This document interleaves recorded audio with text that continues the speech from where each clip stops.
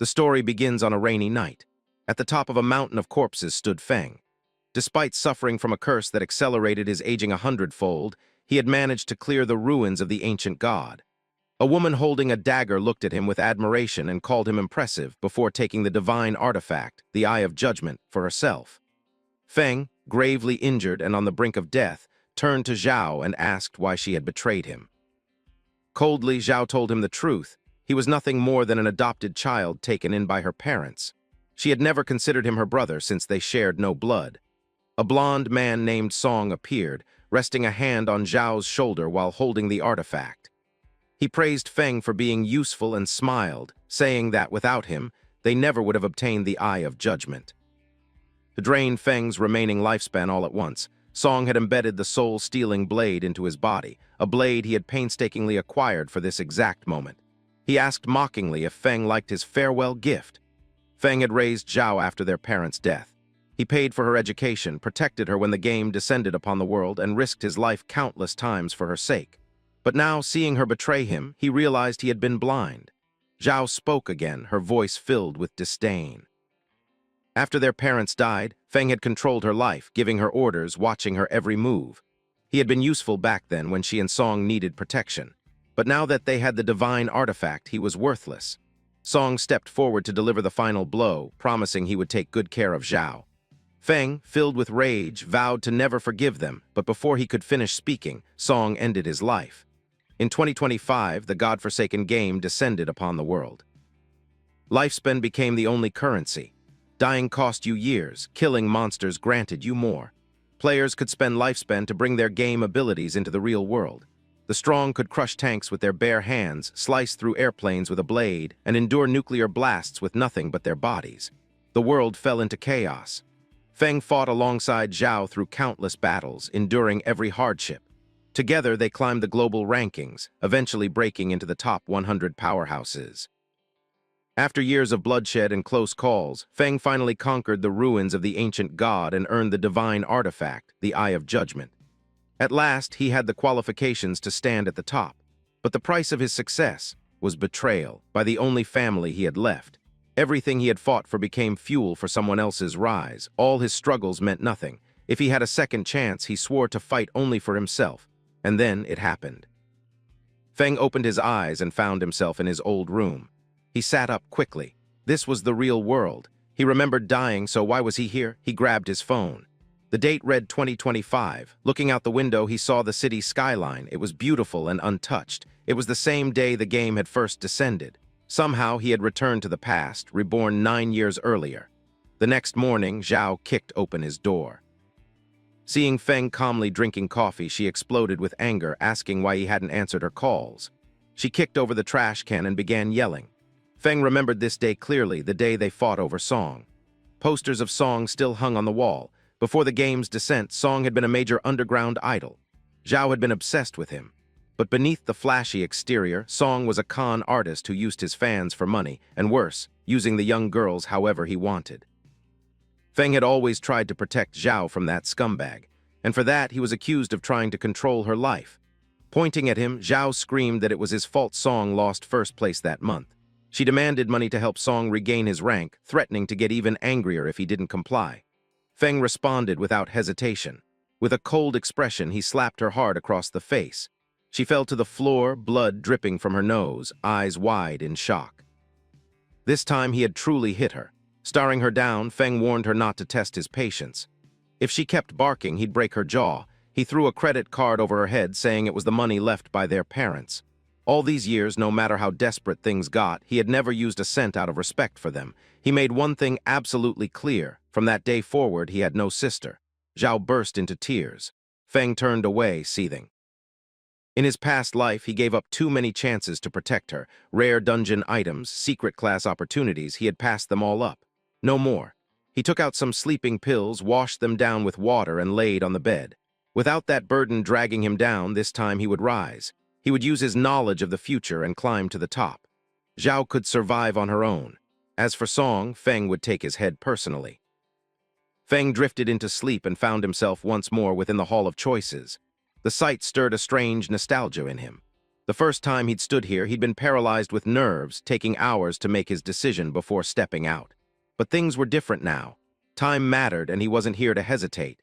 In his past life, he'd chosen the warrior class, strong, durable, perfect for someone who had to protect another. But that reason no longer existed.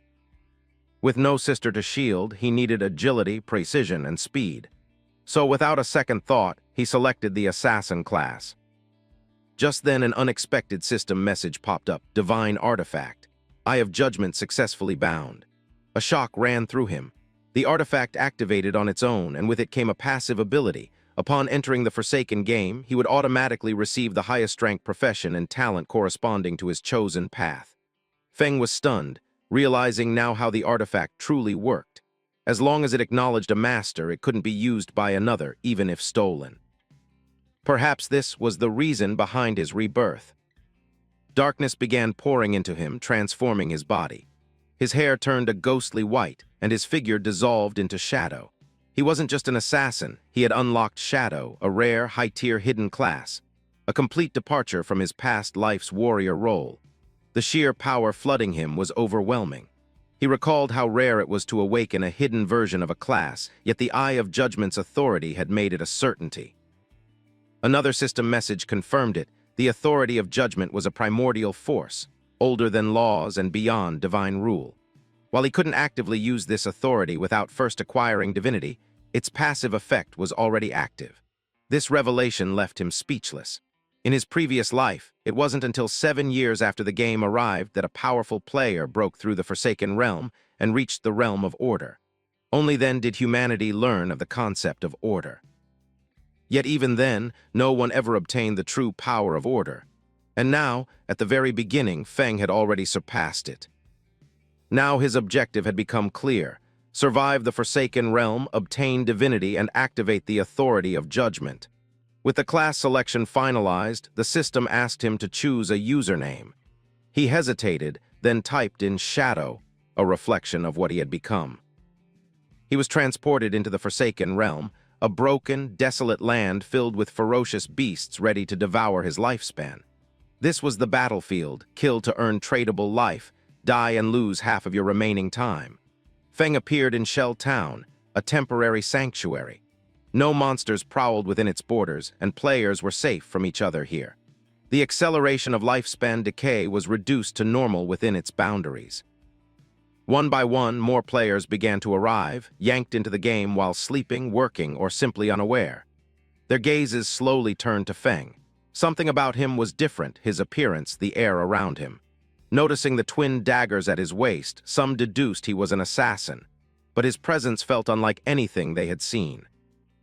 Fang knew this window was brief. Soon, global elites would emerge: politicians, military leaders, celebrities, each using their influence to reshape this new world. If he wanted to stand above them, he had no time to waste. A sudden stir broke out as 3 men and an archer returned to the town, visibly shaken. Their faces were pale, their voices strained.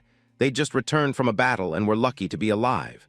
Apparently, they had barely scratched a level 1 crawler. Even together, they had only reduced the monster's health to 1/3 before being killed. With their deaths, half their lifespan was gone. They turned to the archer, a girl named Lizzie, and asked what to do next.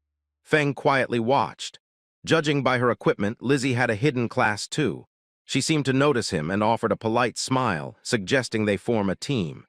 She said her group had already experienced defeat and could offer insight. Fang declined. He had no interest in teaming up with players who had already failed once. The others scoffed, accusing him of pretending to be some kind of elite.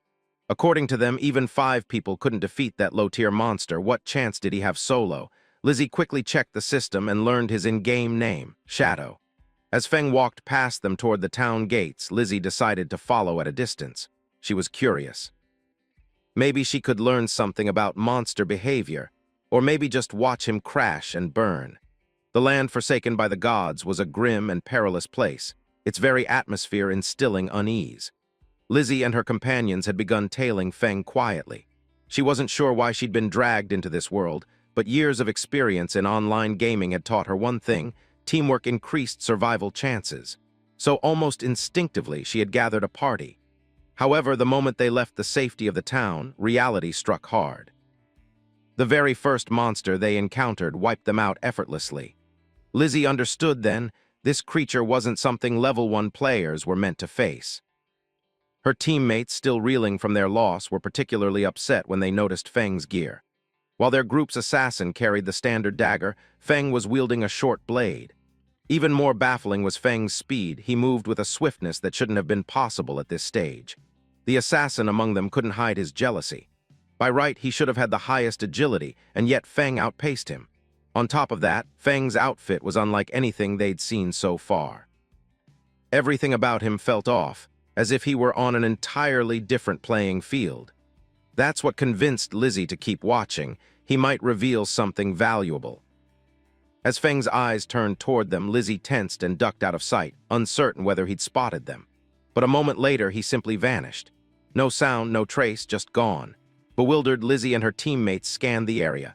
The group's assassin recognized it first. Fang had used a stealth skill, likely a basic ability that rendered him invisible for a short time. It confirmed something for them. Fang had gone into hiding and likely wasn't planning to return soon. Seeing how things were going, Lizzie decided it was better to retreat for now. Venturing out again so soon was reckless, especially when they'd already suffered a loss. Their lifespans had been halved. They returned to Shell Town to search for ways to improve, maybe uncover NPCs with hidden quests or treasure caches that could give them an edge. Meanwhile, Fang moved through the world under the effect of Shadow Sneak, a skill unique to his class. It granted temporary invisibility, breaking only if he launched an attack. The first strike after emerging from stealth inflicted increased damage. On top of that, Shadow's class-specific passive, Stealth Mastery, not only doubled his concealment time but also increased his stealth level, making detection nearly impossible, even for monsters. Fang found it laughable that Lizzie's group thought they'd find real growth in the starter town. It was just a haven, a holding area for players to adapt. The outside world was merciless. Weaklings weren't challengers here, they were nothing but fodder. A few moments later, the stealth effect wore off. While the duration wasn't long, its cooldown had already begun ticking the moment it was activated. It wouldn't be long before he could vanish again. A window popped up, revealing Fang's current status. Code name, Shadow. Class, Shadow. Lifespan, 75 years non-tradable, 0 years tradable. Attributes, Strength 13, Constitution 13, Agility 18, Spirit 15. Every player started with a base of 10 points in each stat, with bonus allocations based on their chosen class. In his previous life as a warrior, he'd only received minor increases in Strength and Constitution, just 3 points each. But now, the Shadow class had granted buffs across the board, with a remarkable +8 to Agility. On top of that, he still had 5 unallocated points. Most newcomers dumped their points into Strength or Spirit to boost offensive power, but Fang knew better. That approach was suicide in the early stages. Monsters always hit harder than players could. The key was not to take damage at all. Without hesitation, he added all 5 points to Agility, raising it to 23. Speed was survival. His senses suddenly sharpened. There was movement behind a nearby tree. A crawler. Level 1, normal grade, but something was different about it. It was in the middle of evolution. Fang narrowed his eyes. That same crawler must have been the one that slaughtered Lizzie's group. Though injured, it was still dangerous. The moment it detected his presence, it lunged. Fang dodged with a quick leap. He knew how this worked. When monsters devoured players, they absorbed their lifespan. If they consumed enough, they could evolve. Without wasting time, Fang activated Shadow Sneak, drew his short blade, and vanished just as the crawler struck again. The creature hesitated, scanning for him. It saw nothing. And then, from above, Fang reappeared midair and struck with precision, executing a stealth break attack. The blade pierced straight into the crawler's head, dealing 174 points of damage, enough to kill it instantly. He earned 10 experience points. He hadn't expected such a clean kill, but the location of the strike, the nape, had triggered a critical hit. A system prompt appeared. The skill Backstab had been activated, doubling damage if the attack came from outside the enemy's field of vision. The stealth bonus, stealth break multiplier, and backstab effect had all stacked together, creating devastating force. Fang stared down at the crawler's corpse. He remembered struggling for dear life as a warrior, barely managing 40 damage with a critical hit. It took an eternity to kill even a crawler, and he'd almost died every time. Now, one strike, one kill. A glowing orb dropped from the dead monster. It was lifespan. Clenching his fist, Fang absorbed it. He gained 3 days of tradable lifespan and 54 years, 155 days of non-tradable lifespan. Considering 5 people had died, each likely losing 20 to 30 years, the crawler must have absorbed over 100 years total. Yet Fang had only recovered a portion. Still, it was a start. Then, unexpectedly, a new prompt appeared. The Eye of Judgment activated once more. A new talent was bestowed, Infinite Evolution. By slaying monsters on his own, Fang gained the rare opportunity to earn evolution points, an exclusive system tied to his unique ability. Every 24 hours, 5 evolution points were granted passively, and eliminating a boss-class enemy solo guaranteed additional points. At present, he had 5 available. With the power of infinite evolution at his fingertips, he could now enhance his skills, something that was unthinkable in his previous life.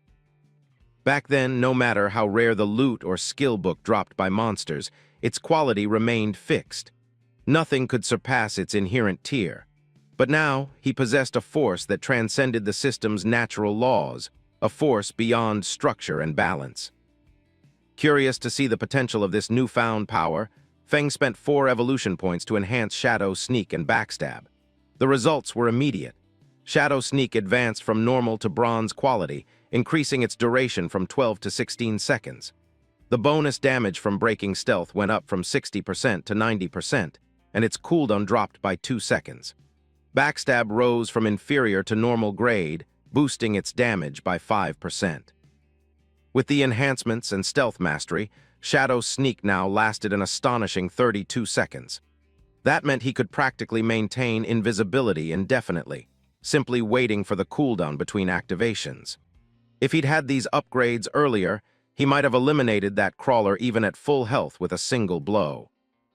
Just then, a boy accompanied by a young woman wandered nearby, boasting that this game wasn't as difficult as people claimed. After all, even someone as scrawny as Fang had managed to take down a monster solo. The woman praised Fang's performance, joking that he looked strong enough to fend off 10 enemies at once. Encouraged, the boy grinned and promised to protect her. Fang, however, noticed something they didn't. There was a creature lurking among the branches. The boy turned to Fang and casually asked if he wanted to team up. But Fang, sensing imminent danger, activated Shadow Sneak without a word and vanished. The boy assumed that Fang had been intimidated by his muscular build. But the moment of arrogance was cut short when a monstrous spider descended from the trees. Panic set in. This wasn't an ordinary enemy. It was the Nurturer, a bronze-grade boss monster at level 1, known for its swarm of minions and overwhelming power. It was a notorious beginner boss, holding a total of 16 op points, far beyond what any rookie could handle. As the creature attacked and claimed the lives of the boy and girl instantly, Fang watched from the shadows, assessing the situation. With the Nurturer distracted and feeding, he struck. Unleashing a stealth break strike, Fang drove his short blade into the spider's eye. The creature retaliated furiously, but Fang's swift reflexes and high agility allowed him to evade the counterattack, though he took 9 damage in the process. His assault had inflicted a staggering 338 damage, more than he expected. He knew that a direct hit from the boss would have killed him on the spot. Impressed by the potency of his new abilities, Fang noted the chaos unfolding. The enraged Nurturer was smashing trees, striking wildly to flush out its hidden attacker. Even its smaller spiders were now alert, making a direct approach too risky. Seizing an opportunity, Fang lobbed a rock at the spider's abdomen. It landed perfectly, causing another 299 points of damage. He hurled a second rock and confirmed his theory. The real power came not from the rock, but from the ambush strike, backstab, and weak point attack skills activating simultaneously. As long as Shadow Sneak was off cooldown, he could keep repeating this process. Wait, disappear, strike, and vanish again. The moment Shadow Sneak was ready, Fang launched another rock, this time scoring 279 damage. He faded into the shadows once more, his simple strategy proving devastating. Hidden, silent, and methodical, Fang continued this routine until the final blow landed. Back in Shell Town, the system's leaderboard updated. A new name soared to the top. The player known only as Shadow had just slain the bronze-grade boss, Nurturer, becoming the first player to reach level 2 and seizing the top spot. Players across the town were stunned. Most hadn't even managed to handle common monsters yet. Many assumed it was a bug or system glitch. Lizzie and her party stared at the announcement in disbelief. They hadn't even survived their first fight, and yet the person they had followed briefly had already taken down a boss-class enemy. It felt impossible. Meanwhile, the two players who had fallen to the spider respawned in Shell Town, their faces pale as they read the notification. They realized that the mysterious Shadow was the same boy they had mocked in the forest. Back at the battle site, the system declared Fang's victory. He had earned 300 experience points and received 2 evolution points. Additionally, the Shell Town reputation board unlocked, granting him 1 reputation point. Fang absorbed the lifespan released by the defeated spider. As the giant creature died, the swarm of smaller spiders scattered. He cursed under his breath. Had he eliminated them first, he could have gained more experience. Still, the rewards were remarkable. He acquired 46 units of tradable lifespan, a skill book called Greedy Hand of bronze tier, and a corrosive dagger that inflicted 35 damage and added +4 to agility. After learning Greedy Hand, Fang gained a new tool in his arsenal, a passive ability that gave a 20% chance to extract extra loot from defeated enemies. It was a top-tier skill for loot-based progression. Fang hadn't expected a beginner boss to drop such a rare utility. In the late stages of the game, this ability was invaluable. In his past life, there had been a player from the Godslayer Guild who wasn't even strong in battle, but thanks to this exact skill, he had become a vital asset. People lined up to party with him. He even had a personal escort team just to protect him. Now Fang understood the real potential. With his infinite evolution talent, he could enhance Greedy Hand too, improving its activation rate, increasing the quantity and quality of the loot. This wasn't just a strong start. It was the beginning of a one-man revolution. The following morning, on their way to school, Zhao's friend brought up the idea of calling Feng to apologize. She reminded Zhao that they had skipped the test the day before to secretly go and support Song, and was sure Feng must be upset. Zhao, however, refused. She believed she had done nothing wrong and, in fact, blamed Feng for nearly causing them to be late. From her perspective, it was Feng who owed her an apology. Her friend tried to persuade her, pointing out that Feng had always treated her kindly and also asked about the injury on her face. But Zhao remained firm, claiming Feng always interfered in matters that didn't concern him. She brushed off the question about her face with a lie, saying she had tripped and fallen. As they reached school, they noticed a crowd of students gathered outside a classroom. Curiosity piqued. Zhao's friend pushed her way through the students and stepped inside, only to find Zhang's body slowly turning transparent. One of his classmates explained that just moments ago, Zhang had said he was going to take a nap, and when they turned around, he was already in this ghostly state. This wasn't an isolated event. Similar cases were appearing online, with people from all over the world experiencing the same thing. Experts warned that falling asleep could trigger a semi-transparent, ghost-like condition, and no one knew the cause. Alarmed, Zhao's friend called her parents to warn them and urged Zhao to contact her brother too, just to be safe. Zhao refused again, saying she'd rather see him dead than speak to him. Meanwhile, Feng had just upgraded his skill, Greedy Hand, from bronze to gold quality. The chance of gaining an extra item while looting had jumped from 20% to 70%. By mastering this skill, Feng earned 2 evolution points. He clenched his fist and activated the skill, gaining not only the 2 points but also 46 days of tradable lifespan.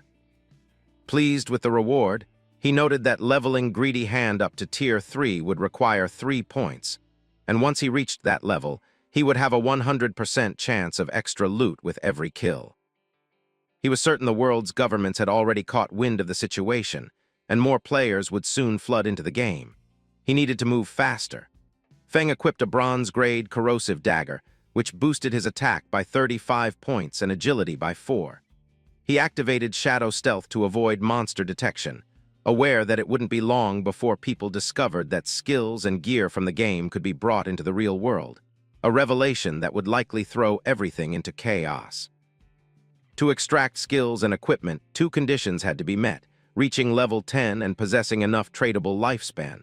Battling weak monsters was inefficient, so Fang set his sights on stronger enemies. While exploring, he heard the sounds of combat. Peering from a cliff, he spotted several players engaged in a fight with a level 2 sprint predator, a bronze-tier boss. It was a great opportunity. The creature lunged, but the attack was blocked by a player with a mace and shield, Wang Mang. Fang hadn't expected to run into him here. The rumors turned out to be true. When Wang Mang first joined the Forsaken game, he had formed a full squad of hidden class users. All 6 members of his party possessed secret professions. Wang Mang used Holy Barrier, conjuring a golden shield that repelled the monster. His hidden class, Holy Shield Warrior, gave him twice the base stats of a regular warrior and came with a passive invincibility trait. As the beast was stalled, the mage in the group unleashed a fireball that struck its arm. Her hidden mage class, Prophet, doubled her magical damage and included a built-in fireball skill.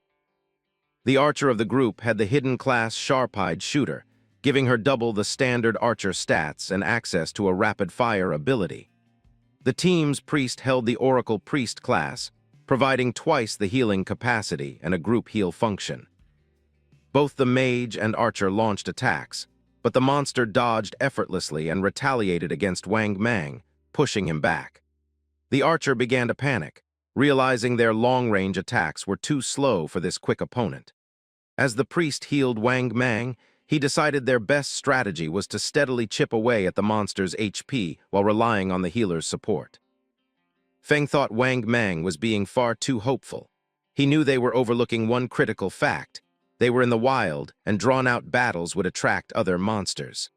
Right on cue, 2 more creatures emerged from behind Wang Mang. Fang immediately recognized the newcomers. They were corruptors, standard level 2 monsters, their bodies coated in thick dark brown sludge. These creatures specialized in long-range attacks. One of the team's swordsmen rushed in to engage them. He had a hidden class that Fang hadn't encountered before. His strike landed, inflicting 33 points of damage, but he quickly realized the creatures had unusually high defense. In retaliation, one of the corruptors spewed a glob of mud at him. The skill Ground Bind significantly reduced his movement speed. Meanwhile, the second corruptor turned its attention to the mage, who had no choice but to flee, tears streaming down her face in panic. But before the monster could close the distance, Fang burst in, appearing seemingly out of nowhere, and in a flash decapitated the beast, dealing 441 points of damage. The sudden, brutal blow left everyone speechless. The mage froze, confused about who had come to her rescue, and unsure whether they had unexpected backup. The swordsman struggled back to his feet, using his blade for support, stunned to witness someone take down a level 2 corruptor in one hit. Especially considering how it took their entire team 10 seconds to take down a single level 1 enemy. The remaining corruptor prepared another attack, but once again, Fang struck like lightning, cleanly severing its head. Terrified, the swordsman asked Li if she'd seen who did it. She was visibly rattled and admitted she hadn't caught a glimpse. Wang Mang urged them to stay focused. Deep down, he was hoping Fang was on their side. Now only the sprint predator remained. From a tree branch above, Fang silently watched. For eliminating the 2 corruptors, he received 40 experience points, 1 evolution point, a common quality skill book titled Venom Dart, and 8 days of tradable lifespan. Without delay, Fang upgraded Venom Dart, a perfect poison-based mid-range attack. Upon evolving, the skill rose to level 2 and its quality upgraded from common to silver. It allowed him to launch a poisoned dart with a max range of 14 meters, dealing 120 points of attack damage. On impact, it applied the Venom status effect, which dealt 50% of the original damage per second over 5 seconds. The effect couldn't stack and had a cooldown of just 5 seconds. The monster lunged again. Wang Mang managed to block the strike with his shield, but the creature drove a sharp limb into his abdomen. His shield and mace fell to the ground, and the monster used the opportunity to stab him again, causing excruciating pain.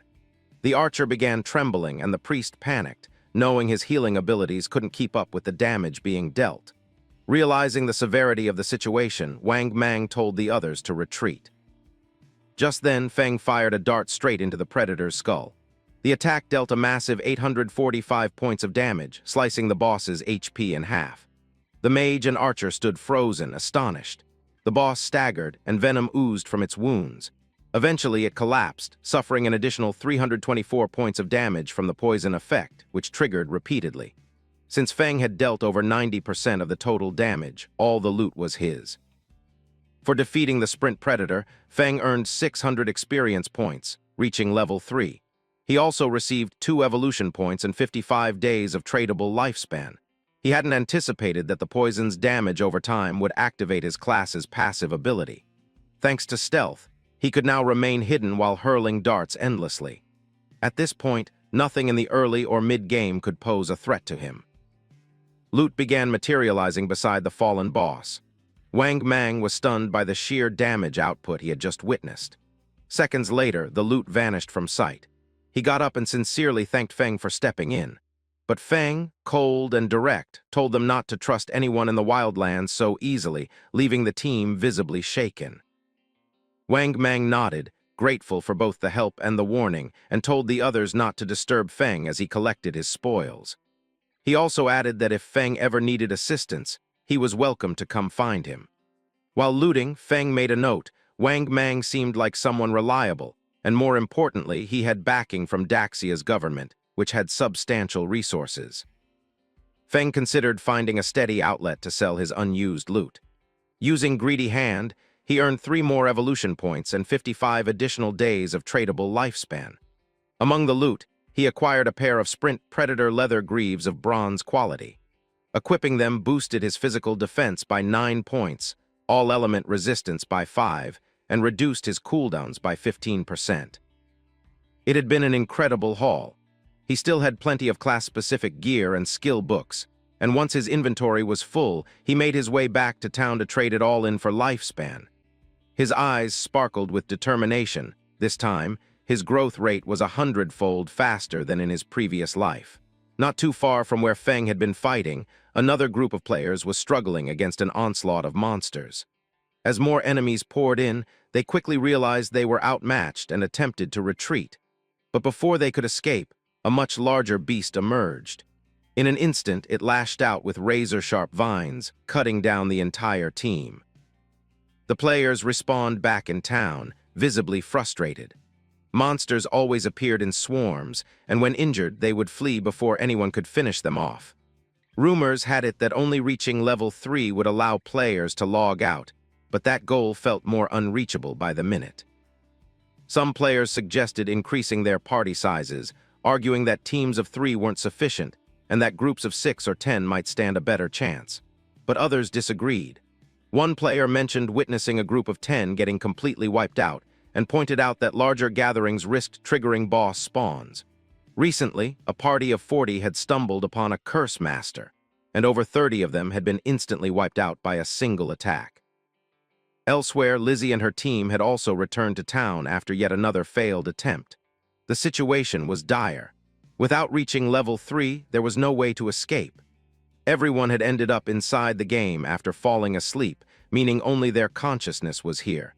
If they couldn't log out, their physical bodies would eventually starve. Lizzie was beside herself with frustration, unable to understand why the game was so brutally hard. One of her teammates began panicking. They had already died 3 times, and their non-tradable lifespan had dropped below 10 years. At this rate, they were facing death in both the game and reality. Even if the connection between the two wasn't fully understood, Lizzie knew they couldn't afford another death. Then she noticed something strange. Shadow, the top-ranked player, was already level 3. Her mind raced. He must have found some kind of loophole or strategy. Whatever it was, they needed him. Desperation turned into determination as she clenched her fists and gave her team a clear order. Spread the word. They needed to convince Shadow to help them reach level 3. She vowed to offer him 10 million in cash once they made it back to the real world. Her teammates were stunned, but Lizzie was convinced. There was no way someone would turn down that kind of money. Back in the forest, Fang had just finished off a level 2 polluter, earning 20 experience points and 1 evolution point. After absorbing the monster's tradable lifespan, he decided it was time to invest the 5 evolution points he'd saved up. He upgraded Greedy Hand, boosting it from platinum to emerald quality. The results were staggering.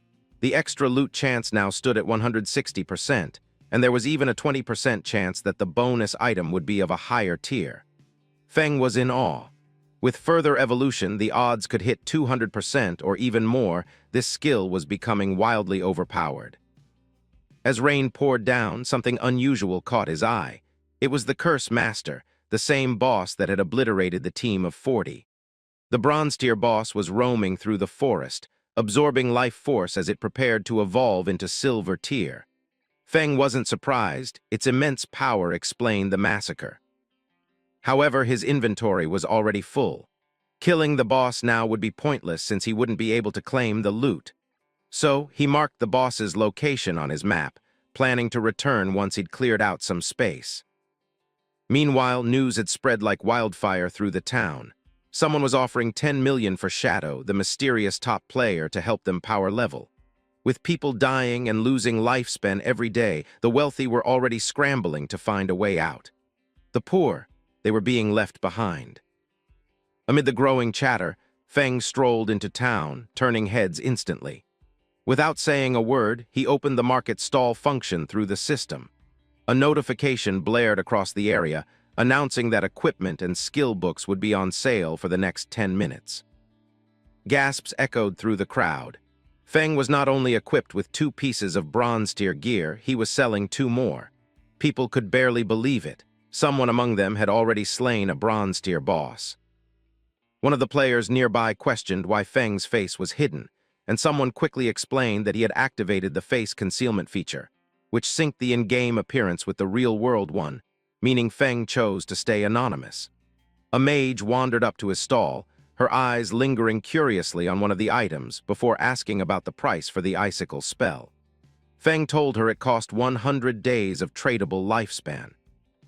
She was Grey Rose, currently ranked 11th in Shelltown, also using face concealment. For her, the price seemed excessive, so she tried to negotiate, but Fang was firm, saying that the spell was a basic one that boosted early-game grinding for mages, and 100 days was already more than fair. She asked if she could pay in real currency, but Fang refused, advising her that if she had money to spend, she should buy tradable lifespan and return with that. He wasn't planning to sell to anyone else in the meantime unless they paid more. She paused to think and reached out to her teammates through their group channel. They managed to reach level 2 rapidly under her guidance, so no one objected. With the icicle spell, they'd have an even better chance of making it to level 3, which was what truly mattered. She told them to send her their tradable lifespan, promising to compensate them with real cash once they escaped. She collected the 100 days and handed it over. Fang accepted the payment, thinking that if they were all level 2 already, they must have cleared dozens of crawlers by now, meaning their overall lifespan reserves were probably far higher. With the deal done, Fang's tradable lifespan jumped from 268 days to 368. That's when Lizzie arrived. She was relieved to have finally found Shadow. Smiling confidently, she made him a proposal. If he helped her get to level 3, she'd give him 10 million in cash once they were back in the real world. The nearby players were stunned. Lizzie wasn't just anyone. In Fang's previous life, she'd been the leader of a major criminal group that was later destroyed by the state. She claimed her father was the head of Dezhong Industries, and when Fang didn't look convinced, she urged him to look her up. It was well known that she used money to lure players into selling their lifespan, only to later abduct them for forced labor. Those who resisted were never heard from again. Fang coldly turned her down. To him, she was trash. Lizzie, still trying to win him over, said that even though Shadow might be strong here, no one really knew the rules of the game yet. She tried to tempt him again, promising him luxury, cars, houses, women, whatever he wanted. But Fang didn't budge. He told her to stop interfering with his business, making it clear that money no longer had any value here, only tradable lifespan would matter from now on. Lizzie snapped back, saying that if this was reality, she would have taught him a lesson by now. That's when Fang, his tone icy, warned her that if she spoke again, he would kill her until her lifespan hit 0. The threat was so sharp it sent a chill through the air. Lizzie and her team, shaken, didn't wait around, they fled. A short while later, Fang sold off the last item from his stall, the bronze-tier gleam robe of Tyr. With that, his tradable lifespan increased to 546 days. Now that everything had been sold, he knew it was time to take care of the Curse Master. He activated stealth and vanished from sight. No one in the town realized it yet, but tradable lifespan could eventually be used to extract skills into the real world. Soon, the real world would descend into chaos just like the game, and all the old systems, money, power, social status, would become meaningless. In the end, only personal strength would matter. Lizzie and her team had finally come to a stop, gasping for breath after their hasty retreat. She was still furious, gritting her teeth as she told the others how Shadow not only refused her offer but even threatened to kill her. Her pride bruised, she muttered a vow to find him in the real world and make him pay. While she stewed in anger, a man named Mao approached from nearby. He introduced himself as a level 2 player and claimed he had a few special methods to speed up leveling. Without wasting time, he asked if he could take the offer Shadow had rejected. He wanted the 10 million in exchange for helping them reach level 3. Suspicious, Lizzie asked what kind of methods he was talking about. Mao smirked and said that normally he wouldn't share his techniques with others, but he was willing to make an exception this time. According to him, the key to leveling up fast was investing all attribute points into agility right away. Doing so, he explained, made it possible to outrun most enemies and avoid taking damage while landing strikes. Lizzie was surprised. She had been focusing all her points into strength, assuming brute power was the way to survive. Though skeptical, she agreed to let Mao join them, but insisted on paying only 5 million instead of 10 since he clearly wasn't on Shadow's level. Mao didn't argue. He pointed out that Shadow may have been powerful, but turning down that much money was still bizarre. Meanwhile, Fang had returned to the spot he'd marked earlier. Remaining in stealth, he observed the scene. The boss monster, now surrounded by an even thicker mist, had advanced to silver rank. It was still absorbing energy and climbing toward gold. Fang didn't want to wait 7 or 8 hours for the evolution to finish. He quietly activated his venom dart and launched a surprise hit, dealing a massive 659 damage from the bonus strike while in stealth. The poison quickly followed up, ticking at 219 damage per second. Without losing momentum, he dashed forward using his shadow sneak, aware that silver-tier bosses had double or triple the health of their bronze counterparts. Suddenly, the monster began drawing in energy, its hands swelling with arcane light as it prepared a large-scale attack. Fang realized this one specialized in magic and could unleash devastating area effects. After firing off another venom dart, he pulled back just in time to avoid being caught in the blast zone. Hidden and unharmed, he reminded himself that with his current gear and health pool, taking a direct hit would mean certain death. The boss began gathering energy again for another wide-range assault, but Fang remained patient, slowly weaving around the battlefield as he counted the seconds on his cooldowns. His most vital skill, Hidden Shadow, wasn't ready yet. He needed to wait until the boss slipped up. Finally, the creature faltered, distracted for just a second. That was all he needed. With no hesitation, Fang lunged forward and fired another venom dart. The shot hit its mark, and poison once again started gnawing away at the monster's life. Seeing its health plummet, the boss panicked and turned to escape, but Fang wasn't about to let that happen. Keeping close, his eyes sharp and movements precise, he waited for the final opening. In a flash, he reappeared on top of the monster's head, slamming it down with brutal force. The system chimed in immediately. He'd killed the silver-ranked boss.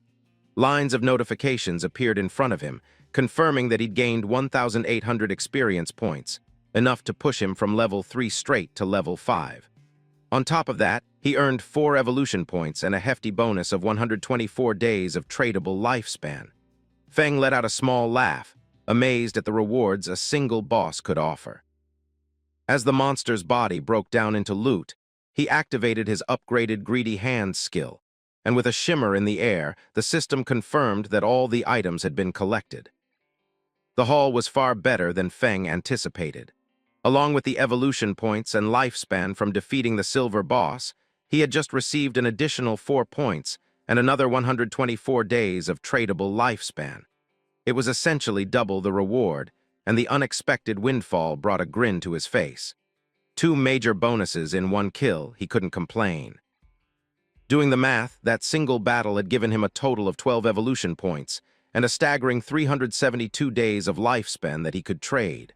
While he was still processing the generous outcome, another notification popped up. Apparently, Greedy Hand's secondary effect had activated, upgrading one of the looted items from silver to gold grade. Fang raised an eyebrow, impressed. So that's why Greedy Hand was rated a Jade tier ability. It wasn't just about getting extra loot, but enhancing its quality as well. His attention returned to the battlefield. Scattered across the forest floor were 7 or 8 equipment drops, each glowing with their respective rarities. But a new problem emerged. His inventory only had space for 10 more items. If he had to run back to town every time he downed a boss, it would be a huge waste of time. A spatial ring or any portable storage solution would have solved this instantly. He made a mental note to prioritize that next.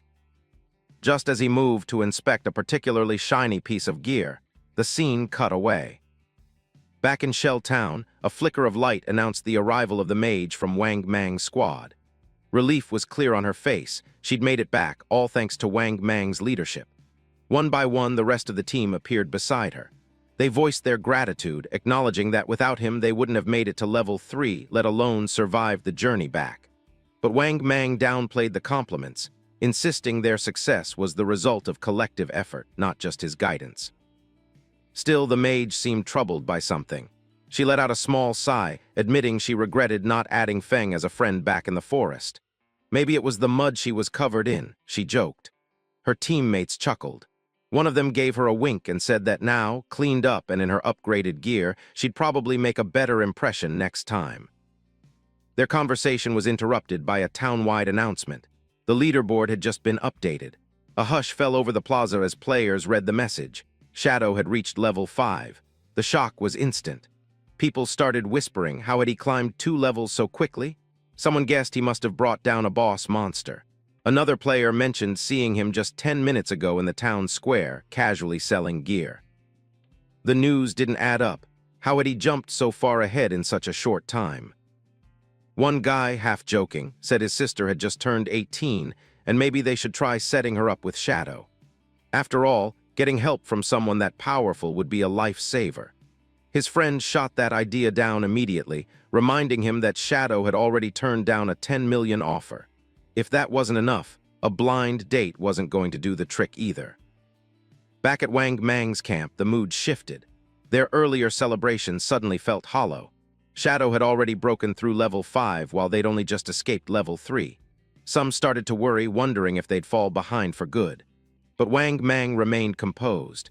He urged his team to focus on what really mattered, logging out and warning their families. If this game was leaking into reality, they had to act fast. As their avatars began to fade, the system confirmed the logout process. Wang Mang's final words were steady and serious. If the world was tilting toward disaster, they had a duty to protect the people they loved. The scene cut to the real world.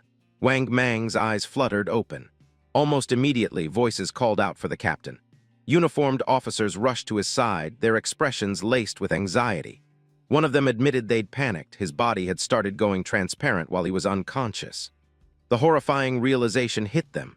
Players who died or ran out of lifespan in the game didn't just vanish from the digital world, they were wiped from reality too. But there was no time to dwell on it. Wang Mang stood up and called the team together.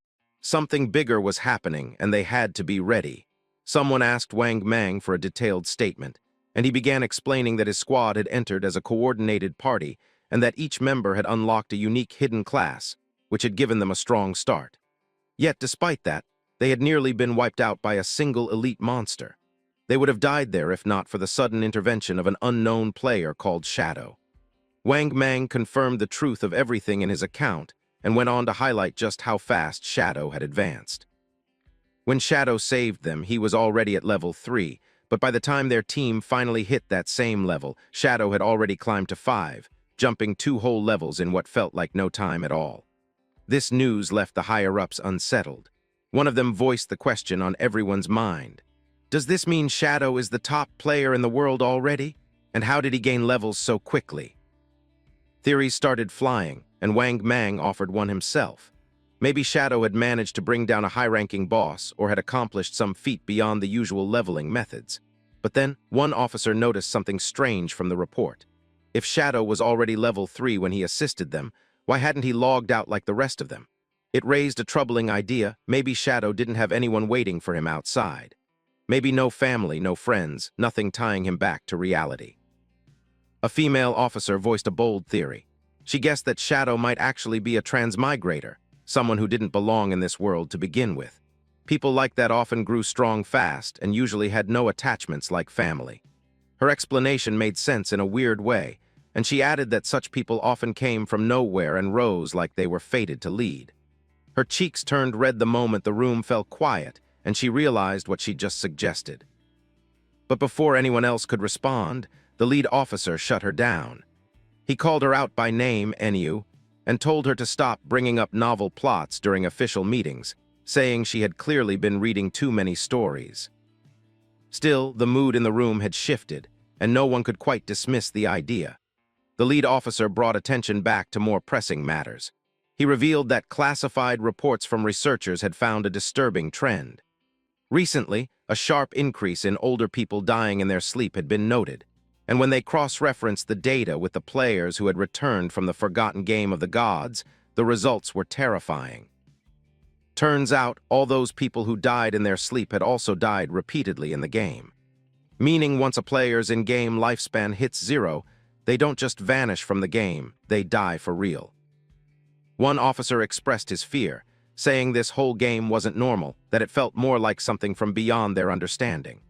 The head of the unit agreed, saying it might be a form of incursion from another dimension or plane of existence. His words silenced the room again, and with no time to waste, he got to the next announcement. The government had declared an emergency, and all field officers were being ordered to form strike teams based on location and dive into the game themselves.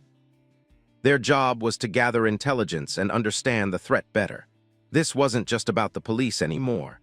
The entire nation was mobilizing, because any delay would mean falling behind on a global scale. Other countries were already reacting, and the risk of being left behind in this new reality was too great. The head then made it official. Enyu would lead Team 1 as its captain. She accepted without hesitation. Wang Mang would be her second in command, and both of them were given permission to choose their own teammates. Wang Mang nodded, understanding the weight of their role. The officer then turned to the topic of Shadow again. Based on what Wang Mang had described, Shadow didn't seem to have any hostile intentions, at least not yet, which made him a potential ally. The order was clear. Enyu and Wang Mang were to find him, build a relationship if possible, and bring him over to their side. The officer explained that the reason Enyu had been given leadership was due to her deep grasp of game theory and narrative tropes, which made her uniquely suited to figuring someone like Shadow out, someone whose progress and skills felt more like fiction than fact. If they succeeded, they would gain an invaluable asset, someone who could possibly act as their representative inside the game. The other officers were instructed to maintain civil order in the real world and prevent any panic from spreading. With that, the meeting came to a close, and the sun began to set outside, casting a warm golden hue across the city as the officers quietly braced themselves for what was to come. The next morning, the scene changed to a high school classroom, where the protagonist's younger sister sat quietly at her desk, surrounded by the usual chatter of her classmates. A group nearby was talking excitedly about a surprising bit of news. Apparently, Zhang, the student whose body had started fatting, had managed to reach level 3 and safely log out. He had also shared a curious discovery, that if multiple people from the same area went to sleep at the same time, they would wake up in the same starting village in the game.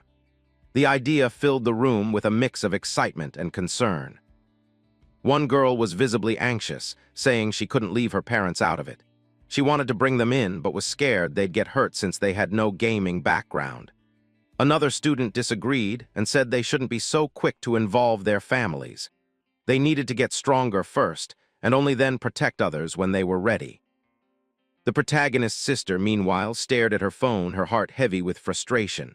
Her brother still hadn't messaged her, not a word, not even a single apology for hitting her. The silence was unbearable. It wasn't like him. Before, whenever they fought or even when she messed up, he would always patch things up somehow. But now, nothing. Not a text, not a call, not even a sign of regret. Their parents had never hit her, not even once, but her brother had raised his hand, and now was pretending like nothing had happened. She tried to justify her actions all over again. All she had done was skip class to attend Song's concert.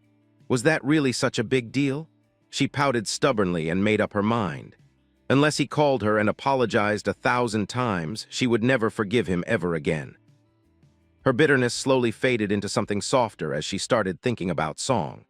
The concert last night had been amazing, and now she was glad she had gone because with everything happening, she might not get another chance to see him perform once the forgotten game of the gods took over the world. Her cheeks turned pink as she remembered how close she had been to the stage, the lights, the music, the way he smiled.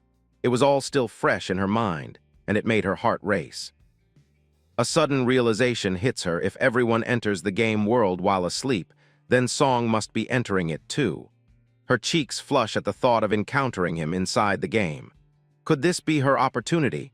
Is destiny finally giving her a nudge in his direction? Her pulse quickens with anticipation.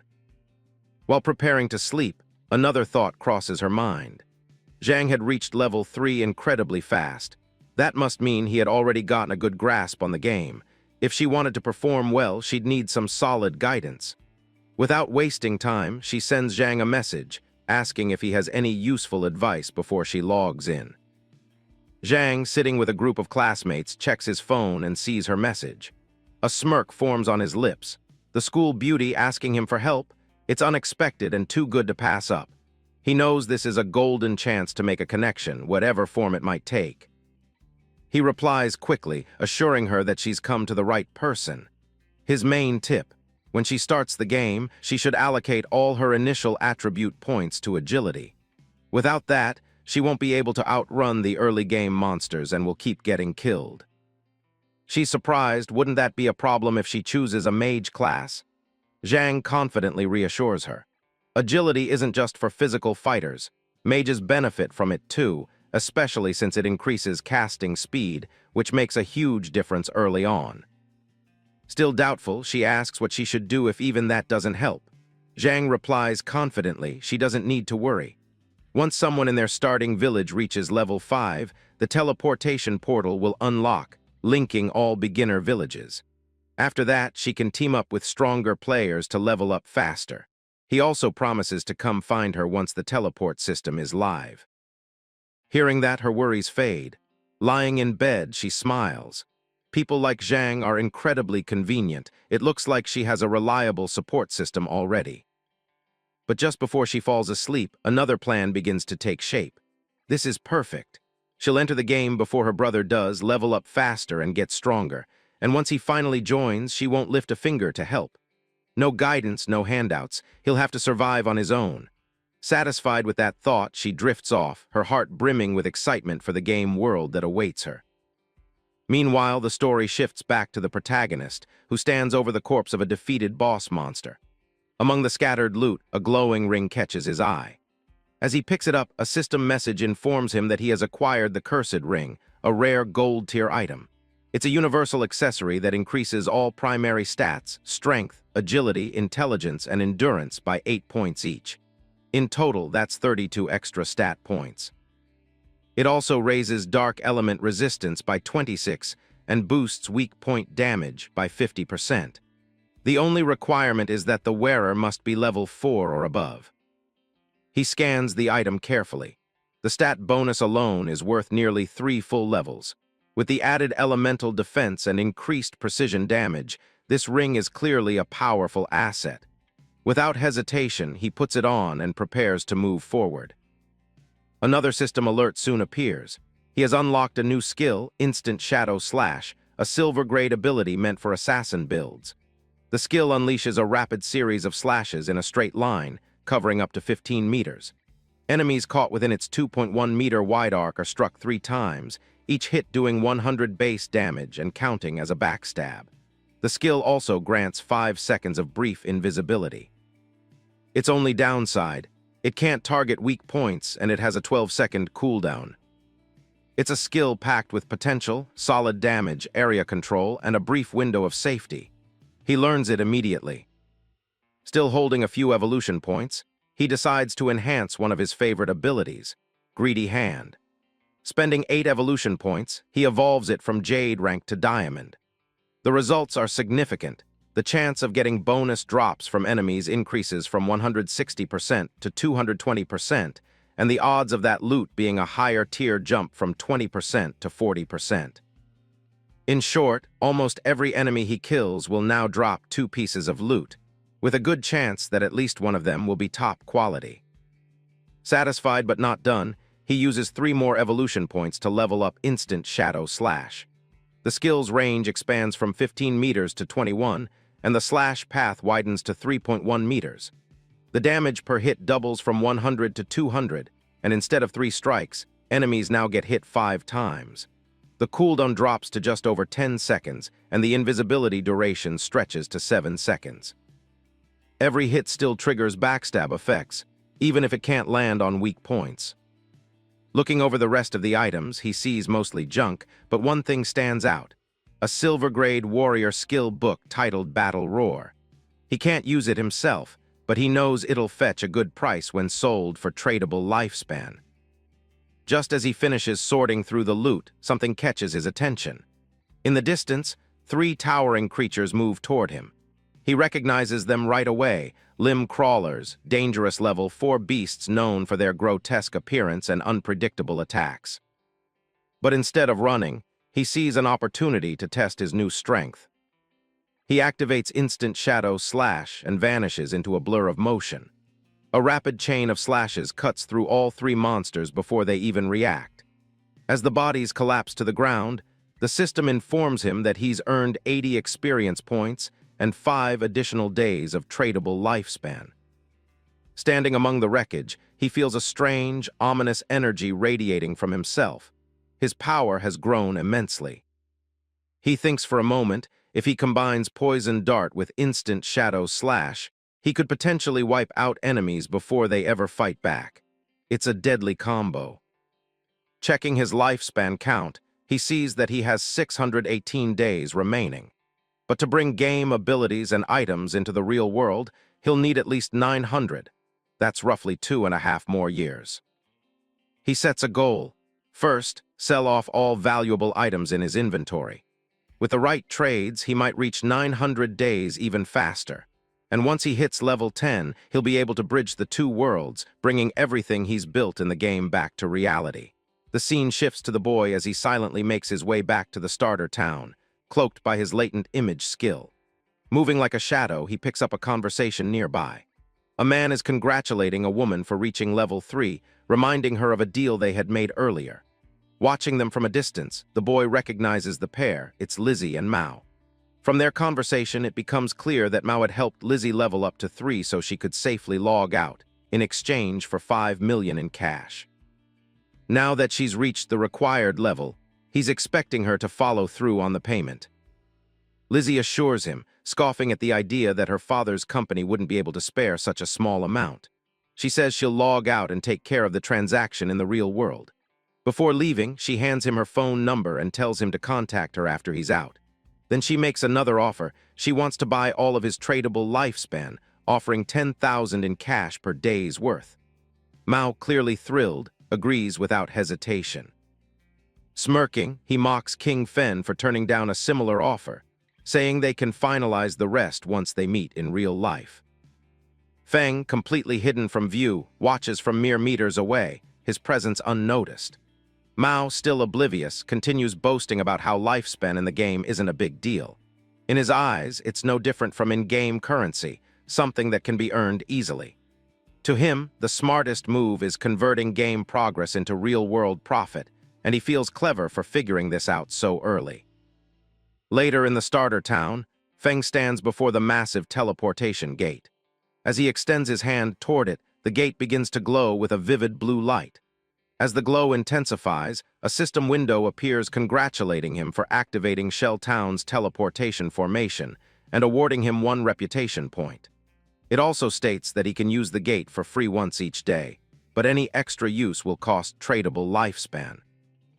Unfortunately, since no other gates have been activated yet, it's currently of no use. Fang contemplates the teleportation mechanics. The system is bidirectional. Activating one end alone is meaningless. Another player in a different starting town must also reach level 5 and activate the corresponding gate for travel to be possible. He remembers from his past life that Song was in Firefly Town. Determined to stay ahead this time, Fang sets up a special altar that will notify him the moment the Firefly Town gate becomes active. He doesn't intend to wait idly. He's preparing to confront Song the moment the opportunity arises. Moving deeper into the town, his focus returns to his main objective. While most players obsess over fast travel between towns, Fang knows the real goal lies far beyond that. His true mission is to reach level 10 and enter the god's abandoned realm, where he can finally awaken his authority. That's when the true difficulty of this cursed game will begin. Not long after, he sets up a temporary shop. Instantly, a system notice appears, informing all nearby players that he's opened a store selling equipment and skill books, but only for 10 seconds. First come, first served. The announcement sends a wave of excitement through the crowd. Players rush toward him, calling him an expert. Some mention how they've saved up lifespan just for this moment. One boasts about having 150 days saved, while another recalls how the last time Fang opened shop, someone named Gray bought an icicle spell and climbed to second place in the rankings. One player's eyes widen as he finds a silver-tier warrior skill book, Battle Roar, and buys it on the spot. A system message confirms the purchase, stating that the skill book was sold for a massive 300 days of tradable lifespan. The crowd gasps. Some question whether any skill is truly worth that much, but another player explains that Battle Roar significantly boosts a warrior's monster farming potential. With it, the buyer could easily earn back the 300 days in less than 2. Seeing the value of what Fang is offering, the crowd surges forward, desperate to buy anything they can before it disappears. Within seconds, everything is gone. Fang checks his system window. In just 1 minute, he has collected 650 days worth of tradable lifespan, bringing his total to 2,174. But he's still not satisfied. He knows that to transfer his abilities, equipment, and attributes into the real world, he'll need far more. As a few frustrated players grumble about missing their chance, they ask if he'll set up shop again. He nods in confirmation. Just then, a female player calls out, saying she has a treasure and wonders if he'd be interested in a trade. When he turns to face her, he immediately recognizes her as one of Wang Mang's teammates. The system scans the item and identifies it as a space ring with 12 inventory slots. More importantly, it doesn't take up a backpack or equipment slot. Fang is momentarily stunned. He knows how rare this item is. Players can only carry 3 storage backpacks, and a space ring like this, one that doesn't occupy any gear slots, is a rare find. Technically, such rings can drop from any monster, but the odds are incredibly low. For her to get one this early, likely due to her profession related to profit or luck, is astonishing. Without delay, Fang asks her price, already estimating the value. In his previous life, a 12-slot space ring like this sold for 3,600 days worth of lifespan. But instead of asking for lifespan, she surprises him with a different offer. She doesn't want any lifespan at all. Instead, she wants him to add her as a friend and join her in defeating a boss monster. Fang immediately agrees, and a system notice confirms that player Big Plum has accepted his friend request. As they head out of Shell Town together, Fang asks her for details about the boss. Plum replies that it's a gold-tier monster, though she didn't catch its name since it was too far away. As Plum explains that the boss is on an old boat in the swamp, Fang is taken aback. He wonders if it's the Golden Ghost ship, a rare special boss capable of appearing at any level. The chance of encountering it is slim, but when it does show up, it's known to spark intense battles among large guilds fighting for the powerful gear it drops. The very sight of it could ignite a fierce conflict. But from Plum's description, Fang believes this version is likely around level 5, making it the easiest to defeat. Still, he can't help but question how Plum came across such a rare boss so close to the starting town. His mind races as he tries to piece together the puzzle, the space ring, her connection to Wang Mang's team, and now this lucky encounter with a gold-tier boss. A thought hits him. Could she be the rumored koi fish from his past life? He remembers hearing whispers about a member of Wang Mang's team who had an uncanny knack for finding rare bosses, treasure chests, and hidden locations just by wandering around. At the time, he thought it was just a cover story to obscure their true abilities. But now, seeing Plum in front of him, he realizes the rumors were likely true. Lost in his thoughts, Fang watches her carefully, trying to make sense of everything. Plum notices his gaze and blushes, asking why he's staring at her. Fang quickly snaps out of his reverie, assuring her it's nothing and refocusing on their journey. As they pass through the main gate of the starter town, they remain unaware of a figure lurking nearby, a bald player who's been watching them closely from behind a tree. The scene shifts to a group of rough-looking players, led by a long-haired man who speaks confidently about his past victories, such as leading his team to conquer the overlord of Sand City. He tells his followers that if they stay with him, they'll succeed in the game. Just as he's about to continue, the bald player watching Fang rushes back with the news that Fang has left town with a girl. The leader grins, thinking Fang is just another young player distracted by a pretty face. Without hesitation, he gathers his group and orders them to move out. It's time to act. Meanwhile, as Fang and Plum continue their journey, Fang outlines his terms for helping Plum's party. He agrees that any equipment or skill books the boss drops that Plum can use will go to her, but the rest will be his. Plum thinks it over and asks about what the other party members, like Wang Mang, will get out of the deal. Fang explains that since their party members play different roles, there's no guarantee that assassin gear will drop, and if it does, it wouldn't be fair for him to fight for something that won't benefit him. Understanding his reasoning, Plum agrees to the terms but adds a small request. If any gear drops for her captain or other party members, she asks if Fang would sell it to her at a discount. Fang agrees, and Plum mentions that they'll wait for Wang Mang and the rest of the party to log back into the game before heading to the boss's location. After walking for a while, Plum realizes she has no idea where they're going. Only then does Fang reveal their destination.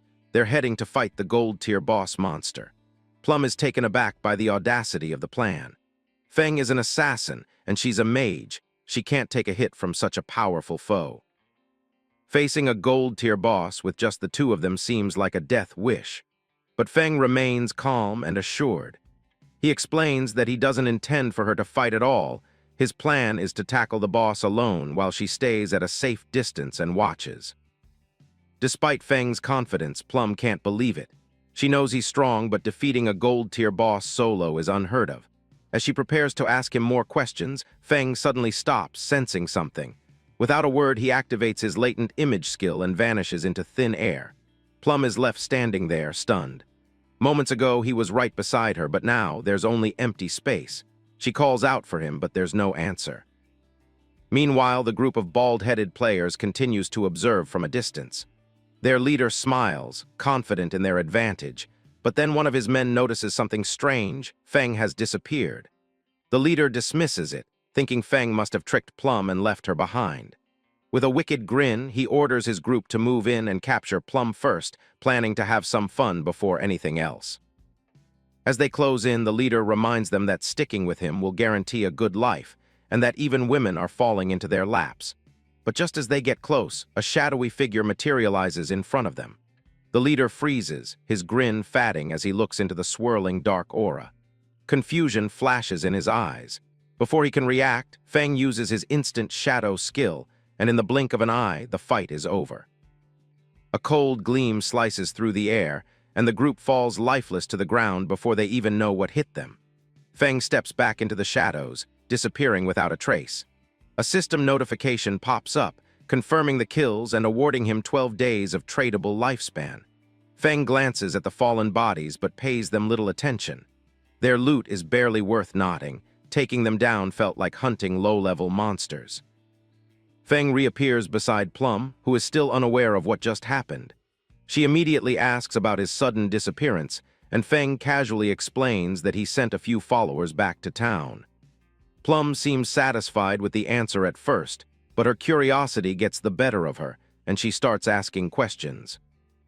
She jokes that she thought he left to relieve himself and muses about how convenient his invisibility skill must be. even suggesting that it lets him handle business without being seen. Fang cuts her off, clearly not amused by the turn in the conversation. He tells her to focus and hurry. They still need to reach the gold-tier boss monster. Meanwhile, in Shell Town, the ground began to glow faintly, signaling the arrival of a new player.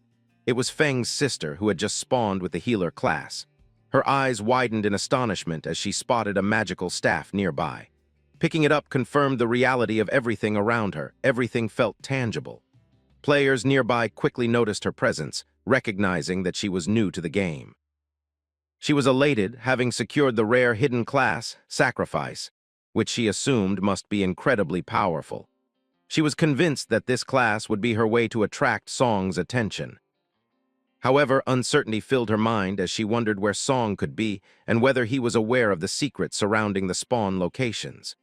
Rage flickered in her eyes as she thought about Fang, who was usually watching over her constantly, yet failed to be there at this crucial time. Choosing not to dwell on it, she reminded herself that she now had a hidden class and that Jiang Wei had already offered to help her level up. From this point on, Fang would have to manage on his own.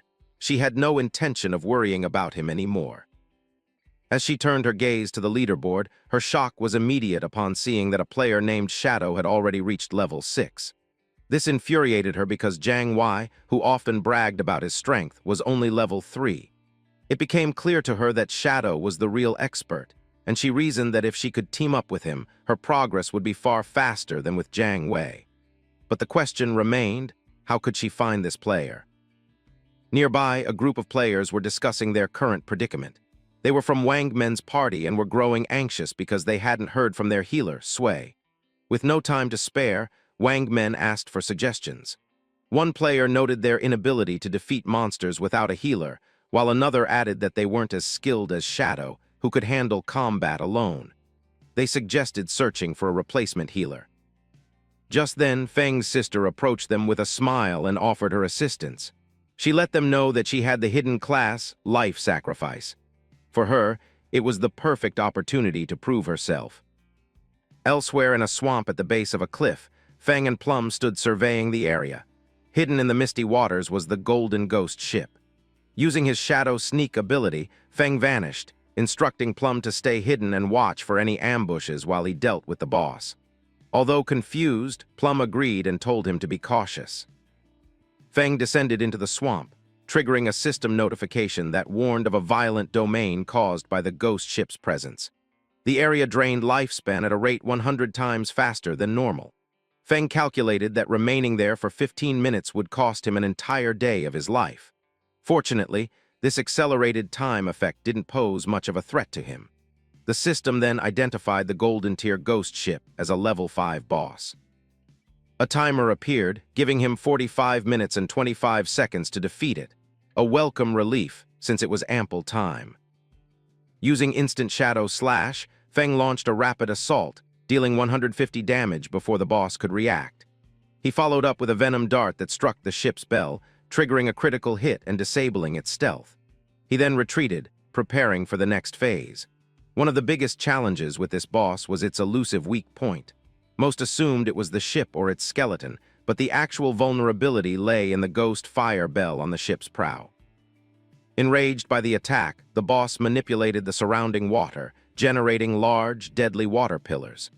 Fang dodged skillfully thanks to his agility, knowing that early-stage warriors in silver gear would be wiped out easily by such an attack. Then came another threat. Dozens of decaying zombie-like creatures began emerging from the swamp. These were the infamous water ghosts, each with silver-tier strength. Fortunately, Fang's stealth kept him undetected among them. Normally, this summoning would send most parties into chaos. The boss would also spawn additional water ghosts every 3 minutes, quickly overwhelming anyone who wasn't fast. But because he had entered undetected, Fang had a tactical edge. When the moment was right, he activated his Instant Shadow Slash again, darting through the swamp and eliminating all 12 ghosts in one sweep. Up on the cliff, Plum trembled as she watched. She was awestruck by Fang's prowess, understanding now why he held the #1 rank. To her, he was a force of nature, appearing and vanishing in seconds, striking with devastating efficiency. She watched as he reduced the boss's health by more than half without allowing a single counterattack. Then, through the game's chat, Fang contacted her, referring to her by the nickname Little Black, and telling her he would soon die and revive later. Plum, stunned, asked who Little Black was. She clarified that her in-game name was Big Plum, and added that Little Black sounded like a dog's name. At that moment, a man stomped the ground in frustration. He was someone Fang had previously defeated, and this time he returned with his full team, furious at being humiliated. Once a powerful legend, he now felt insulted by being bested by a mere girl. One of his subordinates soon arrived, excitedly announcing that he had spotted the girl on the cliff and that Shadow was fighting the boss alone below. Determined to avenge his prior defeat, the man and his team rushed toward the swamp. Meanwhile, the ghost ship boss grew increasingly aggressive, and its bell glowed brightly. Fang had reached Phase 4 of the battle, the most difficult. The boss raised its oar and unleashed a wave attack. At half health, it activated Soul Surge, sending powerful waves through the swamp. Plum's eyes widened in fear as the blast disabled Fang's invisibility. A giant column of water erupted beneath him, trapping him in place and inflicting over 1,000 points of damage. The system confirmed his death, reporting a loss of 326 years of non-tradable lifespan and 1087 days of tradable lifespan. Back on the cliff, the leader was thrilled, thinking Fang had become too arrogant after being praised as an expert. To him, Fang was foolish for attempting to solo a gold-tier boss. Upon seeing Fang's lifespan orbs on the ground, the group rushed toward them, believing they had stumbled upon a huge reward. Judging by the size of the orb, they guessed it held at least 100 days of lifespan.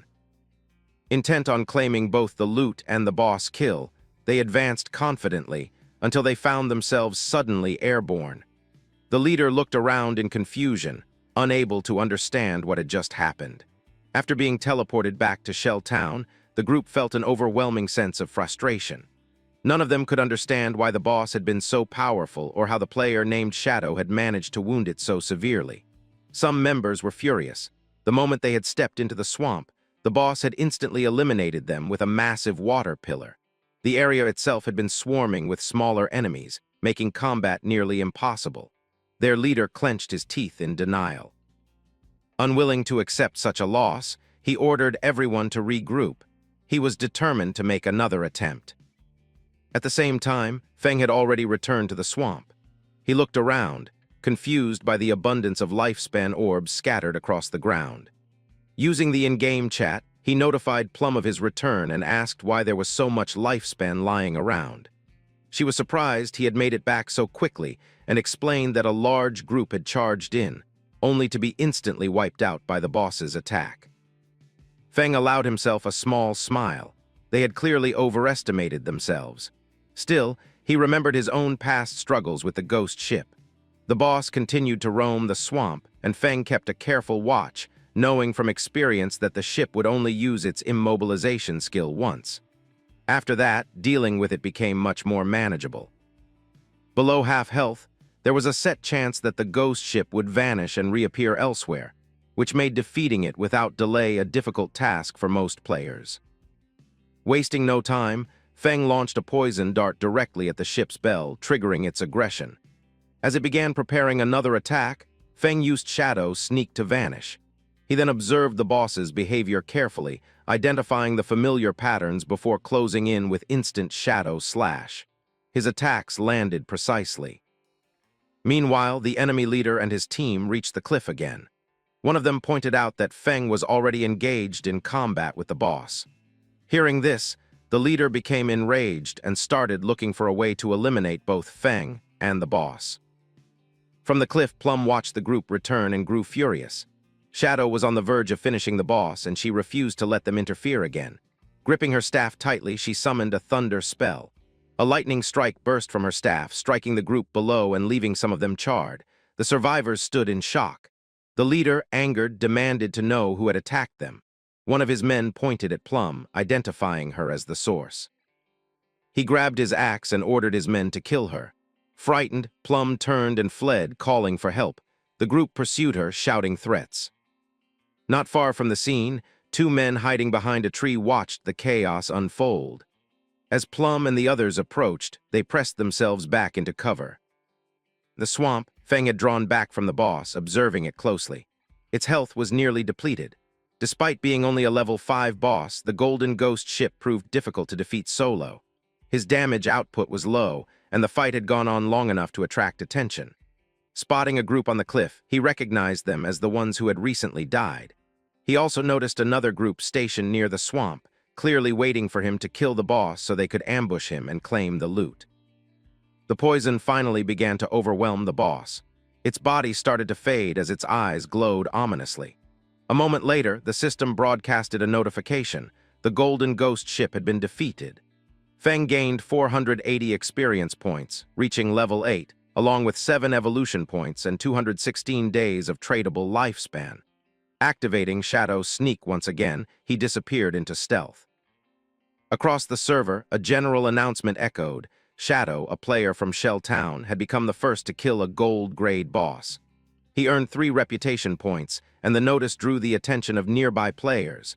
Most were baffled. No one knew who Shadow was or how he had managed such a feat. Many were furious, believing that such an achievement should have come from a top player in Han City. Wang Meng stared at the message in confusion. It hadn't been long since Shadow was battling a bronze boss, and now he had already soloed a gold boss. He couldn't understand the vast difference in strength. Fang's sister, upon seeing the system announcement, lit up with determination. Now certain that Shadow was the strongest, she believed that if she could level up with his help, she would eventually meet Brother Song. Back at the swamp, the ghost ship's body had vanished, leaving behind loot and lifespan. From behind the tree, the hidden group watched with greedy expressions. Their leader smiled upon seeing the abundance of items. Realizing that Shadow had gone invisible without collecting the loot, they knew he must be nearby and started preparing. He ordered Huang to use a detection skill.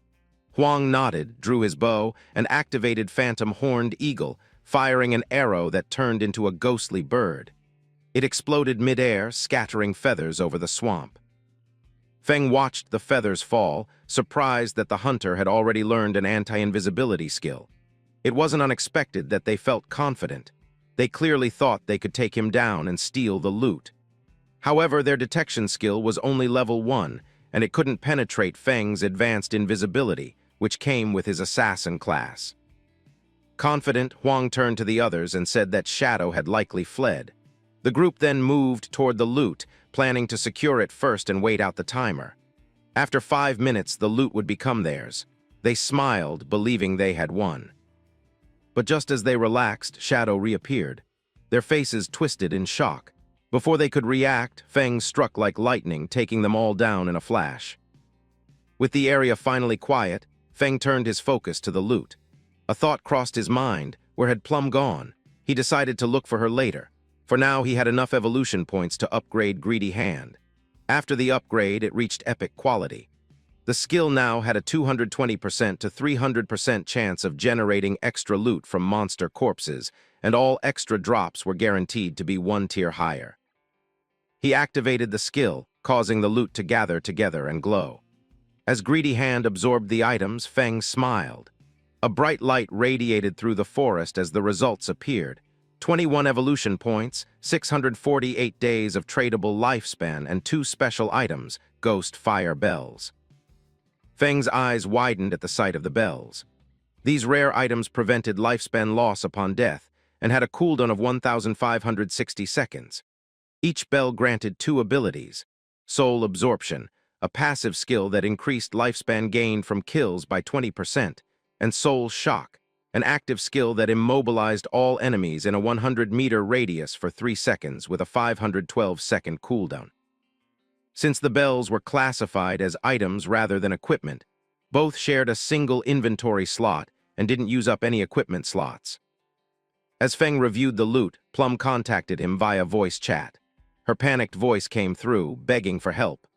Alert, Fang asked where she was.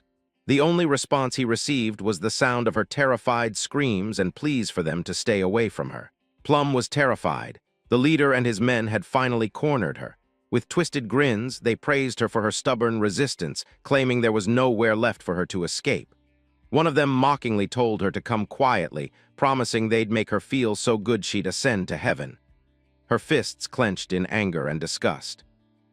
Glancing behind her, she realized she'd backed herself to the edge of a cliff. With her heart pounding and resolve hardening, she made a snap decision. She wasn't going to let these bastards have the satisfaction of killing her. Without hesitation, she hurled herself backward off the cliff. The group was caught completely off guard, staring in disbelief as her body plunged. She crashed into the ground below with brutal force, her health vanishing instantly as a pool of blood spread beneath her. Her corpse began to dissolve into orbs of lifespan. The leader peeked over the edge, genuinely baffled. He hadn't expected her to actually jump. "She's got some guts," he muttered. Back in Shell Town, Plum messaged Fang, telling him there was no need to come to her aid anymore. She had died and respawned safely. Despite the pain, she was relieved. All their tradable lifespan was stored on Captain Wang Mang anyway, so they hadn't lost anything valuable. Fang felt a wave of relief. He told her to wait for him. He'd bring her some of the loot. Plum brightened at his words, praising him for his hard work. With the danger gone, Fang swept up all the lifespan orbs scattered across the swamp. This time the haul was massive. His tradable lifespan now sat at 315 days. He also earned 21 evolution points. He considered upgrading Greedy Hand, but a system message popped up informing him that the skill had already reached epic quality and would now require 10 times the usual amount of evolution points. The system asked if he wanted to spend 210 evolution points to evolve Greedy Hand. Feng wasn't surprised. It was expected that high-tier skills would demand more. For now, he chose to hold off. Increasing his damage output would give him better returns in boss fights and loot. That mattered more right now. He focused instead on Instant Shadow Slash, evolving it from Platinum to Diamond. The attack range increased from 21 meters to 27 meters. The invisibility duration increased from 7 seconds to 9 seconds. The number of slashes jumped from 5 to 7, and each slash now dealt 300 bonus damage instead of 200. The slash length grew from 3.1 meters to 4.1 meters. The total duration of the skill became 10 seconds. He spent 10 evolution points, leaving him with only 3. He then enhanced his initial skill, Backstab. It jumped from normal quality directly to gold, skipping bronze and silver entirely. The system updated the skill, increasing Backstab's damage boost from 15% to 30%. Feng smiled.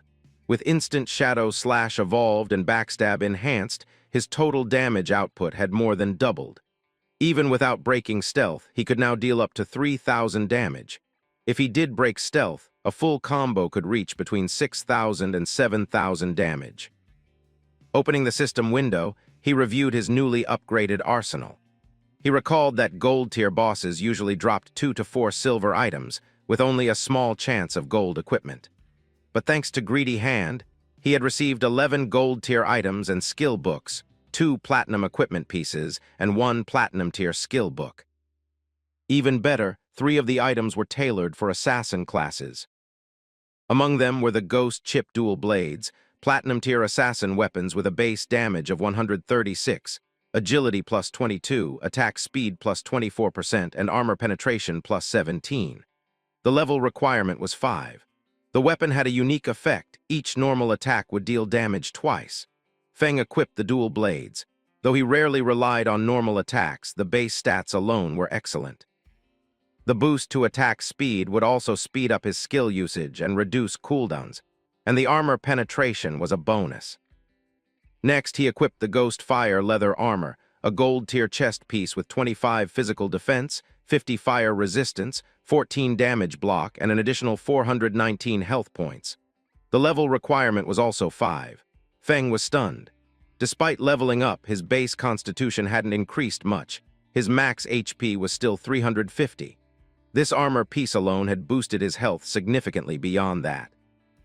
With it equipped, most average players wouldn't even be able to scratch him. Using the system settings, he made his new armor invisible and switched his outward appearance back to the base assassin look. That way, enemies wouldn't realize how well equipped he was unless they actually checked his profile. He wasn't done yet. There was one more item to review. In his inventory was a gold-tier skill book, Ghost Shadow Blur, an assassin class ability. It granted a passive 15% dodge rate, and each time a dodge successfully triggered, it would provide full immunity to all damage for a moment. Fang grinned.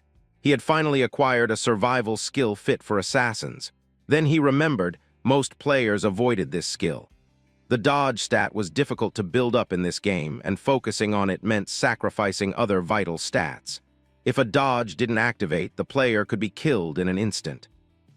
But Fang was different. He could evolve skills without penalty.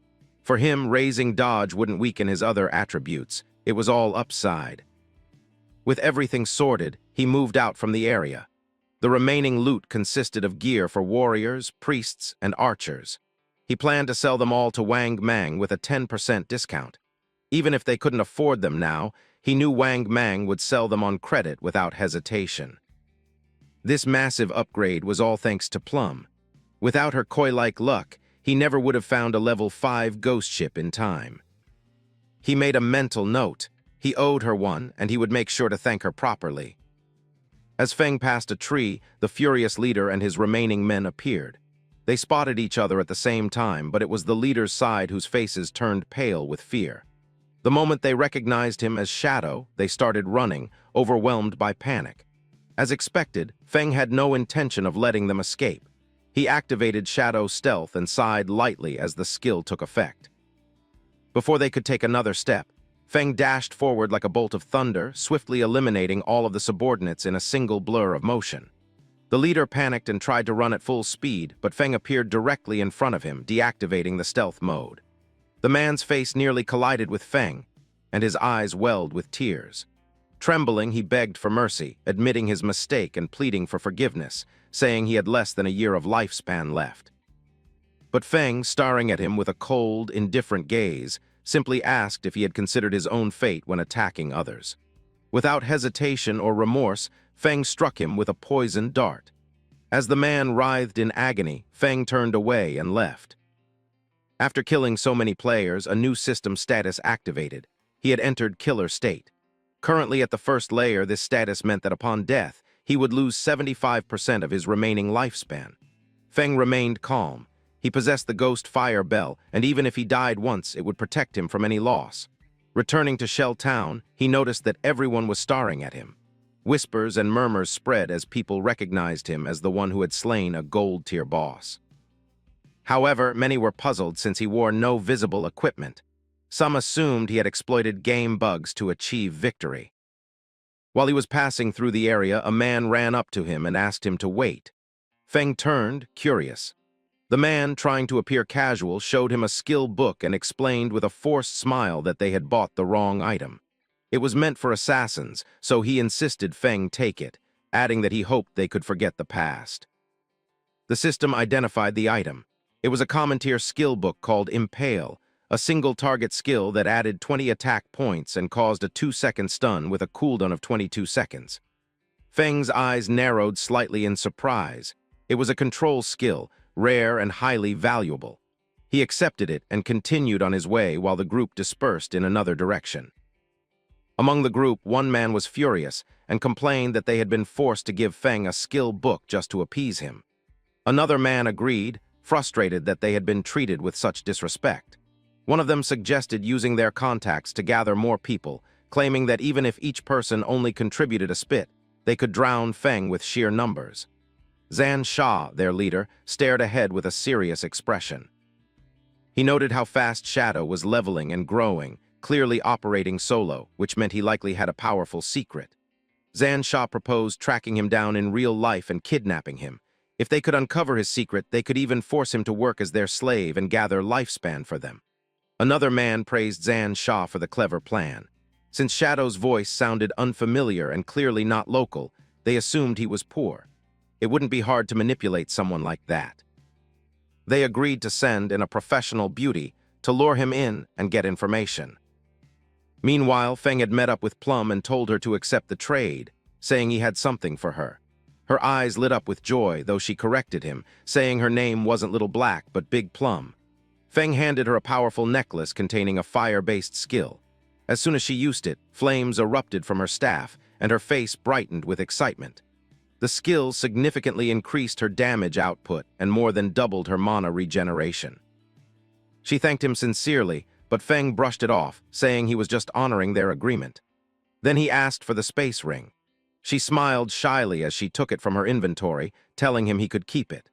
Her cheeks reddened slightly as she explained that while she was running through the forest earlier, she had stumbled upon an underground cave that looked like the entrance to a ruin, and asked if he was interested. Feng was surprised. First the Golden Ghost ship, and now a ruin? He was beginning to think that being friends with Plum brought unusually good luck.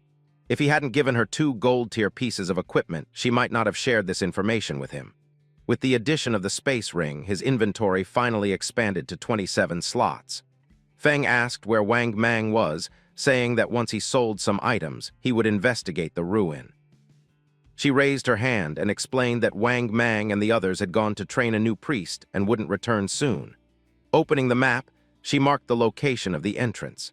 She told him that there was a stone slab behind the bushes which she had moved aside while hiding. She had only taken a few steps inside before she heard terrifying screams and fled. That was when the others caught her. Without another word, Feng disappeared and made his way to the ruins. Plum was left standing there, a bit confused by his sudden departure. Feng moved through the forest at speed. His original plan had been to grind until he reached level 10, but now that a ruin was available, there was no need. There were generally 3 kinds of ruins that could appear near a beginner town: tombs, cursed ruins, and temples of faith. Regardless of type, the regular monsters inside were bronze tier, and there was a decent chance of encountering silver tier enemies as well. To him, that meant nothing but a sea of lifespan and evolution points waiting to be claimed. Following the map Plum had marked, Feng soon arrived at the ruin entrance. Wasting no time, he stepped inside, mind turning over possibilities. Whether this was a tomb, a cursed ruin, or a forgotten temple, he was ready for what lay ahead. There wasn't much to say about the tombs. Monsters were packed tight within them, and taking them all out was a difficult task, especially considering that at the end, there was almost always a golden tier boss waiting. The cursed ruins were filled with creatures twisted by ancient and evil gods, many of whom had once been human. Some had gone mad during life, and others had transformed into ghosts after death. As for temples of faith, they were labyrinthine structures filled with believers of long-lost deities, decorated with ancient murals that wrapped around every corridor. If one could manage to survive both the cursed ruins and the temples of faith, they would be rewarded with a special item or a rare skill book. As Feng walked through the passageways of this particular ruin, he recognized the symbols and carvings on the walls and soon realized that he was in a temple of faith. The murals struck him with a strange familiarity, and just as he began to study them more closely, distant roars echoed through the corridor. He continued forward and quickly identified this place as the Temple of Faith belonging to the ancient god of judgment, the same origin as his Eye of Judgment skill. Elsewhere in the forest, Wang Mang and his party were locked in battle with a beast. Shield raised, Wang Mang absorbed the first wave of attacks, but the moment he dropped his guard, the monster lunged forward and swiped him violently into the air, his body slamming against a tree and crumpling with heavy damage. Seeing their leader fall, the archer of the party panicked and yelled at the healer to cast a healing spell, but Feng's sister froze. Eyes wide with tears, clutching her staff tightly, she stammered and asked how she was supposed to cast a spell. While everyone was distracted, the monster pounced again. The party's swordsman drew his blade and shouted for her to use her skill, but instead of responding, she dropped to her knees, let go of her staff, and began to cry uncontrollably. The creature showed no mercy, attacking again, and before long, the entire party was wiped out and forcefully returned to Shell Town. Their return didn't go unnoticed. Plum happened to be nearby and greeted them with a teasing smile, asking why they were back so soon. She added that since Shadow hadn't returned yet, they wouldn't be able to buy any new equipment. The party's archer, his frustration boiling over, pointed a shaking finger at Feng's sister and shouted that he had never seen anyone so stupid. She didn't know how to dodge, didn't know how to use a single skill. Zhao burst into tears again, overwhelmed and unsure of what to do. Plum stepped in front of her protectively and asked the archer why he was acting so harshly, reminding him that this was her first time playing the game, and it was only natural for a beginner to die once. The archer, his rage undimmed, warned her to move aside, threatening that he'd scold Zhao to death. The swordsman added that they hadn't died just once. They had died 3 times in under an hour. Plum blinked in disbelief, then gave a carefree laugh and held up the necklace Fang had gifted her, saying she'd just received 2 powerful upgrades from Shadow himself. Now that she was strong, she was confident they wouldn't die if she tagged along. Wang Mang stepped forward and called for calm. He agreed with Plum, having her on the team might turn things around. And maybe, just maybe, they'd meet Shadow again when they returned. Though Zhao was fuming inside, she put on a mask of gratitude, apologized, and swore she'd try harder. She was disgusted by how quickly they had blamed her after failing themselves, and if not for their connection to Shadow, she would have left them behind without a second thought. Meanwhile, Fang entered a wide stone chamber deep within the ruin, and what he saw made him pause, 2 monsters kneeling before him. The system identified them as devout followers of the ancient god of judgment. They were level 10 silver-tier monsters, and Fang narrowed his eyes. These weren't just any mobs. He activated instant shadow slash and vanished into stealth, then slipped behind one of the kneeling beasts to strike. Despite breaking his stealth and executing a precise backstab, he barely made a dent in their health bars. It was expected. These were silver-tier bosses, and combined, their health was even higher than the gold-tier boss of the ghost ship he had defeated earlier. Just as he was about to press the attack, he noticed something strange. The monsters knelt again, facing him. He hadn't moved or made a sound. Was it the Eye of Judgment they were responding to? Had they recognized its divine signature? Fang quietly wondered whether they could understand him and asked them if they knew the path forward. But instead of answering, their heads jerked up and they let out guttural roars, revealing their decomposed features. Whatever sanity or faith they once had was gone. Corruption had twisted them into creatures of madness, devouring lifespan wherever they found it.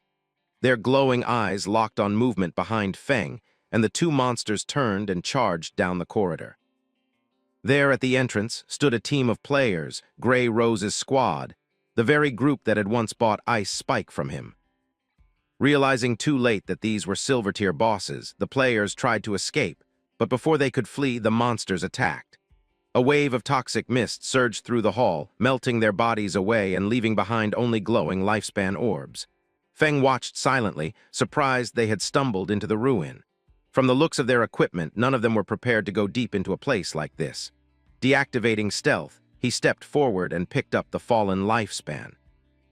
As he re-entered the room, the monsters, still corrupted, knelt again. Each of them had dropped more than 100 days of tradable lifespan. Fang hadn't expected them to be so generous. He searched the room for hidden traps or loot, but after several minutes it became clear that the only reward was the 2 silver bosses. His expression soured with disappointment, and he launched a volley of poisoned darts, which embedded themselves into the creatures' heads. The system rewarded him with 4,000 experience points. He reached level 9, gaining 4 evolution points and 188 days of tradable lifespan. Fang used Greedy Hand, and as the corpses began to fade, he felt a wave of satisfaction wash over him. That epic-tier skill was proving to be incredibly valuable. He received 32 evolution points, 1,504 days of tradable lifespan, 4 gold-tier items, and 10 silver-tier items. Among the loot was a gold-tier pendant for assassins, the Pendant of the Faithful.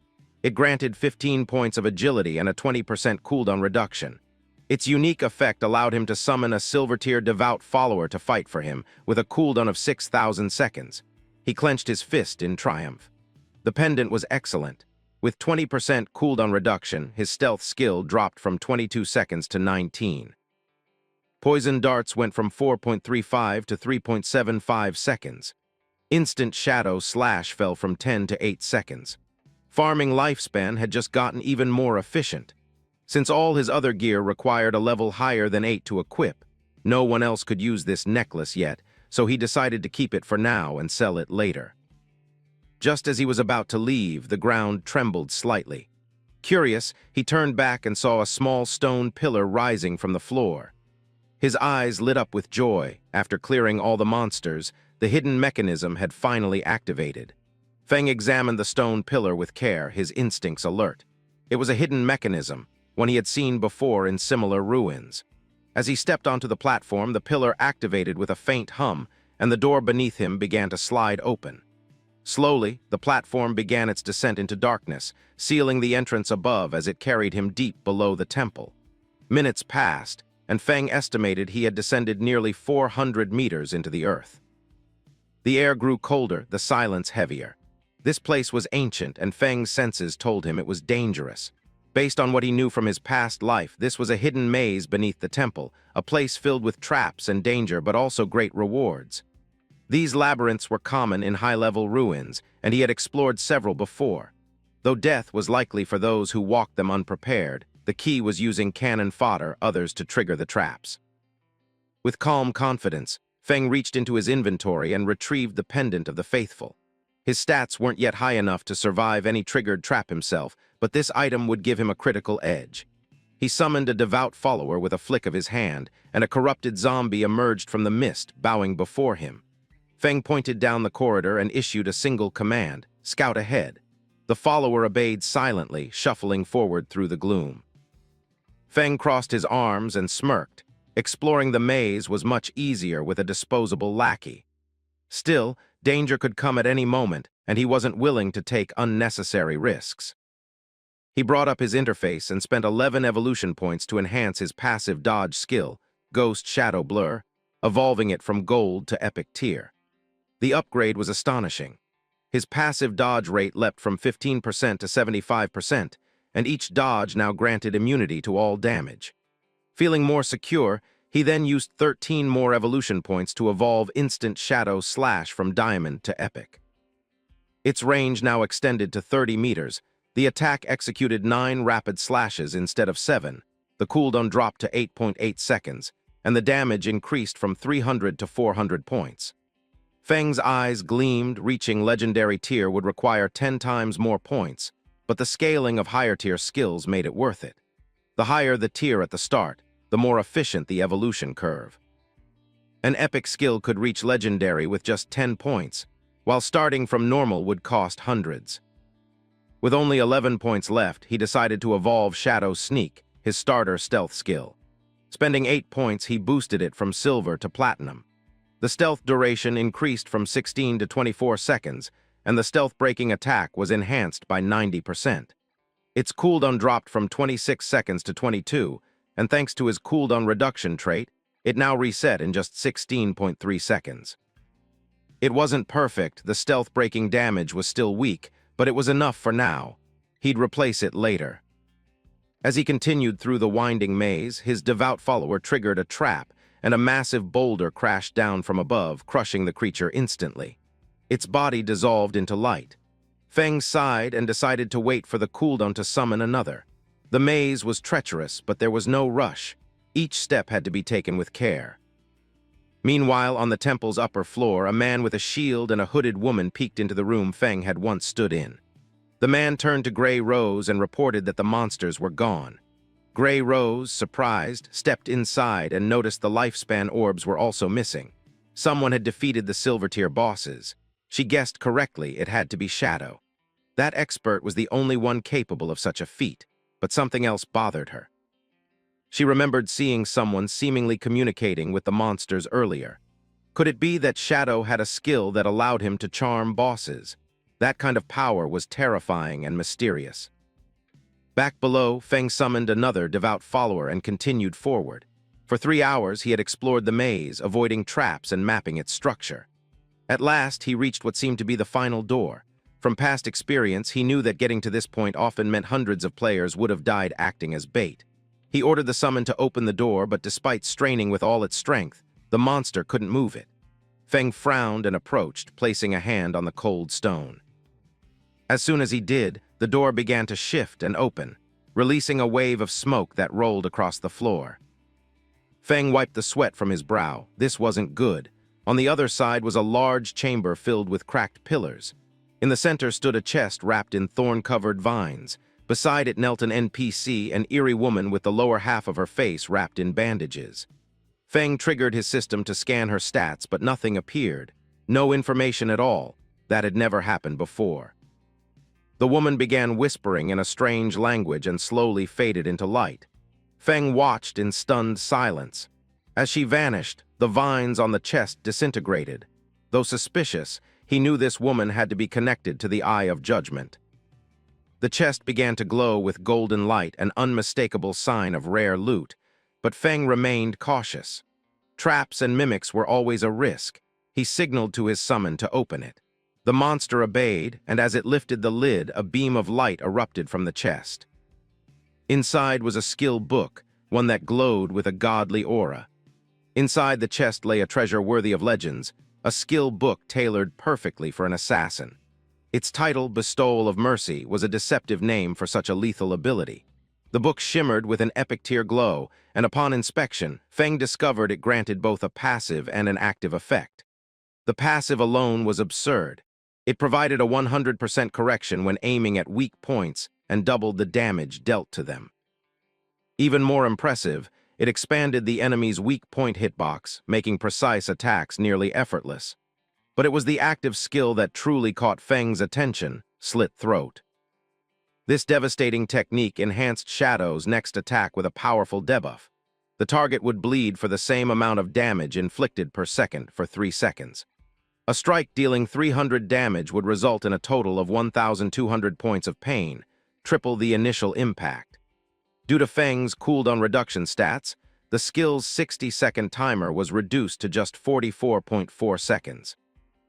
Though Slit Throat only applied to the first strike of a multi-hit move like Instant Shadow Slash, the potential for burst damage was monstrous. And with the skill being epic tier, evolving it to legendary would cost only 10 points. This alone made the loot haul one of his best yet. Satisfied with the outcome, Fang decided to wrap up his expedition. He owed this opportunity to Plum. Without her, he wouldn't have stumbled upon the hidden maze. It was time to return and repay that favor, or at least share the spoils. Using the system chat, he messaged Plum, asking her to tell Wang Mang to head back to town. He had items to sell them. News of Shadow's return spread quickly. The moment Fang set foot in the starter town, he was surrounded. A massive crowd had gathered, players from all over vying for his attention. Some begged to be added as friends, others offered to become his loyal followers, pledging to support him in battle. Among them was even the chairman of the running group from the city, who came in person to invite Fang to join their corporate guild. Players from Firefly Town had traveled all the way just to see him. And with the activation of teleportation gates connecting towns, Fang realized the world was beginning to expand. Now he could visit Song Fei's Firefly Town directly. Without hesitation, he activated Shadow's sneak and vanished, slipping away like a ghost. The crowd broke into confusion and arguments, each blaming the others for scaring him off. Meanwhile, Fang navigated the alleys unseen until he arrived at Plum's location. She immediately noticed him and raised her hand, signaling her captain. But it wasn't just Plum who caught his eye. Standing there, smiling with calm confidence, was his sister, Chin Su. Fang froze, questions racing through his mind. How had she ended up in Wang Mang's party? With her involved, his anonymity was at risk. If anyone discovered his real identity, especially now that everyone knew about Shadow, it could be disastrous. In the real world, he was still vulnerable. Even a kitchen knife could end him if someone got too close. He couldn't afford to slip. Zhao, who had quietly admired him, now blushed. Just by looking at him, she could sense his overwhelming power. Compared to him, their entire party seemed weak, almost pathetic. She began to entertain the idea that if she could just stick close to him, maybe she could reunite with Song Fei in mere days. Fang opened a trade window and explained through the system that the equipment he had brought back was perfect for their party's class needs. Moreover, the skill books would significantly boost their combat potential. He set the initial price at 22 days of lifespan for Wang Mang, expensive, considering the items were silver and gold tier. They clearly couldn't afford it. But Fang, with calm assurance, told them they could pay later. Wang Mang was touched. His gratitude was sincere, and he promised that if Shadow ever needed help, all he had to do was ask. The party eagerly accepted the deal. Their swordsman donned a golden helmet, practically glowing with excitement, marveling that he was wearing gold-tier gear so soon.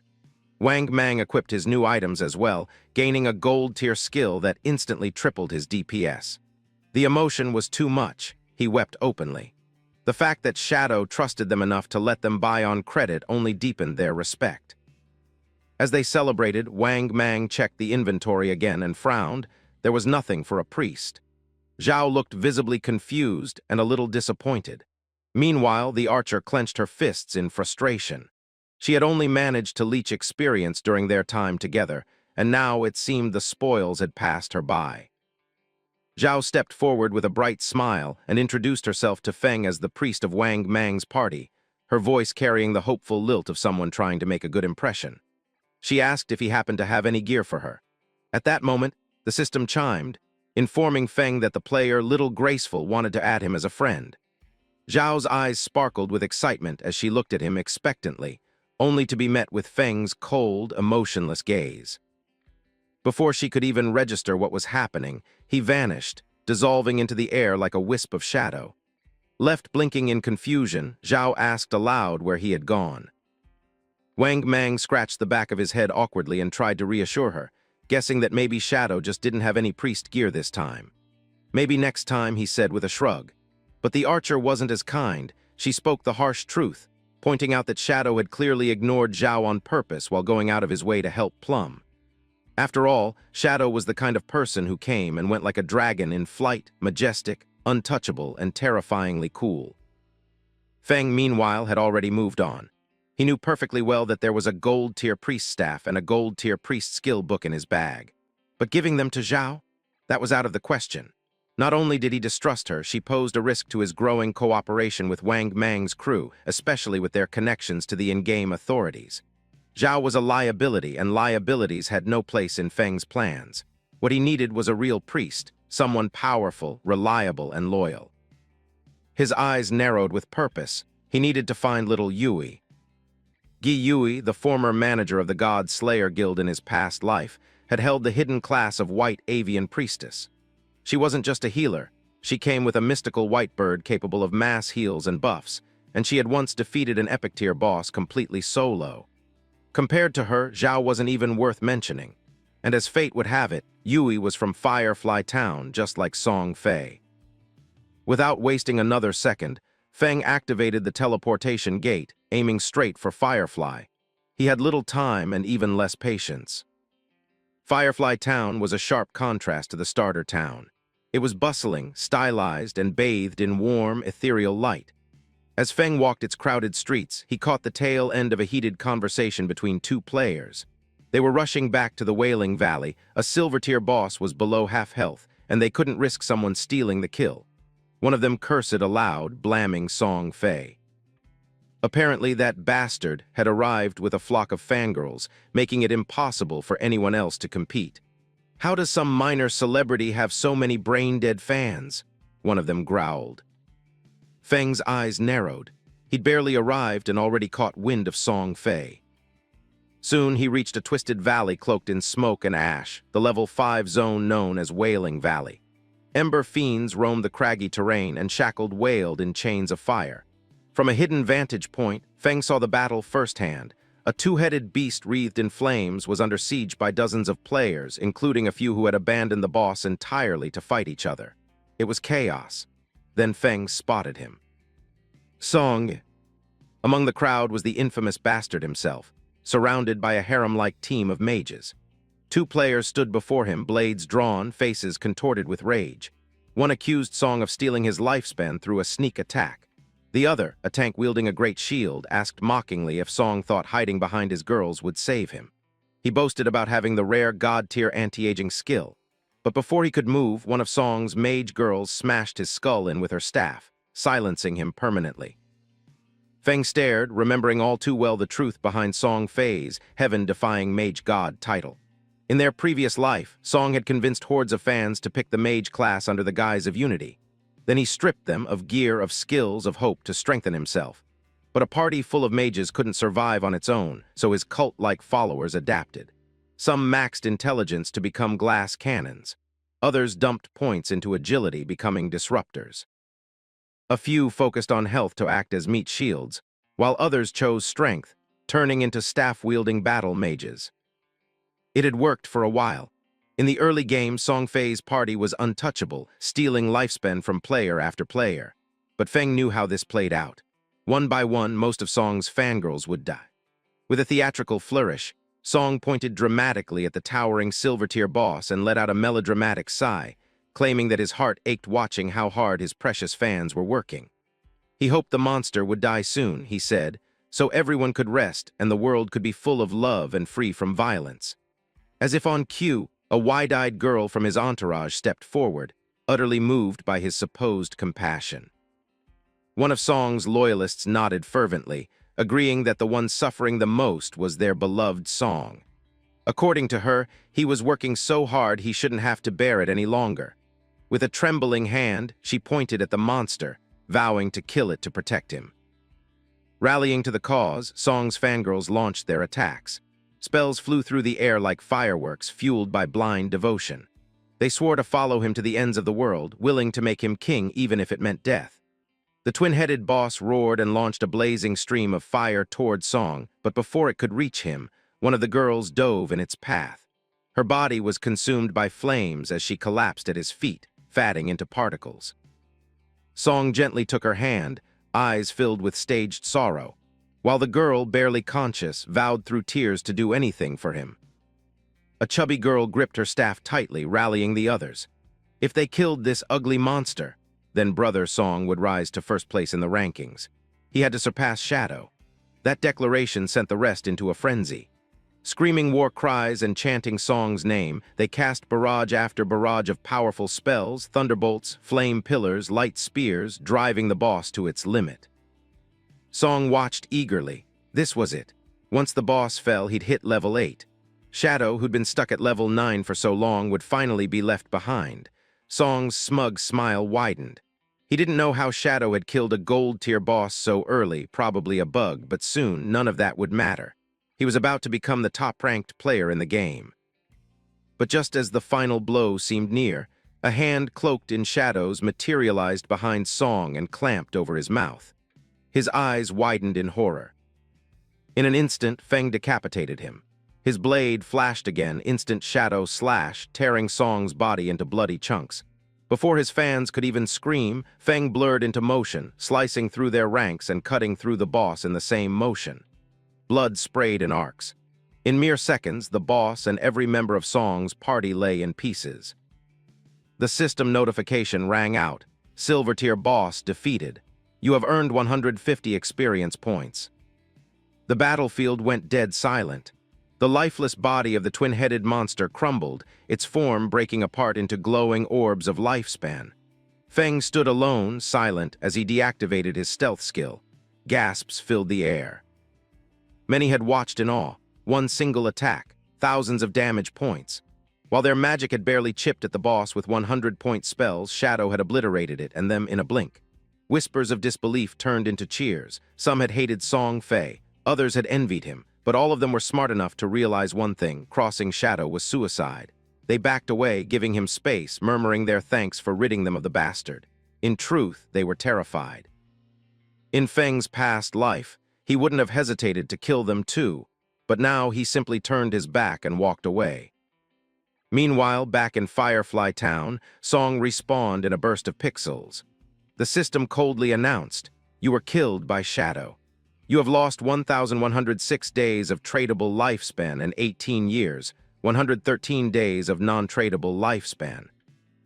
Panic overtook Song. Shadow was here. Of all the towns in Janhai City, why had he come to this one? Why now? His fangirls reappeared one by one, confused and frightened. The chubby girl blinked at Song, stunned he had died. Another was furious, not understanding why Shadow would attack them during such a moment. A third ranted that Shadow must have just wanted to steal the kill, that he was cruel and evil for striking while Song was distracted. Just then an archer nervously approached Song. She admitted she had the skill Eagle Eye, which could detect invisible players. She asked humbly if she could join his team. Song's fans immediately jeered, yelling that Song only accepted mages into his party. She'd slow them down. She wasn't worthy. But Song, ever the manipulative showman, stretched out his arms and gently smiled. He said it didn't matter that she was an archer. What mattered was the strength of her emotions. He took her hand and promised her a place in his family. Together, he claimed, they would strive, grow, and one day take revenge on the evil Shadow, all in the name of love. Having Song so close made the archer girl blush. her cheeks flushed with warmth as tears of joy streamed down her face. It was as if being accepted into his family had fulfilled some lifelong dream. Another girl, a dark-robed assassin, stepped out of the shadows, her voice full of venom as she declared that she too could become invisible, and that she would make Shadow pay for what he'd done to their beloved leader. A mage chimed in, her eyes gleaming with righteous fury, proudly revealing that she had just learned a new area of effect spell capable of freezing Shadow in place. Song, ever the performer, stretched his arms wide and smiled benevolently, proclaiming that any girl who believed in love was welcome in his family. His words triggered another wave of sobs. The girls wept with joy, overwhelmed by his kindness and charisma, and swore eternal loyalty. They cursed Shadow's name, branding him a coward with no honor for attacking Song by surprise. They swore they would track him down and force him to kneel before Song, to learn the consequences of crossing their shining beacon of justice. Two nearby players watched the bizarre scene unfold with mixed amusement and disbelief. Though they didn't know exactly what had happened, they knew one thing: someone had wiped out Song and his squad, and it had been glorious. With so many mage girls defending him, the only one who could have pulled it off was Shadow. They quietly agreed that Shadow was on another level, while privately thinking that Song's fanatics were completely out of their minds. Meanwhile, Song wore a satisfied grin. With so many people watching, once he finally defeated Shadow, the world would understand that strength meant nothing without support. According to him, Shadow was just a soft-hearted loner, an assassin who had dared to challenge a noble mage like himself. He couldn't wait to humiliate him. Unbothered by all of this, Fang looted the battlefield with surgical efficiency. Using Greedy Hand, he collected 16 evolution points, 217 days of tradable lifespan, 6 silver-tier items, and 1 piece of golden-tier loot. Without hesitation, he spent 10 evolution points to upgrade Graceful Liberation. The skill surged from epic to legendary. Its passive effect, Weak Point Attack Correction, doubled from 100% to 200%, meaning his attacks were now twice as likely to target vital spots. The multiplier for weak point damage also doubled, and the active effect, Throat Slit, now dealt 150% damage per second for 3 seconds instead of 100%, with the cooldown reduced from 30 to 18.5 seconds. With 200% weak point correction, even half of an enemy's body could now count as a weak point, possibly even triggering weak point effects with Shadow Slash. However, Feng knew that taking a skill from Legendary to Mythical required 100 times more evolution points. Just reaching Mythical with Graceful Liberation would need 200 points. That meant the cost for evolving Greedy Hand would be massive, 210 for Legendary and 340 for Mythical. With 9 points left, he chose to upgrade Backstab Enhancement. Spending 8 points, it went from Gold to Platinum, and its passive damage bonus increased from 30% to 40%. All in all, between the Silver-tier boss and the slaughtered fanatics, he had gained over 140 days of tradable lifespan. With his objective complete, Feng decided it was time to leave. But as he turned to go, a girl suddenly launched a surprise attack. Her blade came fast, but Feng, silent, still, precise, dodged without effort. She tried again, but he evaded every strike like a phantom, each step a silent refusal. Stunned, she activated stealth and vanished. From atop a nearby cliff, Song's fangirls appeared again. Their eyes burned with rage. They had found him, and they had come to take revenge for Song. The mages in Song's party raised their glowing staffs, fury burning in their eyes, while the archer, newly recruited and still flushed from earlier praise, drew her bow and aimed at the empty air where Feng had vanished. Their beloved Song had been wronged, and they were determined to avenge him. When Feng disappeared once again, melting into the shadows, the archer activated her skill Eagle Eye. Her arrow transformed into a spectral eagle that soared high, scanning the terrain before exploding in midair, scattering ethereal feathers like shimmering rain. As the feathers floated down, one landed on the assassin girl from their own party, breaking her stealth and revealing her position. The chubby mage's eyes lit up with glee as she clenched her fists in excitement, believing they had caught King Fang. Without hesitation, she ordered the others to unleash everything they had. Spells rained from the heavens, fire, lightning, ice, slamming into the poor assassin who screamed that she wasn't the enemy. It was too late. The explosions consumed her, erasing her existence in a brilliant burst of magical fire. Instead of remorse, the chubby girl turned furious, accusing the dead assassin of lacking devotion. She claimed it was divine punishment, proof that anyone who wasn't a mage couldn't possibly love Song sincerely. With brutal detachment, she ordered the archer to fire another eagle and find the real target. But before the skill could be activated again, Fang rang the ghost fire bell. Its eerie chime unleashed the active effect Soul Attack, freezing all enemies within 100 meters for 3 seconds. A shimmering aura wrapped around Song's party as their bodies locked up, confusion dawning just before the slaughter began.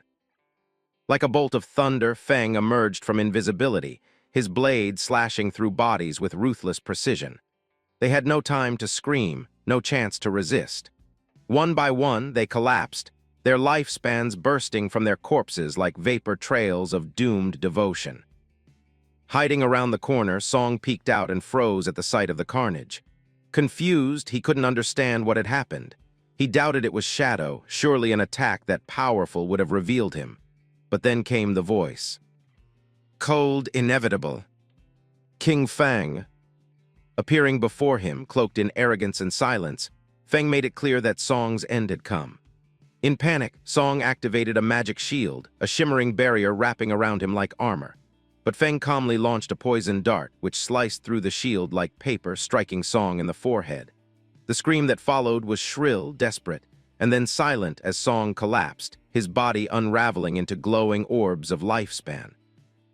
As the final traces of Song vanished, Fang deactivated his stealth. He observed the orbs and realized that Song had originally held over 2,000 days of tradable lifespan, but none of his fanatical followers had any. Confused, he quickly pieced it together. They had donated all their lifespan to him. It was absurd, disturbing. The blind loyalty of people who still believed the godforsaken game was just a game. Now all that tradable lifespan, hundreds of years, worth, would vanish into the bellies of nearby monsters. Back in Firefly Town, Song and his fans respawned. Rage twisted Song's features as he stared at the system message confirming his loss. More than 1,500 days of tradable lifespan gone, leaving him with barely 500. With a scowl, he turned to the archer and demanded to know why she hadn't detected King Fang. Nervously, she explained that she had used Eagle Eye, but the only presence it revealed was their own assassin girl. The chubby mage, frowning, noted that her attribute panel did show a stealth level, but perhaps Shadow was higher than they'd accounted for. The archer admitted that her detection skill only worked on stealth levels of 1 or below. If Shadow's stealth was higher, he would remain completely invisible to her. Song gritted his teeth, utterly frustrated. Shadow appeared, struck, and vanished again like a phantom. There was no defense against that. Touching his face, Song muttered to himself, insisting that he hadn't done anything to offend Shadow. Surely, now that he'd already stolen the boss kill, he had no reason to target him again. But then a troubling thought came to him. What if Shadow was just jealous of his unparalleled beauty? Maybe he was coming back simply out of envy. To protect their beloved leader, Song's fans raised their weapons once more. They decided they would level up somewhere safer, somewhere Shadow wouldn't find them. Wherever Song went, his fans vowed to follow, their devotion as blind as it was fanatical. Meanwhile, Fang also returned to Firefly Town after a quick search for traces of them. Finding nothing, he deactivated stealth and approached a player loitering nearby.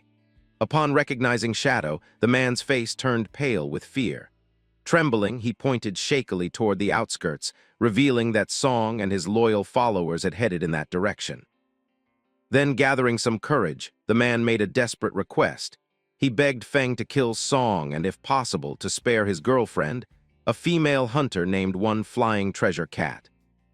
Hearing that, Fang tilted his head slightly and advised the man to find another girlfriend, realizing she was the hunter capable of detecting stealth. Without waiting for more excuses, he vanished once again into the shadows, leaving the man pleading in the empty air, insisting he had worked so hard to win her over. Even though Fang now knew the general direction they had gone, the vastness of the area made tracking them difficult and time-consuming. Just as he was considering his next move, the desperate man cupped his hands around his mouth and began calling out for Shadow in hopes of helping him somehow. Fang ignored him. His priority was to find someone who could track better than any panicked bystander. At that moment, a woman strolled past him, catching his attention. He blinked, momentarily surprised. This girl was none other than Gu Yui. Quickly deactivating his stealth, Feng called out to her with a cheerful tone, complimenting her beauty and asking if she could help him. Gu Yui, recognizing Shadow, couldn't hide her shock. Smiling mischievously, Feng pulled out a golden-grade staff from his inventory and dangled it temptingly, mentioning that he had heard her class could search for targets across a wide area. If she could find Song, he promised, he would sell her the staff at a bargain price. Yui's eyes lit up with excitement as she instinctively opened her system window. Curiosity sparkled in her gaze as she asked how he knew about her tracking abilities. She had never told anyone. Feng only grinned and asked if she wanted the staff or not. Yui immediately said yes, though her voice faltered, unsure if she could afford such a treasure. Seeing her hesitance, Feng asked with feigned innocence if she at least had 500 days of tradable lifespan. He teased her, revealing that the staff's original price should have been around 700 or 800 days. Checking her system window, Yui realized she did indeed have around 700 days. Relieved, she quickly agreed to the deal. A system window popped up, confirming the successful transaction. As she took the staff, her hands trembled slightly and she began drooling from sheer joy. Feng chuckled, gently tapping her cheek to snap her out of it and reminding her to hurry up. Blushing furiously, Yui nodded and gripped her new staff tightly. Focusing her magic, Yui began to concentrate. Even though it was the first time they met, Feng gave her an odd sense of familiarity that she couldn't explain. As her owl familiar fluttered around her, she asked playfully if Feng wasn't afraid she might take the weapon and run off without helping. With a serene smile, Feng asked her whether she didn't hate Song. Hearing this, Yui's eyes widened. How did he know? She stared at him, confused. Was he a friend from real life? His voice didn't match anyone she remembered. Still smiling, Feng simply asked her to guess. But Yui, feeling lazy, shrugged it off and raised her hand, commanding her owl to scout ahead. Moments later, her expression changed. Her owl circled over the distant canyons, and through its eyes, she spotted them. Song and his army of love-struck fans clustered together like lost sheep in the wastelands. Finally, Yui's white owl spotted Song's location amidst the rocky canyon paths, and she quickly relayed the coordinates to Shadow. But she warned him, not without concern, that Song and his group might move again before he arrived. The owl was fast, but tracking them too long would wear it out. Shadow, focused and swift, reassured her with a calm voice. It would only take a few seconds. Without another word, Feng darted off, running with blinding speed, leaping across stone pillars and tearing through the jagged terrain. But as he advanced, the owl suddenly stopped. That caught his attention. Something was interfering with the tracking. Curious, he halted and observed a nearby tree marked with a strange symbol. Deciding to investigate, he called Yui again, and she redirected the owl to search the surroundings. The birds soon found 2 more trees etched with identical markings, one 100 meters ahead, another 100 meters to the left. Shadow approached each tree, brushing his fingers over the bark with caution. As soon as all 3 symbols received a touch of lifespan energy, a pulse of light surged between them. The ground at their center began to glow, and moments later, an emerald-grade treasure chest materialized in a radiant golden aura.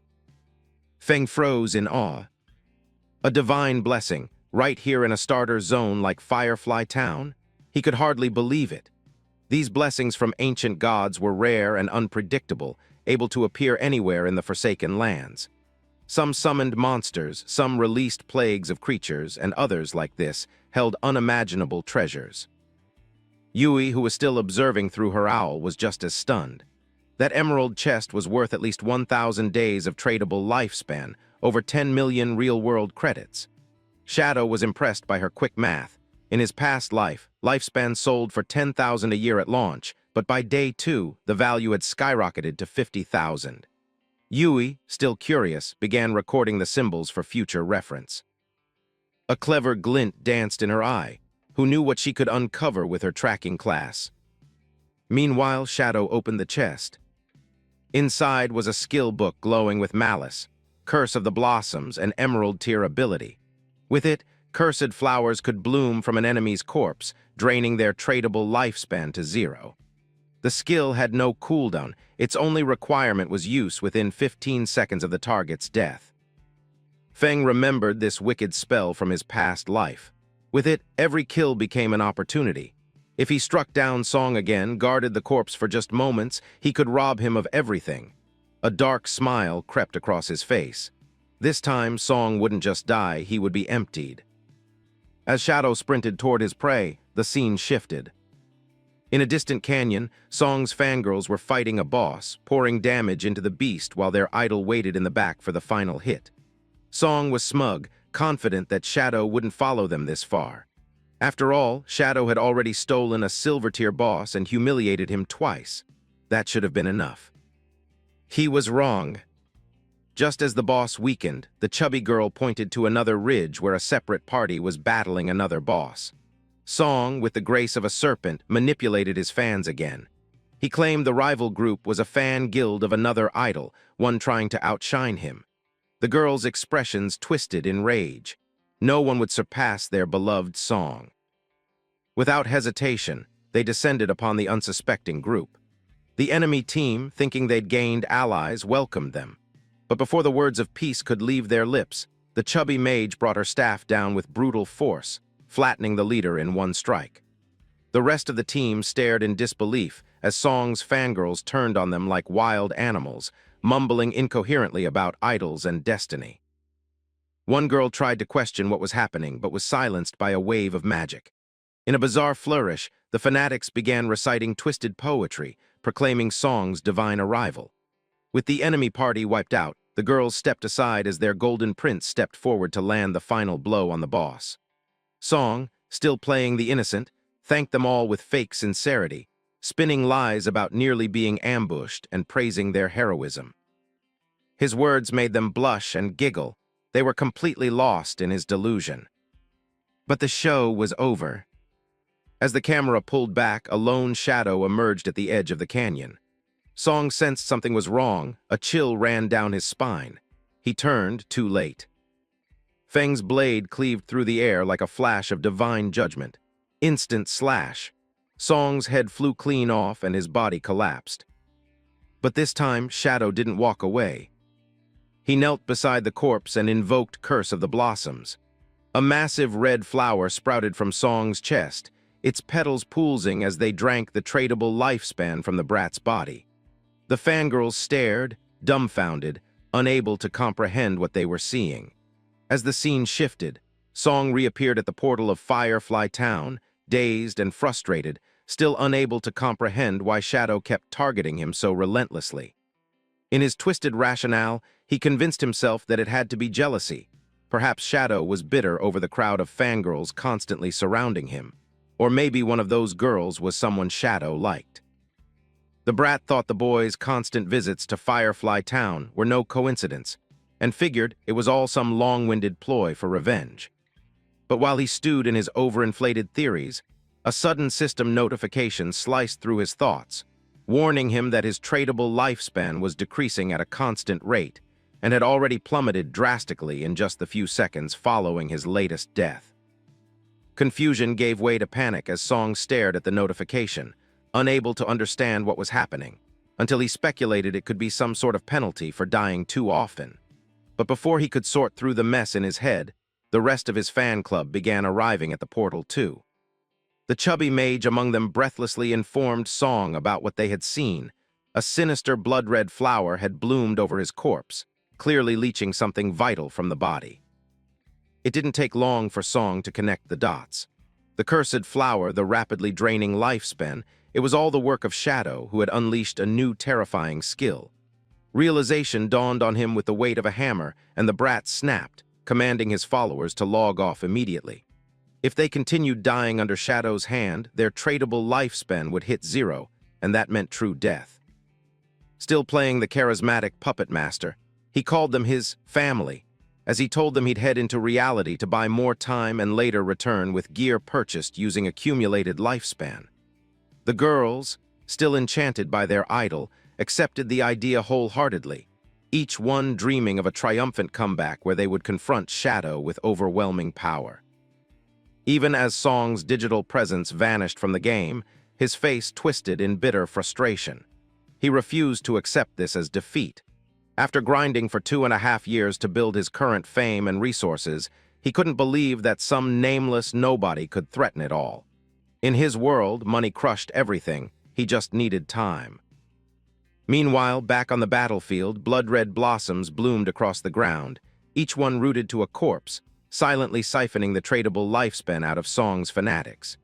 Due to Shadow's ruthless spree, his Slayer tier had risen to level 4, causing a brutal 96.8% loss of tradable lifespan upon death.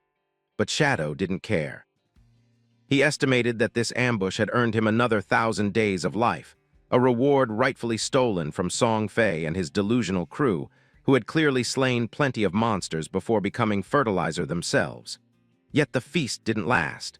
The flowers gradually dimmed, and the flow of energy ceased. Shadow realized then that the players had all logged off to escape the effect. Above him, the white owl continued to circle silently. Yui had seen everything, and even she was shaken by the overwhelming display of power. To witness the true might of the top-ranked player was something else entirely. When Shadow turned toward her and asked whether Song had truly logged off, the girl confirmed it with a nod, explaining that the entire group had vanished to buy time.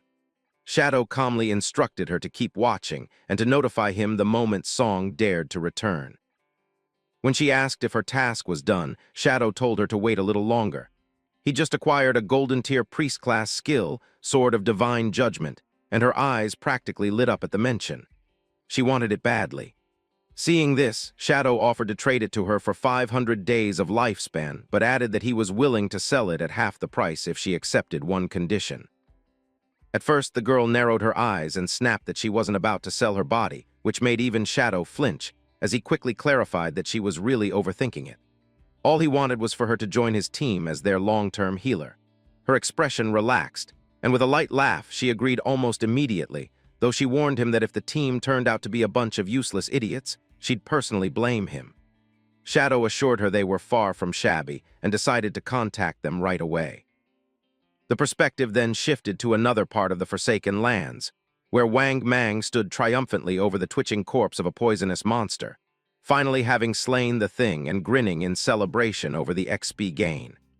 He called out to Zhao, requesting a heal and an antidote, but the girl remained frozen and flustered, still completely unsure of what to do next. Wang tried to explain once more that Zhao's priest class came with a detoxification skill, but before she could even listen properly, she fired it off at a tree instead of her poisoned teammate. Time slipped through their fingers, and before another word could be said, Wang collapsed onto the ground and died from the lingering venom, his kill rendered meaningless. The rest of the team stood there in stunned silence, anger slowly boiling beneath the surface, each of them staring at Fang's little sister with disbelief. They weren't sure what to do with someone so catastrophically unhelpful. Later, as they stood by the teleportation stone, the team leader grimaced. He knew he had no choice but to replace the healer, but every capable hidden class priest had long since been recruited. Still, they couldn't go on like this. Meanwhile, Zhao remained utterly unaware of her own incompetence, floating in delusions of grandeur as she convinced herself she must be some kind of chosen one, a goddess of this new world. She was convinced that leveling to 4 with no effort was proof that the game was simple and her greatness inevitable. Soon, she thought, she'd be reunited with her glorious brother Song. But just then, Shadow's voice reached Wang Mang with news that made his pulse quicken. A hidden class healer, a white bird priest, had agreed to join them. She was apparently strong in other roles, too. It was the break the team needed, and the leader didn't hesitate for a second, urging Shadow to send her location. Shadow mentioned she was currently in Firefly Town, and though the area wasn't good for grinding, it was better to meet up and move forward as a unit. Wang nodded and prepared to head over, but first he had to deal with the problem child.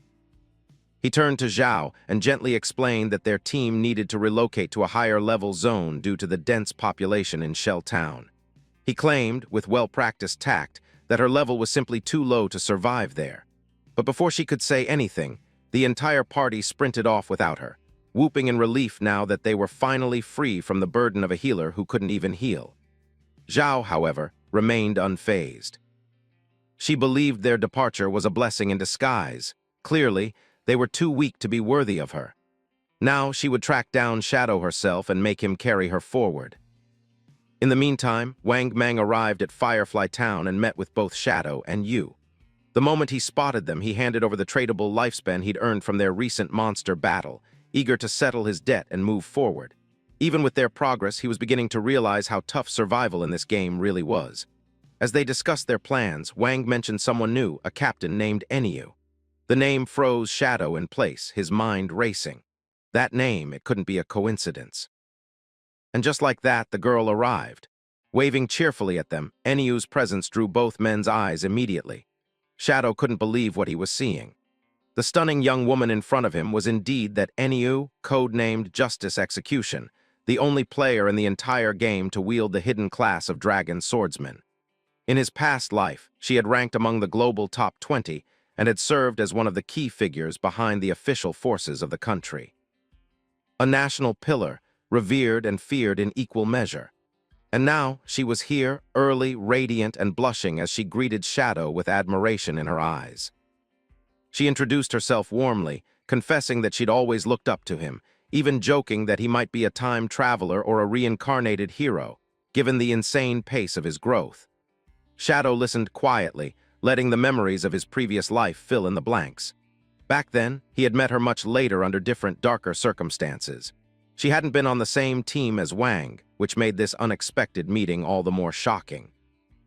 She already possessed a significant amount of tradable lifespan, likely accumulated on behalf of the government factions. And as a dragon swordsman, a class famous for its resilience, she was the perfect vessel for that kind of power. It was a smart, calculated move by the officials, and Shadow respected that. Enru didn't mince words either. She made it clear that if Shadow had any gear he was willing to part with, she and her people would buy it all. She reminded him, sweetly yet firmly, that she carried the burden of a city's hope on her shoulders. Shadow had no reason to eliminate her, and they both knew it.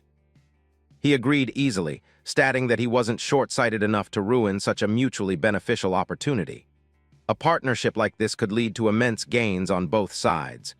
Deep down, he knew that Enru might seem cheerful and harmless on the surface, but her mind was sharp and her strategies thunderous.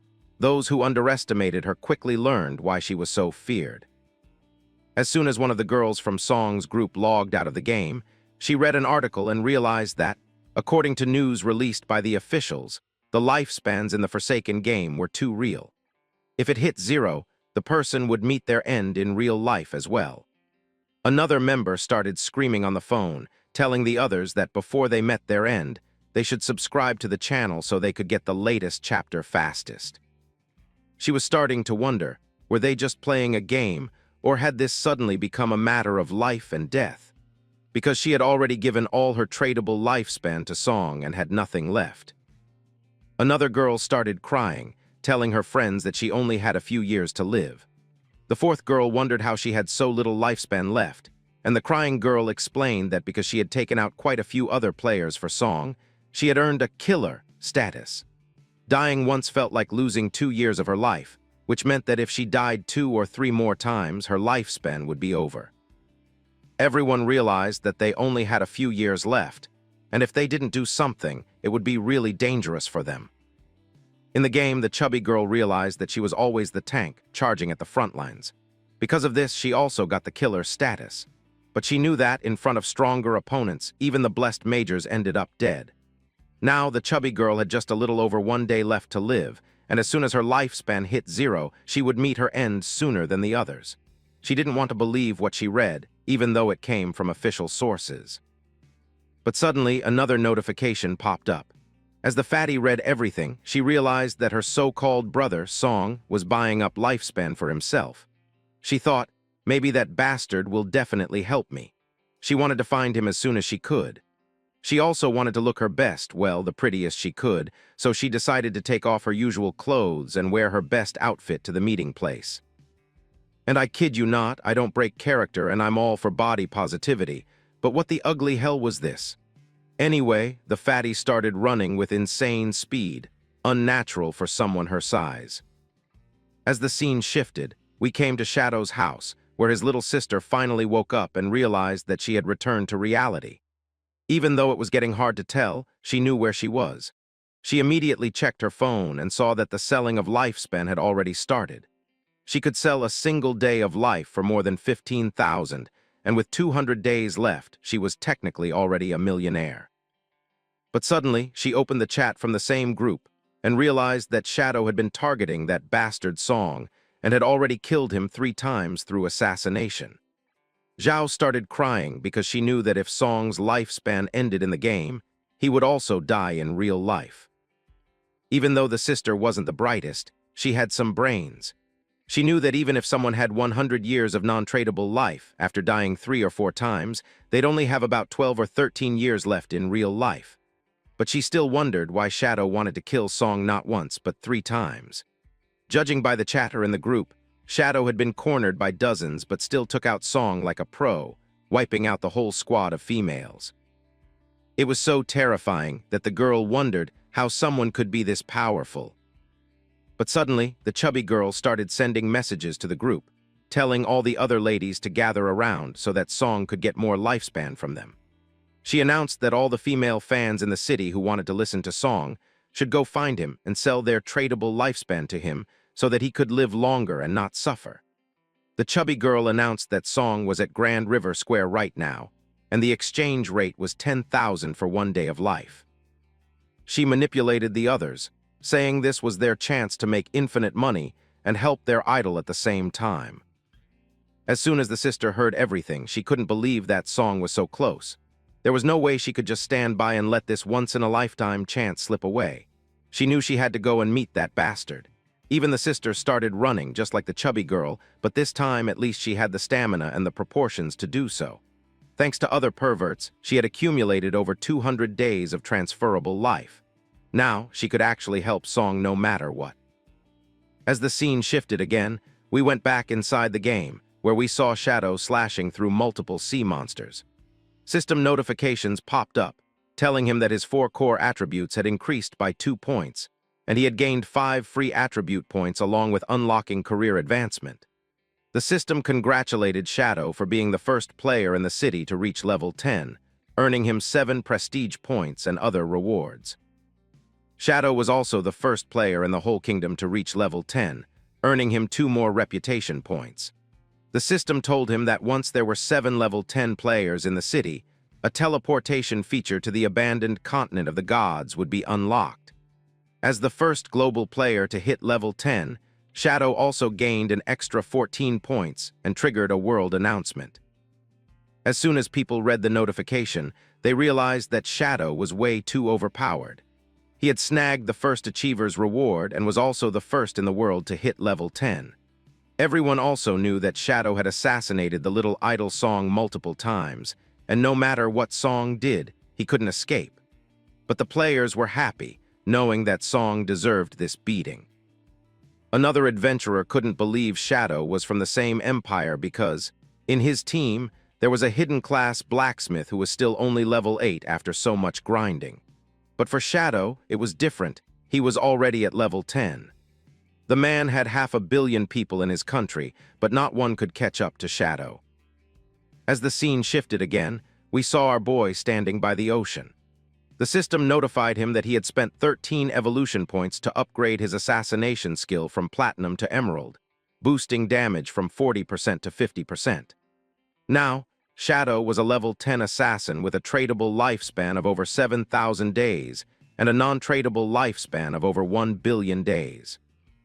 His stats were Strength 39, Constitution 39, Agility 111, Spirit 41, Reputation 47. Shadow knew that the starting town needed 7 level 10 heroes to activate the teleportation array, but besides him, the highest level was only level 7, so they'd have to wait a bit longer. Deciding he had nothing else to do in-game, Shadow logged out to handle things in real life. As he returned to his main body, he activated the system, which asked if he wanted to trade away some of his lifespan to extract abilities into the real world. The system offered 4 stages: profession and level, equipment, skills, bloodline, and finally divinity. the boy chose to extract his profession first. A blue aura surrounded him as the system told him he had consumed 1,000 days of his tradable lifespan and extracted the unique hidden class shadow. He unlocked passive abilities and all the stats bundled with the trait. Next, he extracted his equipment, trading away another 2,000 days of lifespan, becoming far stronger than any normal person. Then came skill extraction. He knew higher-tier skills cost exponentially more lifespan to extract. Even Shadow hadn't expected that the cost was based on the skill's initial tier, not its evolved level. His assassination skill required 900 days of lifespan to extract, but even at the base level it was platinum tier, still extraordinary. After sacrificing 900 days, Shadow extracted multiple skills, including Shadow Assassination and Venomous Dart. Now he had only 1,292 days of tradable lifespan left and couldn't extract more for now. But even with this much, he had pulled out a platinum-level skill, which was an incredible bargain. Right now, his physical strength was twice that of an average person, and his agility had soared by 32 points. He had already surpassed human limits. With the ability to go invisible and unleash deadly poison attacks from 14 meters away, there was no doubt he could now take down that bastard Song. As he glanced at his phone, he saw the same article, realizing that Song was aggressively buying up lifespans and planning to settle the score once the game updated. But now Shadow had the brat's location, and it wasn't far. He could dash over in just over 10 minutes. But suddenly his phone vibrated. It was a message from his little sister, who couldn't believe Shadow was ignoring her. She made everything about herself, demanding an apology.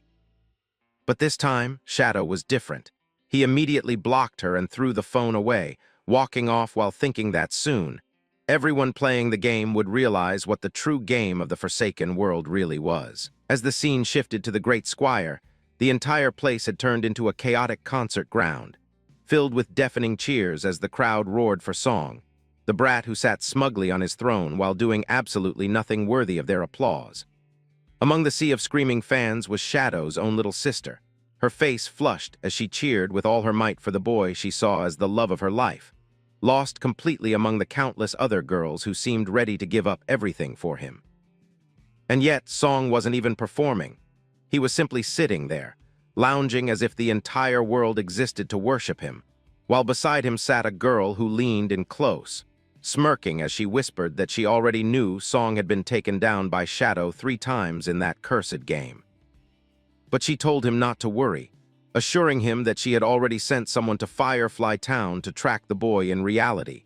And once Shadow showed up to collect his money, they planned to ambush him and end his life right then and there.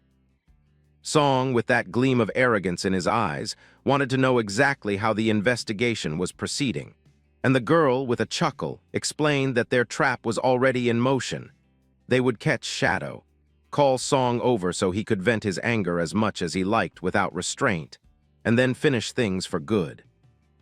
It only made Song's confidence swell even more, especially when he remembered hearing that the ladies' company had already used similar tactics to manipulate and control countless players, turning them into unpaid slaves. And as he beamed at her, she laughed even harder.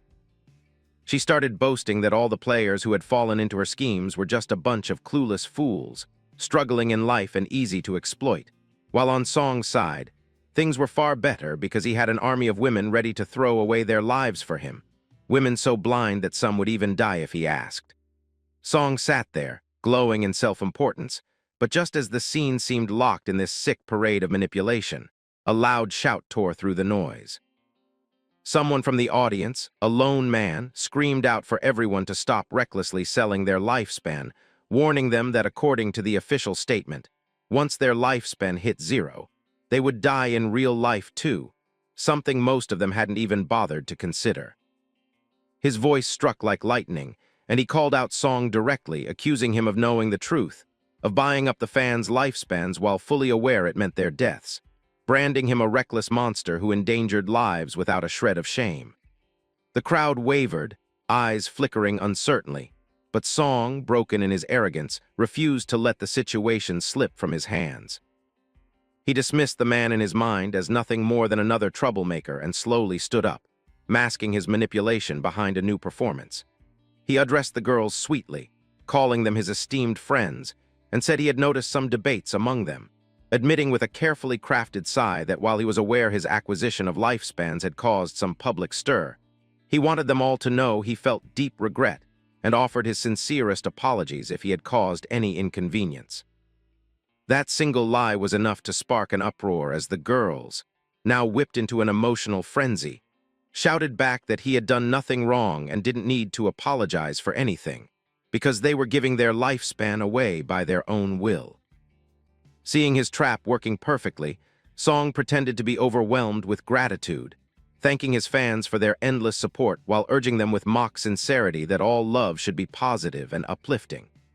He urged them to have rational minds while still pursuing their idols endlessly, throwing in empty words about mastering oneself and striving for a brighter future in the unique era of the Forsaken Games. His speech flowed smoothly, each word calculated, as he claimed he had been cooperating with authorities and putting his all into beating the game, not for his own sake, but to give back to his beloved fans. He painted himself as a selfless hero who wanted everyone to live happily, embracing peace together, and even faked tears as he trembled and told them that if he had unintentionally hurt anyone, he was deeply sorry. That was all it took for the crowd to fall even harder. The girls refused to accept his apology, insisting he was too gentle, and claimed they felt like they were ascending to heaven just listening to his trembling voice. Even the so-called ugly girls, their faces twisted in tear-streaked devotion, turned on the man who had dared to expose Song, screaming that he was just a savage seeking attention. And if things weren't already sick enough, the chubby girl burst onto the scene, stomping her way onto the stage in her hideous suit, her mere presence making it painful to watch. But she didn't care, she bellowed at the girls, asking how they dared to question Song, their one and only idol, and called them fools for believing any chaotic rumors spread by outsiders. She sneered at the official statements that claimed the game's lifespan mechanic affected reality, insisting that if that were true, she would already be dead, since the system had warned her she had less than a day left to live. Yet here she stood, proudly sacrificing herself for Song. And to her, even if she died in a day, it didn't matter, because her heart was in the right place, and she would never badmouth Song even in her dreams.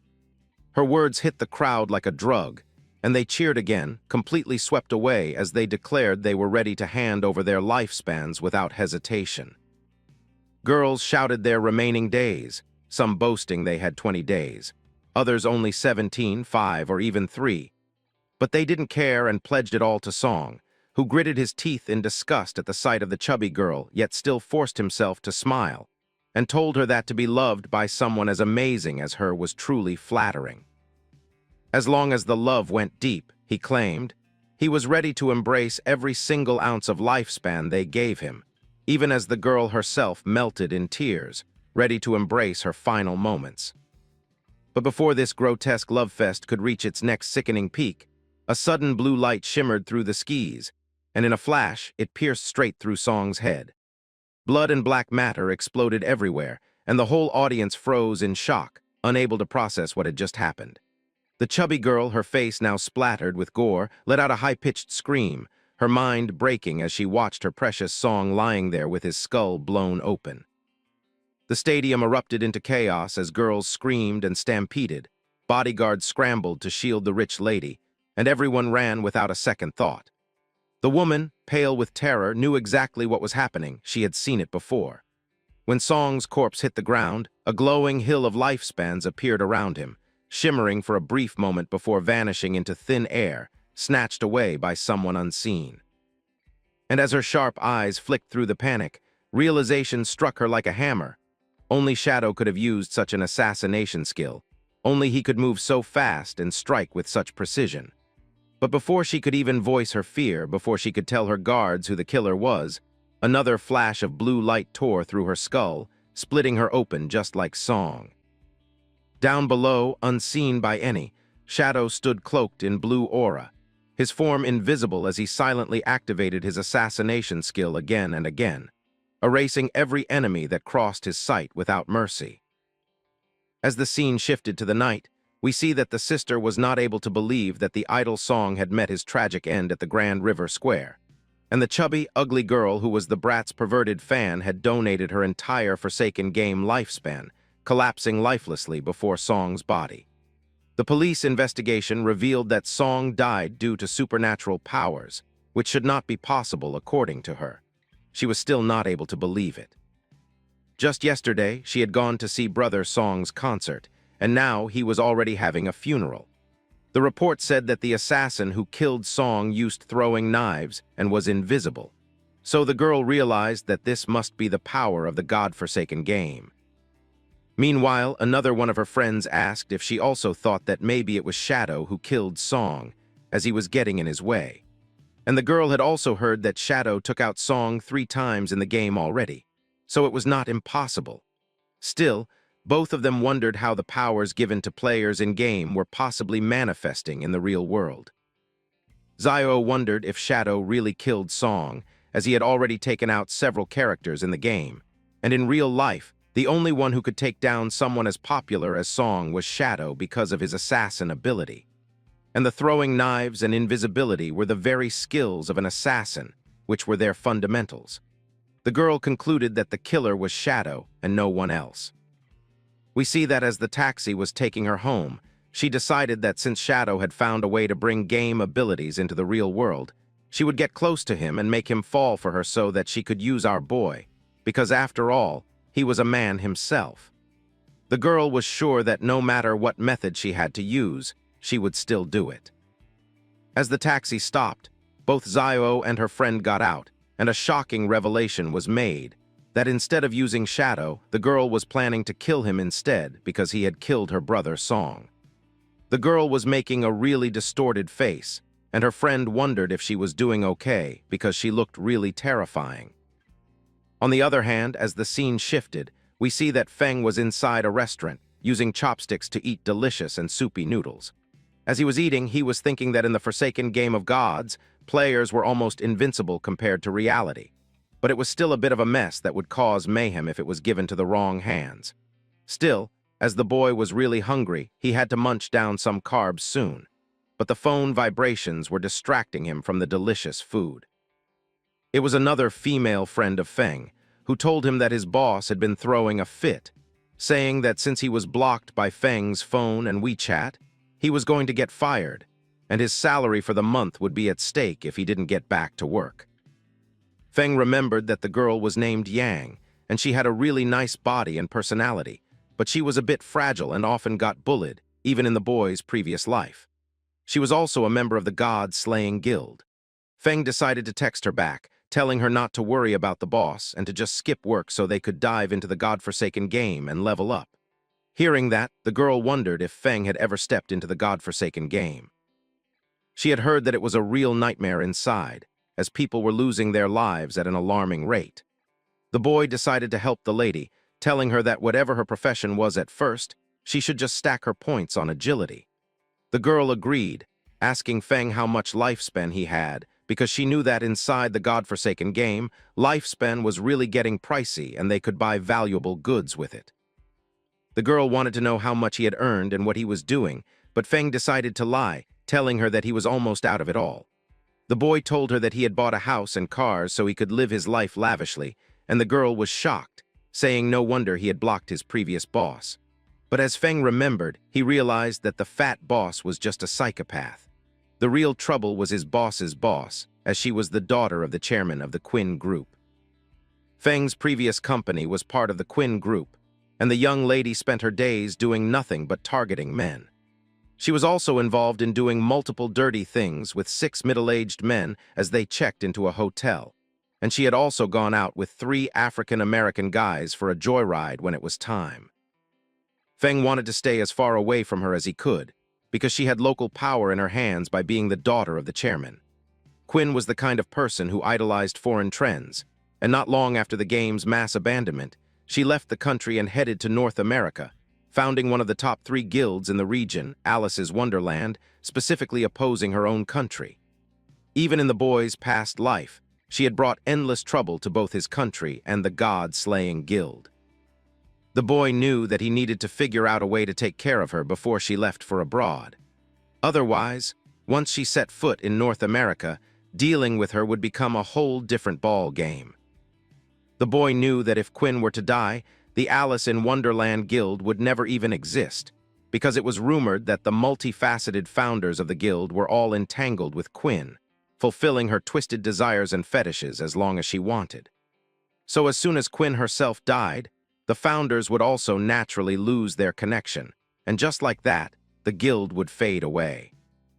But as soon as Yang put down the phone, his sister Xiao called Fang, surprised that he was out of the game safe and sound.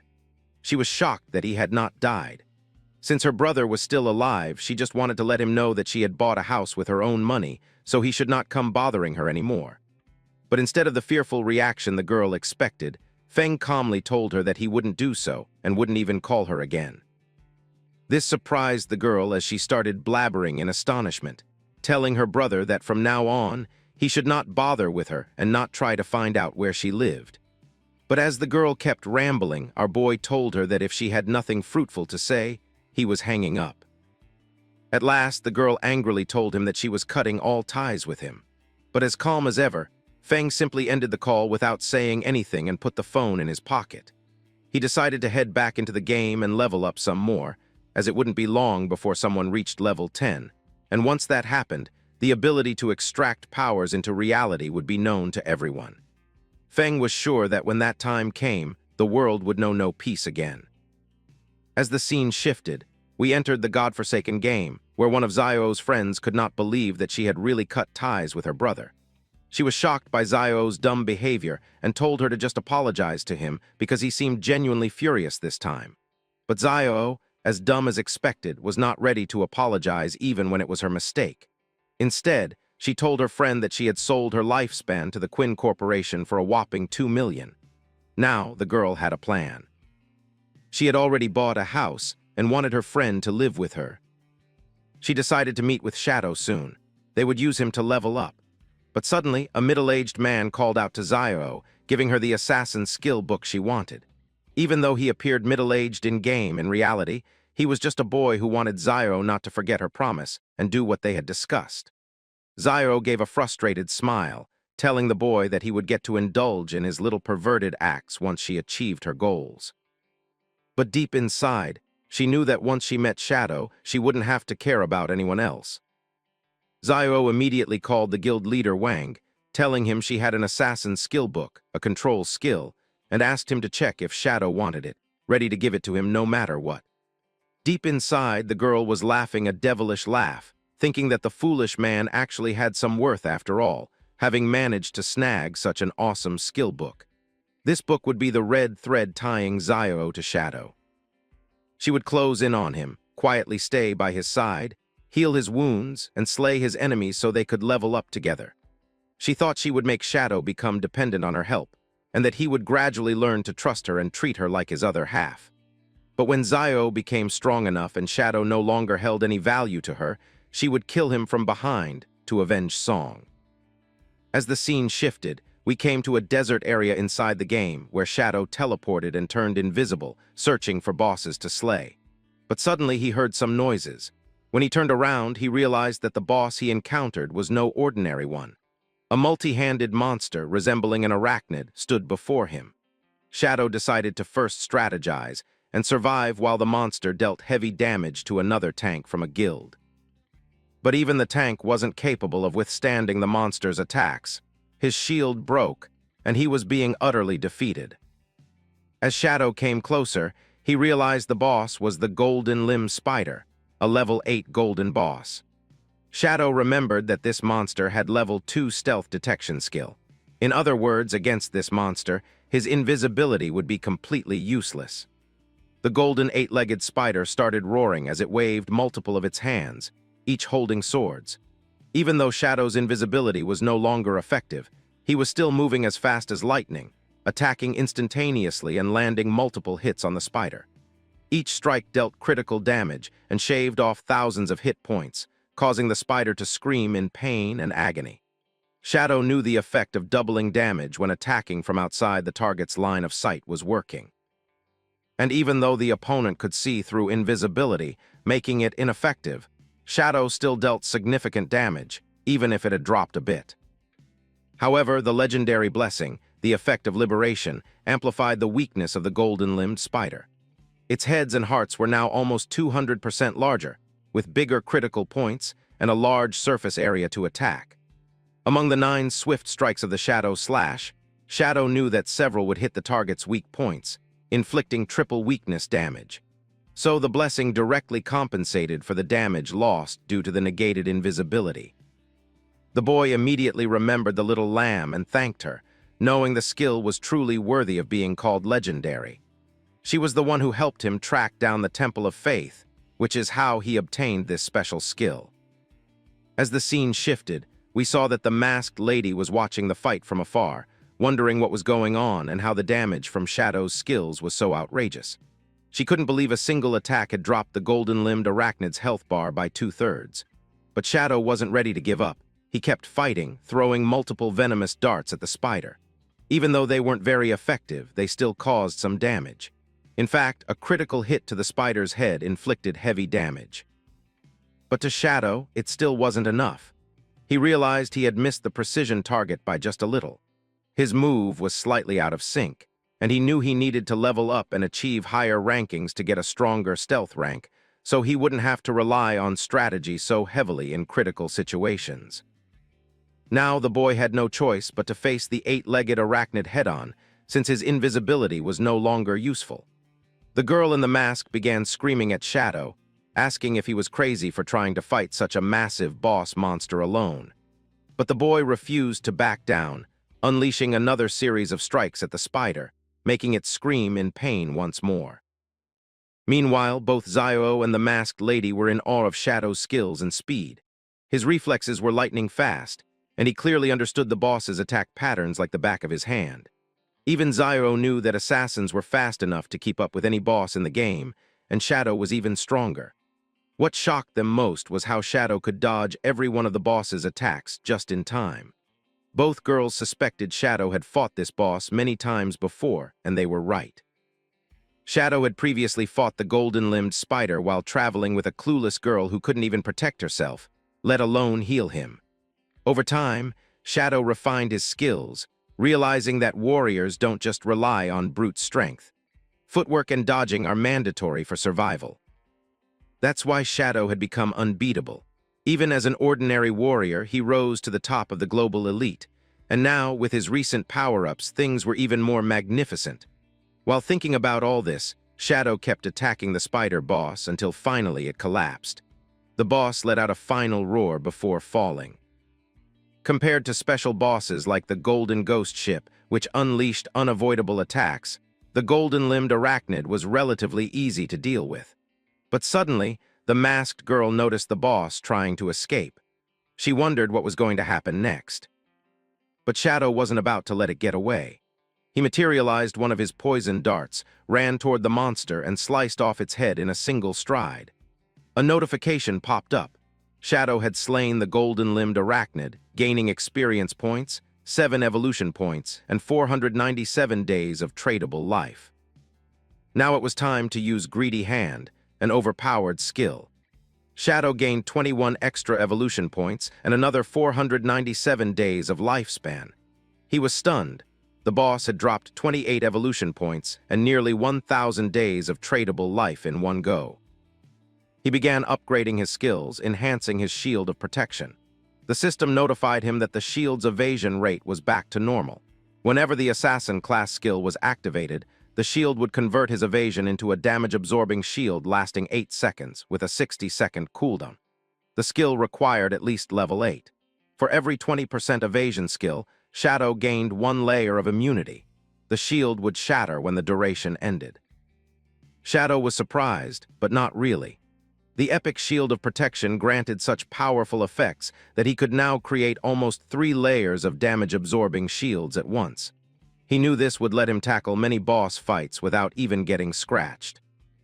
So he opened his status window and evolved the Shield of Black Light to epic level. He spent 6 evolution points, transforming the shield from platinum to epic. It now lasted 14 seconds, with the conversion rate reduced from 20% to 10%. Shadow now had 7 layers of damage absorption instead of just 3, making him even more overpowered. With these upgrades, he could now enter high-level areas ahead of time. He still had 22 evolution points left, so he upgraded his poisonous dart skill. The system notified him that the dart's range increased from 40 meters to 70 meters. He spent 16 evolution points to upgrade it from silver to emerald. The dart now dealt 240 base damage with an 80% poison infliction rate. After triple evolution, the dart's damage output had at least doubled. With a 5-second base cooldown, the sustained damage rivaled that of Shadow Slash. The surprises weren't over. Shadow noticed that 2 pieces of assassin gear had dropped. He equipped them immediately. The first was the Ring of Agility, which gave him plus 20 agility, plus 20% movement speed, attack speed, and cooldown speed. The second was a pair of heavy red leather gloves of gold tier, increasing agility by 15, constitution by 12, physical defense by 18, and granting infinite elemental resistance. His health jumped by 588 points. Shadow realized his cooldown speed had skyrocketed to 55%. A skill like Shadow Slash, which used to take 12 seconds, now only took 7.7 seconds. He had also boosted his constitution by 51 points, physical defense by 106, and health by a massive 1,517 points. Shadow knew he was becoming a broken character. His current stats could tank 3 hits from a golden boss without a scratch. He truly was getting powerful. Soon the girls and the tank arrived, shocked that Shadow had taken down a boss even large guilds couldn't handle solo. The masked girl was so impressed she offered to buy any special skills or gear from him, no matter the cost. Shadow turned to her, pulling out a golden book that shimmered with light.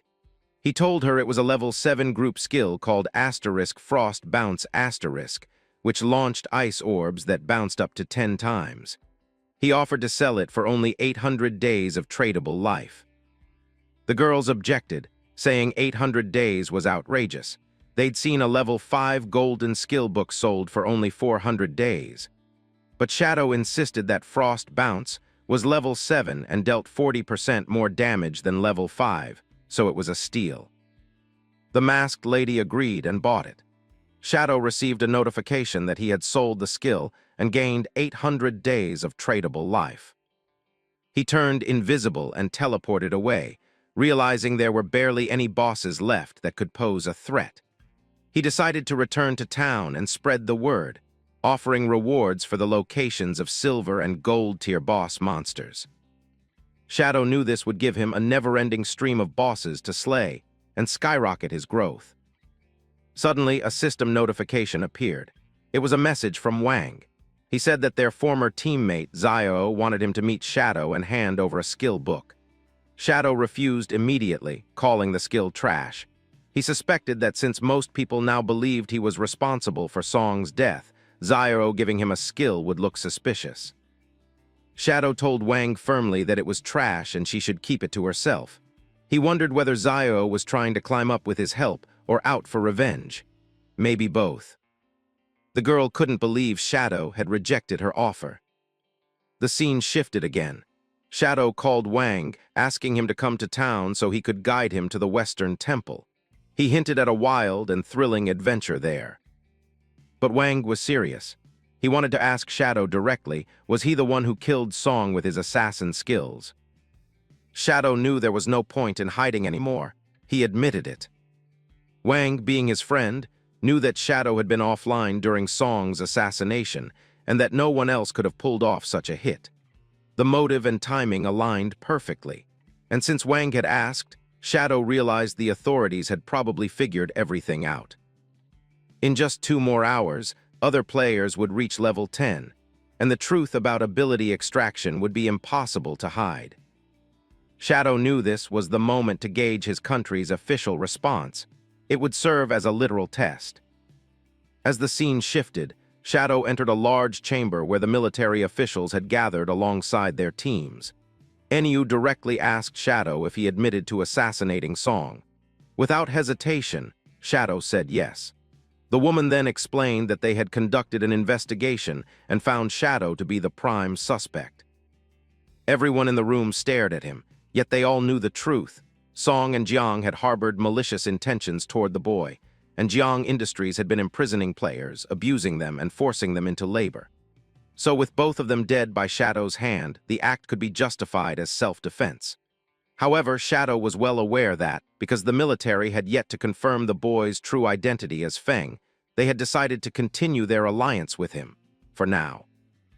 In his previous life, Shadow had maintained a clean record while working with the authorities. But this time, things were different. He had already taken out both Song Fei and Jiang himself, and he was certain this act would cause a major shift in the balance. Still, what he truly wanted was for everyone to witness his rebirth and see how he would shake the entire God-forsaken realm with his discoveries. Opening his inventory, Shadow realized he could now sell the platinum-grade items he no longer needed. Backed by official sources, anyone could now purchase gear and skill books from any profession. The official lifespan allocated to these items was more than sufficient, even for someone like Song.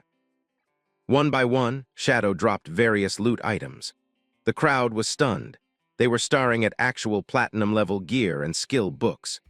He told them that he had slain a high-level boss 10 times to acquire these platinum items and even took down a golden boss that hadn't been officially announced yet.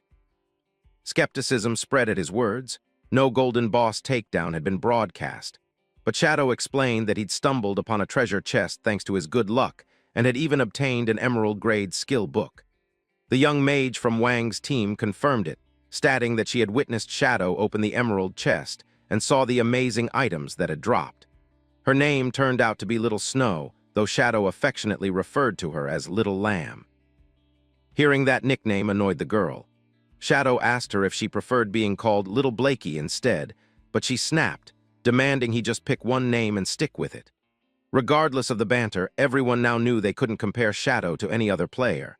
While they struggled to bring down even a single silver boss, Shadow casually opened platinum and emerald chests like they were nothing. Now came the moment to sell. Shadow started with the platinum-grade sharpshooter skill book, offering it for a flat 2,500 days of lifespan. Then came the platinum-grade berserker weapon for 1,500 days and a mage skill book for 3,000. A golden-grade skill book and robust yellow armor were priced at 4,000 days total. That was his final offer. With 25 items remaining, he offered them all at a discount, 16,000 tradable days for the lot. Enyu agreed instantly. Even when told her not to haggle and just pay the full amount, the deal was sealed. Shadow called the captain the true heroine for making such a great deal, but deep down, he knew that once tradable lifespan surpassed 10,000 days, the unit switched to years. At the current exchange rate, 60 years translating to roughly 22,000 days. That was equivalent to about 400 million in cash. Even for city officials, it was a massive sum, but the benefits far outweighed the cost. With this many gears and skill books, the government's official team could gain a powerful lead in the game. The stronger the government, the fewer future disruptions. It could even give them an edge in global conflicts. Then Enyu brought up a new issue. Big River Industries had imprisoned several players. They were preparing a rescue mission and wanted to know if Shadow would participate.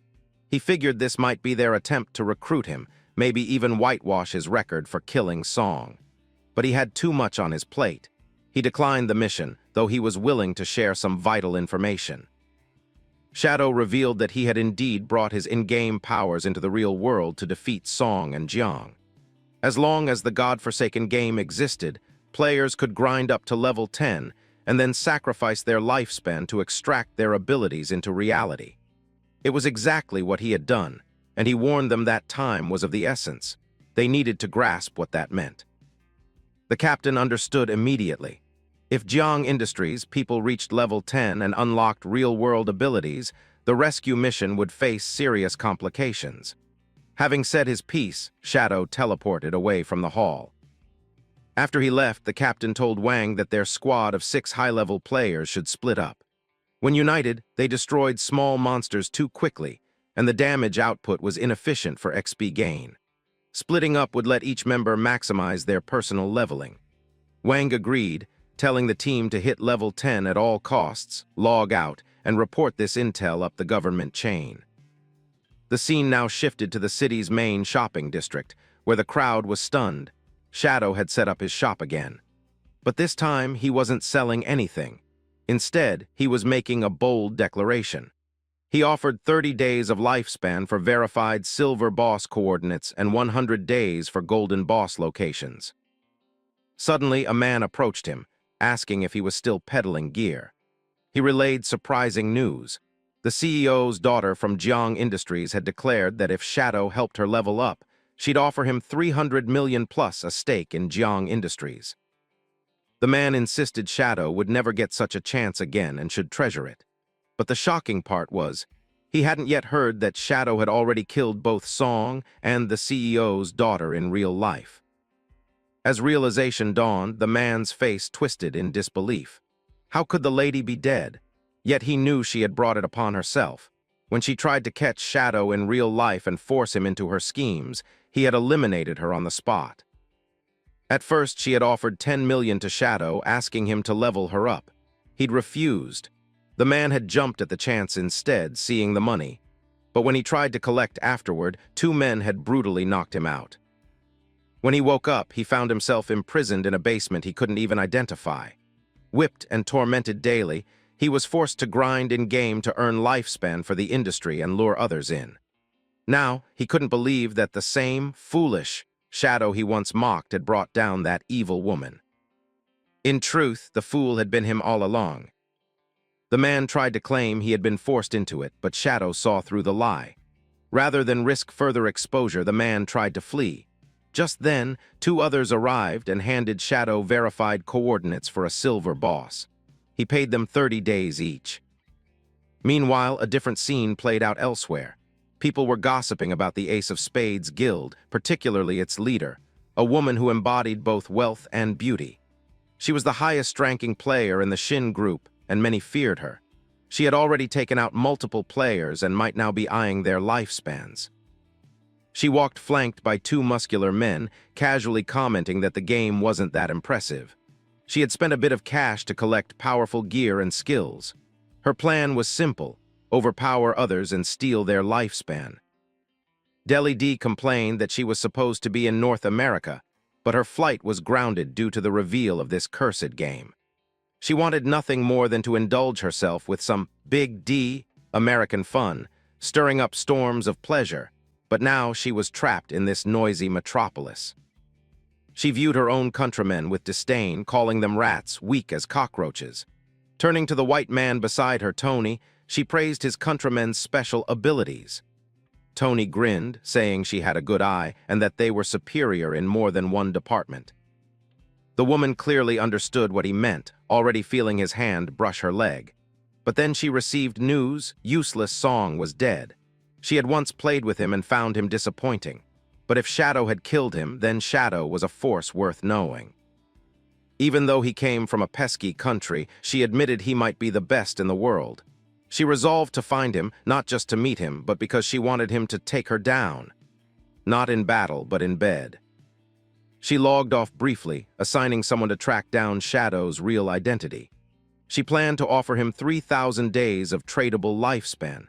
He might not care for money, but surely he cared about extending his life. Yet her thoughts briefly wandered to Fang. She could never forget the look on his face when he rejected her. She wanted revenge, and now she hoped Shadow would deliver it. As the scene shifts, we come to a rainy forest, where we see a man who had just killed a zombified monster. And just when he was on the brink of death, we see Shadow's little sister, Zhao, who healed him.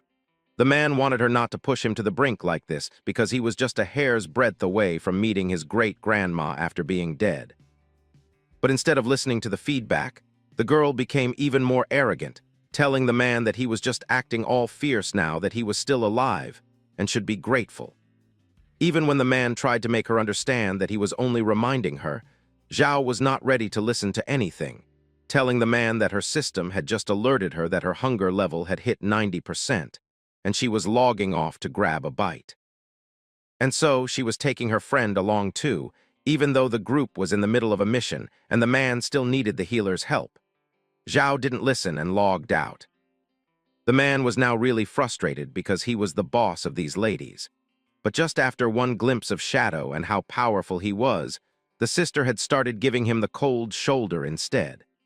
The man swore that if he ever found the sister alone, he was going to do such things to her that would make her knocked out in bed for a whole day.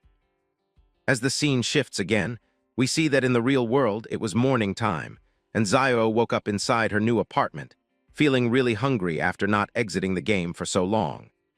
The girl started checking all the food delivery apps and services, but they were all closed, and there were no riders who were taking orders or coming to her house to take her to a restaurant, because they had also gone into the Forsaken game instead and were trying to level up. The girl immediately remembered how, back home, Fang was always the one who whipped up something delicious without her even saying anything. She didn't even need to lift a finger, nor did she need to think at all. But now she was all alone. Not ready to surrender and apologize, the girl slapped herself 2 times, wondering how hard it could be to make a meal compared to the freedom she was getting. She thought that cooking was just a trivial matter and she could do it in no time if she tried. And even without Fang, she would definitely be living a much better life. But man, how wrong she really was. As the scene shifts again, we come near a beach where there was a sand den. And inside the den was a giant-looking scorpion who was coming towards our boy. But before the creature could even reach him, Shadow used his assassination skill to break the scorpion's head into 2 halves. Clean justice. Then a system notification popped up as Shadow realized that, after slaying 4 silver bosses for over an hour, the overall leveling up efficiency was quite impressive. He had slain 4 silver bosses, and each time he took one down, he got a dazzling 16 evolution points. On average, each silver-level boss could yield an astonishing 3,500 days, and all the gear that Shadow was wearing made it even easier because they were gold tier or better. The current cooldown speed had skyrocketed from 55% to a dazzling 75%, and the Shadow Slash, which previously needed 12 seconds, had now transformed into an almost instant cooldown. The power output had also skyrocketed to an incredible level. As there were no platinum-level bosses on the outskirts of the safe town, the golden-level ones were already the only option. And to soar higher than where Shadow actually was, there was only one path of career advancement. He knew that the platinum-tier bosses he would face in the future would each have at least level 2 stealth detection. So he needed to level up his career and class as soon as possible, getting his stealth to level 3. But he was still over 20,000 experience points short. He knew that only by reaching level 3 or higher in the spell could he minimize the chances of unexpected surprises when facing a platinum-level boss. After all, in Shadow's past life, defeating a platinum-level boss required a perfectly synchronized team of 20 people working together like a well-oiled machine. But now, things were different. Shadow decided to head back to town and make some connections so that he could resell the items he got from grinding, as he wanted to stay ahead of everyone no matter what. Soloing the platinum-level boss for the first kill was actually his main goal for now. And as Shadow again sold his gear, he earned a tradable lifespan of 105 years. Behind him was a man who was happy that Shadow had sold his gear to him.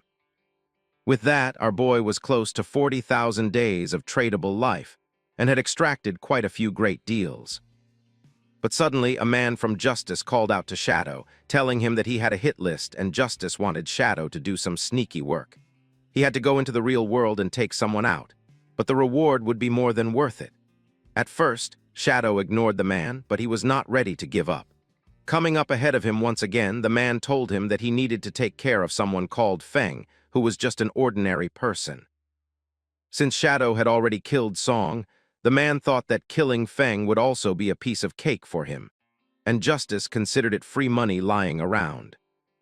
But Shadow was shocked, wondering why someone would want to kill Fang. At first, he asked the man if Fang had crossed him, and now he wanted to take him down. But the man was only there on behalf of someone else, telling Shadow that after completing the work, he was going to give the boy 3,000 days of tradable life. Hearing that, Shadow was stunned, wondering why there was a bounty of 3,000 days on Fang's head and who had the resources to offer it. As far as he could remember, he had not offended anyone in the real world yet, and from all the players he knew, he realized that the real person behind it must be someone else entirely. In his previous life, he had his share of conflicts with others, but that was during the late stages of the God-forsaken game. Getting targeted this early must be due to some old grudge from before the Forsaken game descended. It had to be someone who held a serious grudge against our boy to offer such a high price. And now the boy realized who was behind this. The only woman who had the motive and the means to hire someone to kill Fang was none other than the lady from the Shin group. However, with the financial might of the group, if she truly wanted Fang dead, then she could have taken him out long before the God-forsaken game even arrived. So Shadow knew the deal must have some hidden motive. Now the boy realized that maybe the lady's primary goal was to make an acquaintance with Shadow. And as for getting rid of Fang, that was just a side task, because previously Fang had turned her down due to her characterless nature. Shadow almost laughed, realizing that even when he had not gone looking for her, she had already found him. The boy decided to take the job but gave a condition to the man. He needed half the payment up front, and when the task was done, it should be his call. The man was flustered by this sudden demand, telling Shadow that he needed to check with his higher-ups first. They agreed, and both the man and Shadow completed the trade, with Shadow getting an astounding 1,500 days of tradable life. Meanwhile, Shadow wanted the lady to just wait, because he would be coming for her soon. The man gave the address and details of Fang to the boy himself, telling him that finding the boy would surely be a breeze. Taking that, Shadow started walking away. But suddenly, a sweet voice called out to him, calling him Big Brother and asking him to wait for a moment. The voice belonged to a beautiful lady who had the coordinates of a golden boss, wondering if Shadow was still interested in buying it. Shadow still abided by the previous offer, offering 100 days for the boss's location. The lady agreed, wanting Shadow to follow her because it was a bit far to the north of the town, but she was ready to guide our boy there. The boy asked if she knew the name of the boss, and she informed him that the boss was named the Plague Weaver. Shadow immediately realized that if the lady knew the name of the boss, that meant she had dealt with it. On the other hand, the lady wanted to know if Shadow could handle a golden boss on his own, or if he needed a healer to tag along, because the boss had area and poison damage. Shadow already knew the Plague Weaver well, and it truly was a golden-tier boss, as it had a toxic aura that caused players to continuously lose health every second as long as they stayed inside its deadly range. So to take down the boss, Shadow needed to strike with lightning speed. But for him, right now, it was just a matter of unleashing a few skills. The woman explained that the walls she had mentioned were deeper inside the cave. Her team had already cleared out the smaller monsters, but the boss had proven too difficult for them to handle. That was when she found Shadow. Without wasting time, she turned to lead him into the cave. After walking for some distance, she pointed toward a narrow cliffside and told him the boss was just below. Shadow looked down and saw a large, tree-like creature with dried, brittle branches. Though it resembled a dead husk, it was clearly alive, its body pulsing with a slow rhythm, and a faint greenish mist spread outward from it, carrying a poisonous aura. Seeing the creature, Shadow simply nodded and confirmed the agreement. A notification confirmed that he had transferred 100 days of lifespan to the woman. Even as they stood there, Shadow was quietly calculating. The toxins released by the boss would cover a wide area. However, if he activated his Shadow Demon technique and relied on its 75% evasion effect, it would give him enough room to maneuver. But the woman's expression changed. Sweat formed on her brow and she turned to him, her voice low and strained. She admitted that it had all been a trap. As soon as Shadow engaged the boss, someone was meant to swoop in and finish him off. From what she remembered, the enemy team had level 2 anti-stealth capabilities. Shadow didn't seem fazed and told her it didn't matter, but the woman was visibly uncomfortable. She confessed that the others had forced her to pretend to admire him and get close to uncover his true identity. That was her only role. He listened silently, a faint grin behind the mask. The plan was shallow and poorly thought out, but he didn't interrupt her. She continued, lowering her voice further and placing a finger over her lips to keep anyone from noticing. She revealed that the people behind this were threatening her in real life. She wanted them gone, she wanted to be free. Curious, Shadow asked who they were. She answered without hesitation, the team known as Leisurely Clouds. At the sound of that name, Shadow's thoughts flashed back. That was the same group that had once tried to steal the Golden Ghost ship boss from him, and afterward their leader had sent him a skill book in apology. So they were still around, and clearly hadn't learned much. The woman went on, saying that if Shadow had the strength to take down someone like Song, then these people wouldn't be a problem for him either. Their leader's name was Dongfang, and she was placing all her trust in Shadow now. She pleaded with him not to betray her, because if Dongfang wasn't stopped, she would be the one to pay the price. Shadow tried to recall if he remembered anyone named Dongfang, but nothing came to mind. A plan like this, clumsy and amateurish, made him think that the guy must not have lasted long in his past life. Still, he told the woman he was heading in to deal with the boss right away, and he intended to take care of whoever showed up after. He asked the woman to continue playing her part, to act just as the others expected. That way they'd come close and he could handle them all in one go. But the woman remained uneasy.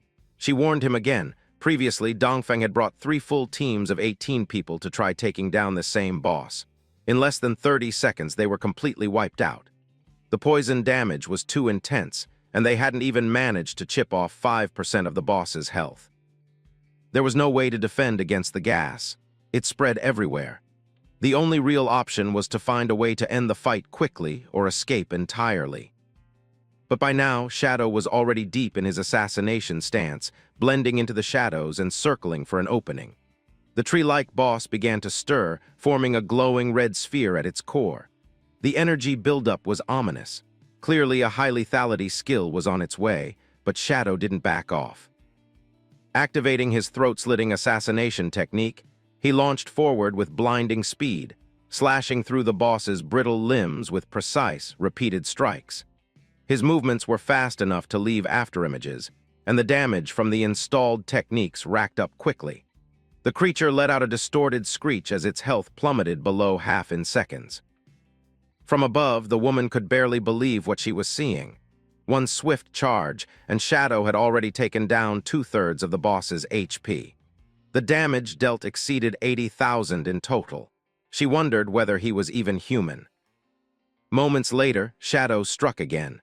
With just one more combination of attacks, the boss crumbled like a dead tree finally cut for lumber. The branches splintered apart, and before the heavier pieces even hit the ground, the fight was already over. Shadow instantly dematerialized and reappeared on the cliff. He knew his striking skill had a cooldown of around 25 seconds, but with a 75% cooldown reduction in effect, it would be ready again in just over 14 seconds. That was more than enough time. He chose to hold back on attacking the main body of the boss for now, preferring instead to let the enemies walk right into their own grave while he waited for his abilities to refresh.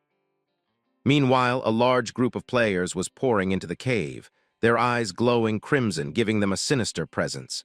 The leader ordered them to prepare. They were going in to kill the boss and anyone else they came across, mercilessly wiping out anyone who dared stand in their path. As he neared the lady, she turned around, fully aware that the trap had already been triggered. It was now up to Shadow to act. According to their plan, she had to block the others and make it seem like she was under threat. Whether she could actually hold them off or not remained to be seen. Shadow hadn't expected much from her at most, a few seconds of delay. But then, to his surprise, the woman summoned a golden shield right in front of her, instantly halting the charging group. The moment he saw it, Shadow understood.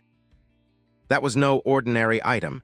It was a golden elite shield, a defense tool of absurd durability in the early game. He guessed she must have received it as a divine reward from some ancient god, likely during an encounter involving a golden treasure chest in the wilderness.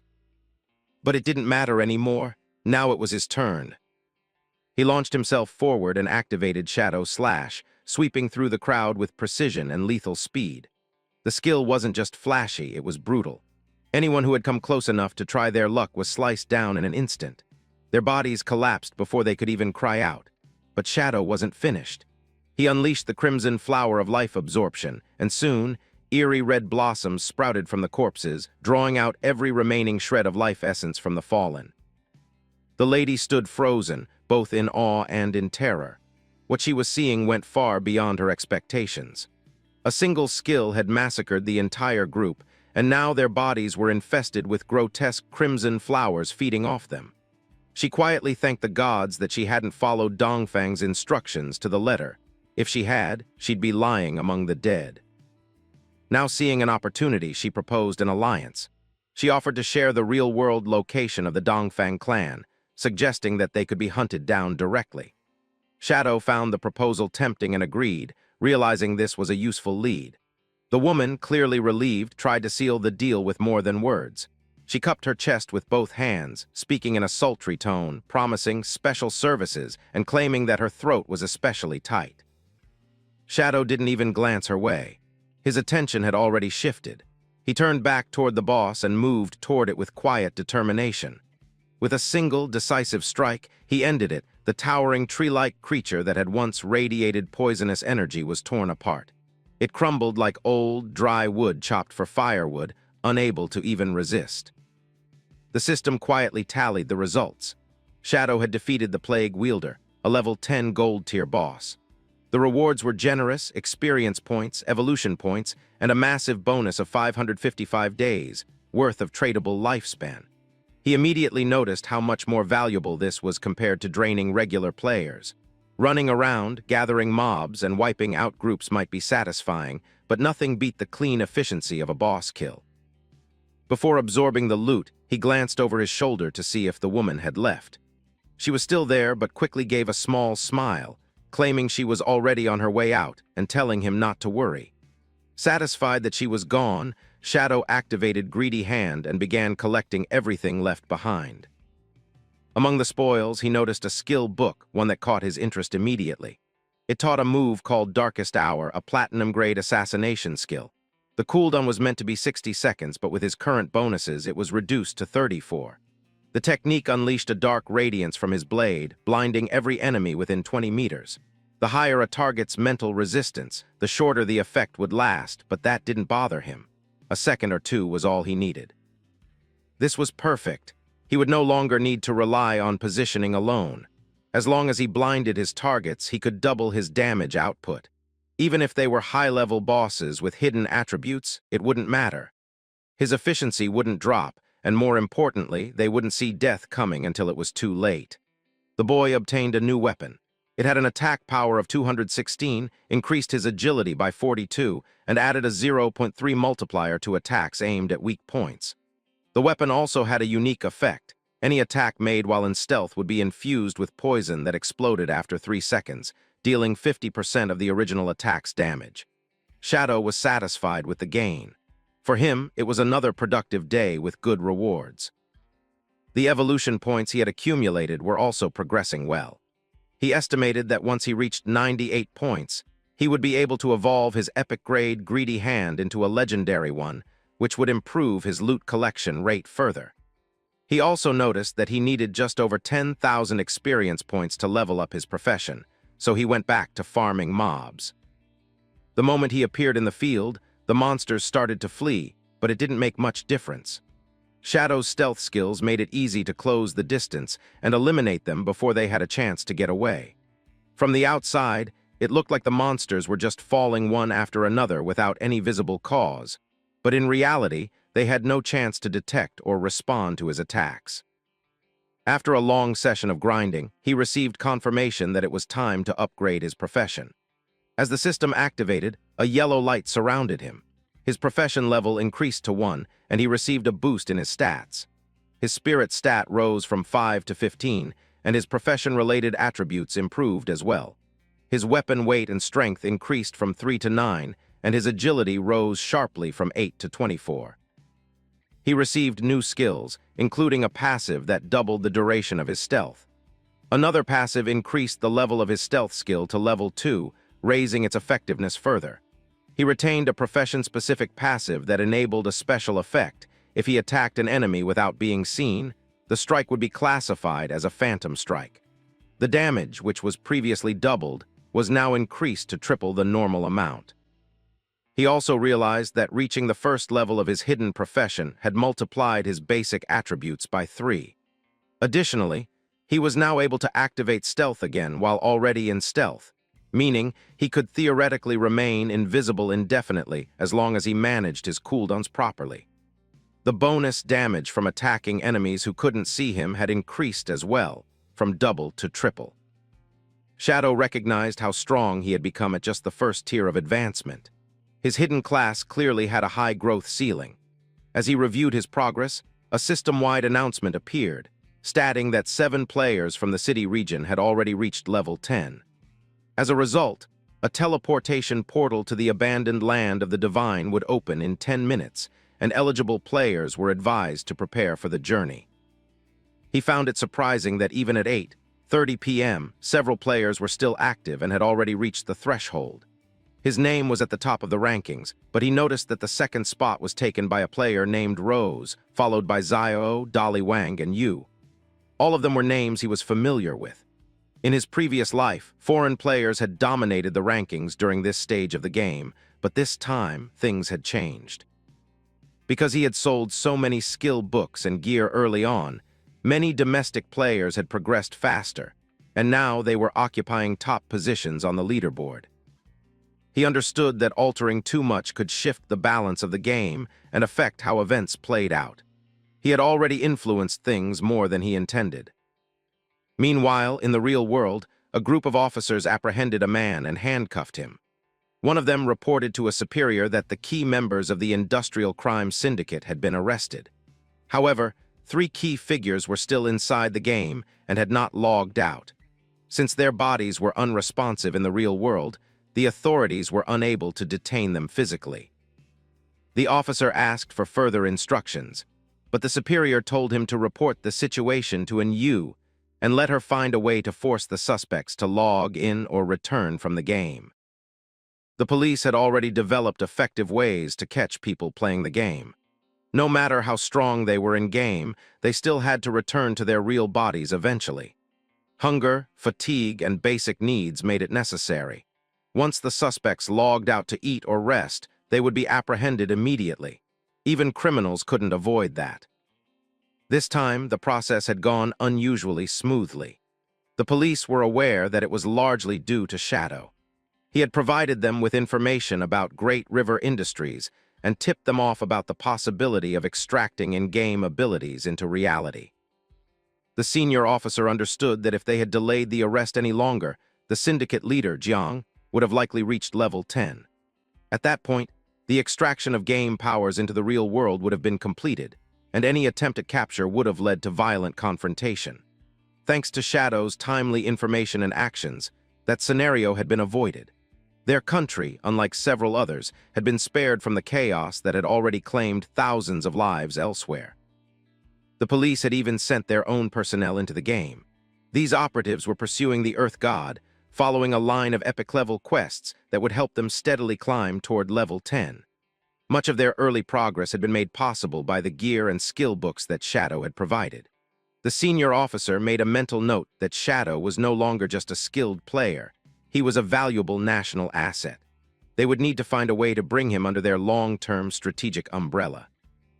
Back in the game, the female player who had been watching Shadow was still focused on him, complimenting him and saying he was like a hero who eliminated danger for the people.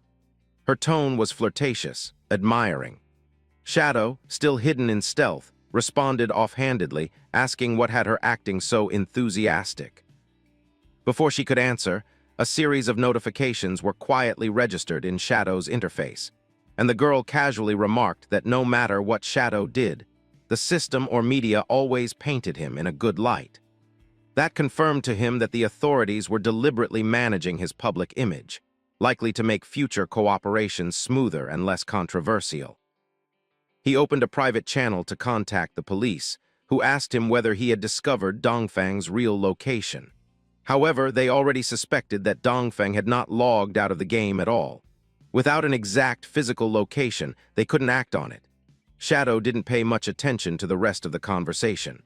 For him, the focus was now on reaching the forsaken land of the Divine.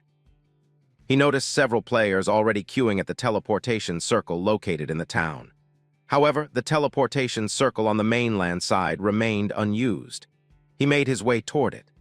Upon reaching the teleportation stone, a brief system message confirmed that he was being transferred to the next continent, stating that the current town was merely a beginner's village and that the real journey would begin in the Forsaken Land.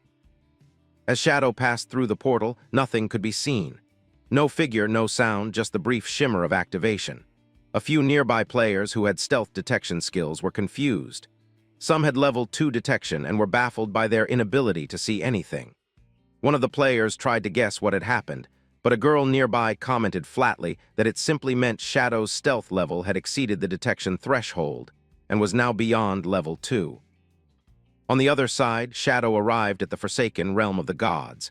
As he had expected, the layout was identical to what he remembered from his previous life. The ruins he stood in mirrored the structure of his real-world city. It was the same for every player. When they arrived at the Forsaken Land, they found themselves in the ruins of their own cities. No one had ever figured out why the game worked that way, but the design was consistent. He didn't have time to think about it further. From a distance, he noticed 2 glowing crimson eyes staring at him. A moment later, a grotesque creature emerged from the shadows and lunged forward.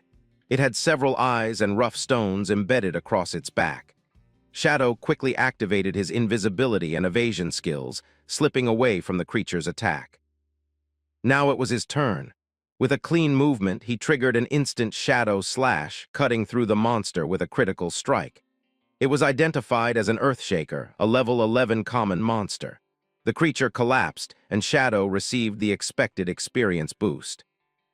From there, he continued his progress through the ruins, moving swiftly and quietly. Each group of monsters he encountered was dispatched with precision, stealth, strike, vanish, repeat. He understood that in this third realm there were no safe towns or checkpoints. Monsters hid in every corner, ready to ambush any careless player. However, he also knew of a sanctuary hidden deep within the ruins. If he could reach it, he could use it as a foothold and begin to establish dominance in the region. Among the rivers and broken buildings, the most secure refuge lay in the northwest, an old stronghold that once belonged to the sanctuary of the Gods Guild from his previous life. Everyone froze when they saw the name of the level appear, the land forsaken by the gods. Fang immediately recognized the ruins around him. What stood before them looked disturbingly similar to the remains of a modern city. That was when the woman beside him realized the horrifying truth. This level wasn't modeled after any city. It was their city, reduced to rubble, as if the system had mirrored it into a desolate battlefield. And yet, amidst the destruction, the towering landmark of their city still stood tall. From the distance, they could spot someone, likely Shadow, teleporting into the tower. The woman wanted to chase after him, but another girl advised against it, warning her that Shadow could turn invisible. Searching for him now would be pointless. Before they could argue more, a new threat approached. Multiple monsters surged from the shadows, rushing toward Fang's team. Fang quickly warned everyone to brace themselves. The maid immediately started casting a flurry of buffing spells on him as the first monster lunged. Rahil, observing their strength, shouted that these weren't like the usual beasts. Even the regular monsters here were stronger than the silver-tier ones found outside the towns. One of the archers responded fast, firing a bound shot that tied the incoming creature with ethereal strings. With the beast restrained, he took the opportunity to pin it down and unleash his full power to end the fight quickly. Meanwhile, the fire-wielding maid invoked her signature spell, Prophecy of the Blazing Fireball, hurling it at the creature. The result was devastating. It burned through both the monster's hide and morale. After a tense moment, the team let out a breath. The threat was defeated. Fang turned to the winged scout and told her to take to the skis and survey the area. They needed reconnaissance more than anything now. He had already sensed the truth. The monsters were endless, and they were being surrounded. The battle noise had drawn even more creatures toward them. That was when Fang realized there were no designated safe zones in this level. The entire place had become a survival game, with nowhere to rest. One of the mages turned to the scout and asked her to look specifically for Shadow. She reasoned that since the gates had only just opened, Shadow couldn't have gone too far. If they could locate him, they might be able to regroup and survive longer. The scout replied that she couldn't see a single soul in range of her flight path. But then her owl, circling in the distance, let out a signal. She narrowed her eyes and relayed what she saw toward the northwest. There were piles of loot scattered across the area. Monster corpses were everywhere, freshly slain. From the pattern, it clearly looked like the work of an assassin. Someone had cleared the monsters with surgical precision but hadn't collected the drops. Everyone reached the same conclusion. Only one person would be this efficient and ignore loot like that: Shadow. More monsters began popping up, so the team quickly gathered and moved with Enyu leading them. She reasoned that since the area had already been cleaned by Shadow, it was likely safe to pass through. If they followed the trail of shimmering loot and the leftover drops, they would eventually catch up to him. Their leader urged everyone to stay in formation and remain alert. Even though the path seemed safe, this wasn't the time to relax. They were still in enemy territory, and anything could go wrong. As the team pressed on, the scene shifted. Shadow himself was deep within the zone, cutting through monsters at terrifying speed. Even without activating the gift of liberation, the damage output of his Shadow Slash ranged between 20,000 and 30,000. Dealing with low-tier monsters was effortless. His kills were clean, fast, and efficient, like triggering some kind of instant kill mode. This level was practically a paradise for assassins like him. The density of enemies, combined with their experience and lifespan drop rates, made it the perfect grinding spot. He had finally reached a location marked on his map, the hideout deep beneath the desolate ruin. It was a massive underground palace, one that took ages to discover in his past life. With over 1,000 resting rooms and a dozen grand halls, the place stood out as the largest hideout in the entire ruined city. In his previous life, it had served as the stronghold for his guild, the Godslayer Guild, until it was overtaken by another faction. Now the hideout was like an underground city. Traps were everywhere. Monsters lurked in every corridor. A powerful guardian boss protected the core. Back then, Shadow had needed 3 full squads, 18 elite players, all level 15 and fully equipped, to barely capture the place. But this time, he was aiming to take it down alone.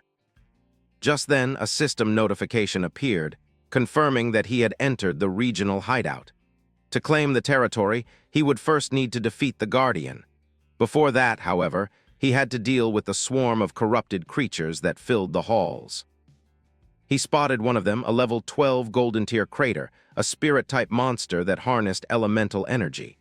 It lunged at him, followed by its kin. Shadow reacted instantly, weaving through their attacks. His body blurred as he slashed through them, the Shadow Slash carving clean paths through groups of monsters in seconds. Experience flooded in with every kill.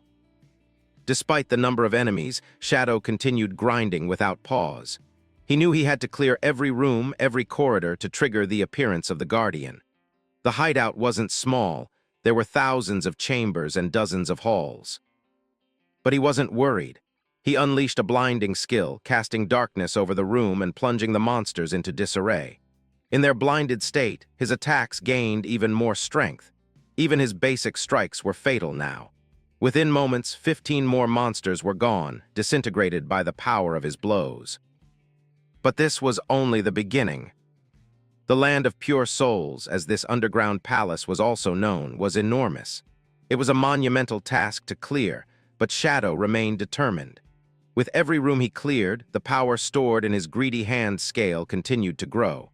He knew that once the hideout was fully purged, he'd finally be able to evolve the skill once again. And when that happened, the Guardian, the true test of this level, would finally appear. And it would not be happy.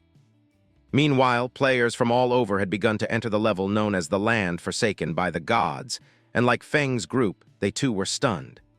The scenery around them looked strangely familiar, and the more they looked, the more disturbing the truth became clear.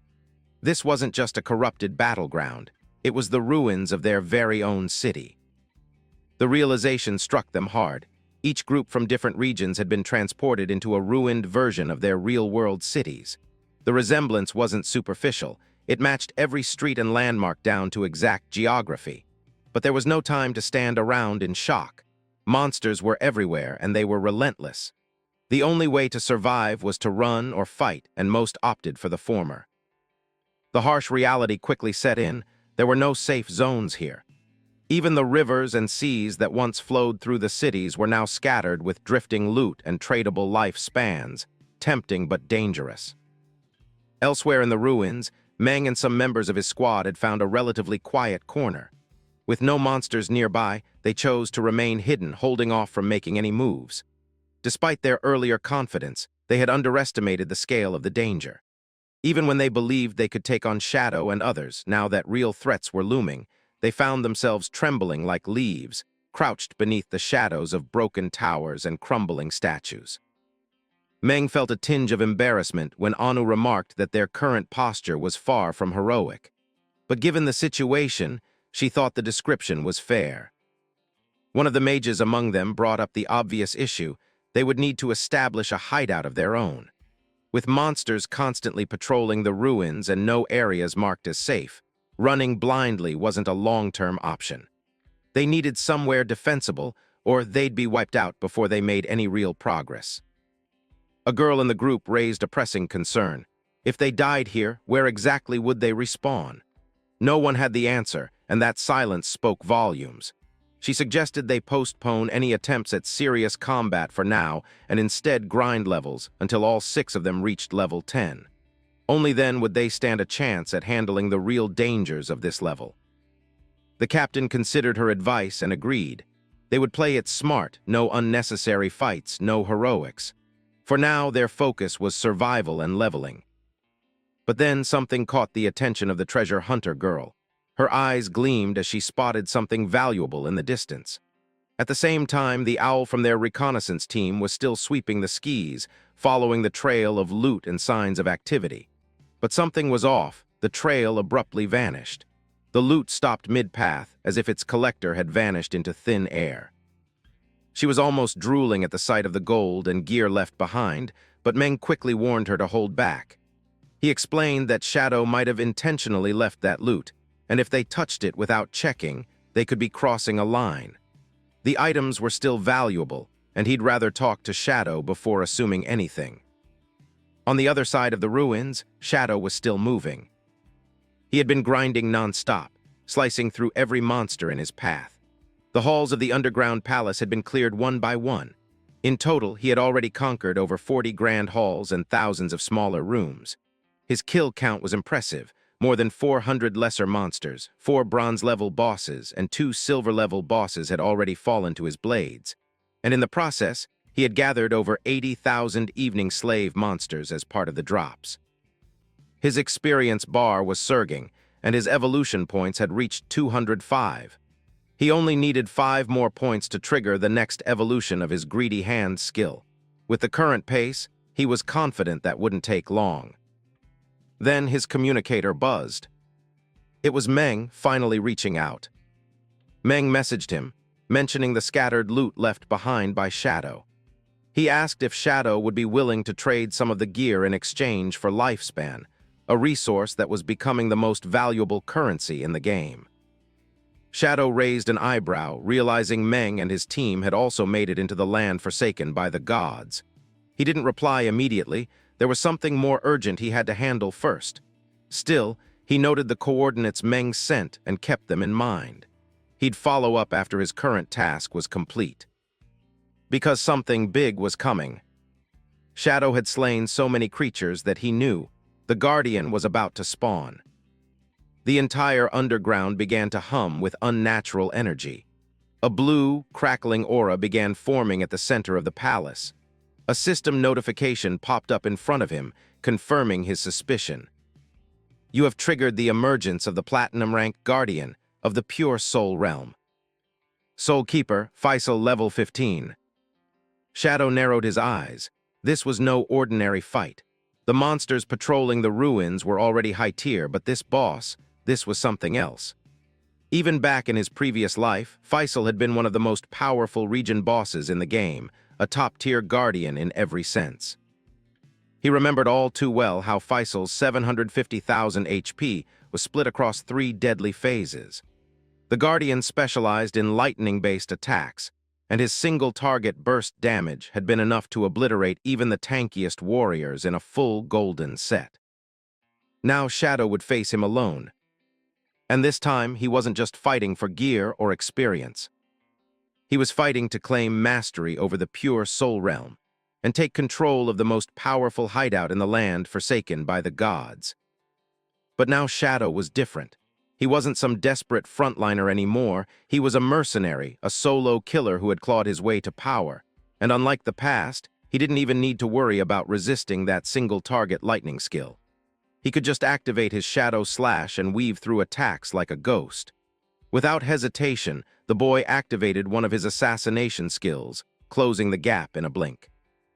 A vicious throat slash carved across the elemental monster's form, slicing deep and instantly dropping its health by a considerable margin. The elemental beast shrieked in rage, summoning a lightning-forged spear and hurling it with force toward him, intent on turning Shadow to ash. But Shadow already knew what he was dealing with. If even a single bolt of lightning struck him in his current state, he'd be roasted on the spot. Bosses ranked Platinum and above had a hit correction mechanism. That meant they were unnaturally accurate, far more so than regular monsters. Luckily, Shadow's evasion stats were monstrous. With a 75% dodge rate stacked by his Shadow evasion ability, most monsters couldn't even land a hit on him. And among the few that could, even same-rank enemies only had a 25% hit rate. But Soul Reapers like this one were an exception. They had an accuracy rate close to 50%, meaning at least 1 out of every 2 attacks was going to connect no matter how fast he was. Still, Shadow didn't flinch. He trusted his speed.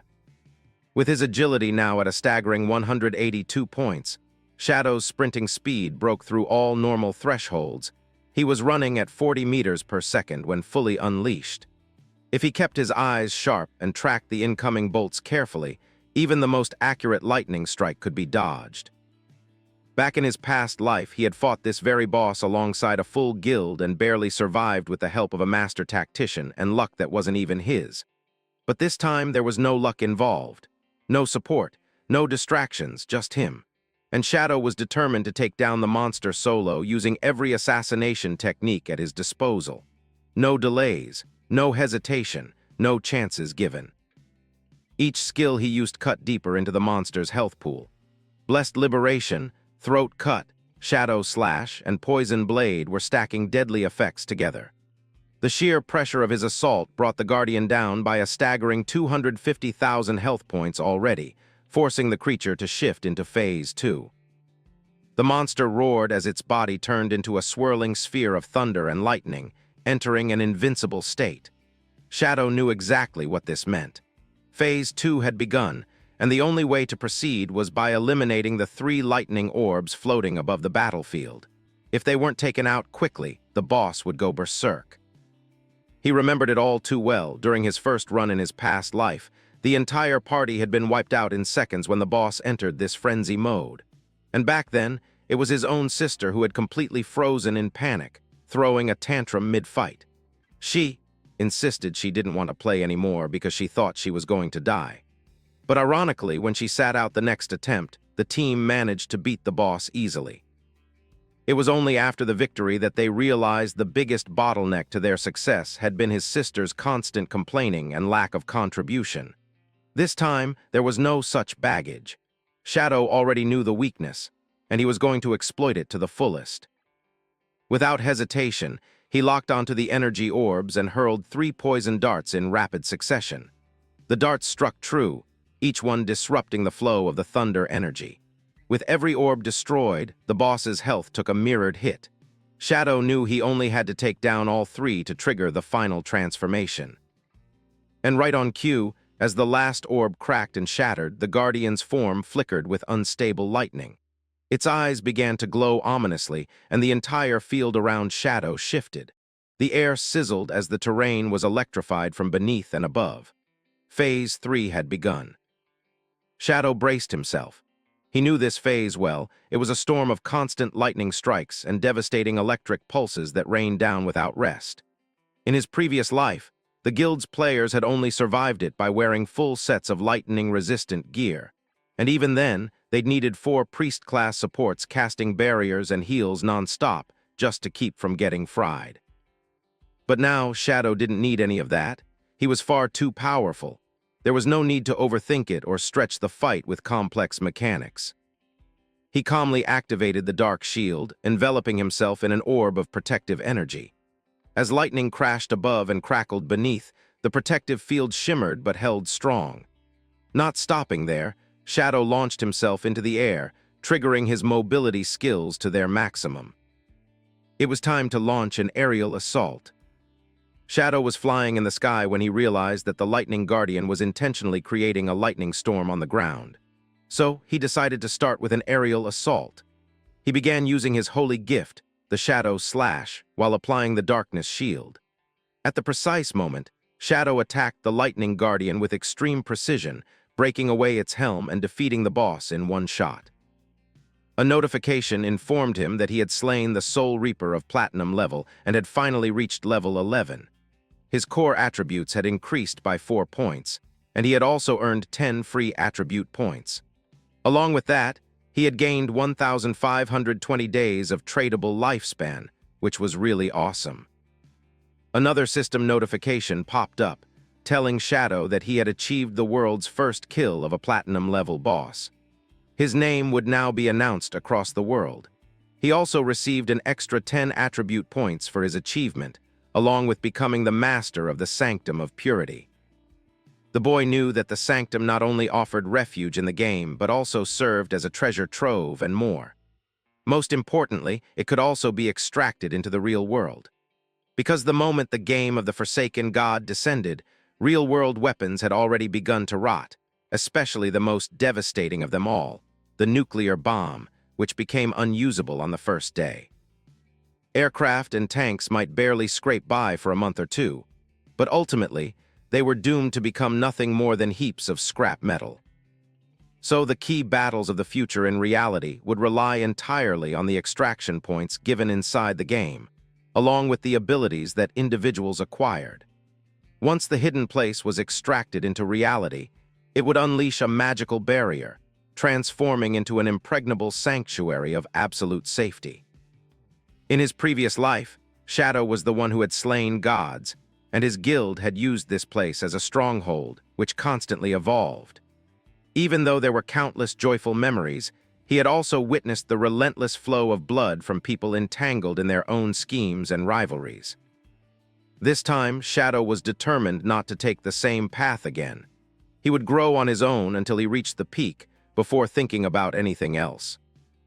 As the scene shifted, we came to a dark forest where a giant bear-like monster was hunting someone with a massive two-handed axe.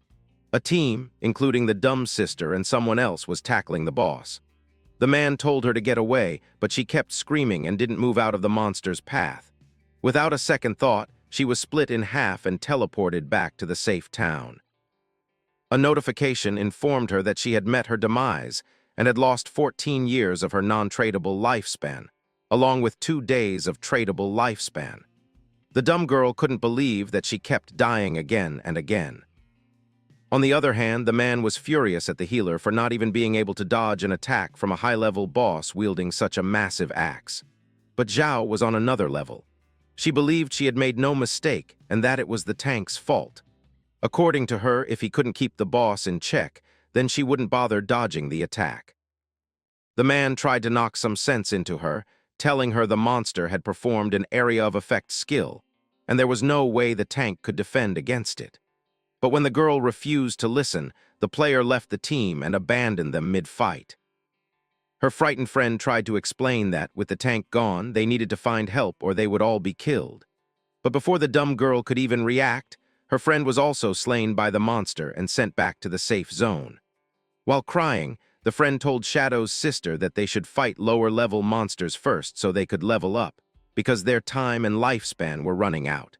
Things were starting to get scary. Before they could even get up from the safe zone, a global notification popped up, announcing that player Shadow had achieved the world's first kill of a platinum-level boss, earning 10 points of reputation along with multiple other rewards. All the adventurers couldn't believe this achievement. It was insane. While they were barely surviving on the mainland, Shadow was already soloing into the next city without any help. They all wondered what Shadow's true identity really was. Meanwhile, the dumb sister hadn't even entered the silver level, while Shadow was already slaying platinum-level bosses. She still thought others were weak, and that none of it was her fault. But she knew that even taking down a silver boss was a huge struggle, and she wanted to know how Shadow was able to score the first kill on a platinum-level boss. The scene shifted back to the sanctuary, where Shadow was analyzing his stats, realizing that after defeating the Guardian, he had leveled up to 11. After reaching level 10, each upgrade gave a dazzling 4 attribute points, along with 10 free attribute points. He was distributing all his points to agility because, as long as his agility was high enough, combined with unlimited invisibility, he could achieve flawless victories against many bosses. He couldn't believe that the Platinum boss had handed him 20 evolution points, allowing him to evolve the Greedy Hand once more. Shadow decided to spend 210 evolution points on the Greedy Hand, upgrading it into a legendary tier assassin skill with a 500% chance of gaining a high-level item. The skill also now had a passive effect, granting him an inventory with 100 space slots. Loot items had increased from 3 to 5, and the extra storage space was a massive bonus. Shadow's Greedy Hand was truly overpowered, and he had even gained an additional 100 evolution points from it. Now Shadow had 2 pieces of Samsung gear and a skill book for assassins, but his level wasn't high enough to use them.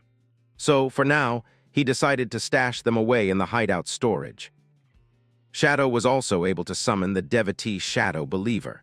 He ordered the undead follower to gather all the spoils from the palace and pile them up in one place. He realized that he still had 115 evolution points left, enough to elevate any non-epic skill to the legendary level. He upgraded the stealth duration from 36 seconds to a dazzling 60 seconds, and the sneak attack power from 300 to a whopping 500. The cooldown was also reduced from 22 seconds to just 8.5 seconds. He then upgraded the Shadow Wave technique, boosting its power to 75%, along with the backstab boost, which increased backstab damage by 50%. He also improved the blindness skill. The cooldown was reduced from 60 to 34 seconds, and the skill became an epic-level ability with a range of 50 meters. The higher the target's mental attribute, the shorter the effect duration, but it didn't matter much. Finally, he upgraded the skill Flower Bloom Curse, which could now simultaneously strip 500 remaining non-tradable lifespans and absorb scattered orbs of non-tradable lifespan. Shadow couldn't believe it. He could now absorb non-tradable lifespan, which had previously been impossible. In many high-end areas, the rage zones of special bosses accelerated the passage of time 100-fold, or even 1,000-fold. These zones prioritized consuming non-tradable lifespan. From now on, Shadow would never lack tradable lifespan. The skill he had now was practically divine. Just then, the lady from the dungeon contacted him again, congratulating him for scoring the first kill on a platinum-level boss, and saying she had fantastic news. It was about Fang, who had finally logged off. She had heard that their family was gathering at a fancy restaurant and had acquired a large amount of lifespan. They were gearing up to bring it into the game to boost their combat power. The lady told Shadow that he absolutely had to take Fang down, or else they were toast. But Shadow told her not to worry at all. He immediately cut the call while collecting all the loot gathered by the undead devotee. After stashing all the items, he still had half the space left in his 100-slot Greedy Hand backpack. He decided to go and find Meng so he could sell everything to them. The scene shifted to evening. Anya was surprised to see Shadow coming their way. She started running toward him with some flirty gestures, but Shadow immediately stopped her, telling everyone that the old rule still stood. He was the one to set the price, and if they didn't like it, they were free to walk away. He had around 30 items that were ordinary and bronze level, basically trash, so he gave a flat price of 950 days to the lady. It sounded fair. With Shadow's handprint still on her cheek, she told him the items they had picked up earlier were already estimated to be worth over 1,000 days, so she was ready to give him a clean 2,000 days. Shadow was happy with the deal and informed her that the other batch included silver, gold, and platinum tier items, and their total value had skyrocketed to a staggering 18,000 days of tradable lifespan. The lady couldn't believe he already had platinum-level gear when she was stuck with just one piece of gold gear. She was shocked that he was willing to give away the platinum gear so casually, but it worked out for her too. Thanks to Shadow, the police department's development was now skyrocketing, and she thanked him profusely. But Shadow remained calm, telling her he was just lending a hand. Black Plum noticed Shadow had so many inventory slots and joked that he must be some kind of robot with unlimited pocket space.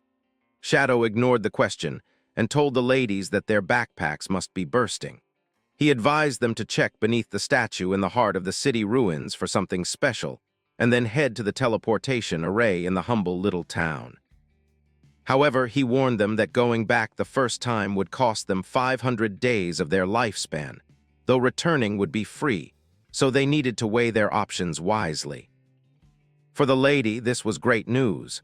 She told her team that Shadow must be someone who had reincarnated. Otherwise, he wouldn't know such a secret piece of information. But Meng wasn't convinced and told her to stop acting like that, admitting he was getting scared now. Anya, however, had a naughty idea. She wanted to seduce Shadow and extract some vital information from him.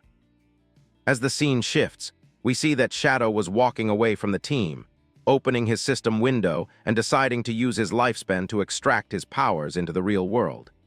He accessed the level synchronization panel and chose to use his profession enhancement so that his real-life level and in-game level could be perfectly synchronized. He spent over 27,000 days of his lifespan to complete the synchronization. Now it was time for his skill extraction. He had previously extracted the Shadow assassination technique, but it was only at level 1. This time, he wasn't just leveling up the Shadow skill but also extracting more abilities. He spent approximately 2,000 days to max out Shadow assassination, along with investing 900 days to extract backstab boost and 1,000 days to unlock the greedy hand in real life. Last but not least was the slash attack, which was unlocked after 3,200 days, along with Phantom Shadows and Curse of Blossoms, which together cost Shadow over 20,000 days of tradable lifespan. His extraction synchronization was complete, and now he had over 7,500 days of tradable life remaining. Next up was gear extraction.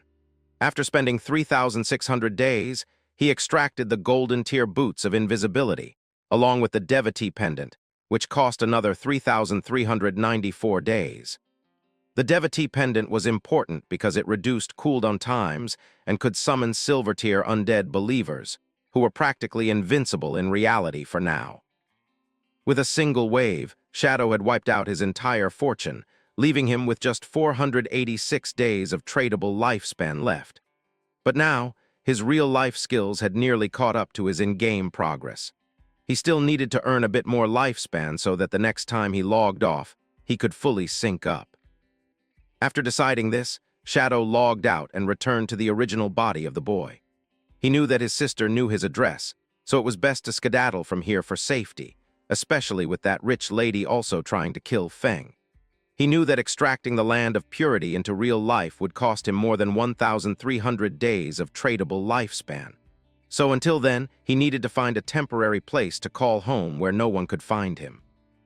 Shadow decided to activate his skill along with the greedy hand, using the inventory space provided to store all the belongings in his house. After packing was done, Fang realized how handy the space from the greedy hand really was. Everything he owned had gone straight into his pocket. After everything was packed, Fang jumped out the window and decided to head toward the Dongfang family. He had decided to end their lives in reality for good. In the future, that neighborhood was going to stretch over 15 kilometers. Covering that distance was not hard for Shadow.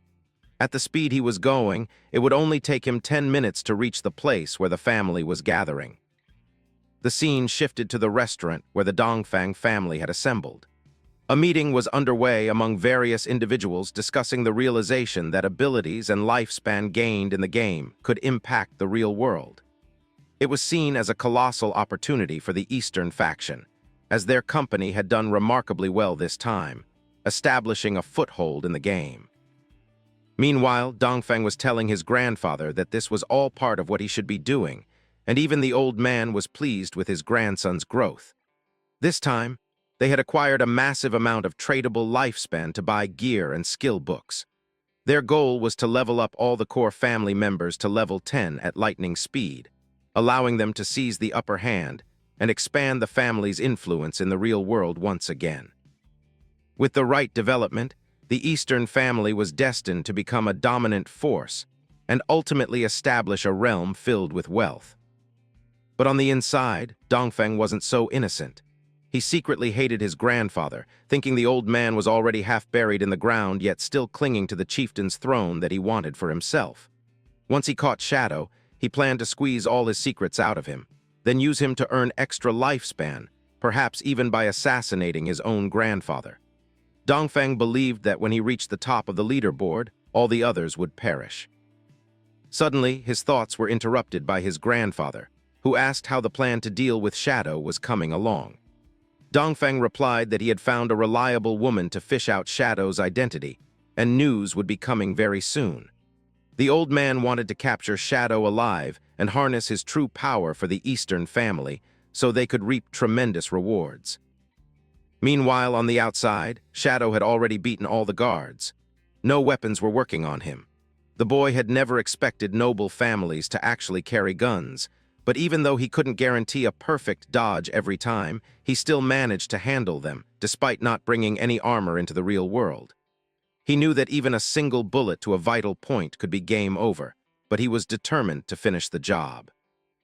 To be cautious, he summoned one silver-level undead devotee. He ordered the creature to go inside and leave no survivors. As a silver-tier boss, the undead had formidable damage resistance. Even under heavy gunfire, it could endure for quite a while. The undead followed its master's orders and headed inside. The moment the people inside saw it, they were shocked. Screams erupted as they tried to make sense of what the creature was. But they soon realized it wasn't a person, it was a monster from the godforsaken game. They opened fire on the undead, but it had no effect. The creature leapt onto the guards, slashing and tearing through them as they screamed in pain and agony. The undead pierced the chests of multiple security guards while the chaos grew. After finishing off the bodyguards, it immediately lunged at the old man of the Dongfang family, biting into his neck and causing him to bleed heavily. The old man screamed for his grandson to save him, but it was no use. Dongfang was already fleeing, desperate to escape. He thought that if he could just dive into the game, he would be safe. As long as he leveled up to 10 and extracted his powers into reality, no one would be able to threaten him. But as he looked ahead, he saw someone radiating an intense aura, becoming invisible in front of his eyes. In that moment, Dongfang realized that the figure before him was none other than Shadow himself, come to assassinate him. Before Dongfang could react, Shadow struck. His head flew into the air and Shadow vanished once again.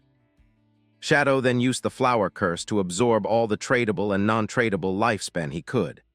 After the harvest was complete, a system notification popped up, informing him that he had exchanged 27,000 days of tradable lifespan, along with 482 years of non-tradable lifespan. Shadow smiled. It was a bountiful harvest indeed. After the blooming curse fully took effect, Shadow could see that this time, the impact of the curse's strike was tremendous. It absorbed an enormous amount of energy, erasing every last trace of blood and corpses from the scene. But more than that, it drained every drop of lifespan from the souls who had been assassinated. And yet Fang was smiling. He understood just how calm the world seemed right now, blissfully unaware of the chaos that would erupt in the future, once all those in-game powers started manifesting in reality. But suddenly, Shadow's heightened senses picked up something alarming. Someone had called the police. There had been gunshots and desperate screams coming from the private room. The police arrived quickly, aware that this particular restaurant was the Eastern Dongfeng family's usual gathering spot for banquets. They stormed inside, expecting the worst. But found nothing. The entire room was spotless. Not a drop of blood, not a single corpse, just some fallen chairs and a quiet, eerie stillness. The police chief frowned. Everything about the booth was a mess, exactly what you'd expect after a shootout. But why were there no bodies, no signs of anyone at all? No shells, no blood, not even a fingerprint. He asked the officers whether anyone had entered or exited the hotel. But the guards at the entrance swore that they hadn't seen a single soul. No one had gone in or out. To the police, it was a baffling mystery. The entire Dongfeng family had vanished into thin air. And they had, because at that very moment, Shadow slipped out of the restaurant, completely invisible. He was unharmed, and his mind had already shifted to his next target, the Quinn Group, one of the forces actively hunting him. Unfortunately, the Quinn Group's headquarters had already been relocated long ago, well before the arrival of Forsaken by the God in North America.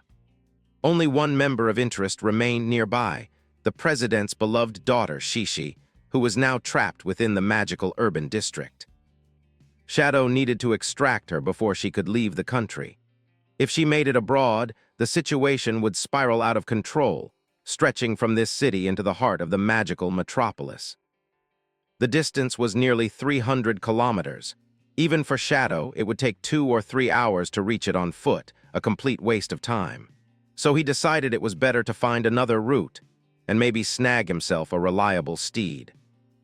Meanwhile, Fang sat quietly back in his room, preparing to dive into the game once more. The system notification popped up, welcoming him again into Forsaken by the God, the second time he had been chosen by the Divine. He returned to the sanctuary. From there, he could sense silver and gold tier bosses still lingering in the ruins nearby. It was worth trying to farm them, after all, extra experience never hurt. Just then, Enyu contacted him. She had good news. Their team had just discovered the entrance to a tomb, but it was guarded by a golden-level vengeful spirit, and they couldn't defeat it on their own. Shadow raised an eyebrow. How did the little lamb always manage to stumble across these kinds of opportunities? Enyu explained that while returning to the starting town, they decided to take a detour to avoid the smaller monsters. As they wandered off route, they noticed something unusual, a strange shadow. They investigated, and after a bit of searching, realized what had happened. The little lamb had fallen into a hidden pit and discovered the entrance to a secret zone. Since it was a special dungeon area, team chat was disabled. They couldn't communicate once inside. Still, with a full team, they decided to risk it. They ventured into the pit and were immediately greeted by a level 12 golden boss, swinging a massive weapon at them. But thanks to their fast reflexes and nimble weapons, they narrowly avoided serious injury and managed to escape just in time. Enyu told Shadow that they were now back at Shell Town, and if he wanted to come to the tomb, she could send the coordinates. Shadow was genuinely impressed. The little lamb was truly a golden finder. Still, he knew how dangerous the ruins could be. One wrong step and even someone like him could meet their end. But tombs, like the temples of faith and the cursed ruins, were full of random opportunities. Anything could spawn inside, from treasure to nightmares. He agreed and asked Enyu to send the coordinates. Enyu, ever sly, added with a teasing tone that if there was anything inside the tomb he didn't plan to use, she would happily claim it. Shadow didn't mind. It wasn't a big deal. But he silently acknowledged that Enyu was sharper than she let on. She knew how to spin situations in her favor. Soon, Shadow arrived at the coordinates Enyu had sent. As he looked around, he saw a huge well-like structure and couldn't believe it. This was the entrance. How had the little lamb just walked into it and fallen down? The well was massive, clearly visible to anyone with eyes, and yet she had somehow stumbled straight into it without anyone noticing. Shadow could only shake his head, realizing once again that the girl was a true piece of work. Finally, Shadow leapt into the entrance. As he descended, a system notification appeared, informing him that he had entered the Tomb of Resentment and that all long-range communications would now be severed. As Shadow began walking through the tomb's dark, suffocating corridors, he suddenly noticed crimson-red eyes glaring at him from the darkness. A low, guttural growl echoed, not loud, but chilling enough to make anyone pause. And then the vengeful spirit revealed itself. It was a gold-tier boss, humanoid in shape but wielding 2 massive butcher swords that looked capable of slicing clean through bone. Shadow instantly recognized this was the enemy he had to defeat, though he had never encountered this particular boss in his previous life.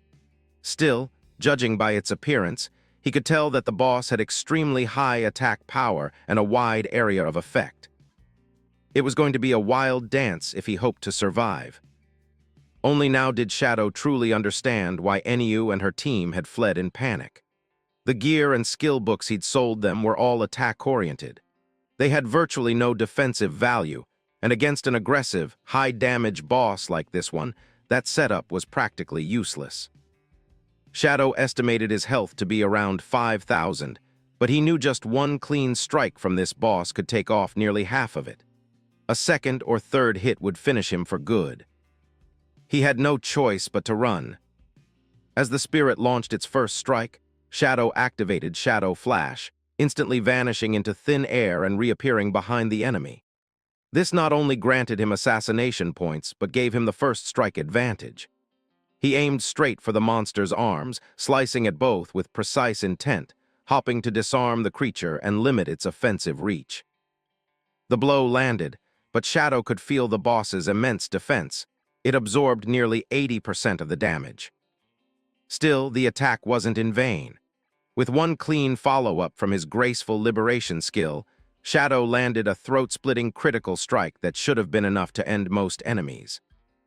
But just then, something unexpected happened. The severed hands began to twist and writhe unnaturally, reattaching themselves to the boss's body, but not for healing. Instead, they detonated in a violent explosion aimed straight at Shadow's face. He barely had time to react. By pure instinct, Shadow activated ghostly evasion, dodging the blast with unreal speed.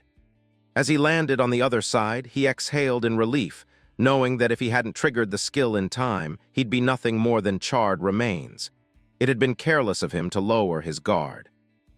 He recalled a similar moment from his past life, when a team member rushed toward a new boss's corpse to loot it, only to be caught in a self-detonation trap and wiped out.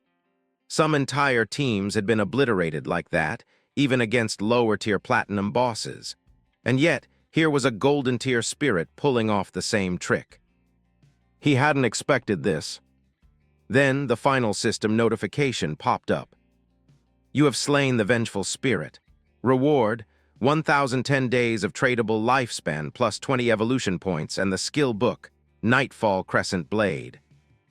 Shadow immediately used Greedy Hand, claiming an additional 6,300 days of tradable lifespan and looting the platinum-level Resentment leather armor. Finally, he had scored a skill book and gear he could genuinely use. He equipped the new skill Shadow Blade, which dealt shadow elemental damage to all enemies within a 5-meter radius. He hadn't expected a proper area of effect elemental attack to be available for the assassin class, but here it was. When it came time to assign his attribute points, Shadow placed them into Spirit, knowing that for his current build, Spirit was far more valuable than raw strength. Then came the gear evolution. He used his evolution points to raise the Nightfall Crescent Blade from Platinum to Epic tier.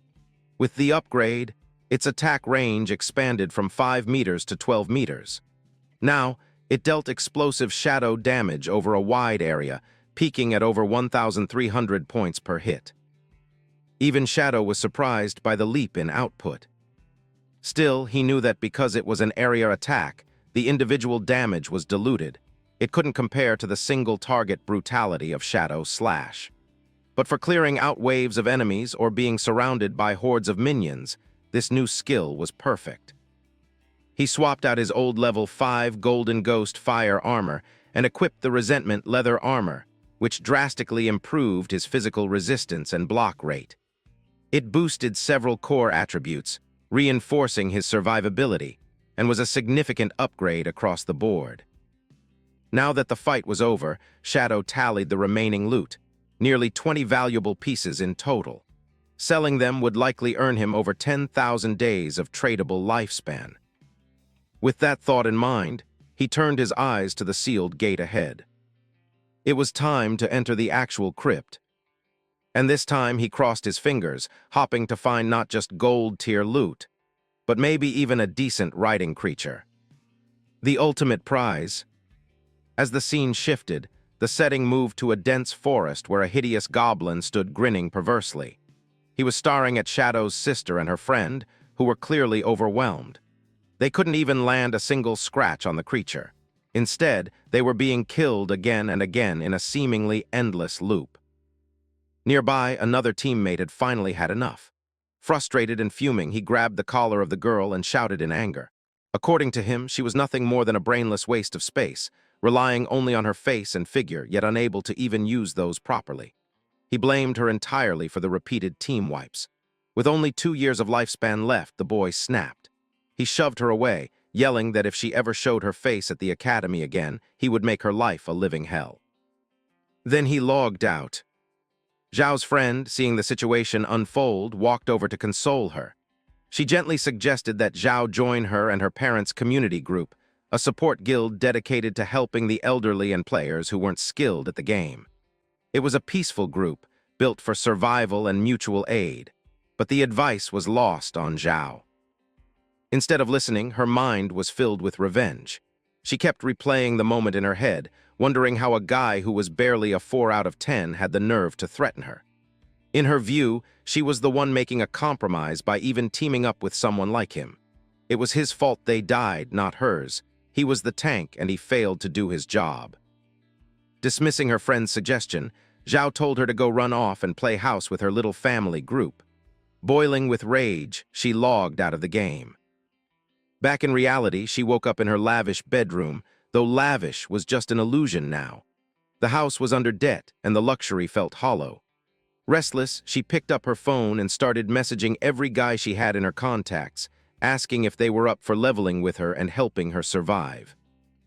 But every message she received was the same. The boys were only interested if she offered something in return, something physical. They were playboys, waiting to take advantage of her if she let them. It infuriated her. Still, Zhao wasn't ready to give herself up so easily. She tried a different angle with one of them. She texted him, claiming she had feelings for him all along, but her brother Fang had kept her on a tight leash. That's why she never accepted the boy's past confessions. But now, she said, she had cut ties with Fang and was finally ready. The reply was sharp and merciless. The boy had moved on. He laughed at her, calling her a joke. If she could betray her gentle brother so easily, who knew what she'd do in a relationship? Frustrated, Zhao continued texting others. Some ignored her. Others hinted they help, but only if she had some fun first. She was surrounded by the same kind of people she used to manipulate, but now she saw no one truly cared. And still, she stayed in denial, calling them all worthless men and convincing herself that not one of them could be trusted. But then the harsh truth struck her. Her non-tradable lifespan was down to 6 months. Originally, she had 2 years, but a year and a half had already passed, and she had done nothing useful with that time. Desperate now, Zhao finally thought of Fang. Despite everything, she believed her older brother wouldn't abandon her. Surely he'd have a solution. She decided she would visit him and use a few soft words, not a real apology, of course. In her mind, she hadn't done anything wrong, but the situation called for a little temporary submission. Once he helped her level up and stabilize her lifespan, she planned to cut ties again and switch over to stronger allies like Shadow. She thought herself clever, a true strategist. She arrived at Fang's apartment, ready to play her part. But no one answered the door. Confused, she knocked again, then louder, and eventually lost patience. Her real personality emerged as she kicked the door open and marched inside, shouting that Fang was getting too full of himself. But then her eyes widened in disbelief. The apartment was completely empty. Fang was gone. Even his bed and table had vanished. As a final act of desperation, Zhao pulled out her phone and dialed his number. It was still saved. But the call didn't go through. The number was unreachable. It was switched off. She stood there, stunned, unsure where Fang had disappeared to. And as the scene shifted again, we returned to the grave of resentment, where Shadow was in the midst of carving through waves of monsters. He had already slain over 200 lesser enemies, and even dispatched several bronze and silver bosses along the way. The system informed him he was just shy of reaching level 12. Beside him, his faithful undead companion stood silently. "Open the coffin," Shadow ordered, pointing toward the large sealed sarcophagus at the end of the dungeon. The undead obeyed, but as soon as the lid was cracked open, a grotesque shriek echoed from within. A black fog burst out, engulfing the undead instantly. The creature inside possessed it and shredded it to pieces within seconds. Shadow's eyes narrowed. He recognized this monster. It was a golden-tier boss known as Dark Miasma, a horrifying entity with no solid form, completely immune to physical attacks. In his previous life, someone had accidentally released this boss, and it unleashed chaos. The black fog it produced covered entire regions, leading to massive casualties. Those touched by the miasma were either killed or possessed. The only way to survive was to be saved by a teammate or to possess a rare class with invincibility skills. Otherwise, death was inevitable. But this time, Shadow was prepared. He activated Knight's Embrace, summoning a full-body armor that surrounded him in an indestructible shell. He knew the trick. Inside the swirling fog was a core, a parasite-like root that formed the boss's main body. Targeting it was the key. After a sharp, focused battle, Shadow struck true. The core shattered. The system announced that the golden-tier boss had been slain, but Shadow couldn't believe it. The power level of the boss clearly surpassed platinum. Why was it only listed as gold? To make matters worse, the loot was also listed as golden tier. It didn't seem worth the risk. Still, Shadow was grateful he had learned the Shadow Knight Blade, which allowed for magical damage. Without it, the fight would have been unwinnable. He activated Greedy Hand, pulling in the dropped loot, and although he felt a bit disappointed, the system chimed again. "You have received a rare item." He looked at it and frowned. It was just a simple bell. But on closer inspection, he realized what it actually was: a mount-summoning bell used to call a riding creature. And finally, Shadow smiled. Shadow couldn't believe what had just happened. The mount for him had actually appeared, and it was thanks to the golden bell in his hand. It was the summoning bell of the Phantom Night Walker Wolf, which summoned a spectral night wolf of high level upon use. This ethereal beast could aid Shadow in battle and also serve as his trusty steed. However, it required the user to be at least level 11. Shadow was amazed that he had obtained the Phantom Night Walker Wolf, one of the fastest mounts he could get early on. It had a strong presence and came equipped with multiple agility-enhancing body parts. The mount would gain experience alongside its master and level up accordingly. However, if he traded the mount's bell, its level would reset to its original state. As Shadow rang the bell, a ferocious being appeared behind him. At first, it looked like the creature was going to eat him, but nothing happened. Instead, its movement speed was boosted by 245%. During nighttime, after mounting it, Shadow would permanently stay at 1 HP. However, attacking would break this stealth state and grant an extra 120 points of piercing damage. Once revealed, he would have to wait 60 seconds to re-enter stealth, but stealth could be activated again through the mount, letting the chase begin once more.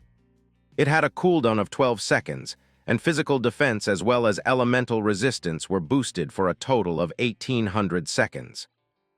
Now, Shadow could strike a single target repeatedly, adding a whopping 267 points of physical attack power with each blow. The Phantom Wolf also granted allied units an extra 35 points of attack power. Shadow couldn't believe that he now had both a steed and a battle companion all at once, and it even came with invisibility, which was a huge bonus. In fact, it was a complete win. As Shadow traveled through the area, he bounced on the back of his new ride while it activated stealth and ran at insane speeds.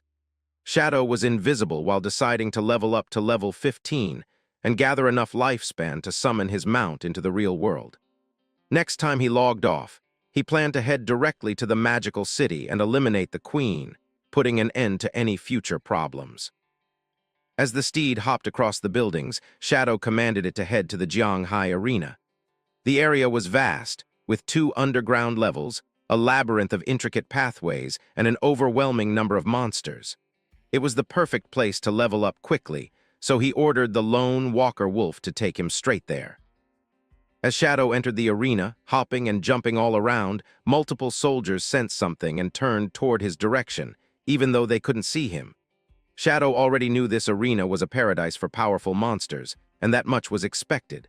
Soon, both the Phantom Wolf and its master leapt into action, attacking the monsters without delay. Shadow began using Shadow Slash instantly, starting his grind to level up. Meanwhile, the scene shifted to the desert, where Enyu and her team were working tirelessly to defeat monsters alongside the Black Lamb and a fat guy. The boy was introduced as Nolly, the son of a city director. As he watched the ladies fighting, he clapped and commented that their damage was impressive. He knew Enyu had the hidden class of Dragon Swordsman, which really packed a punch, and he began admiring her, thinking he could get away with it since he was from a powerful background. Suddenly, Meng came over, and Enyu turned around, saying the boss they were fighting was only level 8, and that they could take it down without much trouble.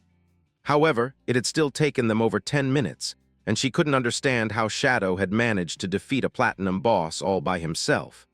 Hearing Enyu praise, someone else wounded the fat man's pride. He immediately spoke up, claiming that Shadow was just a sleazy assassin who only sneaked around to attack bosses from behind, someone destined to never see the spotlight. The fat man believed that since Enyu didn't have much financial backing, with his status as a second-generation official, he could easily capture and keep her. But then Enyu spoke up, telling him that as a marksman, he should know it's easier to wear down a boss first before going all in, rather than charging recklessly. Her words hit the fat man's pride again, and he said he was a person of integrity and not like Shadow, who stooped to such low tactics. He even claimed he had heard that the shadowy menace was a notorious and bloodthirsty person in real life. Still, he said he knew someone in the police who played the game and had level 3 stealth detection. With that person's help, he suggested they devise a plan and set up a trap to uncover Shadow's real identity. Once exposed, they could take control of him, since such a person could only be safely used for official purposes. Otherwise, issues like Song and the Dongfang family would keep cropping up. The fat man asked Enyu whether they were really expected to keep cleaning up these kinds of messes every single time. But honestly, wasn't that the job of the police, even outside the game, instead of relying on an assassin? Both Fang and Enyu looked at him and burst out laughing. They told the fat man that it wasn't Shadow causing the mess. Rather, it was the police who had asked Shadow to clean up their mess. He was the only one who could ensure the official alliance remained stable through his own strength. So the fatty could just kiss it and get over it so they could team up with Shadow. Like, who did he think Shadow was?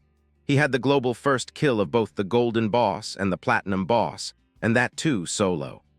With someone at that level, if they couldn't bring him in for collaboration, there was no way they could ever cross him, especially since they didn't know anything about the game, while Shadow seemed to know quite literally everything.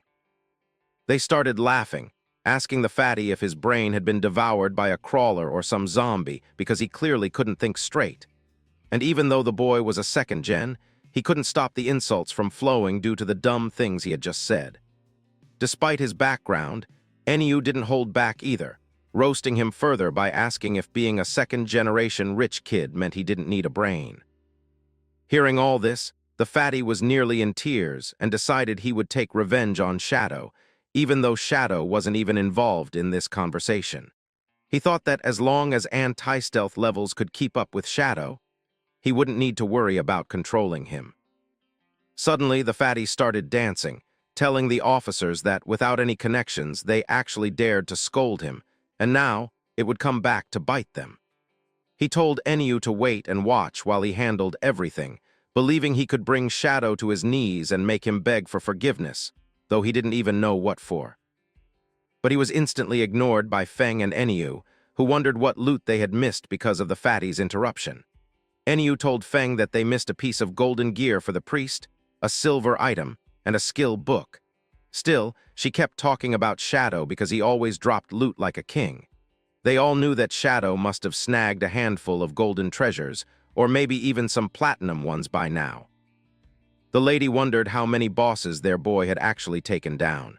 Maybe treasure hunting was his real talent, because it seemed like all the good stuff had been looted from treasure chests. But Fang was thinking about something else, while the fatty kept dancing, telling Captain Enyu that while it might sound like overthinking, he was still really worried. As they started paying attention, Fang asked Enyu if she had heard about the hotel case involving the mysterious mass disappearance of the Dongfang family during their gathering. Even though Feng didn't want to believe it, he wondered if Shadow was behind it. And if it were true, should the officers really keep helping him clean up? After all, they barely understood Shadow's personality and were afraid that he might turn out to be a truly dangerous criminal in real life. Enyu also knew about the case. It was getting a lot of attention from higher-ups, and everyone was speculating whether it was connected to Shadow. But as of now, there wasn't a shred of evidence to prove his involvement. Still, even if the case really was Shadow's doing, the lady chose to stick with him and keep their collaboration going. She said that even if the higher-ups refused to clean up after him, she would personally wipe his behind. This was Sleazy Lions. Feng couldn't understand why the girl was so obsessed with Shadow. Hearing this, the ladies laughed and said there wasn't a single woman in the game who wouldn't want to give Shadow at least a little attention. Just then, another officer came running toward the group, telling Enyu they had discovered an area ahead that looked like an arena, but all the creatures inside were already dead, and the ground was littered with corpses. They wondered what kind of powerful team could wipe out all the monsters inside. The lady didn't even respond properly. She just waved her hands and told them to check it out. As the scene shifted, they entered the arena, and as soon as they did, they saw a large amount of loot scattered everywhere. It was insane. There must have been hundreds of monsters, judging by the loot. The officers were amazed, wondering what kind of team could be this strong. But Enyu told them straight up that it had to be Shadow. If they looked around, they might even run into him. Still, the fat man asked what gave her the confidence to say that. Another dumb question. Enyu told him with an annoyed face that Shadow was at the top of the leaderboard and the official police team ranked just behind. If the police couldn't pull this off, then it had to be Shadow. But now the fatty's ego was involved. He said that even he had invisibility and could do the same thing, though it would just take more time. Enyu ignored him entirely and messaged Shadow directly, asking if he was still around. After clearing out so many monsters, he must have had a ton of extra gear and skill books. She told him they wanted to buy the leftovers for a good price. Suddenly, Shadow became visible again, and he was standing right behind the fatty, who had been insulting him non-stop. Shadow's phantom wolf was glaring at the man, as if ready to devour him whole. The fatty immediately collapsed on the ground, unable to hold himself together. Out of sheer fear, he wet himself, producing a large puddle of golden liquid and utterly embarrassing himself. On the other hand, Enyu was surprised, wondering how Shadow had managed to get a mount, and more importantly, where she could get one too. But the boy didn't reveal anything. He simply thanked the lady for the coordinates she had given him for the grave. He especially thanked Little Black for such valuable information. This time, Shadow got straight to the point, asking Nolly if they were going to make a deal for all the items lying around like they always did, and if not, they could leave. Enyu stopped him, telling him that they already knew how he made deals and that it was always fair. She was ready. As Enyu laughed and chatted with Shadow, the fatty burned with jealousy from the inside. Even after humiliating himself, he was still plotting revenge, unable to accept the fact that they had made him look like a fool in front of everyone. We see that Shadow was going away after making the deal, still invisible and riding his trusty wolf. Now, he had a tradable lifespan of 245 years and 255 evolution points. He had cleared out the ruins of the arena and scored a decent gold-level skill book with a skill named Silent Whale. With it, Shadow could enter stealth mode right where he stood, and as long as he didn't attack or move, he would remain hidden indefinitely. But the moment he launched an attack, it would deal an extra 300 points of piercing damage. It had a cooldown of 120 seconds and required level 13. The skill not only enhanced his stealth, but what was even more incredible was that if it were used in real life, combined with the invincible state from the game, it could let him vanish completely from reality without doing anything. And since evolving this skill to Epic didn't cost many points, Shadow decided to go for it. He spent 11 evolution points to increase the skill level from Gold to Epic, raising the damage from 300 to 800. Since he still had points left, Shadow decided to evolve some other skills while riding. He consumed 34 more evolution points to upgrade Venomous Poison to Epic Level 2. Its range extended from 17 meters to 20 meters, and it now additionally inflicted the Toxic Asterisk status. The skill dealt ongoing damage with no weakness bonus, lasting for 5 seconds and could not stack. Upon hitting, it added 400 points of attack damage with 100% damage per second. Shadow also used 200 evolution points to upgrade the Gift of Liberation to Epic Level 2.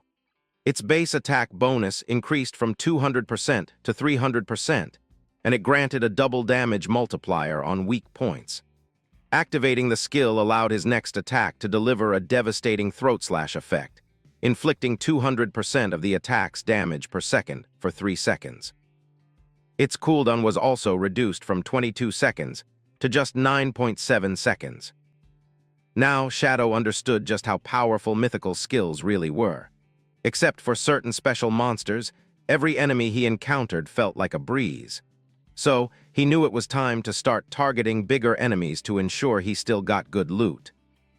He also decided to check out the necklace he got from the Trickster. It was the Trickster Pendant, an assassin-class accessory. It gave a physical attack bonus of 45 points, along with plus 20 to Strength and plus 20 to Constitution. It required level 13 and had a unique effect on the user's health level. Shadow knew that, with his combined skills and gear, he had now achieved level 4 stealth. At this stage, no one could even hide from him. With the Shadow Wheel technique, his evasion skyrocketed to 83%.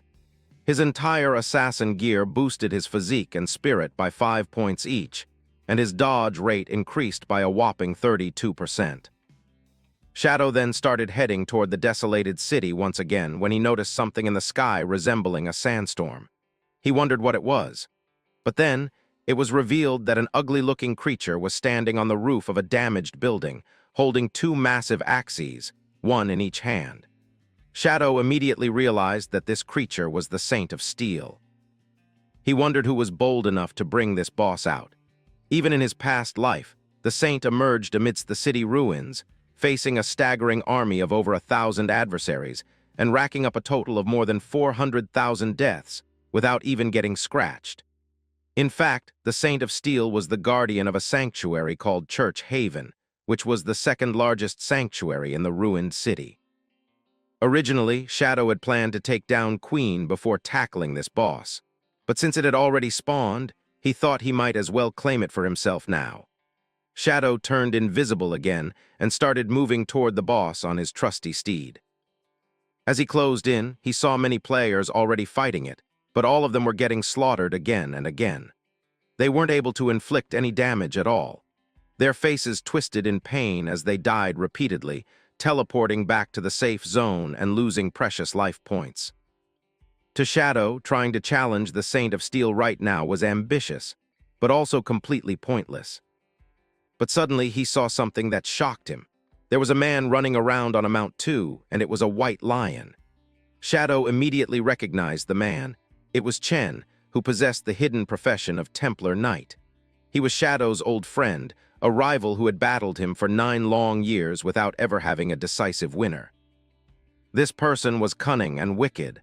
Every time he was about to be defeated, he would always find some sneaky trick to escape unscathed. The Knight's Temple claimed victory, and in the previous life, the Steel Saint was taken down by Chen's guild. Thus, players had spread tales of the Western Slaying God and the Eastern Holy Temple. They each held dominion over the abandoned west of the city. Chen was hanging out in the eastern area, treating it like his own little paradise. When the Knight's Sanctuary Guild first started recruiting members, they made Chen sign an ironclad contract guaranteeing his safety. But the life tax rate skyrocketed to a staggering 50%. Most of the members became slaves to a few top-tier fighters in the guild. This was when Shadow understood the true reality of Chen. He was nothing but a life sucker. But Shadow really wanted this to happen because, this time, Chen wouldn't be able to escape at all. As the scene shifted, we saw everyone fighting the Saint of Steel while it continued damaging them without any remorse or guilt. But suddenly, right in the middle of them, came our boy Shadow. He used his assassination skill to eliminate all the players around him, taking them all down instantly. Chen, realizing his team had been decimated, immediately figured out it was Shadow. He said he knew all of Shadow's tricks and asked why Shadow had killed his people when they held no grudge against him. But Shadow calmly joked in front of Chen that he didn't like eating non-veg. Even before Chen could use any of his sneaky tricks, Shadow appeared behind him and used his assassination skill to drop him lifelessly. After everything was finished, Shadow used the Curse Blossom flower to sap the life energy from all of them. Everyone was teleported back to the safe point, while Chen was left wondering why Shadow had targeted them out of nowhere. Suddenly, all his members started screaming because their tradable lifespans had hit 0. They immediately realized that this must have been Shadow's skill, so they decided to rally their forces and return to the location to fight Shadow with everything they had. But Chen started screaming at them, asking if they were out of their minds.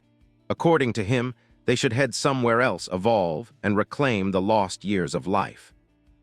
It was then we saw that even Shadow's dumb sister was part of the group. She was also being targeted, wondering why she ended up in the wrong place at the wrong time. Her lifespan was already running low. As the curse flower absorbed everyone, it showed their names to Shadow, and he realized his sister was among them. The boy realized that she had barely managed to hold on to any life, and it seemed she had reached the end of her rope. Shadow couldn't believe that she had joined the slave guild, giving away her life for nothing but a bunch of useless people. Just then, Shadow was attacked from one side by the Saint of Steel, but thanks to his insane dodging skills, he avoided the blade like it was nothing. The creature was actually shocked at how Shadow managed to dodge so easily. It swung both of its axes, trying to hit him, but Shadow already knew about its weakness. He knew that the Saint would only swing the lock blade in repetitive arcs, so he decided to target specific weak points with precision and range.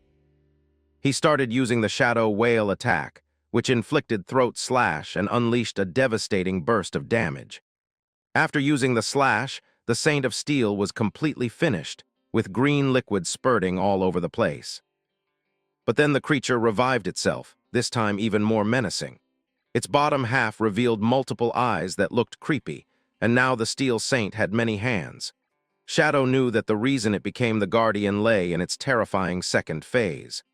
After reaching half HP, the demon sealed within its body would awaken, and all damage it took would be reflected back at the attacker in equal measure. There were legends that said, within the demon's belly lay a portal, and those devoured by it would be transported to an unknown realm, which was the depths of a volcano. Yet in the last life, no one ever succeeded in passing through. Shadow suspected that some fool must have mixed up the settings from another game with this one. The enemy team was looking at Shadow, complimenting his skill that had just pushed the boss to its second phase, and it was none other than the Saint of Steel itself.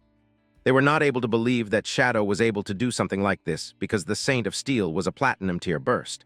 But they had no reason to doubt what they saw, as they had been watching the boss the whole time. And the moment Shadow showed up, all the guild members were completely wiped out as he started fighting with the Saint of Steel. Then Shadow unleashed a skill all of a sudden, and the boss's health dropped to half as it began transitioning into the second phase. As the scene shifted, we saw the multiple hands of the Saint of Steel trying to catch Shadow, but he was turning invisible to protect himself while thinking that the Saint of Steel had a crucial weakness in its second phase. Whenever it struck, the reflect damage effect briefly faltered. In other words, as long as Shadow could strike during its attack, he could avoid the backlash and deal significant damage to the Saint of Steel. But Shadow didn't have any usable skill at the moment. All he had were Shadow Slash, Shadow Dominion Blade, and Venom Dart.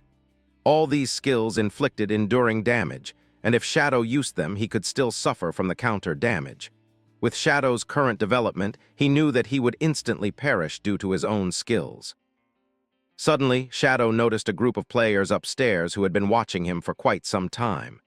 Deciding to use them to his advantage, we then saw that the group of players was approached by someone coming towards them, asking them to step aside because he wanted to analyze the situation. It was then revealed that he was the group's senior, and everyone else was happy to see him. They immediately reported that they had been watching the whole situation for a while and that the Steel Saint had a handful of skills, all of which the players had noted down. But just when the boss's health hit half, it suddenly went still and its body started to change, hinting at new skills. The senior realized that Shadow was going solo against the boss, and once the boss entered the second phase, he vanished into thin air. But the girl thought that maybe Shadow was still fighting. The senior called out to the girl, asking her to unleash her crimson gaze to see if Shadow was still lingering anywhere. We come to know that the girl was a sensory type who could see invisible players. As she started activating her skill, a cute rabbit formed out of thin air and began running around. But since the rabbit was low level, it wasn't able to spot anything, and the girl assumed that Shadow was nowhere near the boss. But the senior was more cautious. He was still hearing clashes, so he knew Shadow hadn't left. If the rabbit wasn't able to detect him, it meant Shadow had an even higher stealth level than the girl's skill, resulting in level 4 invisibility. The senior jumped out of the building, deciding to join the battle, and told the girl to keep her eyes peeled. If Shadow returned at any time, she should shout out right away. We saw that the senior was excited, knowing that the Saint of Steel was a worthy opponent and would give him a lot of experience. But the other players realized the senior was asking for trouble, thinking he could take on a platinum-level boss one-on-one. Suddenly, one of the players recognized the senior. He remembered seeing him back in the starter town, where he had taken down a gold-level boss with a 100% success rate and without a scratch. It turned out the man was nicknamed Safety First in the game, and his profession was Soul Warrior. Whenever he attacked, he had a 100% flash dodge effect, which made him almost invincible. Since the name Safety First was a little odd, let's call him Senior Safety. We came to know that he was a big shot who was once a top-tier Souls game streamer in the world, with off-the-charts reflexes and a solid reputation. As we saw, the senior started attacking the Saint of Steel while it swung its axes at him. But the senior wasn't ready to give up. He used his insane reflexes to dodge every attack the Saint of Steel threw at him. Even though the monster had multiple hands, it still couldn't catch the senior due to his speed.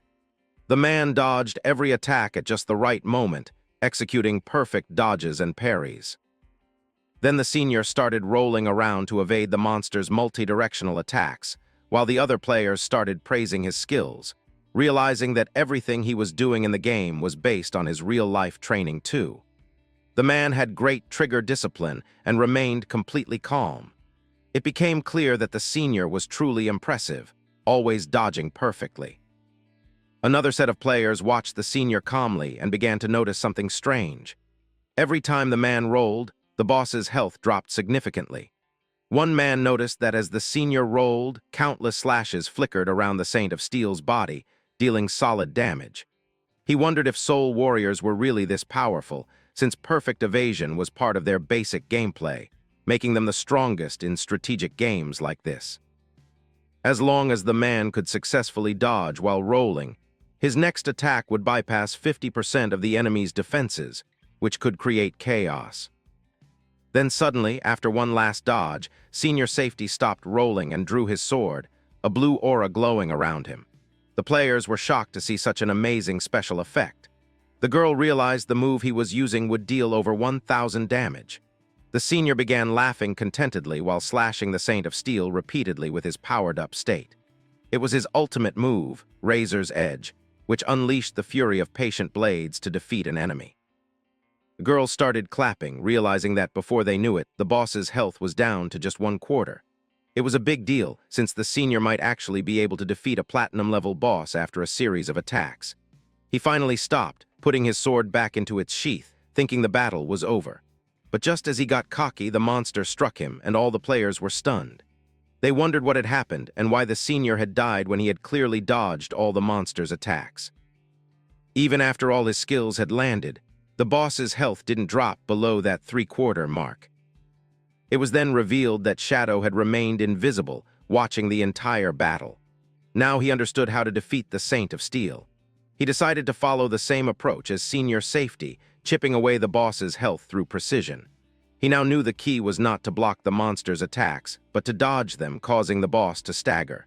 The attacks were so strong that even the monster could harm itself, though it avoided doing so.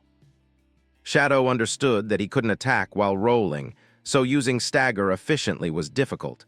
But if he struck before dodging, he would be hit, leaving him in a tough spot. As Shadow observed once again, he saw the Saint of Steel retreating toward the sanctuary due to its low health. If it wasn't stopped, it would fully recover, wasting all the progress made so far. Shadow glanced at the half-baked players, who were now too terrified to even lift a finger against the boss. They likely wouldn't dare to interfere anymore. Shadow wondered whether he could land a solid blow if the boss didn't strike first. He decided to face the boss solo once more, knowing that this was the perfect opportunity to take down the Saint of Steel. Shadow knew he could not let the boss return to the shelter. He immediately revealed himself again, and all the other players could now see him, realizing that it was Shadow who had been dealing insane damage to the Platinum Tier boss. They understood that the slashes from before were actually Shadow's attacks, the same ones that even took down the Senior. One of the players had thought that Senior Safety was the real powerhouse, but it turned out he was just a clown, and Shadow was the one doing the real heavy lifting. Meanwhile, the girl with detection abilities could hardly believe that Shadow's stealth level had exceeded even her level 3 invisibility detection, realizing that his stealth had gone far beyond level 4. But one of the players became greedy, noticing that the loot left behind by all the players Shadow had killed, including the Senior, was still on the battlefield. He thought they could find a way to retrieve it, unaware that it all belonged to Shadow. At that moment, Shadow activated the Shield of Dark Light, which could withstand up to 3 strikes regardless of how powerful they were. Shadow knew this was the right time to use the skill because the Saint of Steel was about to launch one of its most powerful attacks. As the monster attacked, its strike was deflected and it got stunned. Shadow immediately seized the opportunity, using Shadow Slash and delivering multiple deep cuts onto the monster's steel body. The 7 layers of protection Shadow were all gone after a single strike from the monster. He realized that among the 9 slashes of Shadow Slash, the last 3 were struck just after the boss's attack ended, hitting it during its counter state. If not for the Shield of Dark Light absorbing 3 of the monster's attacks, Shadow would have been finished and unable to deal that much damage. Now the Saint of Steel was getting frustrated, realizing it wouldn't be easy to escape. It started using strange powers as a purple miasma flowed through its body and erupted like never-ending flames. Shadow once again used his Shield of Dark Light, realizing that the frequency of the fire breath damage from the Saint of Steel was insane. Even with over 80% evasion, Shadow's 7 shields were shattered in an instant. He knew that if he had dodged even half a second slower, he would have been obliterated. One greedy player stepped onto the battlefield, thinking he could collect all the loot lying there for free. But he was instantly headshotted by none other than Shadow's Venom Dart, who wasn't about to let anyone near his treasure. After dealing with the intruder, Shadow decided to collect all the loot from the fallen players. First, he acquired the tradable lifespan of the Senior, 612 days, along with a non-tradable lifespan of 67 years. Meanwhile, the blooming curse flowers were also absorbing the lifespan of the greedy idiot, who had 355 tradable days and 20 non-tradable years.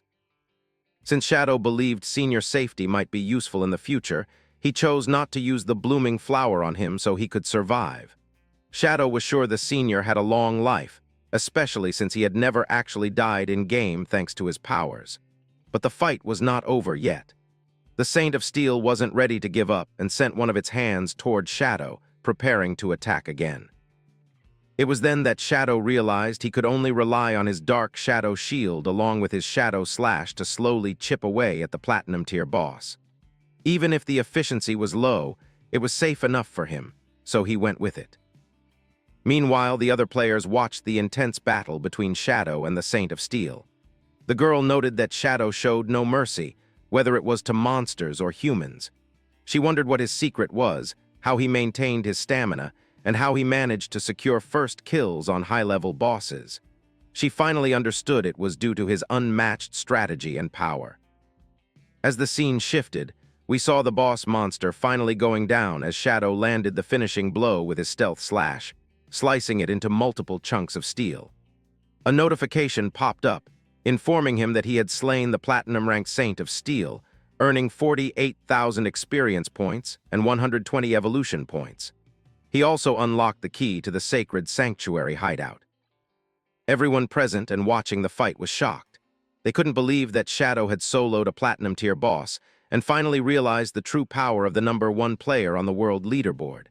After the monster's defeat, Shadow activated Greedy Hand to gather every piece of loot dropped.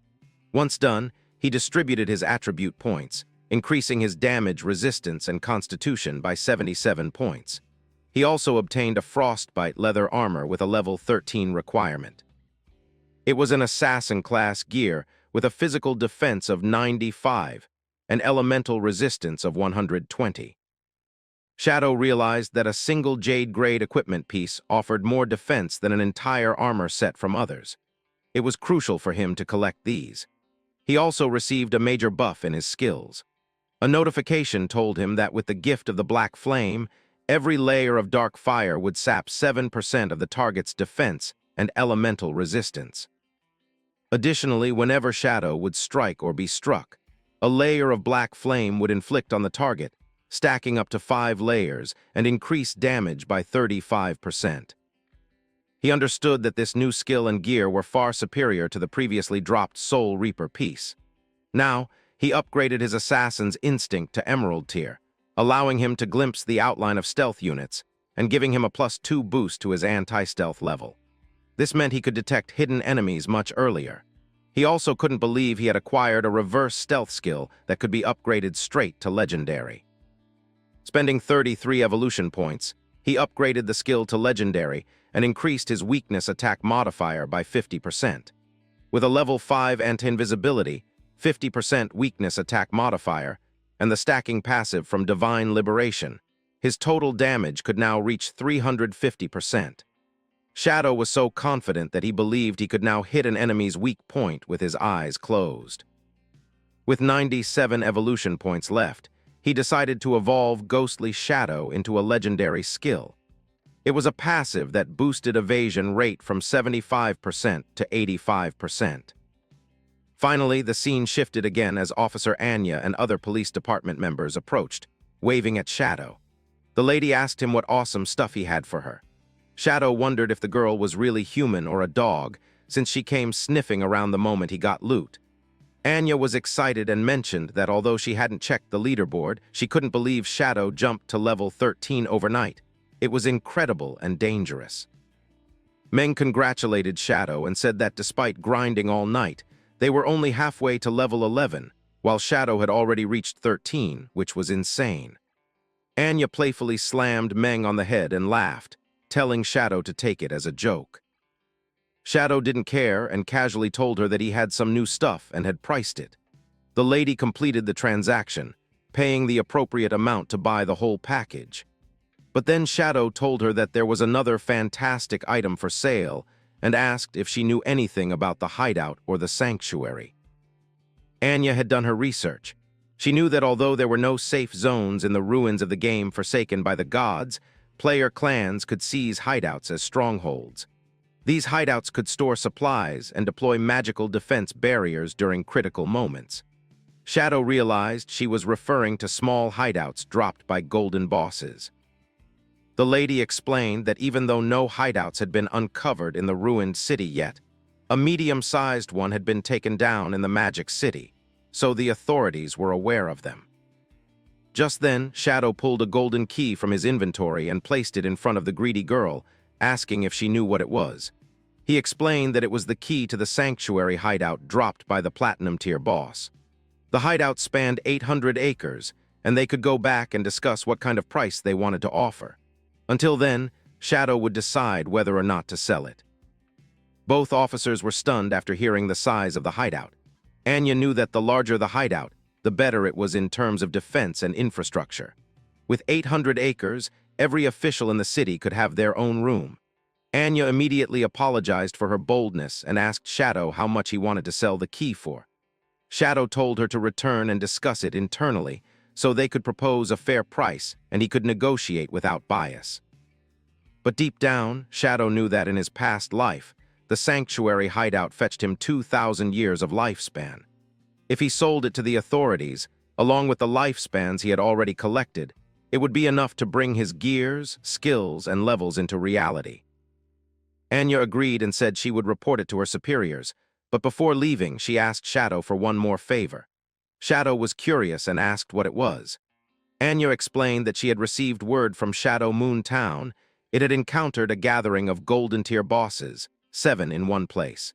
Many lives had already been lost, and the police department was willing to trade 10 years of lifespan if Shadow could handle them.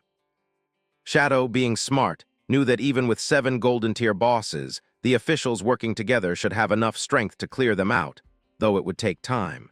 But since Anya had come to invite him personally, it meant something had gone wrong. Anya was pleased that Shadow understood without needing full explanation and felt his intuition was impressive. Then the main issue was revealed. Even though the police had found a way to kill the bosses, the moment they were slain, they came back to life, and so did the others. Not only did they revive, but their stats were also massively boosted. The team sent to subdue them had been wiped out. After hearing this, something clicked inside Shadow. He realized that a boss thriving in packs and capable of resurrection must have been born from the cursed slab of the ancient god's tablet. Knowing this, Shadow understood he couldn't let such an opportunity go to waste. He turned and walked away from the lady, telling her to message him the boss location directly so he could head there immediately. Anya was thrilled to hear that Shadow had accepted the mission. Shadow started jumping from building to building as he leaped with the help of his new ride, moving through the desolated ruins of the place. But suddenly, he noticed something. He saw some people ganging up on his sister. Wondering what was going on, he looked closer and saw that his sister was getting badly beaten by some female thugs who were planning and scheming to seduce the president. They were angry because the sister started talking about joining their guild. We come to know that the dumb sister was trying to seduce the president of a really popular guild, and she was caught by some girls who were also eyeing the same president. So now they were bullying her and beating her to death, warning her to keep her distance from the president or else they would tear her ego apart. Even after the warning was given, they continued beating the girl while Shadow watched from a distance, not even caring about the dumb girl. Shadow immediately realized that maybe his sister had joined the Knight's Sanctuary and had gotten caught up in a palace intrigue and war after her scheming. There had been plenty of these tedious power struggles in Shadow's past life too, but he had always handled them for the girl. This time, it was different. He knew how scheming his dumb sister was, so whatever he had experienced in his previous life, now the girl would have to savor it to the fullest so she could know how it feels. Meanwhile, we see that the girl was crying, begging everyone to stop because it hurt so much she thought she was going to die. But they weren't listening to Yao at all and were getting ready to smash her to a pulp. They even declared her characterless because she was trying to go after boys she shouldn't target. Still, Shadow did not care and left her, going inside a statue because he knew that inside the massive statue in the ruins of the city lay a hidden chamber that could take him back to the original little town, so he could be safe again. Most people were completely unaware of this place because it was hidden. However, going through the portal wasn't free. The first time it cost around 500 days, the second time 1,000 days, and the third time it doubled with a 2,000-day penalty. Shadow knew that every time he teleported back, the lifespan required would be doubled. As time flowed, the initial small town would gradually evolve into more advanced areas, and hidden gems and bosses would appear, dropping significant rewards. This time, it was the ancient god's stone tablet, an absolute treasure they couldn't afford to miss. As Shadow got through the teleportation stone, the system asked him if he wished to be transported back to the forsaken land of divine Dark Moon Town. Shadow was intrigued, wondering why he was hearing about Dark Moon Town, which should only be unlocked much later in the game. Even in his past life, he had never heard of it. So Shadow decided to teleport and check it out. As the teleportation completed, Shadow found himself in a completely new town with lots of elderly people chatting like nothing was happening. Shadow couldn't believe how lively it was, but wondered why most people in the town were elderly. Meanwhile, 2 adventurers returned to the safe town with an old lady. They were relieved to be back in the safe zone. As agreed, they had leveled the old lady up to level 3, and during the upgrade, she had gained 72 days of life. All she needed to do was hand over those trades to the adventurers who helped her. But the old woman started abusing the adventurers, refusing to give them money or life, because she thought they were doing charity while being part of an organization that upgraded people. The adventurers still tried to handle it calmly, smiling and telling the grandma that they weren't asking for money. Since they had teamed up to defeat the monsters, life points had dropped, and a portion was meant to sustain the group. She would also get a portion of it once it was collected. She just needed to hand over the tradable lifespan to them. But the old woman was so dense she started screaming, telling the boys she didn't understand what they were talking about. She couldn't believe the young adventurers were asking an old lady for money, calling them shameless and insulting them. The adventurers still tried to reason with her, explaining that by helping her level up, they were just asking for a portion of her tradable lifespan. If she hadn't wanted to level up, she should have said so. If they hadn't helped, there was no way she would have survived or gotten any experience. But now, the old lady was playing the victim card, screaming not to be touched, when no one was touching her, and claiming the charity group was being inappropriate. Just then, Shadow grabbed the old lady and threw her away. No one saw what was happening, and before she could react, Shadow was ready to slay her. In an instant, she was completely drained of life. After the old lady was finished, the adventurers realized she had been scamming them and thanked Shadow, even though they didn't know who he was. Shadow told them to go ahead and take the lifespan for themselves. It was just a little something they could handle. As Shadow left, the adventurers checked the life and realized the lady already had 72 days of tradable lifespan, even though she shouldn't have had that much. They confirmed she was a complete scammer. While walking away, Shadow remembered the Dream Sand River Guild, who operated from Dark Moon Town. The guild was dedicated to charitable activities, selflessly guiding the elderly to survive in the Forsaken Lands. With official recognition and strong support, they had become the largest guild in the whole city. Shadow knew that in the chaotic apocalypse, they would need more people like them who genuinely wanted to help. Meanwhile, the scene shifts. Yao's friend was fighting with her mother, who was giving her a buff. The lady was using multiple lightning strikes to defeat a monster, and the girl's father was also helping, eventually defeating the monster. The girl knew both her parents were amazing, and the mother knew that as long as the family gave full effort and followed their teachings, they could surpass any monster. The girl's father asked if her friend Yao was also joining the Knight's Sanctuary Guild, since the membership fees were sky-high. The girl told her father that even though she wanted Yao to join their charity guild, she wasn't ready. Even after being told it was a community guild where people who weren't gaming pros could help each other, she still wasn't willing. But Yao had already reached level 10, thanks to help from the Knight's Sanctuary Guild.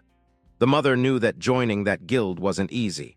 They always required a 3-year contract and drained the players dry. She believed that if the sister didn't have real skills, it was best for her to stay quiet and just become a small fighter, defeating little monsters and retreating when necessary. Her friend already knew that Yao was so dumb she thought she was extraordinary just because she had a hidden profession, and believed she was better than everyone. Just then, multiple arrows interrupted the girl's thoughts. She screamed, unable to comprehend what was happening. A group of thugs revealed themselves, happy they had taken out a man with just a few arrows. Others didn't even praise the shooter, saying the man was just a worker from the community guild and was trash anyway, dead weight that wouldn't give much experience. The leader stepped forward, threatening the 2 women and asking them to calmly give up their lifespans if they wanted to live. The girl resisted, reminding him that murder in the wild was explicitly banned by the authorities, and asked if he wasn't afraid of consequences. But the leader didn't care. He told them to stop talking and give up their lifespans within 3 seconds. The mother, being the smarter one, got ready to give up the lifespan, but the girl foolishly stopped her, thinking she could hold the thugs off while her mother called for backup. Just then, the leader attacked both of them, intending to keep them for fun since they looked young. But before he could do anything, spells repelled them. The attack hadn't come from the girl, it came from Shadow. He took the leader's head in an instant, while his ride grabbed the others by the neck. Everything was over in just a few seconds. The leader and his group finally arrived at the safe town and were instantly teleported inside. But confusion and dread quickly settled over them as they realized they had lost a significant amount of their lifespan. The leader in particular was left with nothing, no lifespan to trade or recover, and he couldn't understand how it had all vanished. He speculated that perhaps their failure to follow the game's hidden rules had triggered a penalty. But even so, he couldn't believe that such a brutal consequence could be enforced simply because he was the killer. The thought gnawed at him. If this trend continued, he would die in real life. Desperation took over as he recognized that the only way to regain any ground was to slay monsters, collect lifespan, and try to survive. Just as that thought took root, he was ambushed once again. A sword forged from pure light tore through the air toward the group, catching them completely off guard. They hadn't anticipated a second attack, nor did they understand who set the rules they were being punished by. The leader had assumed that bending the system wouldn't have consequences, but now he stood stunned, barely comprehending the threat. When the boy demanded to know who they were, the attackers revealed themselves as official hunters. They insisted that the leader provide real-world identification so that legal action could be taken outside the game's confines. One officer warned that resistance from him or his crew would result in immediate termination, and worse, repeated killings before they could even log out. Elsewhere, Shadow was draining all the experience points and lifespan from the boy using his cursed technique. The girl beside him thanked him sincerely, saying that if not for his help, both she and her mother would have been doomed. Shadow, still cloaked in his usual mystery, was caught off guard by her gratitude. Her name, as it turned out, was Chyan. Not even Zhao or the boy had expected that these two would ever become friends, and yet now, as they prepared to part ways, something about the connection still felt remarkable. But before Chyan could say anything else, Shadow vanished without a trace, leaving her puzzled and alone. Clutching the lifespan that her father had lost, she resolved to return it to him, while her mother quietly questioned where Shadow had disappeared to and what could have driven him to leave so suddenly without seeking a reward or recognition. Neither of them could comprehend that they had just met Shadow, the #1 ranked player in the game, second only to the gods. Unlike anyone else, he stood apart from the rest in both skill and demeanor. The scene shifted to a desolate jungle where several adventurers waited in silence. Captain Anya had assured them that Shadow would meet them there, but half an hour had already passed and doubts were beginning to rise. They whispered amongst themselves, questioning whether Shadow could truly defeat the bosses within. The rumor was that these bosses could respawn endlessly, and even Shadow might be no match for a hive-mind creature resurrecting infinitely. Still, what they didn't know was that Shadow was already there, invisible, listening to every word. Without making a sound, he moved toward the boss, his thoughts focused on the ancient god's stone tablet that lay hidden nearby. He knew that once activated, the tablet would bestow a powerful bonus affix on his gear, along with a dangerous negative effect. In Shadow's possession, this tablet wouldn't just tweak his stats, it could transform his class completely. He recalled witnessing the world's 7th-ranked master summon ethereal forms of ancient gods using 7 tablets during battle, obliterating legendary bosses with ease. But this tablet was different. It was the foundation of the hive mind boss's power. Unlike others, this tablet came with a unique and unpredictable mechanic. Some bosses it spawned were invisible, their stealth capabilities so high that players died without ever seeing their killer. Others were led by illusion-casting wizards who slew players before the boss even entered the field. And now, the current boss had the ability to resurrect endlessly. Shadow understood that each time the boss died, it returned stronger, stacking a frenzy attribute. The official strategy was to kill them one at a time, so Shadow wondered what would happen if he defied the rule and destroyed them all at once. Deciding it was worth the risk, he summoned his undead army and set them loose.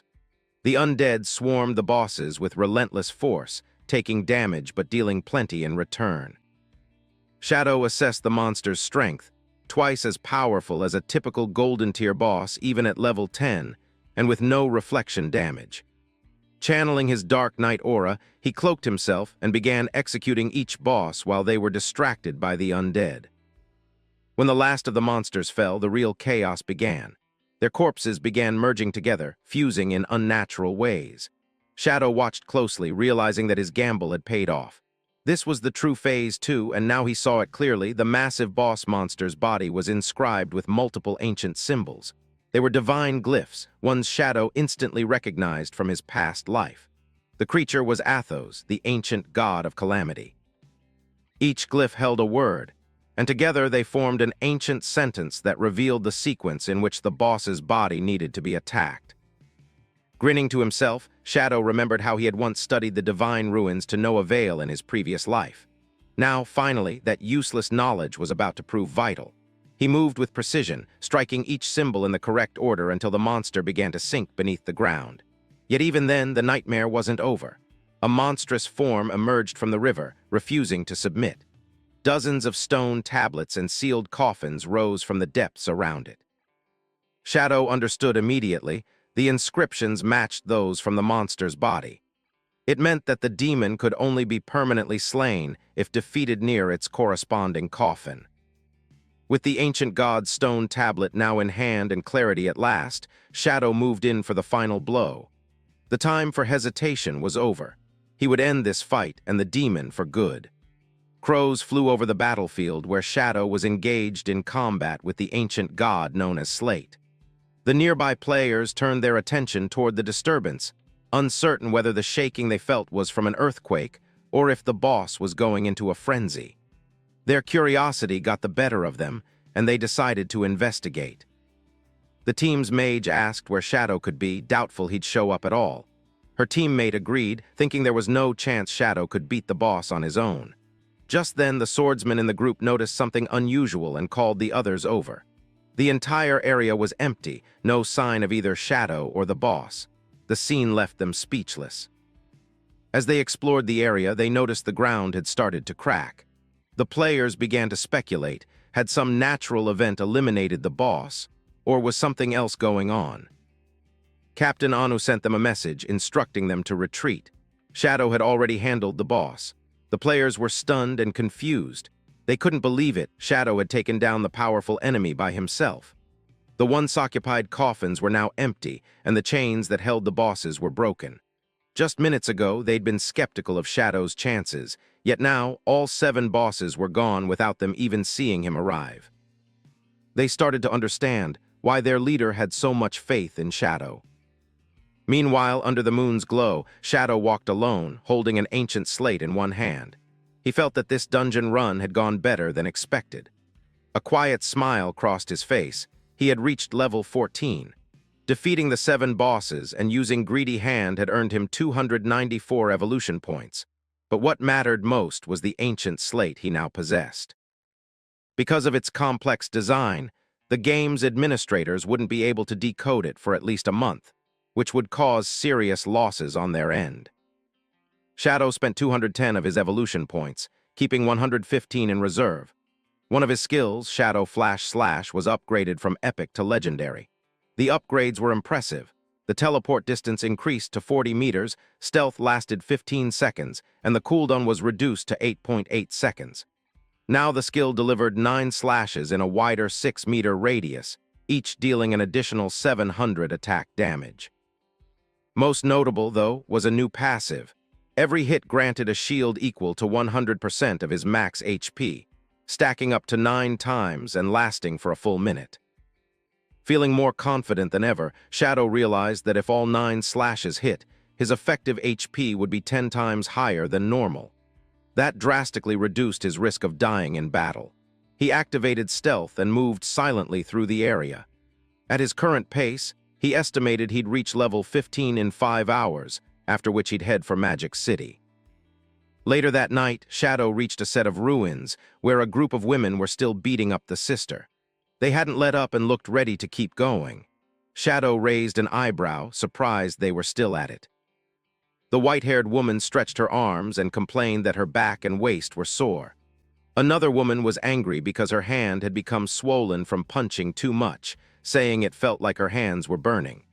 After a final insult, they spat on the sister and decided to call it a day. According to them, the beating was a lesson she wouldn't forget. Bruised and battered, the sister slowly sat up and began to cry.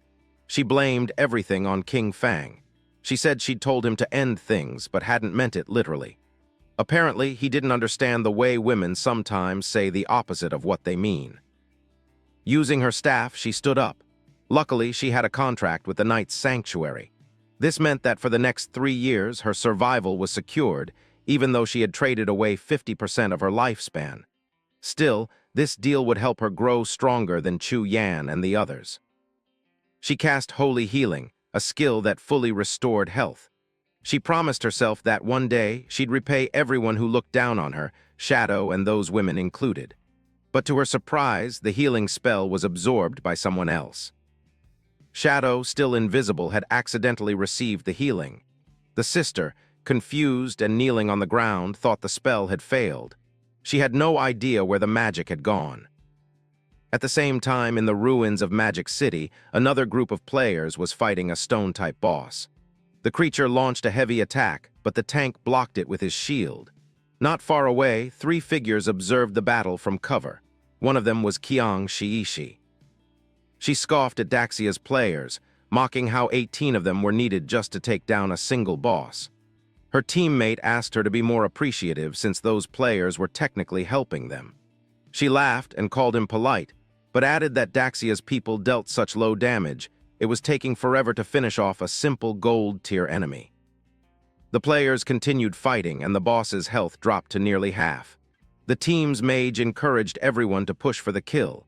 Just then, a spear pierced his chest, killing him on the spot. His body dissolved into a lifespan orb. The attacker was one of Shiishi's subordinates. With a grin, he thanked the mage for his effort and called the dead party a fine offering. Panic spread among the players. They had realized they were being attacked by the Spade Gang. This gang was made up of ruthless women from both Daxia and foreign nations. Many couldn't understand how these traitors could help outsiders slaughter their own people. Their leader urged them to stay calm and fight together. But Kaya Wungzai wasn't impressed. She promised that none of the Daxia pigs would survive. Her subordinate used Thunderous Tremor, a skill that shook the ground and trapped the players. She rushed in with her daggers and slaughtered them with ease, mocking them as she went. She muttered that Daxia's fighters were nothing but garbage. Her eyes glowed with cruel intent. She knew the authorities had already flagged them. But in her mind, Daxia was already rotting and full of trash. Her companion mentioned that as elite players backed by investors, regular players had no chance against them. As the dead players' bodies turned into lifespan orbs, she noted that although their real identities remained hidden for now, it would be safer to leave Daxia. North America would be their next destination. She stared at the ground and said they should create a guild focused on hunting Daxia players. One of the men liked the idea. Another asked what they would name it. She held up her dagger and declared that the guild would be called Alice. Then she collapsed onto the grass, daydreaming about being surrounded by her dark-skinned teammates. With a satisfied grin, she decided the day's work was done. It was time to log out and throw a party to celebrate the birth of Guild Alice. Captain Enyu smiled and waved toward Shadow, mentioning they arrived and suggesting they discuss the price of the hideout. When Shadow asked about the price, she replied with 1,500, but he immediately commented that the amount was too low. She admitted she knew it wasn't enough, so she pushed back and managed to convince her superior to raise the offer to 2,000. Shadow agreed to the deal, choosing to hand it over at the statue located at the center of the ruins. He understood that Enyu was sharp. Despite that, she still tried to offer a lower price first. Later, Shadow arrived at the statue where Enyu was already waiting, surrounded by several knights. With a faint blush, she explained that she was carrying a significant amount of lifespan, so the High Command had assigned her an escort for safety. Shadow's expression turned serious. He knew this wasn't much yet. Those people were still unaware of his real strength, and the knights only knew a fraction of his true capabilities. Shadow handed her the key, and the system notified him that the transaction was complete. He had given up ownership of the church sanctuary hideout key and in return received 2,000 years of tradable lifespan. After finalizing the exchange, Shadow turned to leave. Enyu bid him farewell while the knights nearby looked puzzled. They didn't understand why she would pay so much for a single hideout. She clarified that they didn't grasp its value. The location could accommodate hundreds or even thousands of people, and only someone like Shadow would willingly let it go. Thanks to the 2,000 years he earned, Shadow could now fully gear up before heading to Magic City. He quickly spent the lifespan he gained. First, he used 71.2 years to reach level 15. Then he acquired several skills. A mythic tier 1 named Blessed Liberation for 161.7 years, a legendary tier skill called Assassin's Instinct for 71.12 years, and 3 epic tier skills, Shadow Ring Blade for 36.35 years, Silent Concealment for 23.71 years, and Darkest Hour for 34.65 years. Lastly, he bought an item named Mount Bell for 113.89 years. Aside from equipment, all of his levels and skills were now fully aligned, meaning his strength in the real world nearly matched what he had in-game. The system then alerted him that his hunger level had reached 90%. Having gone without food for too long, he decided to disconnect and eat something. After logging out, Shadow woke up in a cage at the hotel. Some men nearby noticed he was awake and drew their weapons, demanding he hand over his lifespan or suffer the same fate as others in the motel. One of them laughed, saying that the apocalypse had been great for him because it meant he could kill anyone he wanted. Shadow stared at them intently, and one of the men yelled at him again to hurry up. Another asked his boss if he could tear Shadow apart. The one holding the bat thought Shadow was too scared to move, and suggested they just kill him already. Before they could act, a strange force began to fill the air. Shadow activated Shadow Ring Blade, and soon the entire hotel began collapsing. He grabbed a pack of instant noodles, realizing that his increased power came with a greater energy cost. Regular food was no longer enough to sustain him. While eating, Shadow reminded himself that after settling things with Qiang Shishi and her guild Alice, his next target would be the divine gifted book. Riding on his wolf, he set out. He knew she was clever and far harder to track than Song Fi, but he planned to use the killing Fang mission he had accepted earlier as bait to draw her in. Hungry but focused, he made his way toward Magic City, hopping to find something to eat on the way. Meanwhile, in Magic City, King Zai was throwing a party. She praised her men, hugging 2 of them and mentioning how amazing it felt to wake up and enter the game again after such an intense experience. They complimented her as well, calling her skills unbeatable. Amid the laughter, they jokingly referred to her as a crazy hot chick. Then, one of her subordinates walked in and informed her that Shadow had sent a message. Qinfang was dead. He wanted to meet in Magic City in real life, to hand over Qinfang's head and collect the final payment. She considered the request too risky. Instead, she asked him to send a photo. However, her subordinate explained that Shadow didn't use a phone due to concerns about being tracked by the authorities. Hearing this, she smiled. She was pleased to learn that Shadow, too, was cautious around the government. Since the authorities were stepping up their pressure, she decided to use this moment to lure him in. If they could bring Shadow into Guild Alice, the Daxia officials would lose one of their most powerful threats. To test him, she came up with a plan. She sent Shadow coordinates to meet in-game first, choosing the Spectre Academy ruins. Calling out for Skywalker, she used affectionate words, saying she missed him and needed help handling a certain someone. At that time, Shadow was meditating. He had activated silent concealment, which allowed him to stay completely hidden as long as he remained still. He realized she wanted to meet him in the game. The coordinates were close, so he logged in, ready to see what she had planned.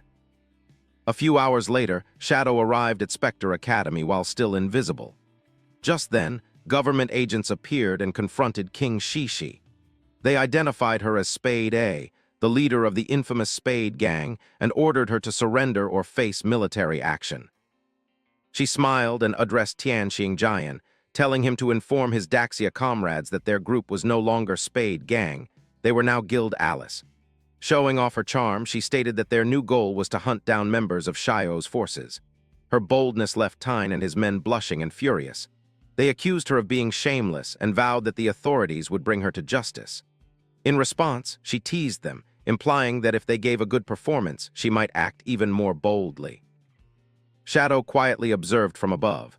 Tyne Xingjian clenched his fists, visibly frustrated. Shadow remembered that he was Chu Hanan, codenamed Tyne Xingjian, a key informant who once helped the Alice Guild but ultimately fell in the 7th year of the game.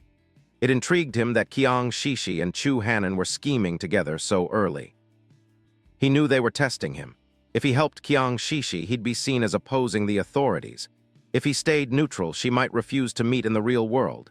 Taking a leap, Shadow dropped from the sky and unleashed Shadow Ring Blade, covering the area in a red aura that slowly drained the health of Tyne, Jian, and his men. The system confirmed their deaths. Qiang Shishi and her allies looked confused, unsure what had happened. As the bodies turned into lifespan orbs, Shadow finally revealed himself and introduced his name.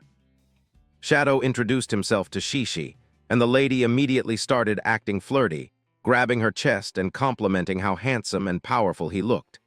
Yet deep inside, she felt a bit disappointed that Shadow was from her own country, not a foreigner with certain larger attributes.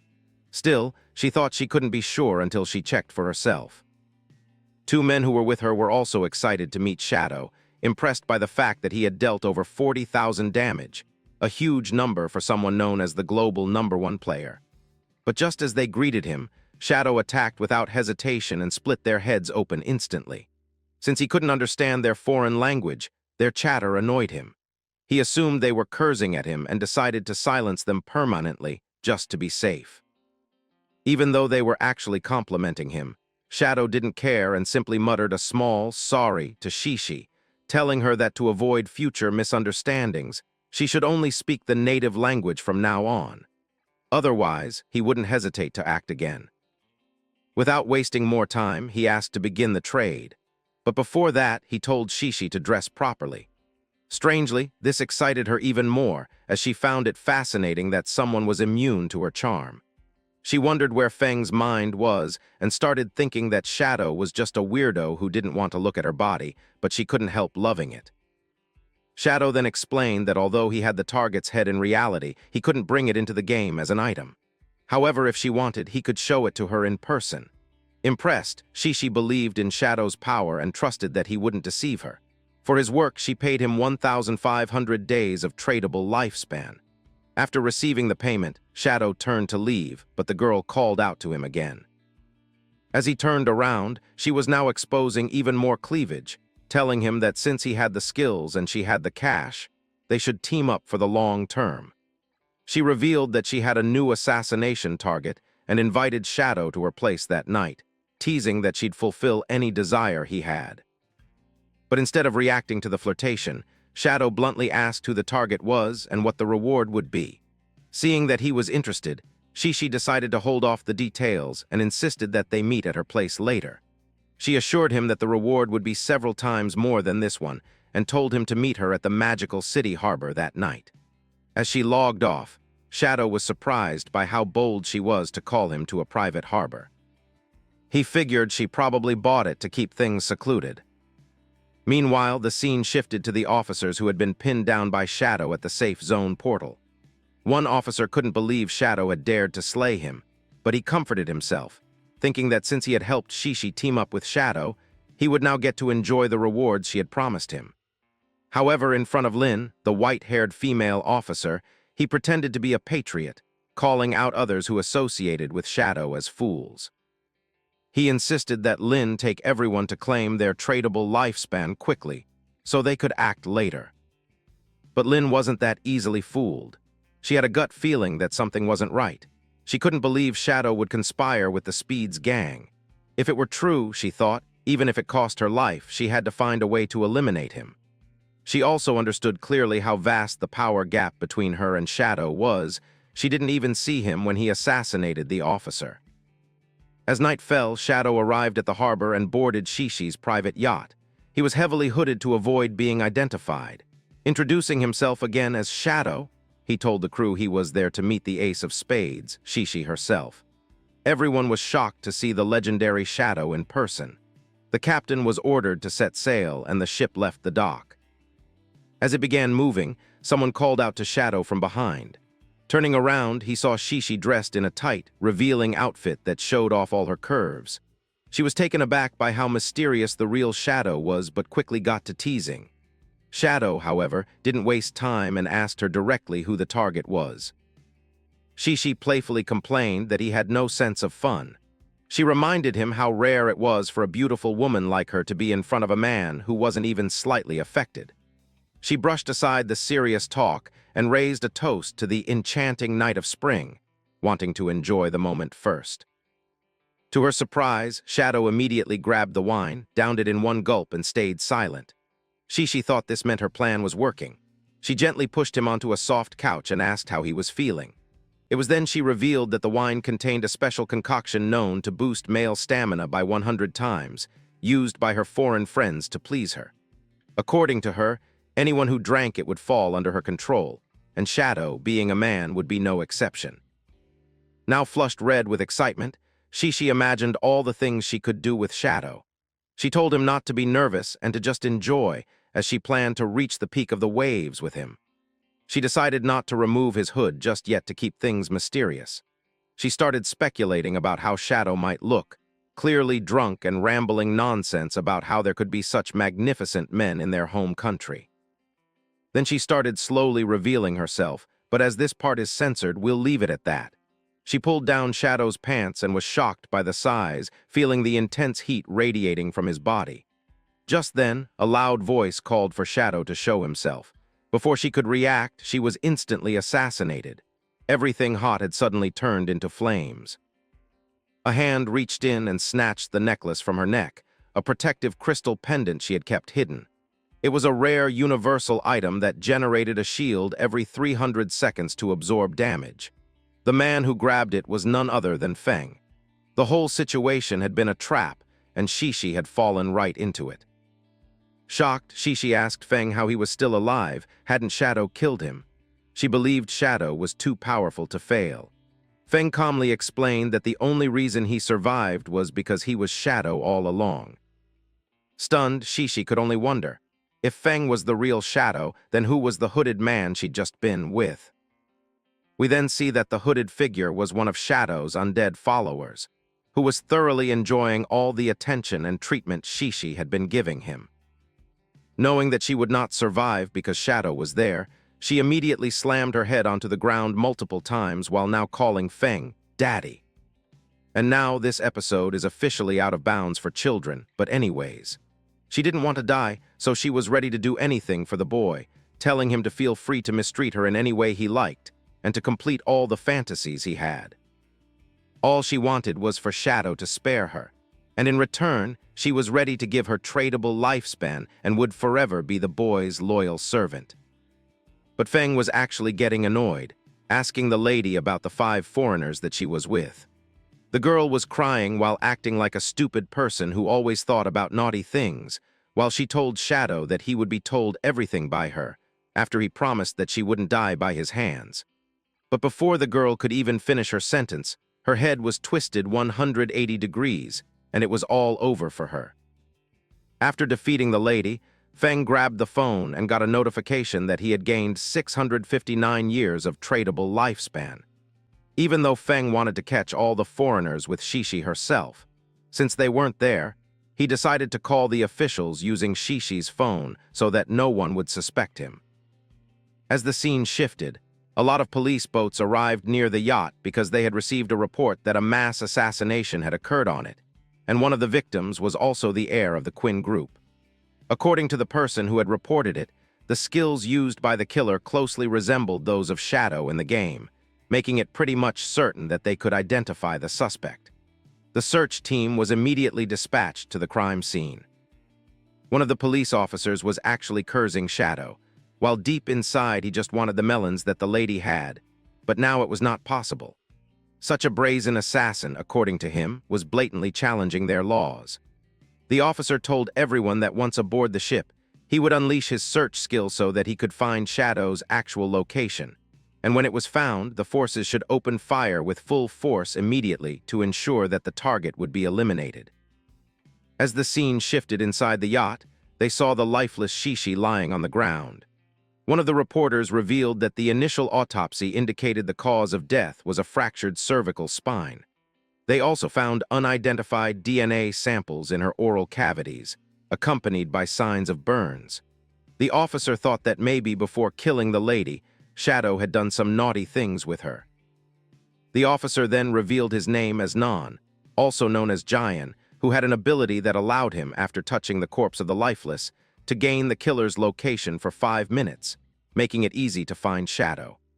But right after revealing the location, the officer knew that Shadow was just behind him. And even before he could take out his gun and shoot, Jian was assassinated as well, all his dreams of grabbing the oranges shattering in front of him. Meanwhile, Officer Lin was shocked. She put up a barrier given to her by the police and declared that Shadow had killed the investigator, wondering if he wanted to go against the officials. Now they were enemies. But suddenly a strange voice was heard by everyone, telling them that there was no need to be nervous, that the person had killed Jian because he had been feeding official intel to Shishi for his own game of grabbing oranges all this time, and he was a traitor. As for the evidence, it should be sitting on his phone, so they should check it out after unlocking it. One of the officers grabbed the brat's phone and told Captain Lin that he had found records of communication between Jian and Shishi on it. It was then that Lin understood that Shishi was actually the ace of spades in the game. She immediately grabbed the phone from the officer and he blushed, knowing that it was going to be bad. But as the lady looked at the phone, she saw both of them really getting hot and kissing each other like crazy, wondering what on earth these photos were and who even records this stuff. But as the lady was enjoying the view, she also knew that whatever Shadow had said was indeed true. Lin realized that the last time when Shadow had killed all of them was just to gain the lady's trust. And as he had gained her trust and found her in reality, he settled the score and then called the police himself, luring and killing Jian in the process. In an instant, the declaration of the alliance was approved by the Guardian, and Shadow was once again proving to everyone that he was a really terrifying man. Now Lin realized that it was a good thing the boy was not against the authorities, otherwise the consequences would be unimaginable. Immediately, Lin remembered that she had fired a few shots at the boy and wondered if Shadow was holding a grudge against her for it. But it was irrelevant in the bigger picture, because the real trouble would be if Shadow went against the authorities. So the lady started saying words in a louder voice, telling Shadow that she appreciated his assistance and apologized for firing at him earlier. But to show her sincerity even more, Lin took out her gun and shot herself in the leg. As she started crying from the pain, everybody ran toward her, but she stopped them, telling Shadow that she had also taken a bullet which was meant for him, so he should continue to collaborate with the authorities and not change his mind. Meanwhile, the officers wondered if this was really necessary. But according to Lin, they had no idea what Shadow was like, so in any case, it was better safe than sorry. Meanwhile, Fang was invisible, unable to comprehend how Lin was so desperate to avoid being Shadow's enemy that she even fired a shot at herself. But truly, as Lin was going to be the official leader of the magic metropolis one day, she had all the qualities and shone brilliantly with her courage. As the scene shifted, we returned to the game, where we saw that Shadow's dumb sister was assisting another man in defeating various monsters. When the man called out to her and told her to cast healing on him, she once again missed and healed the monster instead. The man was really shocked at how messed up a dumb girl could actually be. And now that the monster was getting healed, even he was getting confused about whose side the human was on. Now a weird, man-eating plant-like monster ate both the man and Zhao, and both of them got teleported to the safe zone portal once again. But as the girl was crying, she was still so dumb that she wanted to blame others, thinking that it must be Shadow who had assassinated her, wondering why the boy was constantly targeting her. She thought maybe it was because she wanted to get revenge for Song, and Shadow came to know about it. But this time, the adventurer had enough. He slammed the girl's head onto the ground, calling her an idiot, along with some other not-so-friendly things, telling her that she wasn't some kind of most beautiful girl in the world that Shadow would have time to focus on. It was then that the adventurer explained to the dumb girl that they were wiped out by a platinum-level boss, the headless assassin, and wondered if the girl didn't even check the system alert, or if she was just so oblivious and wanted to blame others. The adventurer told her that the ability of the monster was triggered by her misfired healing skill. Being a high-level individual, he threatened the lady, telling her that if the president dared to assign her to his team once again, then he would definitely end it all. Zhao was crying because just a little punch had hurt the crybaby. But then two huge legs landed in front of the duo, and as the adventurer turned around, he was shaken to the core. The boss had actually followed them to the safe place and was now just ahead, so they could not escape in any way. The adventurer didn't waste any time running for his life, leaving the girl alone as she stood there petrified. As the scene shifts, we come to a giant house where we see that a plate has fallen onto the ground. A girl came running inside after throwing the plate, saying to someone on the phone that he was a waste of space because he had wasted a golden opportunity to take down Shadow. Even when he was in the official rank, he was not able to do anything, despite laying low in the official scene for so many years. Yet, whenever it truly mattered, he was just utterly useless. We come to know that this girl was from the Eastern clan, and she wanted to get her revenge on Shadow because he had slaughtered her entire Eastern clan. According to her, the blood of her Eastern family cannot be shed in vain, no matter what method the man chose. She told him that Shadow must pay for the blood that he had spilled. The lady then intimidated the man on the phone, telling him that, as his father-in-law had also met his end by Shadow's hand, he should also do something and not just rest around. A strange-looking human appeared behind the lady and told her that he had a plan that could vanquish Shadow. The boy looked really dangerous and psychotic, and behind him was the body of the naughty lady. As the lady turned around, we come to know that the boy was named Tian, and the lady wondered if he had any tricks up his sleeve because the game forsaken by the god only allowed adults over 18 to enter the realm of the game, and he still could not get in even if he wanted to. We come to know that this Tian boy was a psychotic brat who was also the son of the lady. He told his mom that even though he couldn't dive into the game just yet, he could still flex his brain power.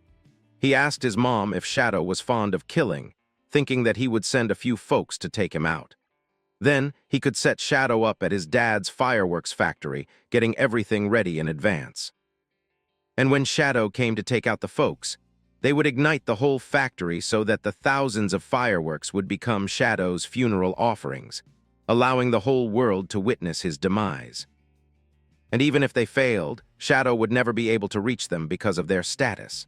After hearing her son, the lady smiled, happy that the teachings of their family had worked well on Tian. She turned toward the man and called him Mr. Chu. It is then that we come to know Mr. Chu was actually the husband of the lady and the father of the child. But still, he was scolded by the lady, who told him that his son was more useful than him. Mr. Chu told the lady that whatever they were planning needed to be kept under wraps, because the official stance toward Shadow was still focused on winning him over. So his big brother and second brother would not be able to help the family in this. The lady realized that she would have to take care of the matter herself and decided to do it anyway. But suddenly, as the scene shifts once again, the lady turned towards Tian, asking him what the matter was and why the lowly peasant still refused to hand over her lifespan. It is then that we come to know the boy was completely psychotic, apologizing to his mom that he couldn't hold back for a moment and had actually ended her life. The scene shifts back to the game forsaken by the god, where we come to the ruins of the demonic metropolis. We see that the Dark Sister was getting slashed once again, and everyone else saw it, witnessing the demise of the group who suddenly dropped dead. We see that someone went invisible and took them out in a heartbeat, finishing them off without any mercy. The others who were still alive decided to make a run for it, thinking that Shadow had gone mad and was slaughtering innocents everywhere. But we see that Shadow was not even in the game. He was using his powers in real life. Looking at the beautiful scenery, we come to know that Shadow wanted to move his hideout right near the beach, deciding to extract it into reality, costing him 1,315 years of his life to bring forth the pure soul realm. As the hideout was an underground structure, the notification suggested Shadow mark it on a map. With a final warning, the notification told him that after extracting the hiding place, all materials overlapping with it would be annihilated. It asked whether the boy would confirm it or not. After confirmation was done, a giant building appeared right underground in the sea. After appearing, it broke down all the land that was in between. Shadow saw a pothole-like thing just above the water where he was standing. As the scene shifts, we see that a huge building had now appeared on the surface beneath the sea, but it would still not be visible to anyone else because it was soon going to be hidden by water. The notification told the boy that the extraction was complete. He knew that it was time for him to go and fetch the divine tomb. But suddenly a call appeared as soon as the boy entered the game. Fang was asking him if he was on a rampage slaughtering players because someone had reported it. Shadow was shocked. But Fang was a bit of a genius himself and had already noticed that Shadow was not online at all. So it was not him, and the situation did not involve him. After that, he dug a little deeper, and it turned out that the man who was impersonating Shadow was actually a platinum-level boss. The name of it was the Headless Assassin, who was attacking players relentlessly. Because her stealth level was sky-high, no one could see her. So Fang wondered if Shadow was going to make a move and do something. As the scene shifts to that place once again, we see that multiple adventurers were slaughtered because of the Headless Assassin.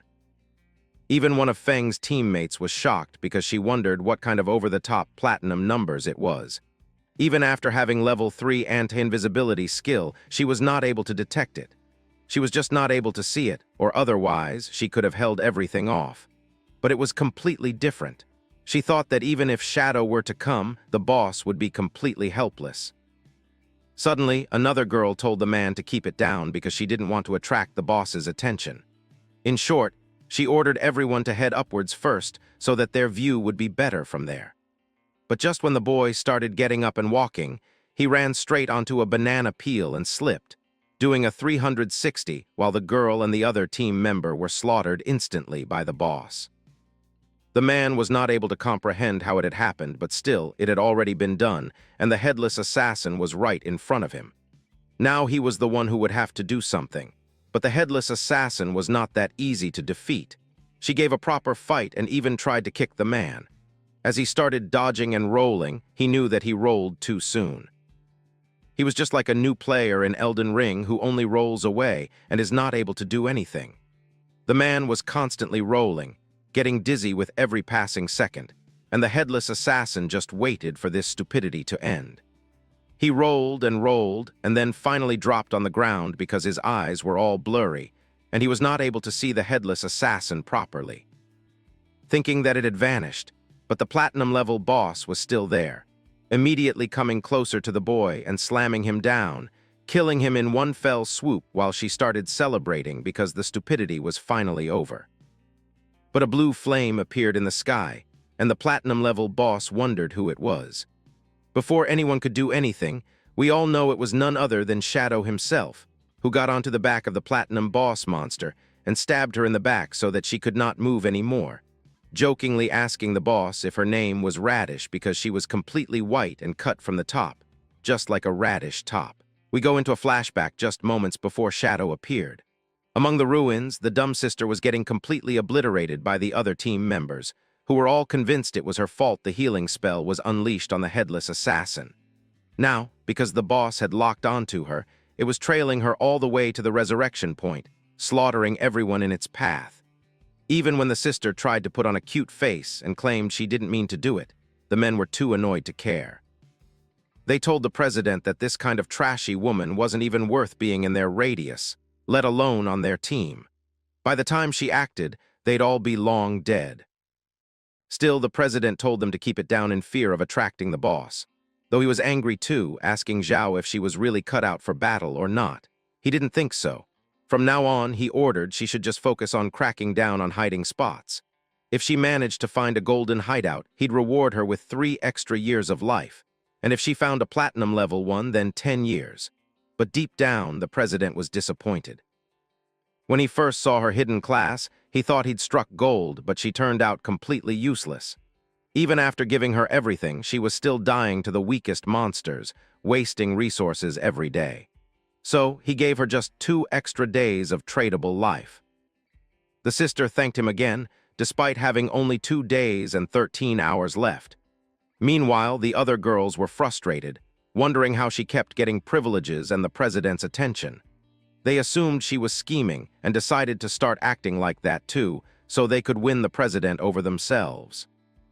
Suddenly, while the group was still hiding, Shadow finished off the Headless Assassin boss in a flash, descending to the floor and shocking everyone. The president was so furious he beat one of his own subordinates in frustration. This should never have happened. But before anyone could respond, the entire ground began to tremble. Something heavy was coming closer, and the atmosphere started changing. It was all focused around the dumb sister. The president, seeing the danger, kicked her off to protect the rest of the group. She flew into the air, carried by something invisible. Thanks to Shadow's high-level anti-invisibility skill, he was able to see the swarm of headless assassin bosses surrounding her, all preparing to end her. Now, everyone else could see them too. No one had believed there were actually 5 headless assassin bosses, but 4 were still alive, and only one had been killed by Shadow earlier. It now made sense why it had always felt like the boss was everywhere. The sister saw Shadow and thought she was saved. Crying and begging, she finally called him brother, hoping to appeal to his better side. Somehow that awakened the small sliver of humanity left in Shadow. Powering up, he activated his Shadow Assassin technique and began slashing through the bosses at incredible speed. Using Shadow Slash, he earned 48,000 XP, 20 evolution points, and 1,520 days of tradable lifespan. But it turned out that the girl was also slain in the chaos along with the bosses. Shadow didn't care, he only lamented that the loot was too little. He decided to activate Hand of Greed to boost the drops, knowing that aside from the 1,520 days built into the bosses, they were also holding onto orbs filled with lifespans they had siphoned from other players but hadn't digested yet. Just then, Captain Anya and Fang ran up to Shadow, cheerfully offering to buy any loot he didn't need. He was a bit annoyed by how omnipresent the country's police force was, but it was convenient this time because he knew a treasure-rich location that would be perfect to raid. If the price was right, he was willing to guide them there. The captain was happy, but the system denied her entry. Shadow only allowed Meng to join him. The place was off-limits to women. Anya, now trying a different approach, acted seductive and teased him, asking if he only liked men. She wouldn't be offended either way, she said. She had an open mind. Shadow simply slammed a foreflick onto her forehead, scolding her for being a bad girl, and walked away with the male members. As they followed, he told them the place they were headed to stood just outside the northern city gate, the towering temple of divine authority. Whoever conquered its challenges would be rewarded with unimaginable treasure. But there was one catch. The NPCs inside hated women, and their presence would increase the dungeon's difficulty tenfold. Now genuinely angry, Anya said she would level up and return. These sexist NPCs would pay. She rallied the other girls to head to the mountains to scout out the path and vent their frustrations on minor monsters. As they left, they waved goodbye to Shadow, who began forming his party. The others were nervous, as this was their first time teaming up with such a high-ranking figure. But Meng reassured them that it was a chance to learn from the true master of disguise. Still, following Shadow was not easy. Even though he seemed to move leisurely, his speed was astonishing, far beyond what anyone else could match. They quickly fell about 2 kilometers behind. Meanwhile, Shadow checked the loot. Of the 20 items he got, only 2 were useful for assassins. The first was the Forest Bone Blade, an emerald-colored assassin-class weapon with 39 strength and 48 agility. It required level 15 to equip, had 388 attack power, and 125 armor penetration. Its unique effect granted a 30% evasion rate and doubled movement speed for 5 seconds after triggering the double speed effect. Shadow compared it to his poison blade and realized this weapon had 80% more attack power, plus armor penetration and stat boosts, making it solid gear. The second item was the Shadow Blade, a platinum-level dagger forged from pure dark elemental essence. It added 600 points of dark element attack on hit and dispelled a random buff. Though its single-target dark element damage wasn't massive, the dispel effect made it impressive. Shadow spent 56 evolution points to upgrade it to legendary status, leaving him with 219 points remaining. Once upgraded, it gained an additional bonus. If the weapon hit a weak spot, it refunded 3 seconds of cooldown. With a base cooldown of just 3.78 seconds, that meant Shadow's skill cooldown would be reduced to just 0.7 seconds, an incredible boost. As he turned to continue, Shadow noticed only number 1 was still following him. Meng and the others were still far behind, struggling to keep up. Captain Anya pushed them forward, reminding everyone that this was a once-in-a-lifetime opportunity and they couldn't afford to fall behind. Shadow reached a mysterious-looking tower and finally told everyone that this was the stop they were trying to find. He explained that once they stepped inside, an NPC would present them with a challenge. The NPC was so well trained that the stronger the player performed, the more it would pull the rug out from under them and make them fight even stronger opponents.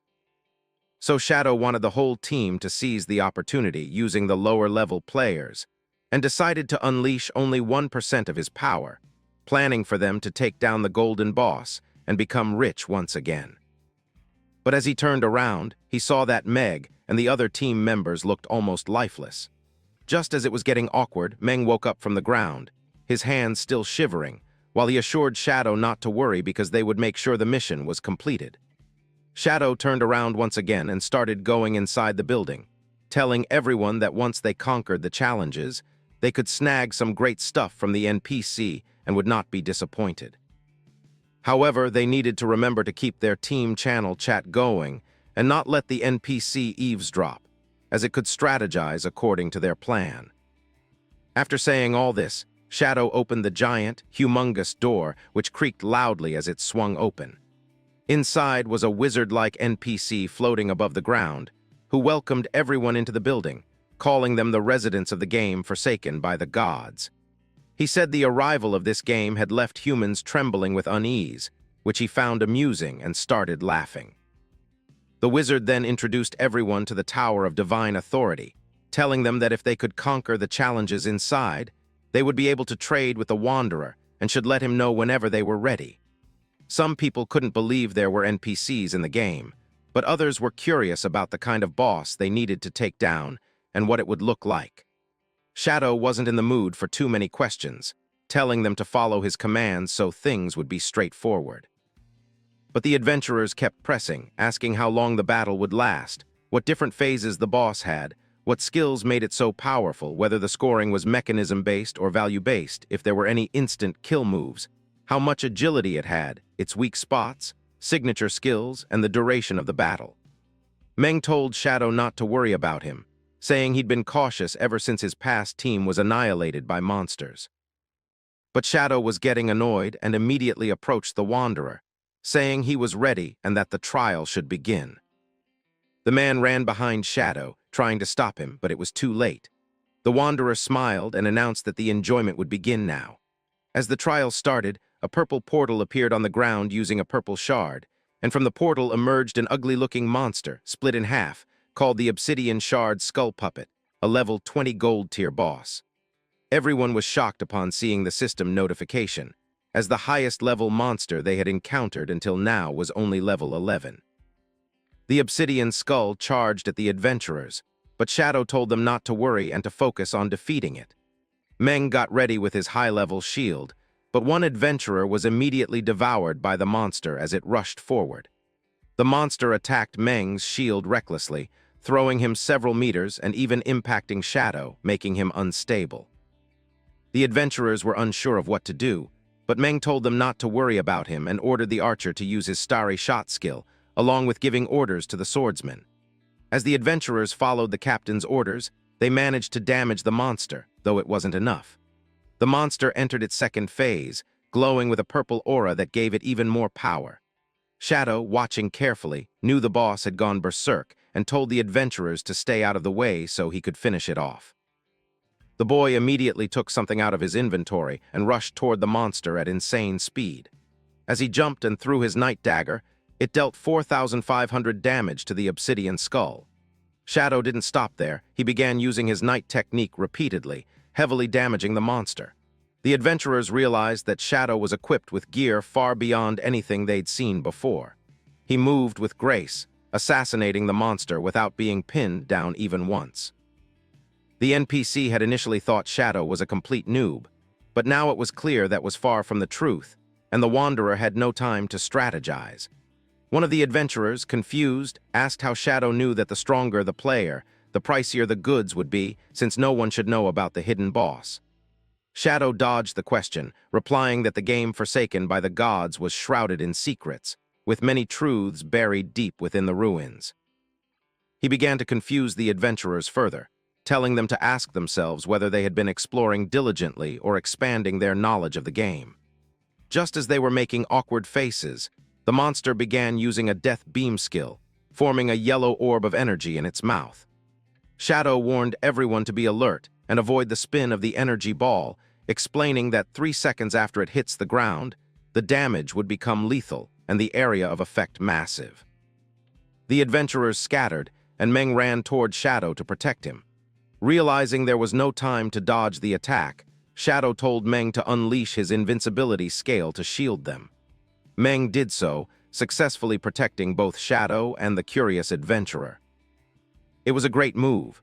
Shadow told the captain to wait for the flames to die down and then unleash their most powerful skills. After 3 seconds, the flames subsided, and all the adventurers used their best attacks. The damage was brutal, more than 25,000. The monster was finally defeated, and a notification popped up announcing that they had defeated the obsidian shard skull puppet. The words "Congratulations" appeared on the board, and the team felt proud of themselves. Shadow, however, knew that once the boss's health dropped below 70%, it would enter a berserk state. If they could dispel the berserk effect, its power would only be on par with a silver-tier boss. As they looked at the defeated monster, the Wanderer smiled and congratulated them for being the first to pass his test. Now, all they needed to do was trade their lifespan in exchange for a divine gift from the legendary Wanderer.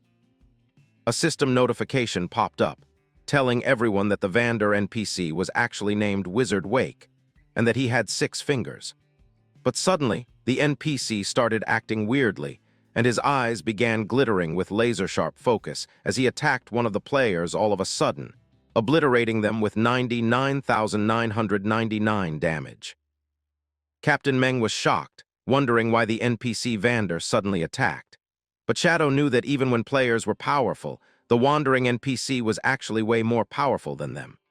Shadow also knew about a secret rule: NPCs and players could not attack each other unless the player broke a sacred rule first. And this NPC's sacred rule was to hide his hands. As long as no one mentioned it, he was in the clear. Hearing that, Meng even wondered if they could beat him, but Shadow straight up denied it because they were powerless right now.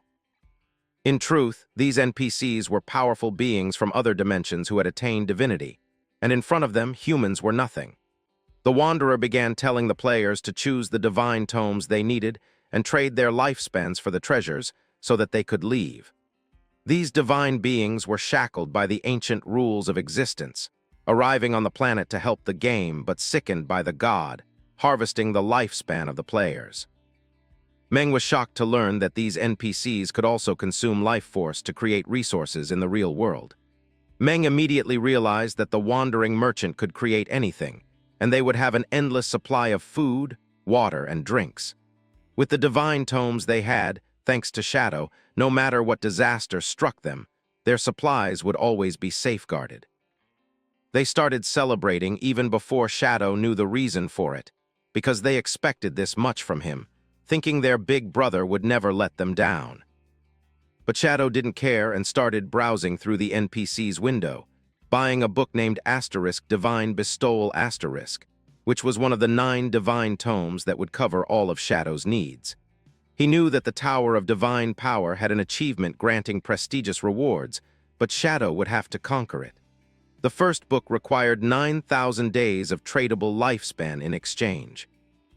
He looked at the Wanderer NPC and told him that he wanted to take the highest difficulty, and with no one's help.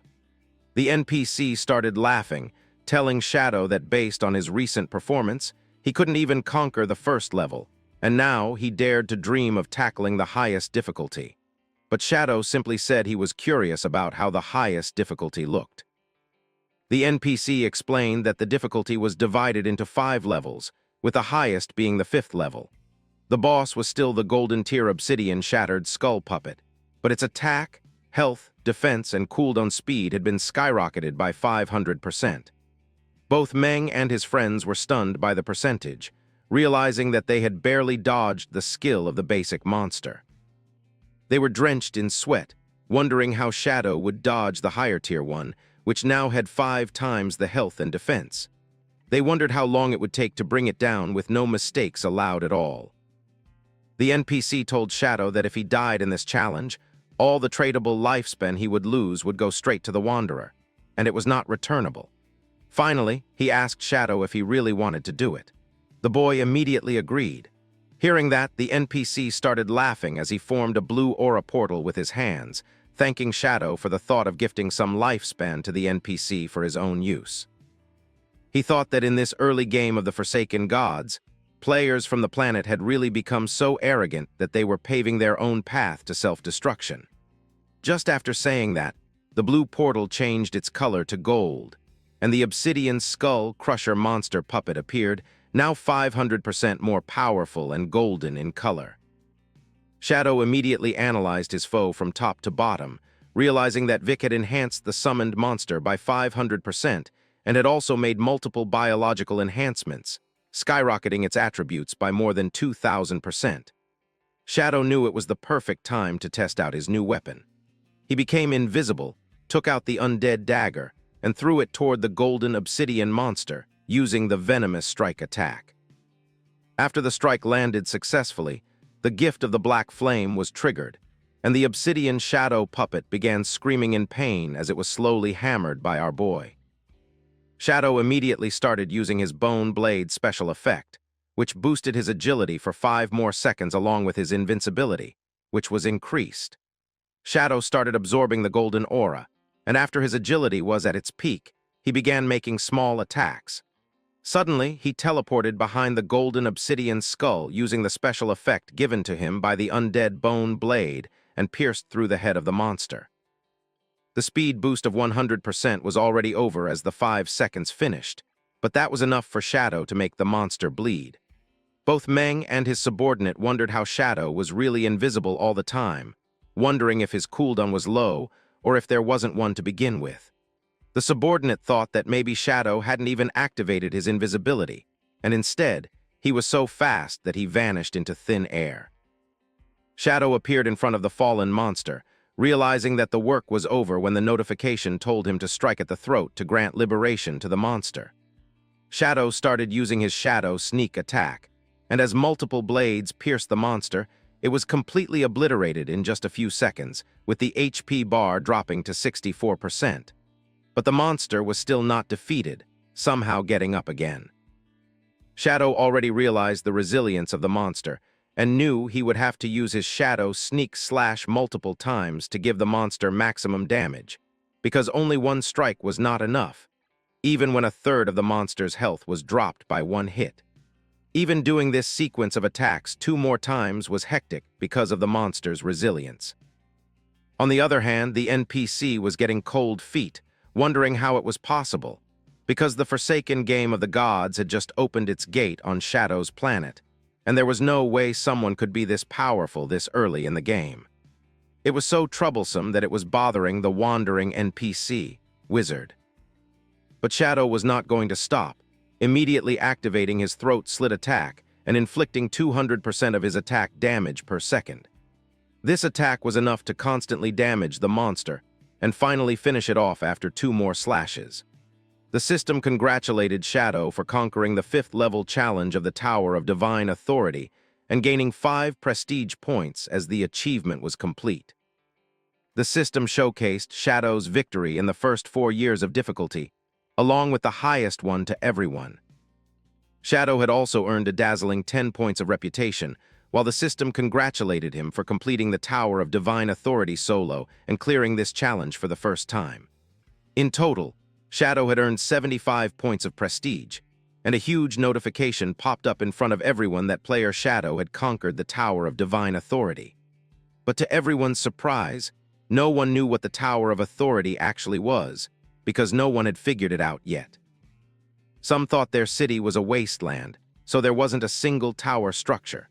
Others were fearful that Shadow was walking ahead of them over and over again.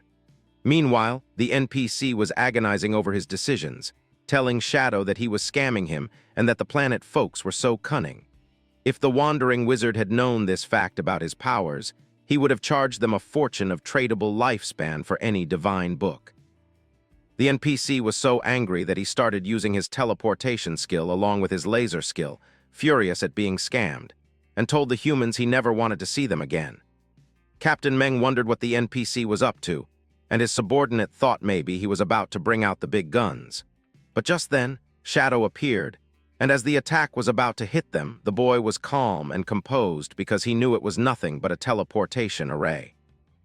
As they exited the Tower of Divine Authority, everyone was relieved to realize that they were in the outside world, not dead, and instead had just been ported out. Shadow reminded them of the rule that NPCs cannot attack players if the rule was not broken. The boy explained that since they had wrapped up everything, they should call it a day, because now Shadow was logging off to grab a bite. The captain thanked Shadow again and again for enlightening them, promising that if there was ever a chance like this again, they must tag along to reap the benefits. Shadow agreed and started walking away. As the scene shifts to the real world, we see that inside the castle, which was protected underwater, the huge building stood tall. The 9 divine books were extracted, consuming 90 days of tradable lifespan by Shadow. He also spent 1.06 years of life buying luxurious furniture, daily essentials, and delectable ingredients, and also an all-powerful artificial intelligence maid, which happily greeted her master. It was her pleasure to meet our boy for the first time, as she asked Fang if he was looking for someone to help him in handling affairs at home. She explained that the boy should feel free to reach out with any requests, and he should just say the word. The maid was there to help him, even in that. Yes, even in what you all are thinking. Shadow explained to the maid that she should tidy up the house and whip up a feast for him, and the maid started working immediately, diving into full house cleaning mode right away. In the outside world, we come back to the city where we see a body lying on the ground, lifeless, with a white cloth covering it. We come to know that it was a female corpse discovered this week, the third one in the continuous parade of bodies. Just like the previous 2, the body's limbs had been taken out, and the eyes were also missing. The investigators realized that the killer must be the same person. One of the officers asked if the investigator had found any clues, and the other officer explained that even the investigator was finding it difficult to get clues regarding this psychopath. The killer was coming out at the perfect time, something not taken into consideration while the investigator searched for evidence, and he was always able to escape. The senior officer told another subordinate that they should go and ask Captain Anya how much longer it would take for the investigator to advance in his career, because they could not delay the matter any further and must catch the psychopath killer. Suddenly, the other officer tried telling the senior something and explained that maybe it was the work of Shadow, because he compared the timeline of Shadow's activity, and it perfectly aligned with the girl's time of demise. But the senior straight up told him that maybe it was just a coincidence, because matching timelines was not enough to prove anything. However, the investigator liked this angle and thought they could solve the case through it, because right now whispers were all around that Shadow was actually a killer in disguise and might have some dark influence on others, and that some evil powers were covering up for him. It was then that the senior revealed that last time, Shadow made him look foolish in front of Captain Anya when he was hitting on her. But the senior wanted the brat to not let personal feelings come between them and their jobs, because they already had 24-hour support from the police. They needed to crack the case wide open and bring justice. Now, however, the brat was angry because he was not allowed to work on the angle of Shadow being the killer. As the scene shifts to the game once again, we come inside the ruins of the demon city in the godforsaken game, and we see that Shadow was invisible while looking at a castle that was still standing and had not been destroyed. Shadow knew this place was called the Evil Spirit Academy, and this academy was a platinum-grade hideaway. Even though it was not concealed, its barrier's strength was said to be the mightiest in all of the country. Shadow started forming the Shadow Gear, losing 2.74 years of tradable lifespan in the process, because he needed to secure the hideout outside under the banner of his own guild. That's why he had to resort to this method and lose his lifespan, even when he was in the wasteland city. The boy knew that shelters could teleport between each other, and from now on, traveling back and forth between the magic metropolis and the river city would be a breeze because of the 2 hideouts in Shadow's possession. After forming the guild, the boy started going inside while still being invisible to any threat looming inside the castle. As he walked through, he felt that something was strange, because he had reached the deepest level of the 3 underground floors inside the Spirit Academy, yet he had not encountered even a single monster. Shadow realized there was no other possible explanation than that someone powerful had already come inside and defeated all the monsters before him. Suddenly, he heard someone screaming in happiness to another human that he was not as weak as he seemed. After Shadow listened to the commotion, he realized that some people were bullying another person, a female, who was telling the group of 3 thugs not to come any closer. Out of the 3 thugs, one of the fatties revealed that they were sent by the Dongfang family lady and told her not to worry because they were not going to kill the girl just yet, as the Dongfang lady needed someone for her enjoyment. But before that, these boys were going to enjoy the girl themselves. They wanted her to hurry up and tell them her real-world location, or they threatened to hunt her down until her lifespan ran out. Even making herself lose would not help her, because the Brats guild named Shura's Hall was waiting at the resurrection point. The third person from the police group told the lady they should make a deal, because the girl was powerful in her own right, having defeated the Eastern deity twice in the game. The boy realized she must have gained quite a bit of lifespan, at least 30 years. The boy then started rambling that the girl had to give them 30 years of the lifespan she had gained, and along with that, she would have to play with the 3 of them for a little while to make them feel good. After that, they promised they would let her go without any problems. The girl, innocent, started crying and asked in horror what they meant by playing with them. The 3 of them started smiling as they took out their 2 inches, which were hanging down. Seeing that, the girl was scared, but the men thought they were really masculine, smiling after looking at her. Knowing there was no escape, the girl wanted them to promise that after having all their fun, they would let her go. The brown-haired brat called the girl, promising her again and telling her to start with him. As the girl started nearing the boy, a surprise attack was made at his small thing, as the lady tried chopping it off. But the third person, with bandages over his eyes, immediately attacked the lady, calling her a troublemaker for thinking like that. The brat once again came back near the girl, telling her this was her final chance to correct everything. But suddenly the girl smiled and told the player she would see him later. Then the players were slashed in 2 halves so suddenly that they didn't even realize it. Even the man in bandages was being choked by long strips of paper, which were completely full of magic and worked like chains. Shadow was watching everything, realizing that this skill was named the Chained Blade, wondering if the girl's profession was what he thought it was. The girl finally stood up, using her skill and cursing the 3 brats who were trying to do naughty things with her. Knowing these people were sent by the Dongfang lady, she was determined to kill her no matter what. We come to know that Shadow knew about this lady who was named Shane, and Shane was also hiding a profession just like our boy Shadow. It was an assassin-type unique hidden profession.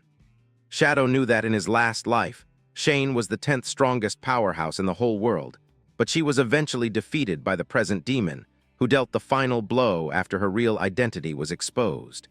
He targeted her in the real world while she was already being hunted from all sides. The girl fought valiantly, but even after all the effort she put in, she was still not able to survive. Everyone in the Guild of Shadow was devastated when they heard the news, and even Shadow himself couldn't believe that he would run into her inside the sanctuary. However, Shadow didn't know who Dongfang Yui was, and he kept wondering why Shane was repeating this name again and again. As Shadow approached her, Shane assumed he was an enemy too. She asked if he had any accomplices and immediately rushed toward him. Talisman chains protruded from her hands, ready to attack our boy even before he could defend himself. And even when Shadow wanted to speak to her, she cut him off, telling him to talk less and concentrate, or he would die. Shane hurled her talisman chain blade towards Shadow, attempting to bind him with its sturdy chains. But before it could reach him, Shadow turned into smoke, evading the attack fluidly and reappearing instantly in front of Shane. Finally, he agreed to play with her if she wasn't ready to talk. This shocked the girl, but it was already too late. She would have to fight. She jumped back and lashed her talisman chains toward the boy once again. Being an assassin-type professional as well, Shane turned into smoke herself, activating invisibility and vanishing without a trace. At first, Shadow was alert, but then he laughed at her audacity, pulling an assassination trick in front of him. He couldn't believe she thought invisibility would work. So he answered in kind, also vanishing without leaving the slightest trace in the visible world. Time passed in silence. Neither of them appeared on the battlefield. Shane was the first to re-emerge, confused about where Shadow had gone. Her Hell Blade had built-in level 4 stealth detection, yet she still couldn't sense him. She couldn't believe it. Then she remembered hearing about someone named Shadow, ranked at the top of the entire game leaderboard, with powers eerily similar to the one she was fighting now. Suddenly, Shadow appeared right in front of her, causing Shane to scream in shock. He mockingly told her that she should figure out how to deal with him, or things would get very bad for her. But the girl wasn't ready to give up. She kept leaping around, attacking with her talisman chains, though she still couldn't believe her level 4 invisibility and stealth detection skills were useless against him. Frustrated, she decided to unleash her trump card, chasing Soul's spirit of the ghost path. With this move, the talisman gained a consciousness of its own, moving like a living being. It was her strongest attack, though it consumed a lot of energy. But to Shadow, it was still nothing. He calmly observed the chain writhing like a snake, hissing and moving on its own. He quickly realized that the chains, now with their own will, were able to locate him, even when invisible. The technique was so powerful it could sense enemies Shane's eyes couldn't see, and anyone marked by it could not escape. For the first time, Shadow saw her profession bypass stealth entirely. Even he hadn't expected this. But he had a plan. As he ran in circles around her, he baited her into attacking.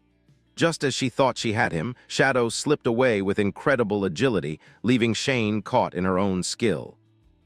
Embarrassingly, the chains wrapped around her due to her own attack, tightening against her clothing. Shadow walked up to her calmly and asked if it was the right time to talk, since her ears seemed open. He explained that he was Shadow and had nothing to do with any Dong Fang Yui. If he wanted to kill her, she would have been long dead. He didn't need help with that. Shane was embarrassed, screaming at him to let her down. Shadow, however, asked who Dong Fang Yui was. From her words, he deduced she must mean someone from the Dong Fang family in Jianghai City. The girl was shocked, but eventually admitted it, explaining that since Dong Fang Yui had married into the Chu family, her ties to the Dong Fang family weren't as close anymore. Shadow then revealed something shocking. When he destroyed the Dong Fang family, Dong Fang Yui hadn't been present. She slipped through because of her marriage. This stunned Shane. The realization that Shadow had destroyed the Dong Fang family, leaving only Yui alive, sent chills through her. But then she smirked through her chains, declaring that since Shadow and Dong Fang Yui were enemies, she would consider him her ally, because the enemy of an enemy is a friend. They could cooperate. Shadow dropped her to the ground, telling her they could discuss cooperation later, but first he wanted to know why she wanted to kill Dong Fang Yui. Shane finally revealed the truth. It was revenge. Before the God-forsaken realm descended and the game began, Dong Fang Yui had been driving under the influence and caused an accident that killed Shane's mother. Multiple court cases were filed, but Yui walked free because the Chu family used their influence to frame someone else. Her father refused to accept it and even found evidence to convict Dong Fang Yui. But the very next day, he was found dead in the river. Authorities dismissed it as a mental breakdown, claiming he had taken his own life out of despair. When Shane demanded answers, the Chu family's security nearly beat her to death. Broken and hopeless, she thought about ending her own life until the God-forsaken game descended. Her first mission inside the game was clear: kill Dong Fang Yui. But in the game, death was never permanent unless someone drained all your life by repeatedly killing you. So even after Shane succeeded once, Yui resurrected and hired people to relentlessly hunt Shane down. That was why she was in this state now, being saved by Shadow. Shane cried while explaining all this, begging Shadow to help her kill Dong Fang Yui, as revenge was her only motivation to live. But to everyone's surprise, Shadow refused, without even a second of hesitation. After the refusal, Shane was shocked but still not ready to give up. She told Shadow not to worry because she would not make the boy help her for free. She decided to give him everything she had, including her body, which could become the Shadow's servant. She was even ready to offer her entire lifespan that she had earned, along with all her equipment and skills. Shane was prepared to sacrifice everything as long as Shadow helped her kill Dong Fang Yui without any second thoughts. Even if Shadow made her his slave, Shane was willing to accept it willingly. But the boy was not as bad as everyone thought. He told Shane that he would not help in any killing, nor would he take revenge in her place, because this revenge had to be concluded by her own two hands. Even when Shane felt bad, Shadow told her that he would help her, but how far his help could go depended on her. The lady was shocked, still crying and wondering how Shadow was going to help her. Then the boy revealed that he wanted Shane to join his guild and become his ally so he could support her in achieving her revenge. A system notification popped up and the lady read everything. Shadow wanted her to join his guild, also named Shadow. She realized that the guild had only one member, our boy, Shadow himself. She wondered if all she had to do was just join the guild, and if that alone would be enough. But now Shane joined the guild because Shadow requested it, and her in-game name, Ghost, appeared on the guild list. Our boy also accepted the lady's friend request and was happy that she agreed to do whatever he asked. He told her that now she only needed to do one more thing, career advancement to the next level. As for what career advancement was and how to achieve it, she would have to explore that herself. Whenever she succeeded, Shadow would help her. But if she failed, Shane had to be ready to forget about any kind of revenge she wanted, because currently she was too powerless. The scene shifted to another place, where we saw Shadow inside the secret sanctuary, realizing that the blade of the underworld had limitless potential. Since Shane was already given a little guidance, Shadow knew that she was stubborn, and with her big heart, she would definitely take one step at a time. He believed that whenever she matured, she might even be able to help Shadow, who was considered the strongest character right now. The scene shifted once again to the deepest part of the Evil Spirit Academy, where Shadow entered a section that looked like a giant library filled with books. While invisible, the boy encountered the transmutated witch named Stana, a level 15 golden grade witch with multiple heads and the body of a female wearing a long, frilled dress. We learned that this witch was the guardian of the Evil Spirit Academy. Without wasting any time, Shadow launched an assassination attack, damaging one of Stana's 4 heads. He knew that in the first phase, only one of the boss's 4 heads would activate, and then they would become immune to physical damage. From then on, Shadow could only use elemental skills with slightly lower damage, but still enough to deal a lot of harm. With the assassination, the boy activated the Shadow Blade technique and drew the Forest Bone Blade to increase his movement speed. Its cooldown time was so low that it almost recharged instantly after every Shadow Blade hit. The boy jumped around, using his invisibility and assassin skills, along with multiple Shadow Blade techniques to deal massive damage to the witches' heads. He kept targeting the weak points, turning himself into a moving Gatling gun with such high damage that no one could resist. Shadow had no pride to spare. He kept relentlessly attacking the weak points, because he had to defeat the monster no matter what. The sounds of hacking and slashing echoed through the entire hall until one of the 4 heads was destroyed, exploding into pieces. Now Phase 2 began, and Shadow knew that all 3 remaining heads would activate simultaneously. They were furious that their purple head had been blown apart. But Shadow had fought this boss many times before, so he knew these hotheads would only unleash indiscriminate attacks on the surroundings. Shadow had to defend himself from beams of fire and elemental attacks. Thanks to his high agility, he managed to dodge them, and once again began using the Shadow Blade skill to deal heavy damage to the 3 heads, targeting the red head first. But as the blue head interfered, the water elemental head was destroyed as well. The Shadow Bone Blade exploded in the process, and the damage was so lethal that the other heads couldn't withstand it, suffering heavy damage until they exploded on their own. As Shadow knew about the disco lights of the Headless Witches, a system notification suddenly popped up, announcing that Shadow had killed the mutated witch named Stana and gained 50,000 experience points. Shadow had already been certain of the notification even before it appeared, judging from the deafening boom that echoed throughout the library-like area of the Evil Academy. Finally, Shadow obtained the key to the Evil Spirit Academy hideout, which was a platinum-level hideout. Since his level was high enough, the system informed him that he could now advance his profession. Shadow agreed and started the advancement immediately. The boy's Shadow class advanced from the first tier to the second tier, and his class attribute bonus for strength increased from 9 to 27, along with significant increases to constitution, agility, and spirit. Now the boy stood at level 15 with a tradable lifespan of 566.2 years, strength of 147, Constitution of 102, Agility of 316, Spirit of 131, and Health points of 2608. His physical attack power reached 535, his cooldown speed was 85, and his damage resistance stood at 77. He also had a non-tradable lifespan of 10 years and 233 days, along with defense points of 330.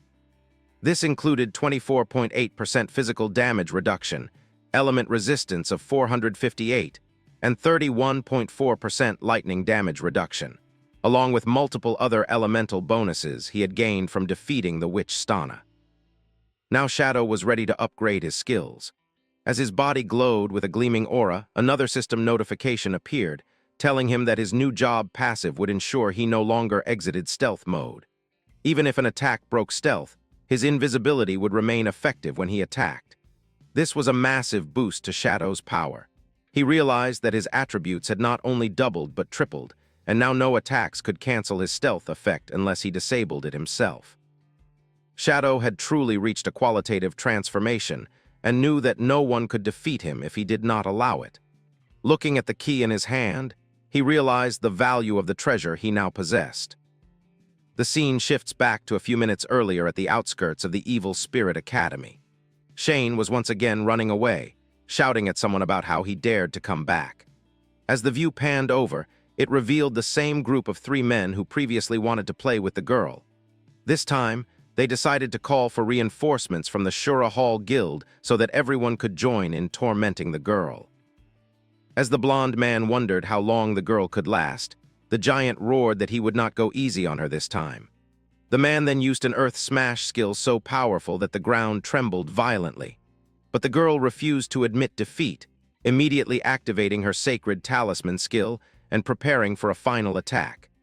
Just then, a flashbang appeared before her, blinding her instantly while also damaging her with its explosive force. Having resorted to cheating, the bullies made no remark as they swiftly trapped her, mocking that they needed to properly educate her.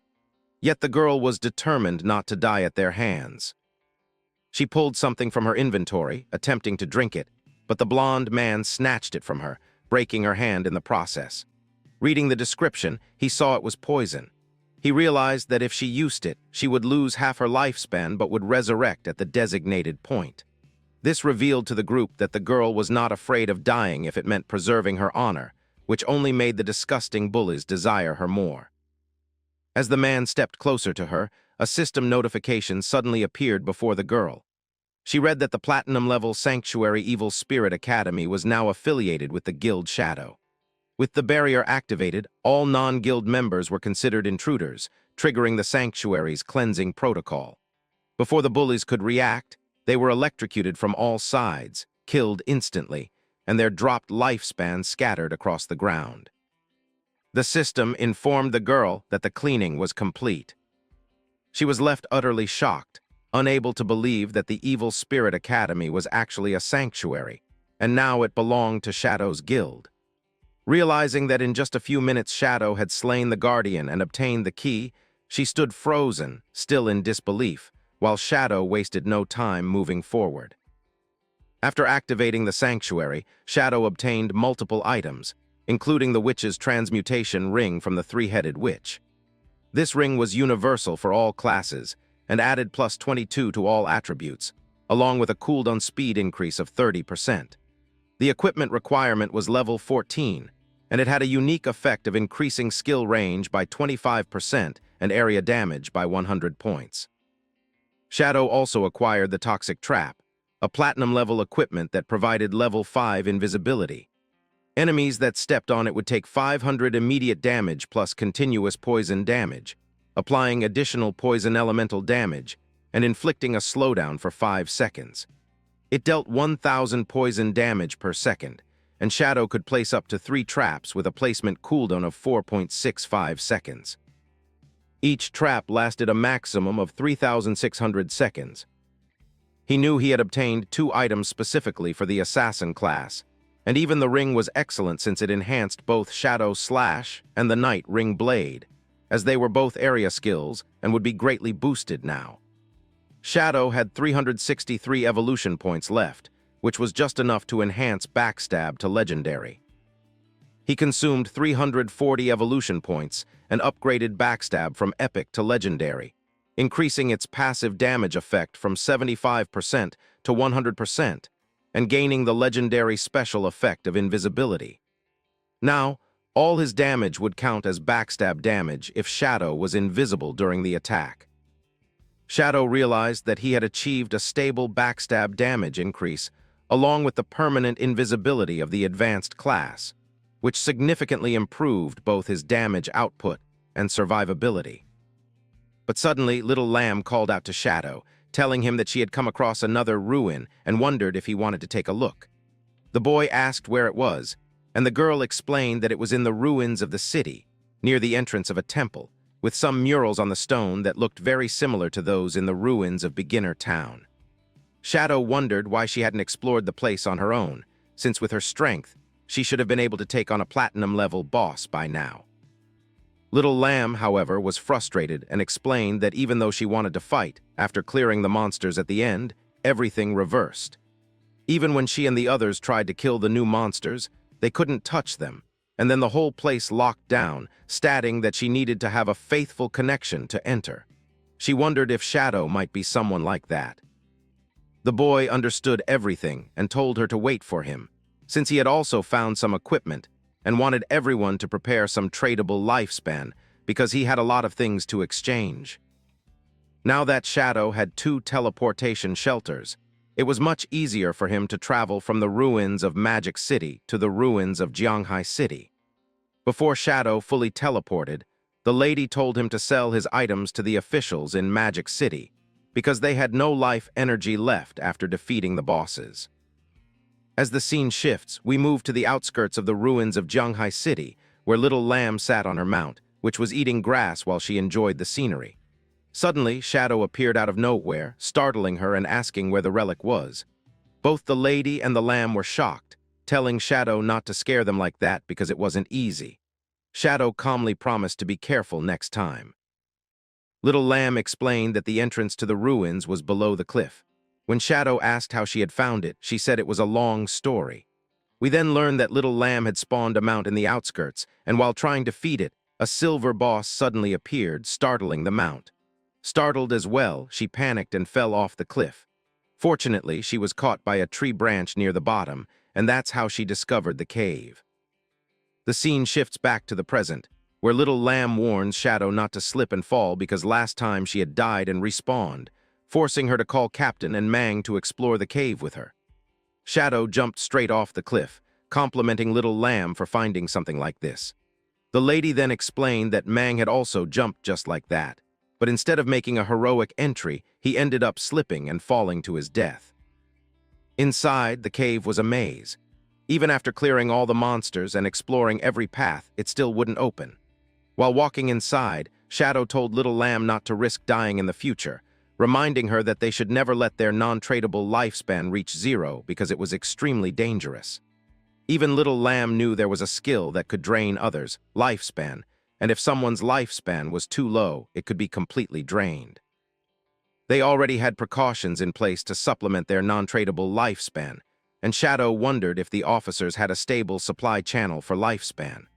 The girl explained that they had lured some magical creatures, which absorbed non-tradable lifespan, into a hidden location in the ruins of the city. After killing them, they collected all the non-tradable lifespan that dropped and would go there to replenish whenever needed. Shadow knew this method was incredible, wondering if it was none other than Anya who had come up with the idea. Little Lamb was impressed by his accurate guess, but Shadow remembered that even in his previous life it had always been Anya's idea. In the end, everyone started using this method. As they ventured deeper, the girl showed Shadow a teleportation orb located exactly at the spot that led to the next stage. However, when Little Lamb touched the orb, it told her that since she was not the destined one, the mechanism would not activate. The girl explained that perhaps this temple was also connected to the previous one in the earlier town, and since Shadow had defeated it, maybe he was linked to it. Shadow agreed and placed his hand on the teleportation orb. As it began to gleam and activate, Little Lamb was shocked, covering her eyes due to the immense energy. Within just a few seconds, both Shadow and the teleportation orb disappeared. Little lambs guessed that Shadow was the chosen one turned out to be true. The scene shifted to another area of the cave, where a notification appeared, informing Shadow that he had arrived at the Eyes-Tide Cavern. It also stated that his long-range communications would be blocked. Shadow realized that the Eyes-Tide Cavern was no joke. He also received a mission to protect the Iced Crystal, a shiny ice shard. Shadow recalled that the crystal would unleash a tide of ice whenever it was attacked. Looking around, Shadow noticed multiple caves from which monsters would emerge, doing everything they could to attack the crystal. If he let them succeed, he would have no choice but to die, and although his death wasn't important to him, the failure of the mission was. If the mission failed, the place might never return, and the rewards could never be obtained again. Shadow decided to evolve his toxic trap immediately, formulating a plan and consuming 6 evolution points for it. The trap's deceleration increased by 50%. It now had a stealth level of 8 and an additional 1,200 damage points. The deceleration and poison damage would last for 8 seconds, and Shadow could now place 9 traps in total. He quickly started placing traps, setting 3 of them at 3 passages. Activating the witch's ring increased his skill range by 25%, making the traps even more powerful. Now the enchanted traps completely covered the passages, ensuring that any monster stepping on them would trigger them. As Shadow looked around, he saw multiple monsters emerging, and their numbers were no joke.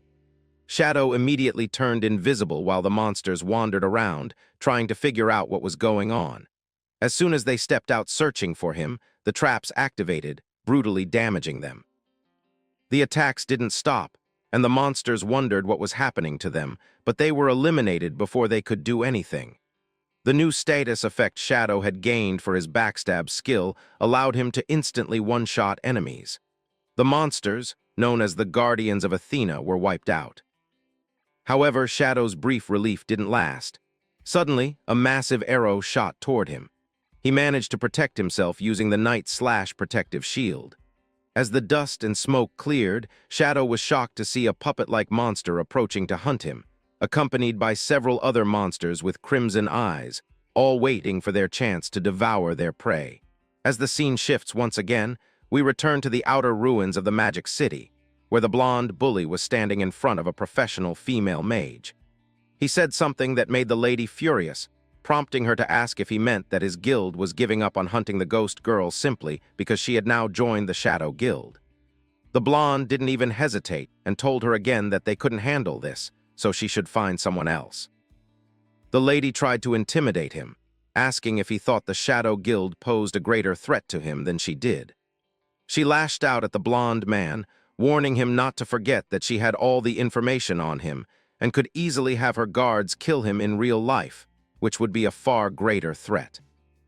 However, as soon as the man heard this, he suddenly started preaching equality and without a second thought, punched the lady, causing her purple mask to fall off as she spat blood onto the ground. The man didn't stop there. He immediately readied his knife and told the woman that even if he couldn't defeat the shadows yet, he could still kill her. He had tolerated her arrogance for too long, and wasn't willing to be called a lowlife by someone who couldn't even do her own work, and instead wanted others to handle it. We learned that this lady's in-game name was Phoenix. After being killed, she respawned at the safe zone and returned to reality, furious that the person she had hired to hunt the ghost girl had actually turned against her. In reality, she was part of the Chu family, who believed that the Shura Hall was made up of lowly people who couldn't possibly go against her. No matter what, she called someone and ordered them to send people to arrest all the members of Shura Hall. Upon hearing that, the man on the other end of the phone wondered if this was the same guild she had hired to capture the ghost girl. But now that she had mixed up with the Shadow Guild, and since her group feared retaliation from Shadow, she wanted to vent all her frustration so that the guild wouldn't even dare to continue. The man on the phone told her that after dealing with Shadow, he would take care of the so-called lowlifes, as he had already arranged for people from the Black Dragon faction in the Magic City to trouble Shadow. Since the plan had already started, soon they would be able to take revenge for her family. Hearing this calmed Phoenix, though it also made her more alert as she realized that both Shadow and the traitors who betrayed her were going to get a taste of their own medicine. She began screaming that she would avenge the Dong family and defeat them all. As the scene shifts, we see that the archer puppet was defeated instantly by Shadow. He knew there was no way someone so insignificant could beat him, as his shadow blade was so powerful that even its return speed after striking a weak point was nearly instant. Suddenly, a notification popped up, informing Shadow that his guardian task was completed and he should claim his reward. He was surprised that it was already over, but as he turned around, he saw the entire place collapsing along with the ice crystal, though it didn't create any sort of tide. As soon as the crystal evaporated, a golden chest appeared in front of him. The last time he opened such a chest, he had obtained the gift of liberation, so he wondered what this legendary chest would contain now. When he opened it, Shadow was stunned to find that there was no item inside, but instead, a woman emerged from the chest, gazing at him seductively. He realized that he had received an NPC instead of any kind of treasure. She spoke in the language of the ancient gods, which Shadow couldn't understand, though a few words and structures allowed him to vaguely make sense of her speech. Even when the language was completely foreign, Shadow was able to grasp her meaning because of the Eye of Judgment. The lady was trying to explain to Shadow that the ancient gods had already perished. Since the boy had just arrived and his heart was in the right place, he should become the inheritor of judgment and authority. After saying that, the lady began transforming into an even more beautiful woman, her curls now visible, yet she remained appropriately dressed so that what should be covered stayed covered. We come to know that this lady's name was actually Ashy. As she turned towards Shadow, she summoned a summoning bell that would allow her to be summoned at any place Shadow desired. She was the Judgment Envoy, created with the power of rules, and the boy could use it once at level 25, 35, and 50 to summon the lady. Each summon would grant him a special challenge for a special relic. The system notification informed the boy that if he successfully completed 3 challenges, Ashy would move into his hideout and provide the skill upgrade feature. Shadow immediately realized that the last temple was level 5, and this time it was level 15. In his mind, Shadow was thanking Little Lamb for always being so lucky and stumbling upon such precious things. Suddenly, Ashy told Shadow that he should select a skill because he had a free chance to upgrade one skill to match his current level. We come to know that the skill upgrade had 2 criteria for evaluating the strength obtained by the player in this game. The first was quality.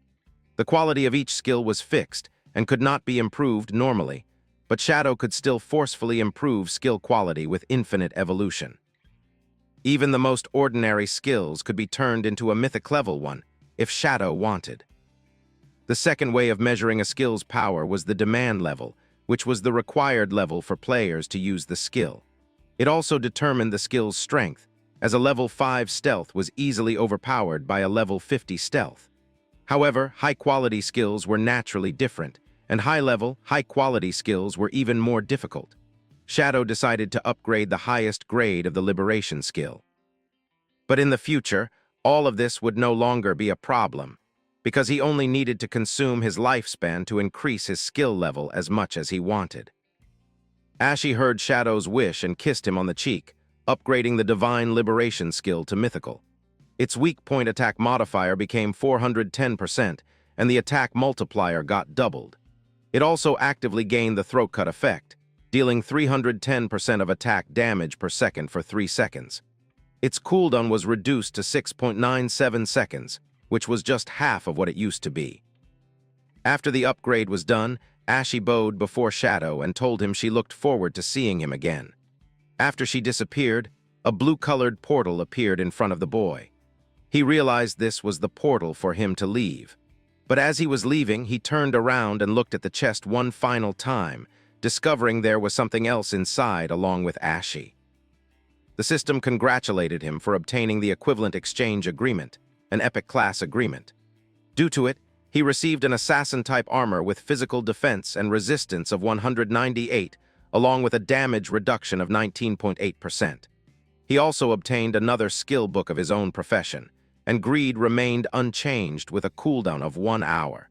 This would allow him to randomly obtain one piece of equipment or skill book. Shadow looked at these things with a smile behind his mask, knowing he had gained some good stuff. As there were still quite a few Jade-level equipment and skill books at home, all of which could be transformed for use by assassins, he knew this harvest was truly magnificent. He decided he would really thank Little Lamb as soon as he got back. As Shadow came back from the dungeon after collecting all the rewards, he was surprised to see Little Black still waiting for him outside with her cute steed. Shadow wondered if the girl hadn't gone to level up during all this time, but she explained that, while Shadow was inside the dungeon, she decided to stay at the gate and wait for him to make sure no one could ambush him while he was busy. Shadow was moved by her thoughtfulness, thanking her and handing her a skill book, explaining that since it had dropped inside the dungeon, it would be better if she took it. Little Black's eyes glittered with excitement as she accepted it, thanking Shadow again and again. She knew that with this new skill book, her chances of survival had greatly increased. Happily, she mounted her steed and waved goodbye to Shadow as she left, overjoyed with her new skills. Shadow, on the other hand, decided it was time to log out of the game, since he was feeling really hungry and wanted to fill his stomach. The scene then shifted to another part of the game, in the ruins of Jianghai City, where a small building was being protected by a barrier. This was the Knight Templar Guild sanctuary of silver level. Inside, one man was laughing and boasting to the others, declaring that the Knights of the Holy Mountain finally got what they deserved, and that this day should be remembered. Even though their new home was not large, he said it was still a wonderful beginning. But as the camera panned around, it became clear that these people were celebrating for nothing. Their so-called home was nothing more than a huge common toilet with no doors, yet they were still happy. For them, what mattered most was that they now had a place where they didn't need to worry about being randomly killed by a sudden boss. The leader told everyone that with this sanctuary, they finally had a cozy place to rest when they felt fatigued. And they owed it all to one person, little Yahello. Everyone turned to look at Shadow's sister, who herself could hardly believe that the others were praising her. The leader reminded them that she was the one who first discovered the place, so they should give her a warm round of applause as she stepped forward. Everyone cheered as the clueless sister smiled and stood on top of her toilet seat as though it were a stage. She didn't even know how to give a proper speech, but she still began by thanking her teacher for his tireless guidance, then her friends who had reached out to help her in difficult times. She went on to even thank those who had hated her, because according to her, their mockery and insults had motivated her to become stronger. As she continued, she suddenly began to cry, recalling her mother and father. Whether it was true emotion or just an act to gain sympathy, no one could be sure, but she told everyone that her parents had once told her she would one day be able to claim a powerful place. Now that they were no longer alive to see this, she wanted to make them proud. Her tears made the audience believe they were witnessing a touching speech. The leader approached and encouraged her to share the difficulties and obstacles she had overcome in order to find this sanctuary. The girl explained that she had a dream in which a powerful warrior led her to conquer this hideout. Even though the dream was vague, it felt very real to her, so she came here with the mindset of giving it a try. She didn't expect to actually find anything, but in the end, it had worked. Of course, no one else was taking her words too seriously, thinking she was probably just exaggerating or making it up. Many believed the girl was simply being funny. The leader became serious and said that this was an excellent dream, rewarding her with 1 year of tradable lifespan.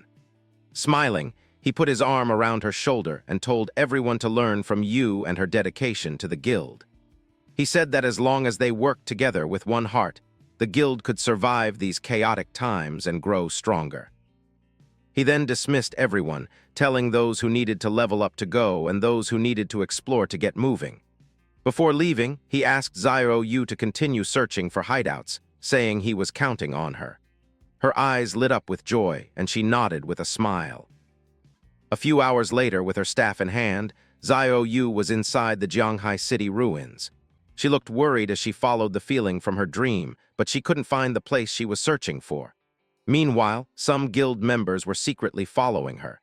They noticed she had gone straight to this area after the meeting and wondered if she was really looking for the platinum-grade hideout. When she entered a building, they quietly followed behind. Inside, Yu walked through a tunnel. The place was similar to her dream, but also different, and she felt like someone was following her. Taking a deep breath, she reminded herself that she was a life priest with a hidden class and nothing could harm her easily. But when she opened her eyes, she saw a monster with eyes growing from its mouth standing in front of her. Shocked, she could only scream. The monster didn't attack her. Instead, it pushed her aside and rushed toward the guild members hiding behind her. Startled, they shouted in disgust and told each other to kill it, but before they could act, the monster wrapped its tentacles around one of them and shoved the tentacles from its mouth into hers.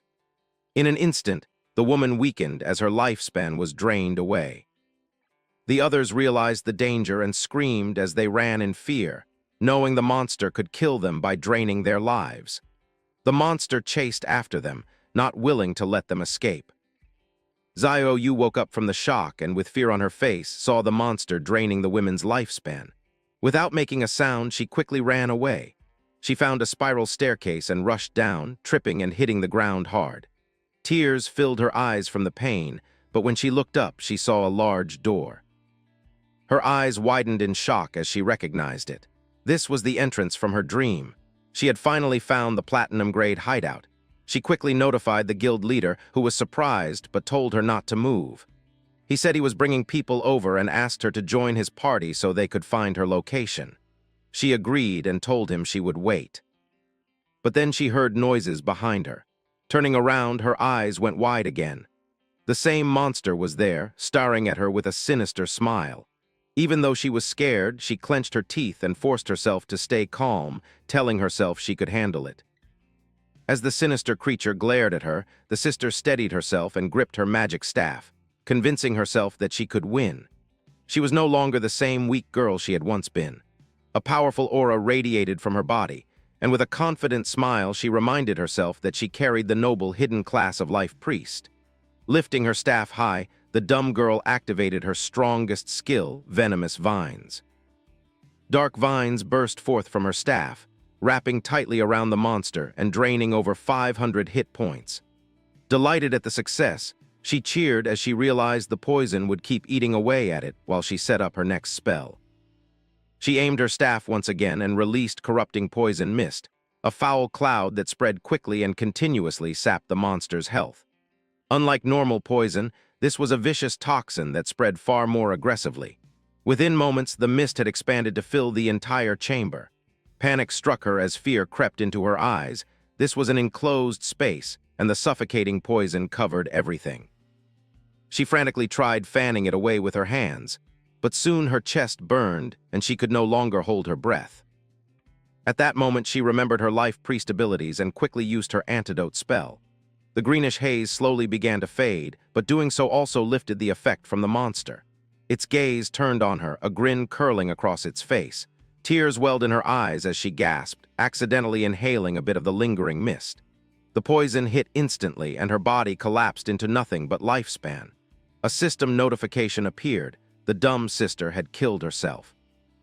She respawned in the guild's hideout, where the guild leader immediately contacted her, asking why she had returned. She explained that a monster inside had ended her life. The leader told her that he and his men had already defeated it. Curious, he asked if she meant the soul-sucking hag, the silver-grade monster they had just taken down. He was confused since the hag was slow and weak in attack, though it drained the entire lifespan of anyone it caught. He wondered how she had possibly survived such an encounter. Smiling, she told him that she had chosen to end her own life rather than be drained by the hag. Shocked but impressed, the leader praised her for finding the only path to survival and even called her a genius. She accepted his praise with gratitude and informed him that she was heading back. Excitement built as she realized those 3 people who had been tailing her were now gone for good. This was what happened to anyone who crossed her. A while later, the dumb girl reached the hideout's entrance and explained to the guild leader that the platinum-grade hideout lay just beyond the door. The leader patted her on the back, told her she had done well, and promised her a reward once they secured it. He then turned to his men and ordered Big Head to take a squad and make sure no other players interfered. Big Head nodded confidently, promising to kill anyone who dared intrude, even if it were Shadow himself. Pointing to the door, the leader gave the command to charge. All they needed to do was defeat the guardian within, and the hideout would belong to them. Several of the men stepped forward and prepared to push open the door, raising their weapons and shouting war cries. They urged each other on to charge, defeat the Guardian, and claim victory for the Knights Templar. While pressing those at the front to hurry, one of them turned to the leader and said that the stone door wouldn't budge. The leader narrowed his eyes thoughtfully. He recalled that in this game, every hideout had a Guardian. In that moment, everything became clear. With confidence, he pointed at the massive stone door and declared that the door itself was the Guardian. One of the men swung his axe at it, striking with full force. A damage marker appeared, 320 hit points. That was proof enough. The stone door really was the Guardian. The guild members shouted praise at the leader's insight. Smiling, the guild master announced that this platinum hideout was practically a gift and ordered everyone to bring it down. In unison, they accepted. His men rushed forward, hammering at the door until a thick curtain of dust rose into the air. At that moment, several system notifications appeared before Shadow. His hideout, the land of purified souls, was under attack. The stone door's durability had dropped to 99.3% and was steadily taking damage, though the magic defense barrier remained untouched at 100%. The system also warned him that standard teleportation into the hideout had been blocked, offering War Teleport as his only option for the day. Shadow's expression hardened. Someone had discovered the entrance to the land of purified souls and was trying to breach it.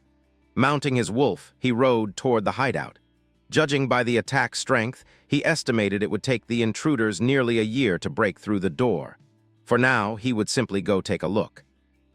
A while later, Shadow reached the outskirts of the land of purified souls, where something caught his eye. Not far away, two men were chasing a woman, shouting for her to stop and threatening to cut her down if she kept running. A third man, armed with a spiked mace, stepped in front of her and demanded to know where she thought she was going.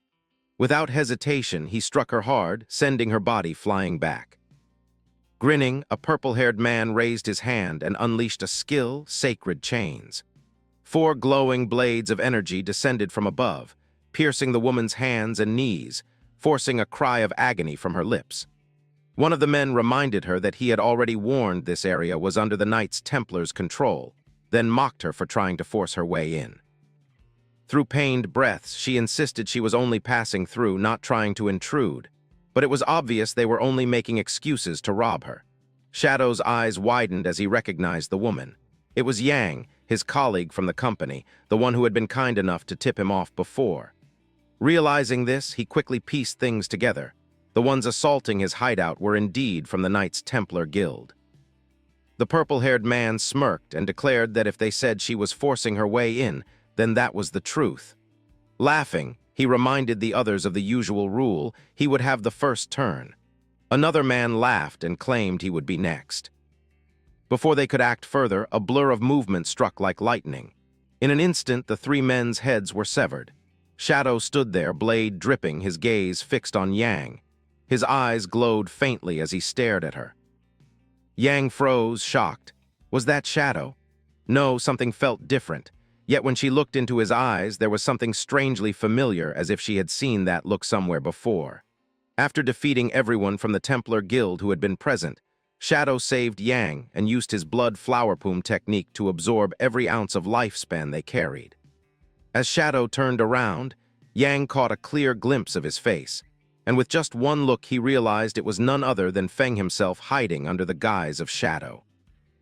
Before the lady nearby could examine him more closely, Shadow vanished instantly, his body engulfed in swirling blue flames that consumed him in an instant. The woman froze in shock, unable to believe how quickly he had disappeared.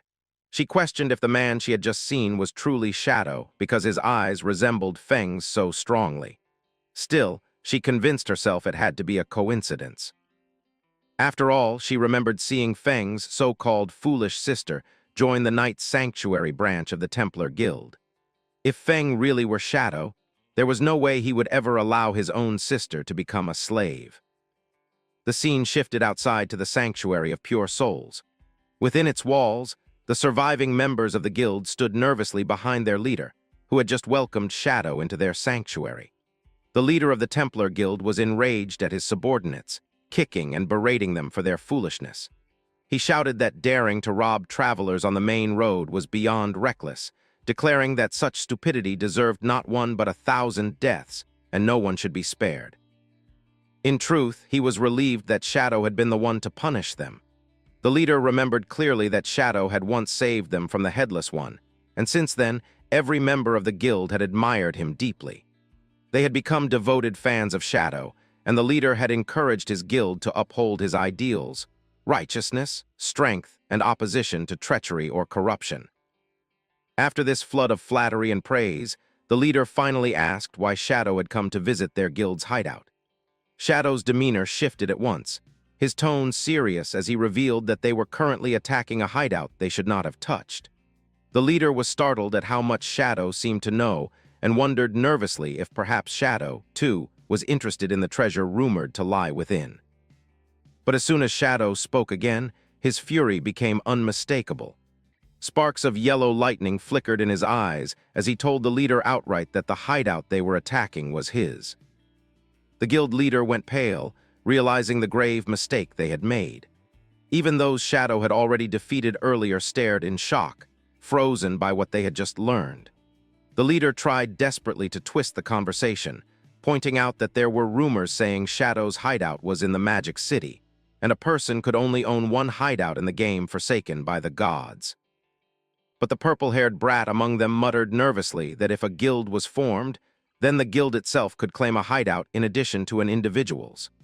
Shadow confirmed this coldly, making it clear that he had a personal hideout in Magic City as well as a guild hideout in this region.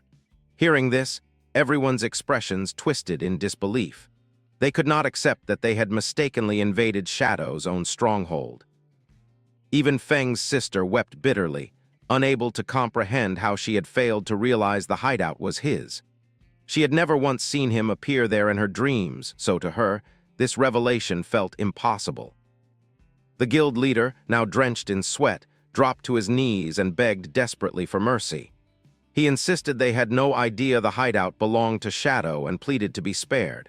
His words tumbled out in desperation, asking what they could possibly do to make amends. Shadow remained calm but merciless.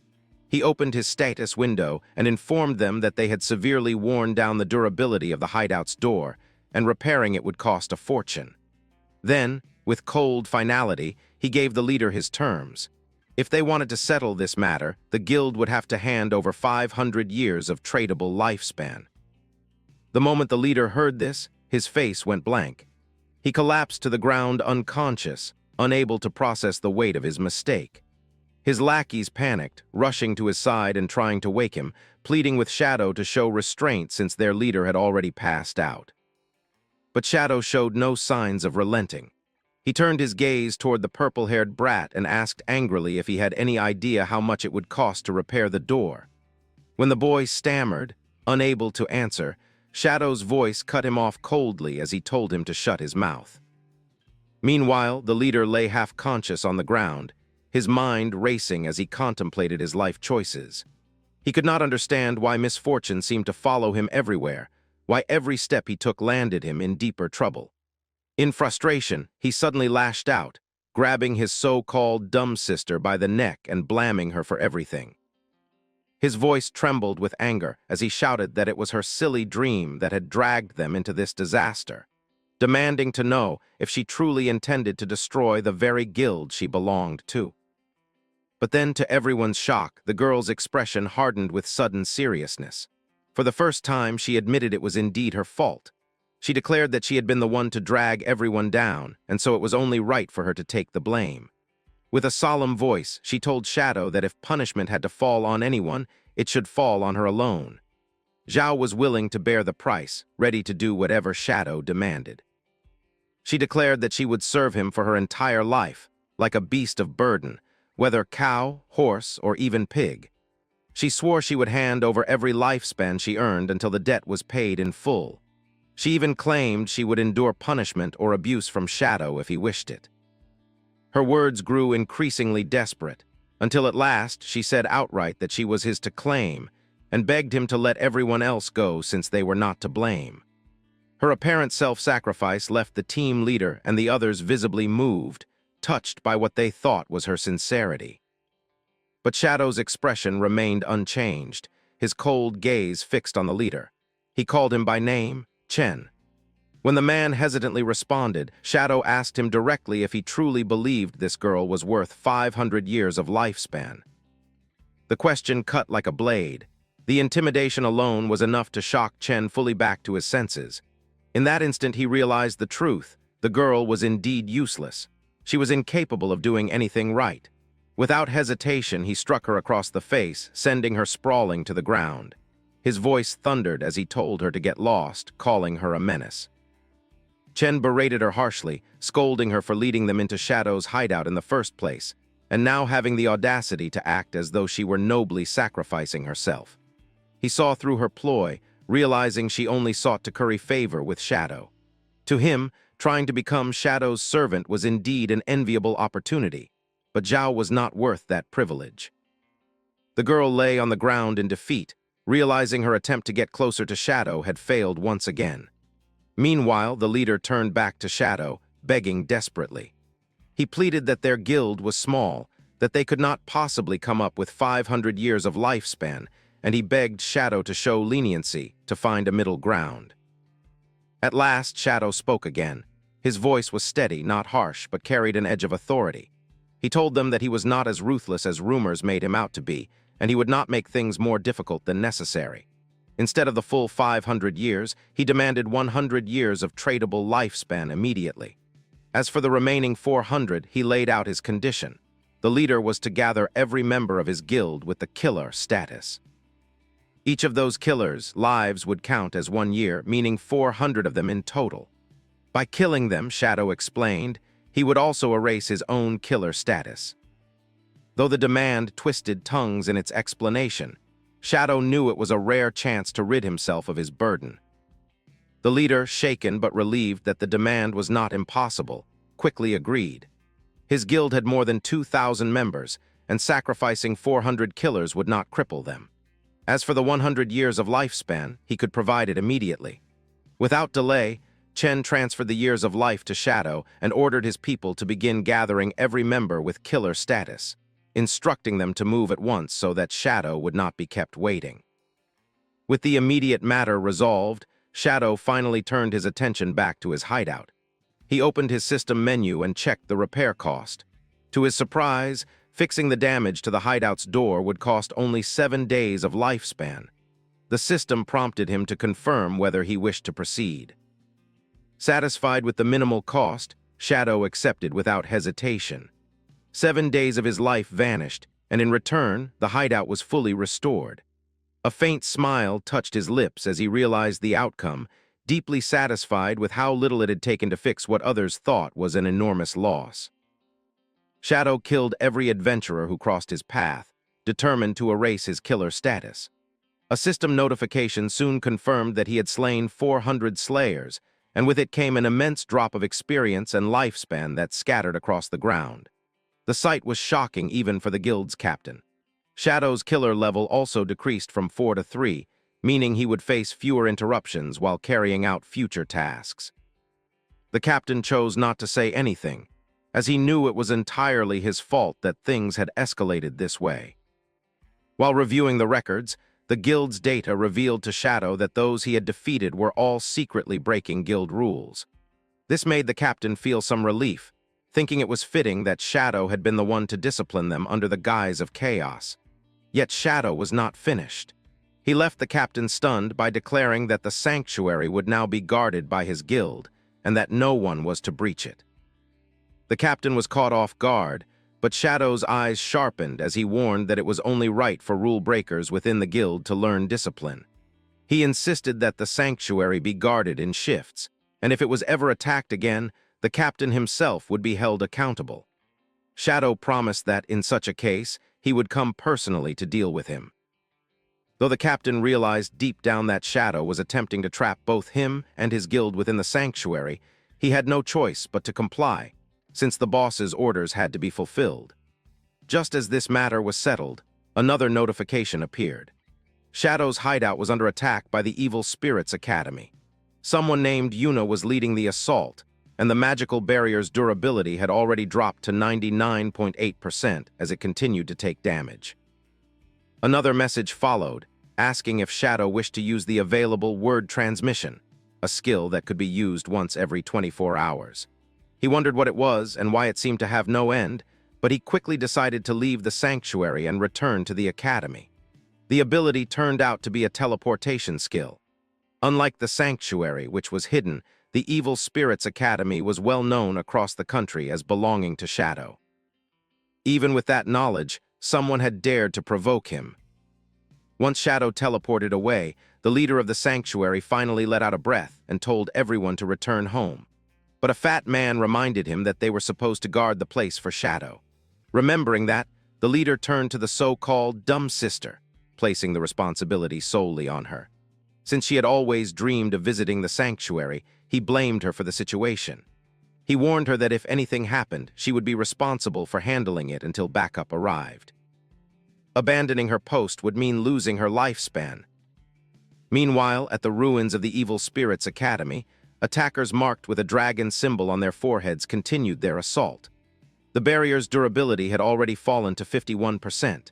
Adventurers nearby questioned whether the attackers were insane for provoking Shadow, unaware of his reputation.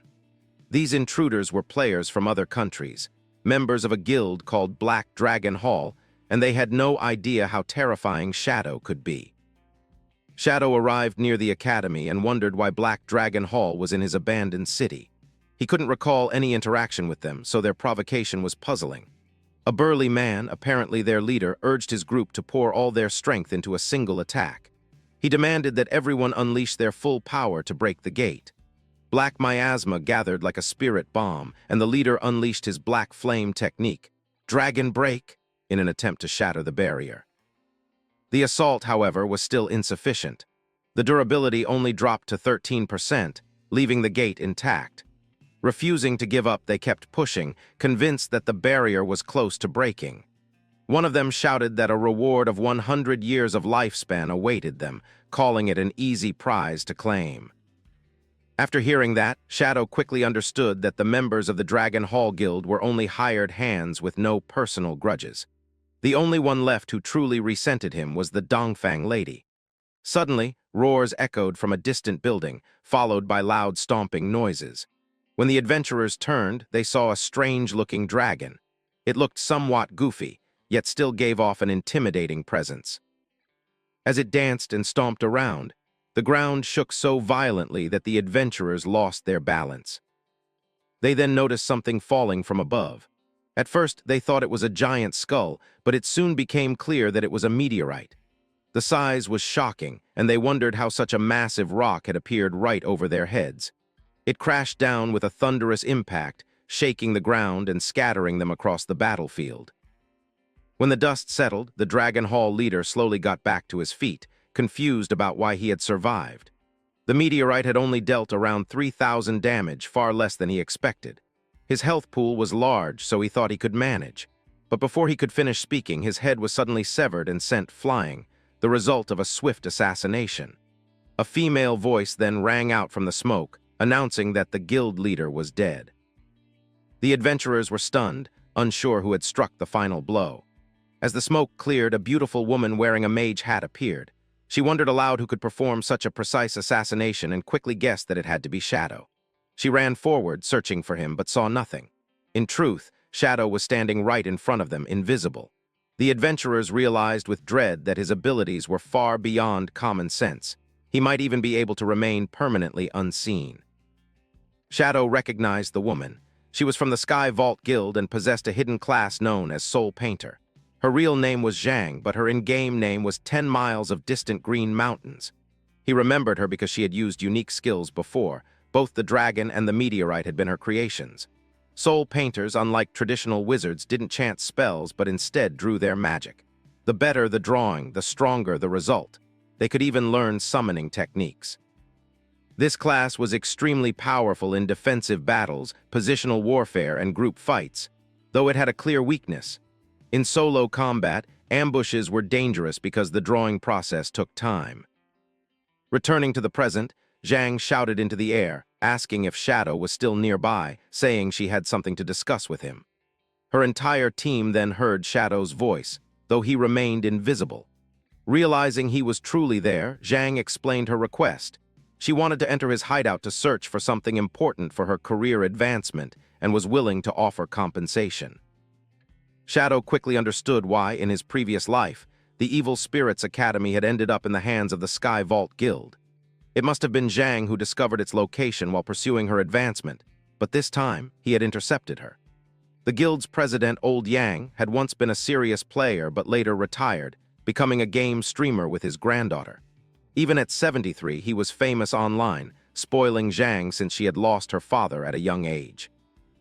Together, they played often, and with the arrival of God Forsaken, Yang's avatar returned to the spotlight, leading the creation of Sky Vault Guild.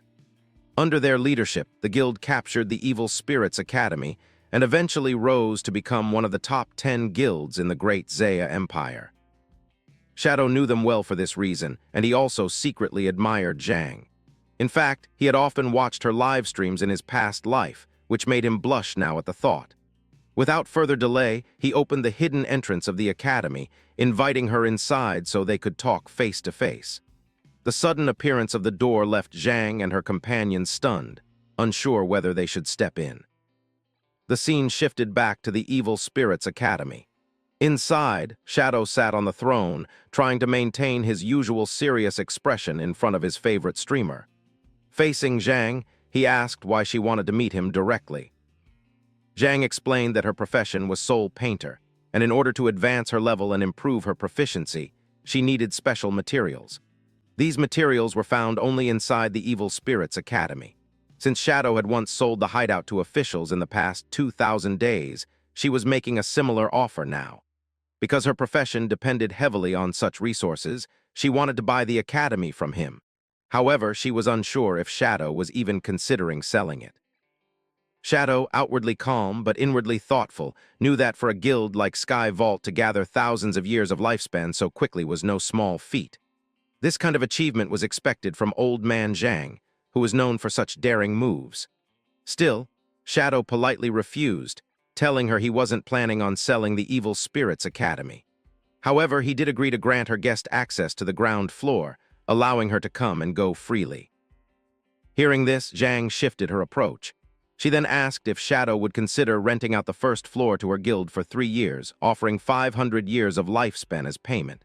Shadow was puzzled. He had already promised to let her use the first floor freely for her career advancement, yet she was still insistent on paying such a high price. That was when Shadow realized Sky Vault's true intention. They weren't just after resources. Their goal was to establish a connection with him, a figure who had become a major presence in the game. As he analyzed the situation, Zhang continued. To prove her sincerity, she offered to take care of the guild that had attacked Shadow's hideout earlier, promising to clean it up completely without leaving any trace. Shadow thought for a moment, then asked her directly whether she shouldn't first consult her grandfather before making such a bold move.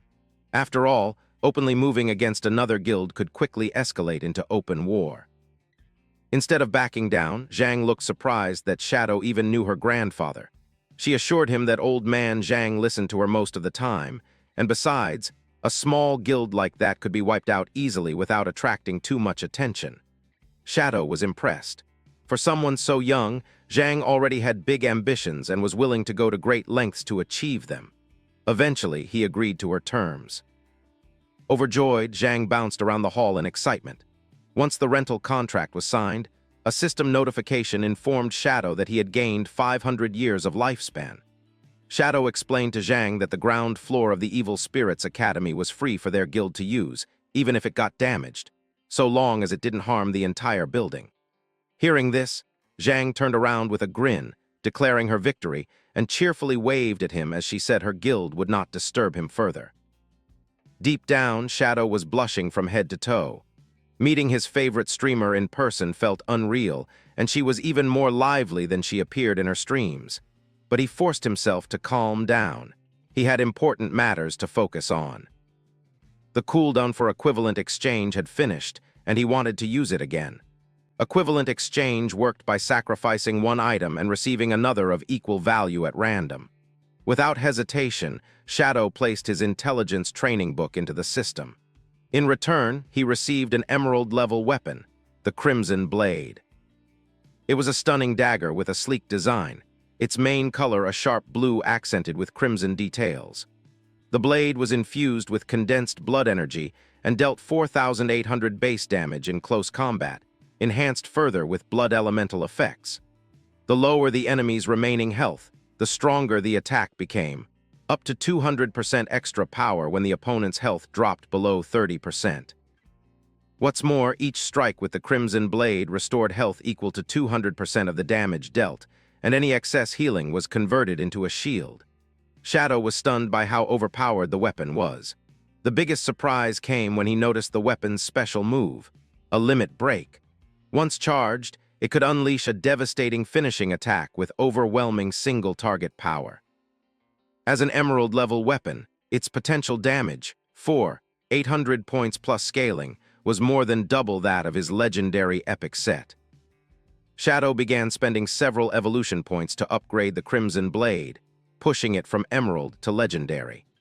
The upgrade gave the weapon an additional 9,000 blood element attack power, and on every hit it restored 600% of the damage dealt as his own health.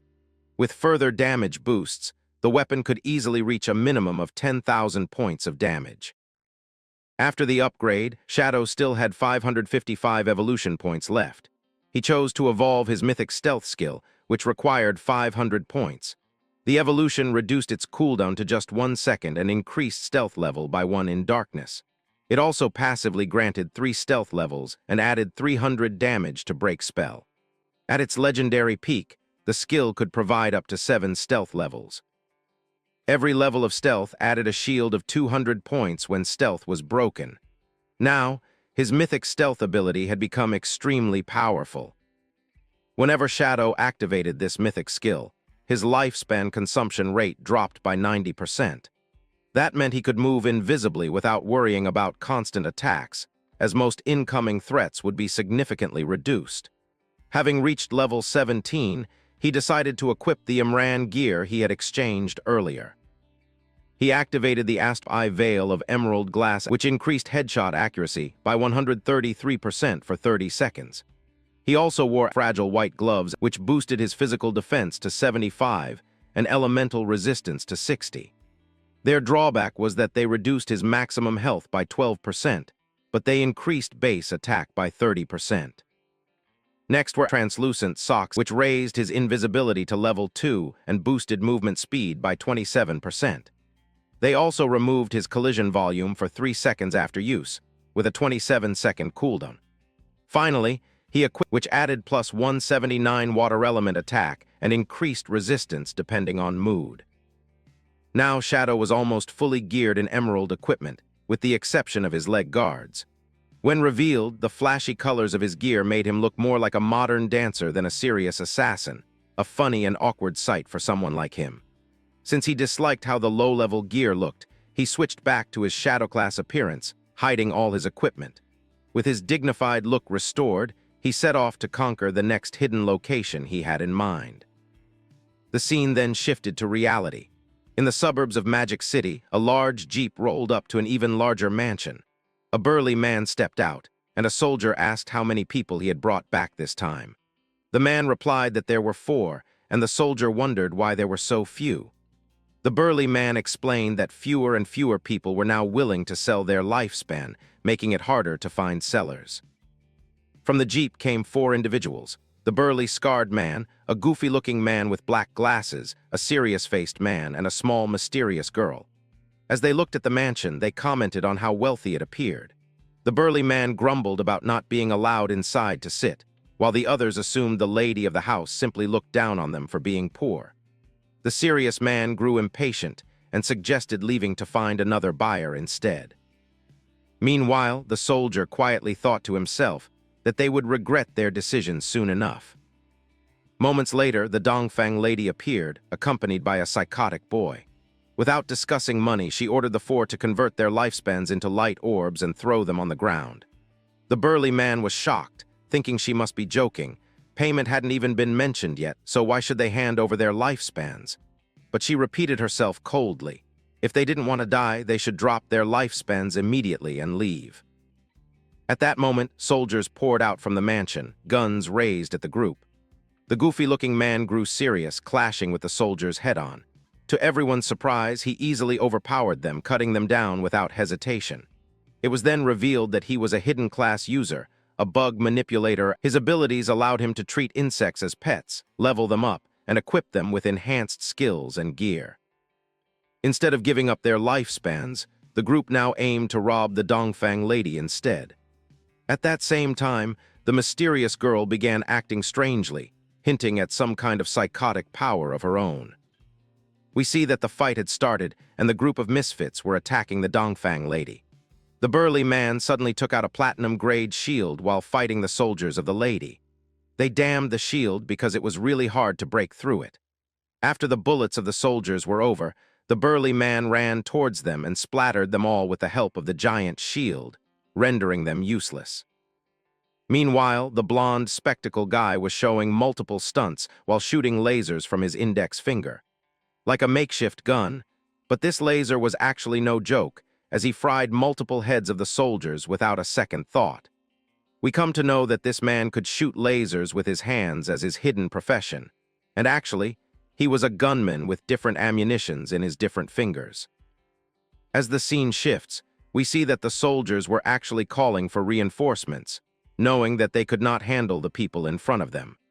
But before that, we see that the black-hooded girl who was with the team of misfits assassinated the soldier without any second thought.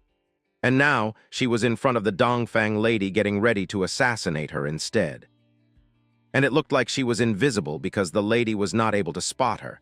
But just when the girl came closer to the Dongfang lady and her child, someone giant came in between them and kicked the girl straight on her face. The girl was shocked, wondering how she was being kicked when she was completely invisible. But as she got thrown away, her invisibility got undone. And we see a giant bodyguard who came near the lady, and he told the lady with his bandage-covered mouth that she should be careful because these people had stealthy professions, and they were quite dangerous. The lady immediately ordered her bodyguard to capture them alive, telling him that she wanted them to be her slaves forever and earn lifespans for her son. But the bodyguard knew that the group of misfits was strong, with only a 50% success rate. They were still fighting, and as the bodyguard was coming closer, the burly man also looked at him, knowing that the lady had good professionals under her command too. The bodyguard came closer and closer while looking at the burly man and telling him that he had a one-hit kill equipment that could withstand firearms, which meant that the strong-looking man was actually specifically targeting the rich and their high-quality products so that he could sell them. The bodyguard knew that they specifically targeted weaker people and succeeded many times, which was great as expected, and he hoped that the team had collected enough levels, equipment, and skills, because only in that way could the battle be truly exciting. The group of misfits wondered about what was going on and why the bodyguard was so overconfident because they were completely winning, and still the bodyguard was not fearing them at all. Suddenly he called the whole group a bunch of arrogant little brats. As soon as the bodyguard said that, the one person who could turn into bugs came insanely closer to him while screaming at him that, as the battle had already begun, he should quietly die before anything else happened. But even when the insect attacked the bodyguard at full speed, the man fully deflected the whole attack and even counterattacked, bouncing his head onto the ground and flipping a complete 180 without much effort. The group was shocked, wondering how it was possible because the flying insect form of the boy could reach a speed of 200 kilometers per hour, which was almost unseeable by a human eye. But here we are with the bodyguard who was able to grab the insect midair with his legs without much problem, and the man was struggling to get out of the bodyguard's grasp.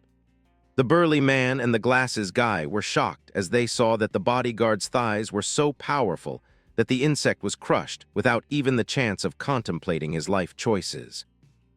We now know that the bodyguard could sense any movement in the water or grass because he had long set up barriers all around the Dongfang lady's mansion. He was also a hidden profession of the poison fart gas master, and his mist of poison and fart was making him sense everything.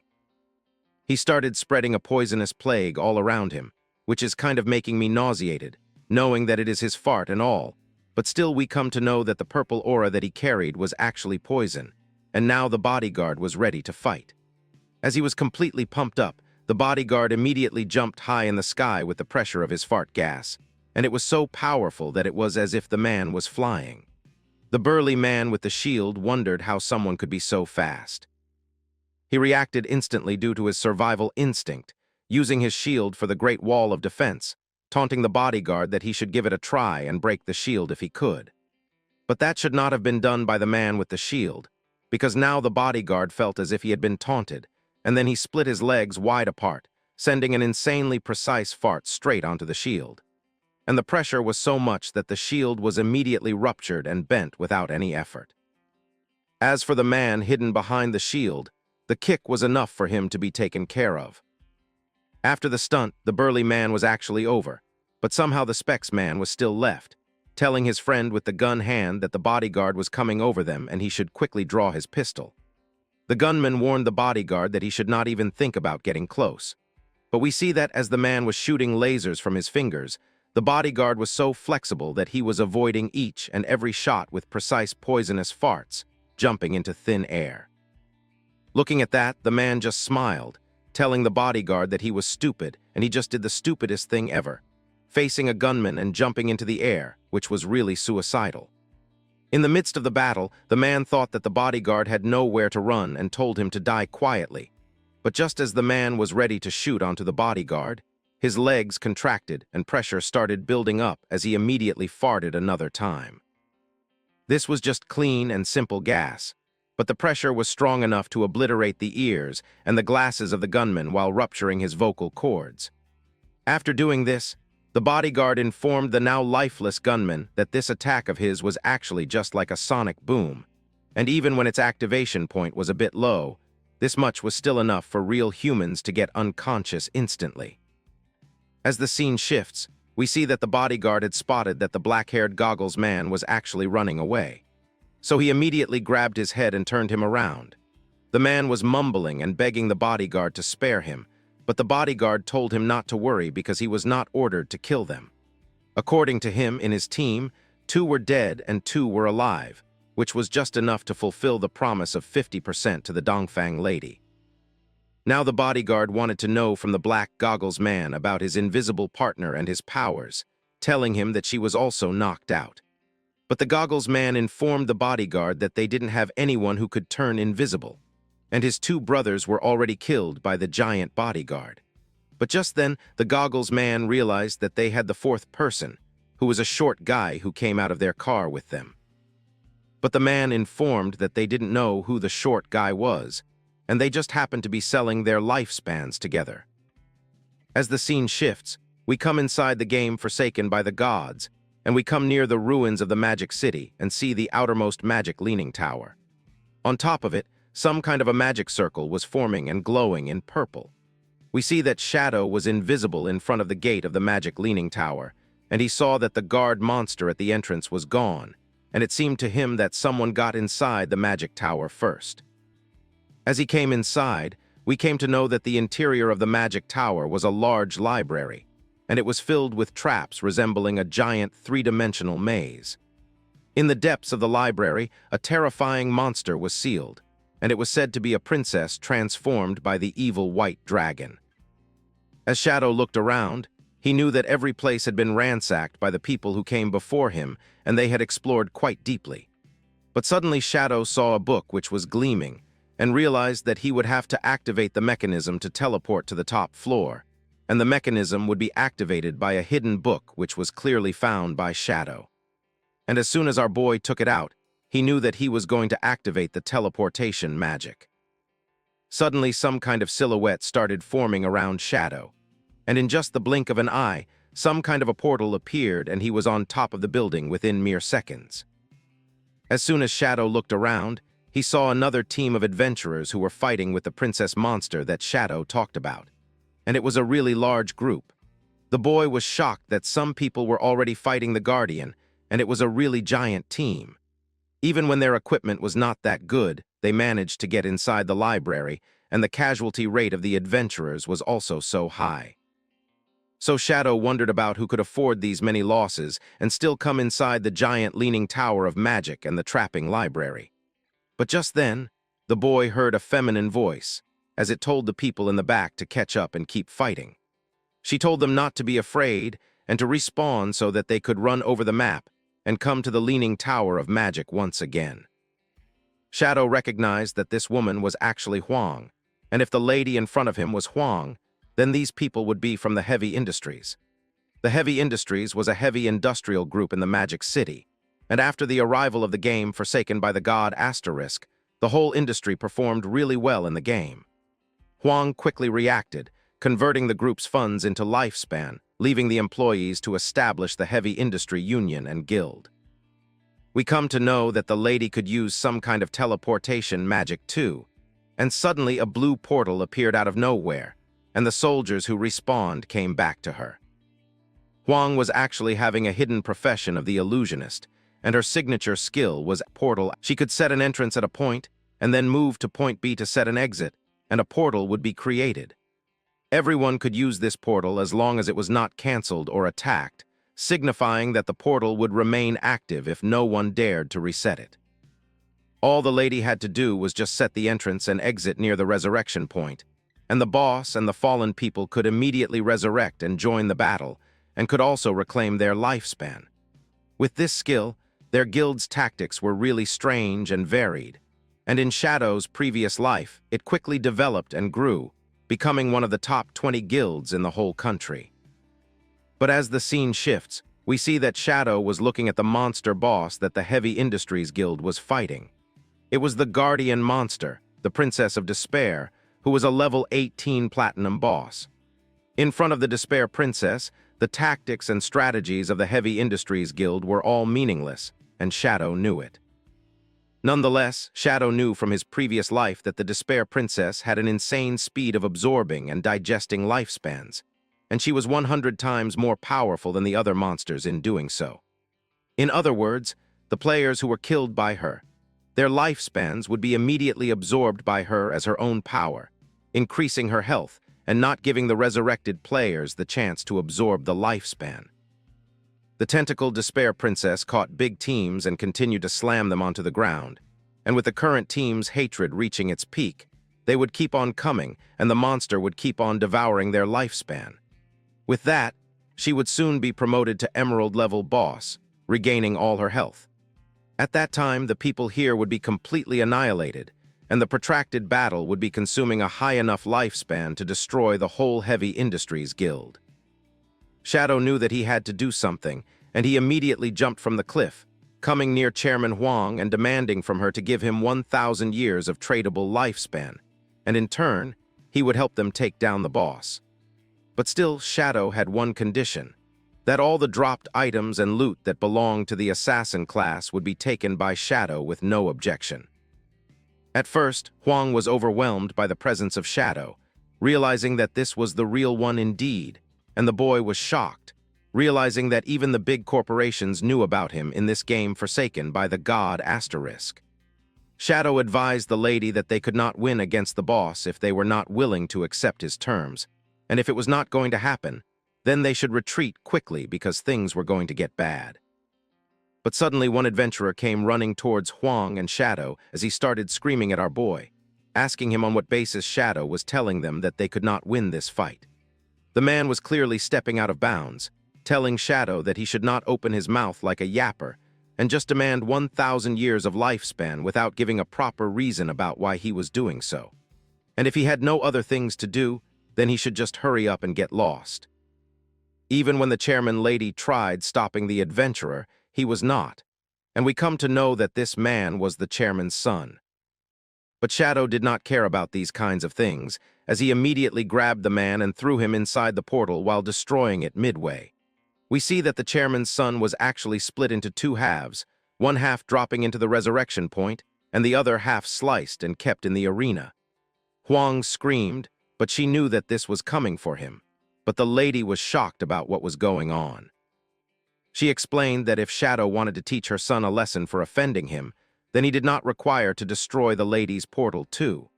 But Shadow just had a grin on his face, which was hidden by his mask, and he told the chairman that she would understand soon enough. He made the lady remember once again that for only 1,000 years of tradable lifespan, he could help them solve the boss's problem. And with that, Shadow turned invisible in the blink of an eye in front of the CEO and the Heavy Industries Guild. As we see, our boy jumped down from the Leaning Tower of Magic, thinking that the guild people still did not know that the boss was about to be promoted. And if they did not destroy the portal, then the clueless fools would probably waste away right in front of them. And as the Heavy Industries Guild was not in Shadow's favor, the boy knew that the destruction of the portal was trivial, because he could not just lose 1,000 years of life like that due to some people's recklessness. So it mattered a lot to Shadow.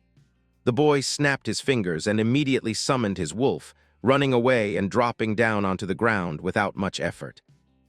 Suddenly, on top of the tower, Shadow heard something, and as he looked above, something was gleaming.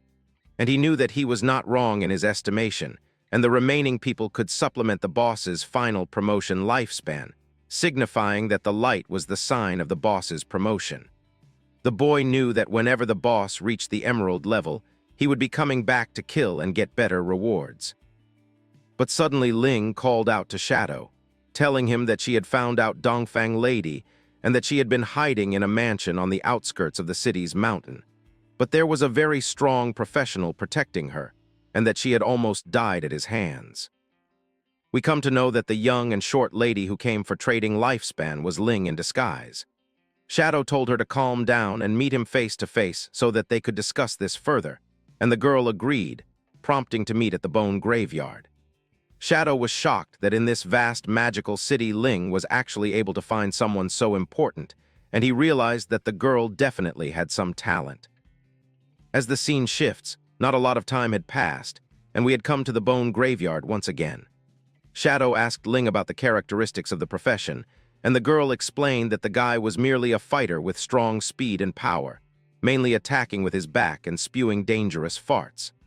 Ling was also shocked because the bodyguard could see through her invisibility and was releasing some kind of smoke which was surrounding his whole body and around a 10-meter area. Shadow realized that the man was using farts which were poisonous, and it was the only hidden class named the Source of Plague which could do so. And the boy even knew that 10 meters should just be one step, because the plague ring around him could sense objects, perfectly countering the lady's invisibility.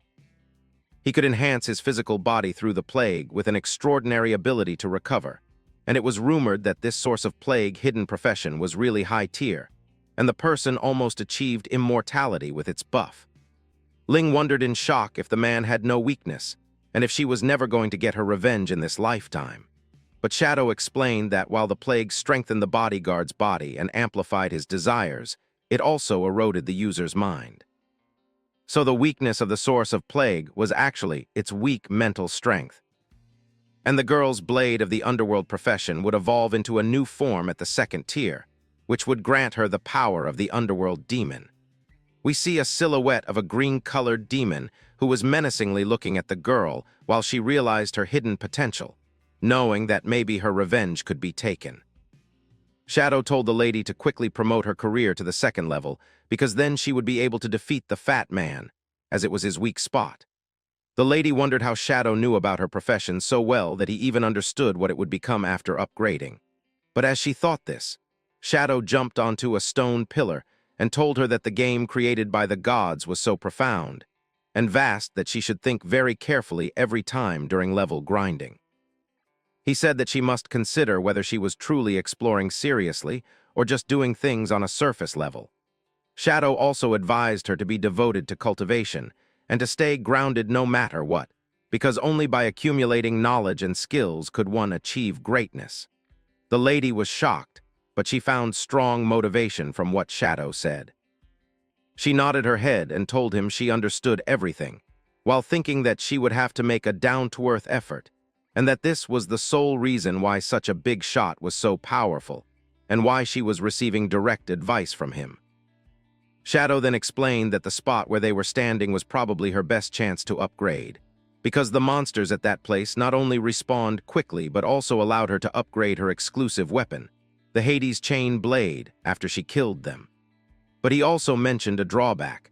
The monsters there were all elites with health, defense, and attack power 3 times greater than ordinary creatures.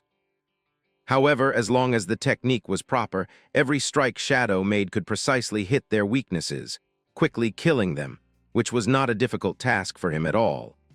The lady looked on, realizing that Shadow was not only powerful but also precise.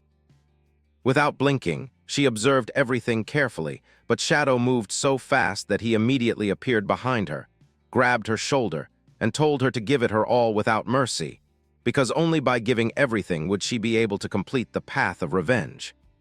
His eyes carried a different glint this time, and even the lady noticed it. As he teleported away, she wondered if it was just her illusion, but she also realized that whenever revenge was mentioned, Shadow seemed to radiate a strong killing intent without even trying. At the same time, in the ruins of the city, Little Black was leaning against her mount, who was eating grass as usual while she looked at a map. She complained about being hungry, knowing the area she had been exploring was already fully searched and that she would need to go somewhere new to find food. Suddenly, a strange-looking fruit appeared in front of her. It was red, juicy, and resembled a black plum. Curious, she decided to eat it. Taking a bite and splitting it in half, she found it delicious. Immediately, a notification popped up telling her that her experience had increased by 50 points. Her eyes lit up as she held the fruit, wondering what kind of divine fruit could actually add experience value after eating. Looking around, she spotted a trail of the same black plum fruits. Realizing there were more, she started eating them one after another, instantly gaining 50 experience each time. The fruit was so tasty that she couldn't help but wonder what it really was. Meanwhile, Captain Anya contacted her, asking where she was and telling her to come to the corrupted coast immediately. Little Black wondered what was wrong, and Anya explained that Manhwa had been captured by the boss because he still had over 500 years of lifespan. If they didn't hurry to rescue him, his lifespan would be stolen. Hearing this, Little Black quickly checked her map and realized she was right near the corrupted coast. Anya told her to wait, promising that they would reach her soon.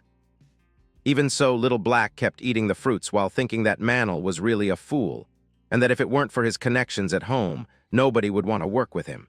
She still found the black plum extremely tasty and continued eating them as she followed the trail. Eventually, she reached the main area of the corrupted coast, where she saw a huge monster sitting in a strange posture. Its body was covered with multiple mouths. While eating another fruit, Little Black wondered if this was the main boss of the corrupted coast. As she looked around more closely, she suddenly froze in shock. She spotted Manhwa lying unconscious with a few soldiers nearby. Realizing this was the boss Anya had mentioned, she studied the scene carefully. The massive creature held another monster in one hand, while with the other it stirred something inside a huge earthen pot. It turned out to be a level 20 soul eater, devouring a smaller monster without mercy and tossing its remains into the pot. Even Little Black was shocked, wondering how a monster could eat other monsters. After consuming its prey, the beast continued mixing the remains with some unknown substance, churning their entire bodies. She soon realized it was making handmade monster balls. At that moment, Captain Anya and Captain Meng arrived beside Little Black, asking why she was hiding like that, and whether she had seen Manhwa and the boss. Still chewing the fruit, she explained that the boss was disgusting, feeding on other monsters. They were shocked to discover it was actually an emerald-grade monster. Little Black couldn't understand why it hadn't attacked any players and was only eating monsters, so they decided it was best to observe quietly rather than act rashly.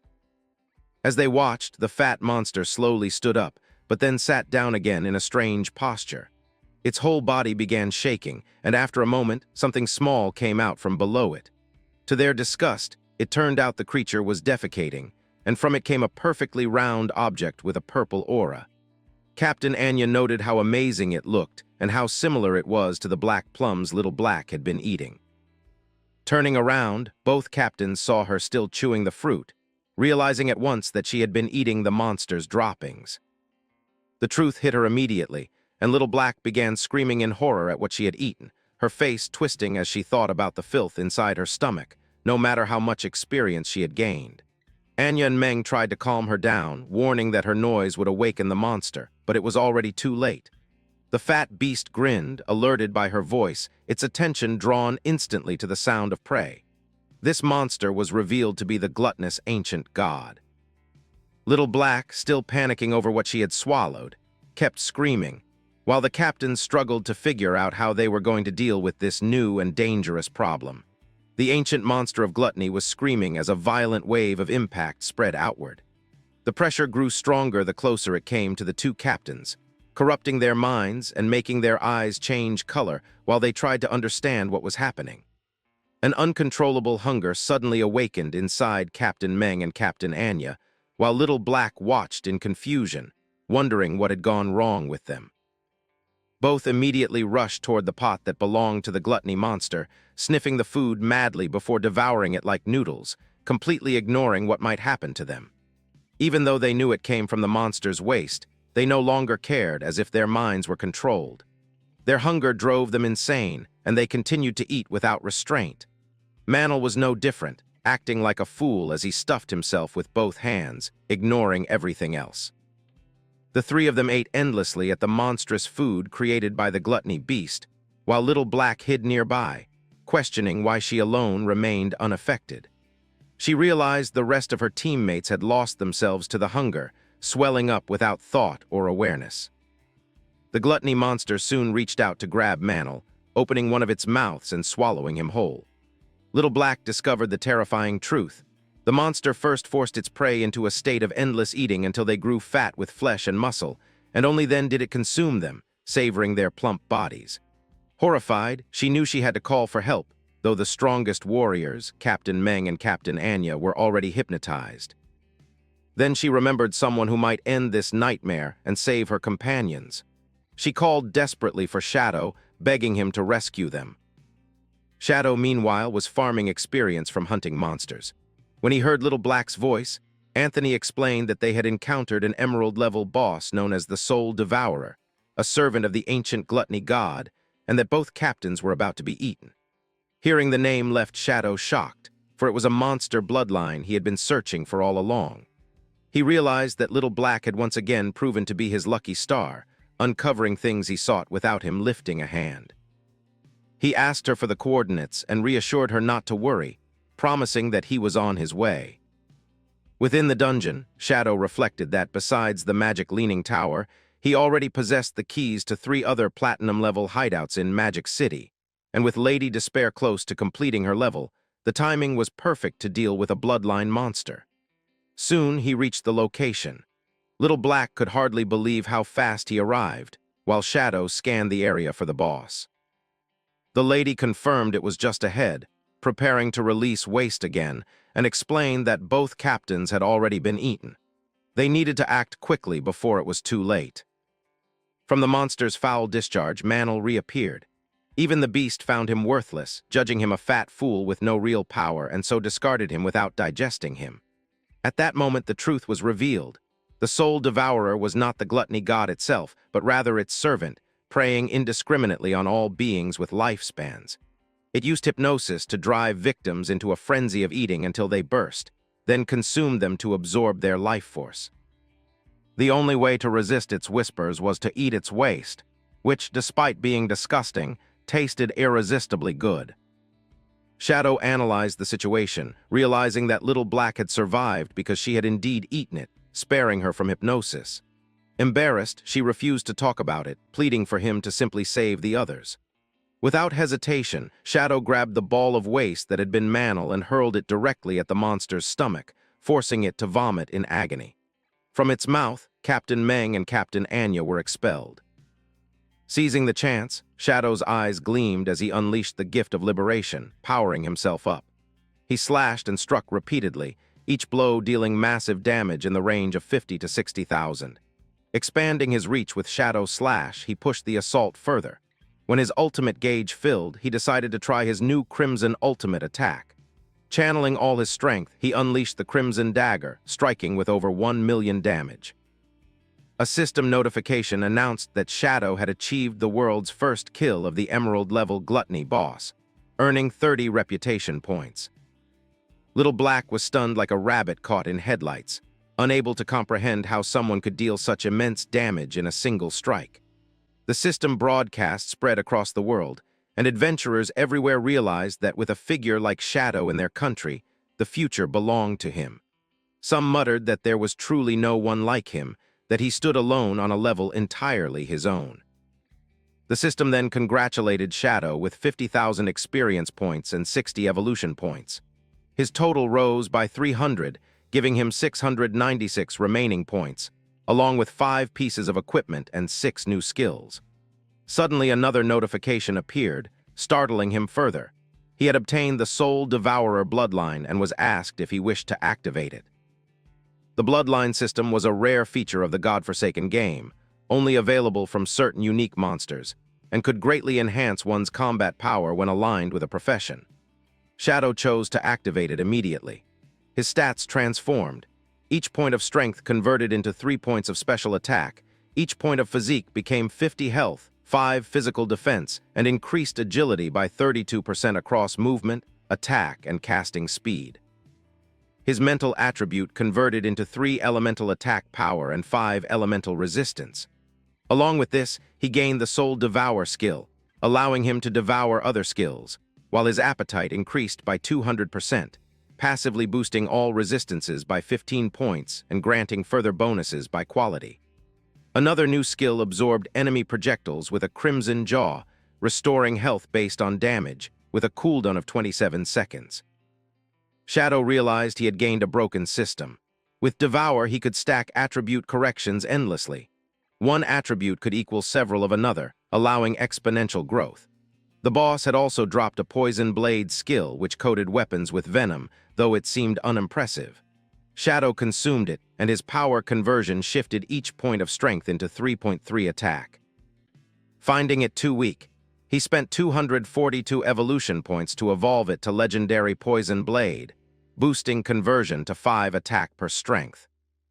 Satisfied, Shadow understood that by continually devouring and evolving, his attributes would eventually surpass others by hundreds of thousands of points. He now held the path to doubling his power repeatedly, making himself truly unstoppable. As Shadow saved them, Leader Mang immediately thanked the boy for rescuing them. Even Anya knew that if it wasn't for Shadow, they would have ended up just like Fatty, or even worse, they would have been eaten. But suddenly, Little Black jumped towards the female captain, telling her that even if she gained a little weight, she was still very cute and didn't need artificial makeup. Captain Anya wondered how the conversation had suddenly turned to beauty when it was supposed to be about saving lives. Captain Anya told Shadow that currently no one had any lifespan left, so this time giving him a reward for his work would be difficult. But Shadow dismissed it, telling her that they should just help him find some assassin skill books. Then the boy teleported back, saying that his work was now over. Captain Anya declared that the mission should be considered complete and that they should head back. She also insisted that the day's events must not be spoken of, especially grabbing Little Black, knowing she had a wide mouth and could blurt everything out. We see that Fatty was actually left behind, and once again they had forgotten him. As the scene shifted, we returned to the Leaning Tower of Magic, a flashback to the time when Shadow had just jumped off the tower. We saw that the Platinum Boss was almost at her last health points, and the President told her student to hang in there. The boss had 1/3 of its health left, so the student should activate the Divine Tree. As soon as the student did so, she immediately materialized a life tree in front of the boss and continuously restored the health of her teammates within range. Since the portal had been destroyed by Shadow, the President told everyone not to die and instead focus on full power output, because they were about to win. Hearing that, some adventurers got cocky, thinking they could still defeat the boss since it was almost finished. They immediately started running toward her, and we saw that the boss monster was wagging its tentacles. Something was about to happen. Meanwhile, the President was thanking her student, because thanks to her, the boss monster had been defeated even after the portal was destroyed. The lady knew that only by mastering the technique could they successfully take the hideout. The student was happy after all those praises, knowing she had done a good job. But suddenly one of the adventurers was grabbed and instantly finished off by the tentacle monster. The creature began shivering, and a blue aura started emanating from her. Suddenly, as she opened her eyes, her scar marks deepened and her eyes turned orchid yellow. She was gaining another surge of power, which surprised even the President and the student. As the Platinum Boss monster powered up, a huge explosion took place. one so deadly that it wiped out everyone fighting the monster, obliterating them like they had never existed. After that, lifespan energy scattered everywhere, and we saw that the boss had suddenly changed its appearance into an egg-like structure with roots coming out of it, absorbing all the lifespans it could. This was an artifact known as the Egg of Despair, a level 30 entity with 1,000 HP. The egg was somehow restoring the monster while it looked human-like. On the other hand, we saw that the President and all the others were immediately teleported to the server-level hideout named the Facial Recognition Tree Courtyard, the base of the Heavy Industry Guild.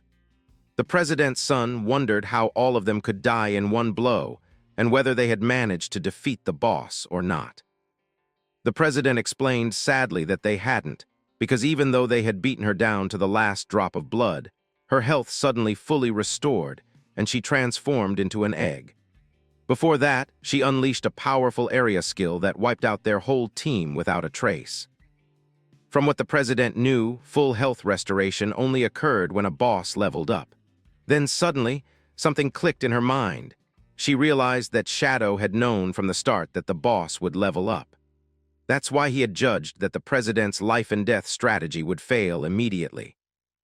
The advancement of a platinum-level boss meant it would become an emerald-level boss, and there was no way the Heavy Industry Guild could defeat that. The lady wondered if the only way to defeat the boss now was to call out to Shadow. As the scene shifted again, we returned to the Leaning Tower of Magic, where Shadow was invisible, observing the egg. He realized that it was an emerald-level boss, the Despair Egg. By the time it reached the Emerald stage, the boss shouldn't have transformed much, but still it was happening. The egg didn't seem aggressive at all, so Shadow wondered whether it could really hatch into a stronger boss, or if the platinum-level boss had just weakened. To test it, Shadow immediately summoned his dark blade and threw it toward the egg. As it struck, the egg took approximately 28,000 points of damage. Shadow realized from the amount of damage done that the egg's health was comparable to an epic-level boss. The Egg of Despair was bizarre because it could continue to hatch even after taking heavy damage. But Shadow wasn't ready to give up, knowing that even though the egg's health was enormous, it was simple to handle. Since it had no stealth level, it couldn't detect him at all. He just needed to keep using his skills to accumulate enough ultimate skill points, and then go all out. Awakening the red blade, he dealt over 100,000 points of damage. The egg slowly started to crack as Shadow unleashed the Crimson Hell attack again and again. Finally, after multiple strikes, Shadow managed to completely crack the egg, fully depleting its HP. Relieved, he sighed and told himself that no matter how much health anyone had, killing was just a matter of time. As the scene shifted, Shadow suddenly noticed something, a girl lying defenseless on the ground, looking completely human. Shadow learned from the notification that she was the Princess of Despair, only a level 1 individual. He couldn't believe that the platinum-grade monster was actually a little girl, the true Princess of Despair. Shadow wondered if the legend he'd heard about the princess cursed by the White Dragon was true. He noticed she had only 10 health points, which meant he could still defeat her to count as killing the boss. But as soon as Shadow took out his dagger and pointed it at the defenseless princess, the sky started crackling. A purple portal appeared out of nowhere, and suddenly, a white-colored dragon descended onto the ground with a mighty roar. We come to know that this was the cursed White Dragon, Artes, a level 100 mythical monster. A massive skeletal dragon, the cursed White Dragon, Artes, emerged from a portal in the sky and launched a devastating attack toward Shadow. Shocked, Shadow wondered why a mythical-grade boss had suddenly appeared. As the dragon's roar echoed through the air, he realized it was a hidden boss, and that the legend of the princess cursed by a white dragon was true. On the ground below, the desperate princess, now restored to her human form, began to awaken. Shadow watched as she rose weakly and floated toward the enormous skeletal dragon's head. Instead of attacking, she gently embraced its snout. As she wept, her body began to burn away, revealing a bright red heart glowing in her chest. In the next moment, her form disintegrated into light that engulfed the dragon entirely. The cursed white dragon skeleton started to crumble, leaving Shadow confused as only a glowing red heart remained suspended in the air. As the heart drifted toward him, the system notified him that he had prevented the resurrection of an ancient god named Kexus and obtained the heart of the curse. The item offered two options: use it to become a servant of Kexus by consuming lifespan, or destroy it to gain a mythical grade item. Shadow hesitated, weighing his choices. The heart's description hinted that it might grant new powers, but also warned of a parasitic curse that could consume him from within. Deciding the risk was too great, he chose to destroy it. As he crushed the pulsing heart, a blinding flash of light erupted, swallowing him completely. When the light faded, Shadow found himself still atop the magical leaning tower, but something had changed. Looking down, he saw armored hands and curved horns. He realized he was inside the body of a knight and wondered if this was some kind of trial or a recorded memory. Just then, a young princess with long greenish hair ran up to him, affectionately calling him Arts. On a nearby wall sat a white-haired man with horns. The princess asked if he was going out again. With an apologetic smile, Arts explained that a monster had been summoned to attack the harbor, and as the kingdom's guardian, he had to go help. The young princess grew angry, accusing him of lying and reminding him that he had promised to teach her how to ride the wind that day. She argued that the harbor was 7 days away, so there was no way he could return the same day. Upset, she shouted that he was just like her father, another liar. Pointing at him, she declared that all men were terrible liars and scoundrels. Flustered, Arts tried to calm her down and asked where she had learned such harsh words.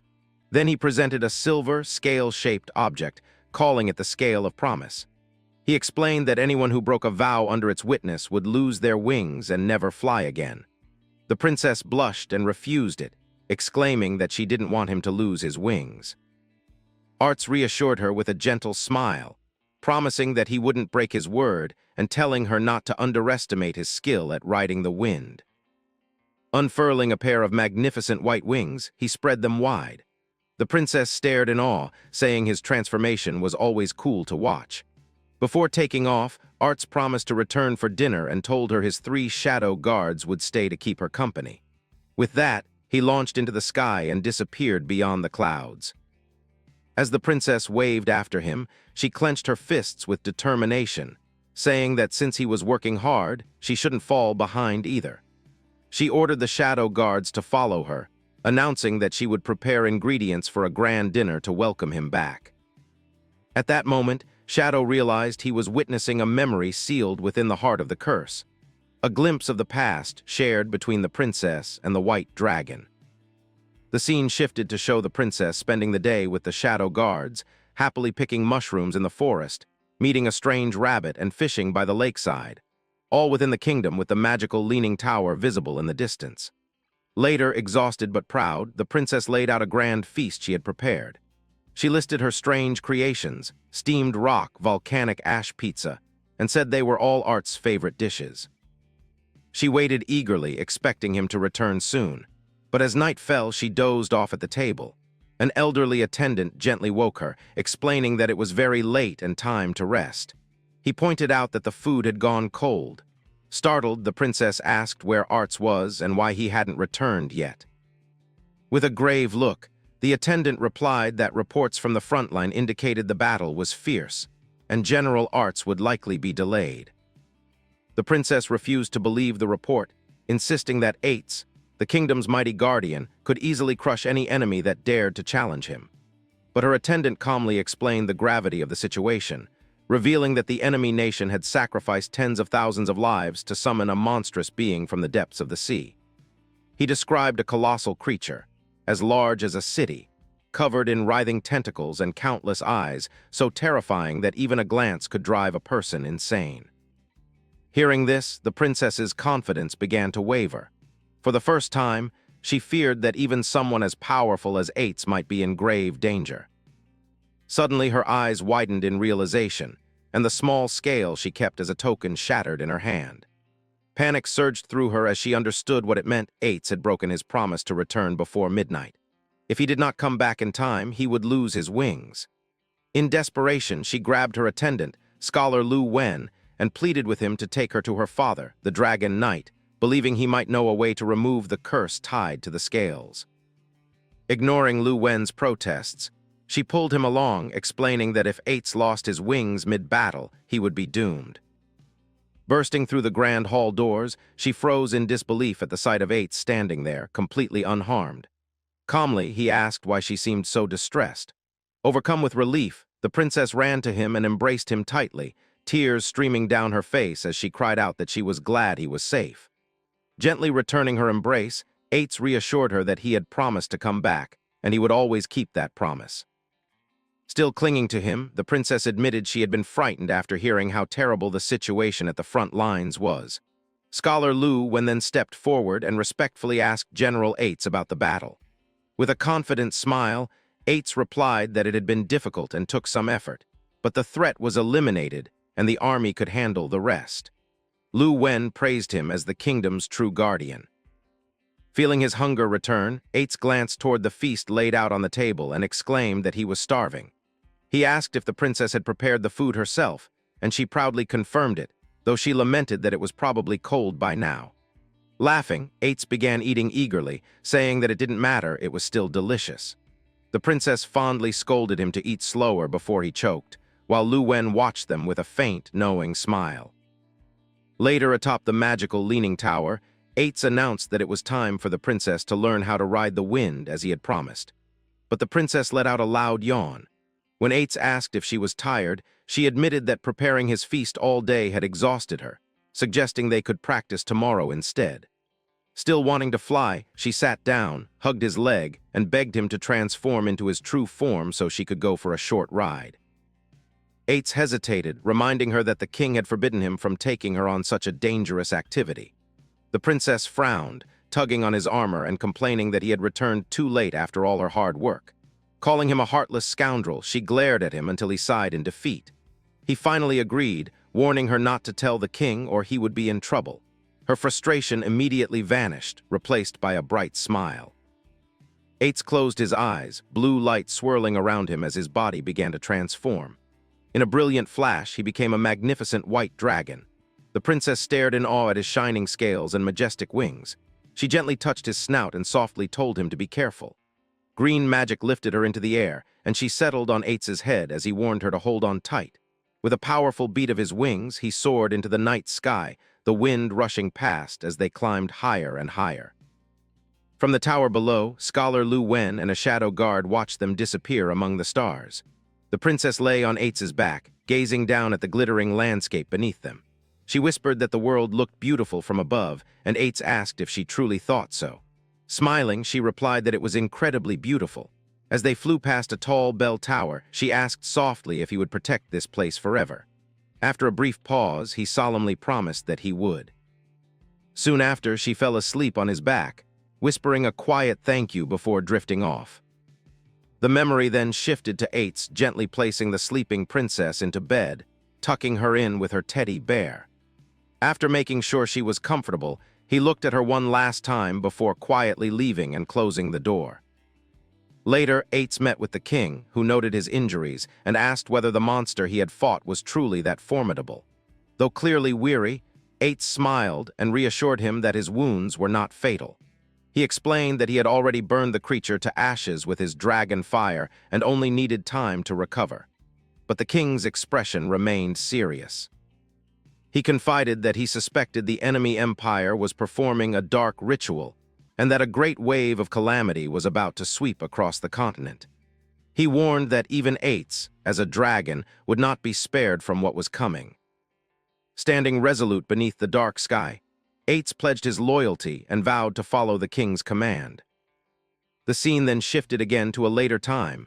The magical leaning tower stood under a star-filled sky, its tranquility shattered by the sight of broken armor scattered across the floor and splashes of blood. Eights was on his knees, his armor shattered and his body covered in wounds. Coughing heavily, he clutched his chest, where a strange, pulsating red crystal had embedded itself, dark veins spreading outward from its center. 5 years later, the story shifted to a grim and violent future. The kingdom had fallen into a brutal war, constantly besieged by an overwhelming enemy. Across the burning city, soldiers and civilians screamed in terror as an invading nation unleashed an army of inhuman creatures. People fled through smoke-filled streets, crying for help as the monstrous invaders slaughtered everyone in their path. Skinless, red beasts tore through buildings, their shrieks echoing through the night. From a high balcony, the king watched his kingdom drown in chaos. Gazing down at the endless tide of monsters, he muttered that the Morga Empire had gone completely mad. Their dark banner rose above the battlefield, a symbol of their intent to drag the entire world into ruin along with them. Amid the mayhem, the princess ran through the corridors, shouting Eitz's name in panic. She cried that the enemy had breached the city walls. When she finally found him, he was sitting calmly atop a high wall, flanked by his 2 shadow guards, watching the destruction below with cold composure. She rushed to him and pleaded for him to act, explaining that the enemy's army was filled with monsters far beyond what their soldiers could handle. Desperation filled her voice as she demanded to know why he had done nothing to help. Eitz turned to her with calm eyes and said he had been about to find her. He instructed her to remain inside the magic leaning tower, assuring her that it was protected and she would be safe there. The princess nodded reluctantly but urged him to hurry and defeat the enemy. However, Eitz quietly refused. He said he would stay by her side to protect her instead. Confused and angry, the princess demanded to know what he meant. She reminded him of his sworn duty, that he was the guardian of the entire kingdom, not just her. Gesturing toward the burning city, she cried that their people were dying and the capital was on the verge of collapse. She shouted that his duty as a dragon was to transform and burn the enemy to ashes, just as he had always done before. She insisted that his shadow guards were enough to protect her. But Eitz lowered his head and said nothing. After a long silence, he began to speak, revealing the truth behind the enemy's terrifying power. 5 years earlier, he explained, they had learned that the Morga Empire had begun a dark ritual known as Forsaken by the Gods Asterisk. The ritual was simple but dreadful. By sacrificing their own lifespan, one could summon inhuman creatures. The more life given, the stronger and more terrifying the creature that appeared. It was an ancient, forbidden practice, something no sane person would attempt. But for the dying Morga Empire, it had become their only hope. He unrolled a map and pointed toward their homeland, an inland archipelago rich in a rare magical plant called the Blood Flower. This plant emitted a strong magical energy that once granted the Morgan people lifespans of nearly 700 years. Thousands of years ago, their power had spread across the continent, and to preserve peace, the empire began sending envoys like Eitz himself to other nations.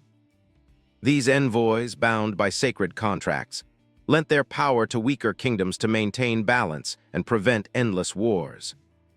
But Eitz said the other nations soon grew fearful. The king of Morga once believed they could bring peace through strength, but they underestimated human greed.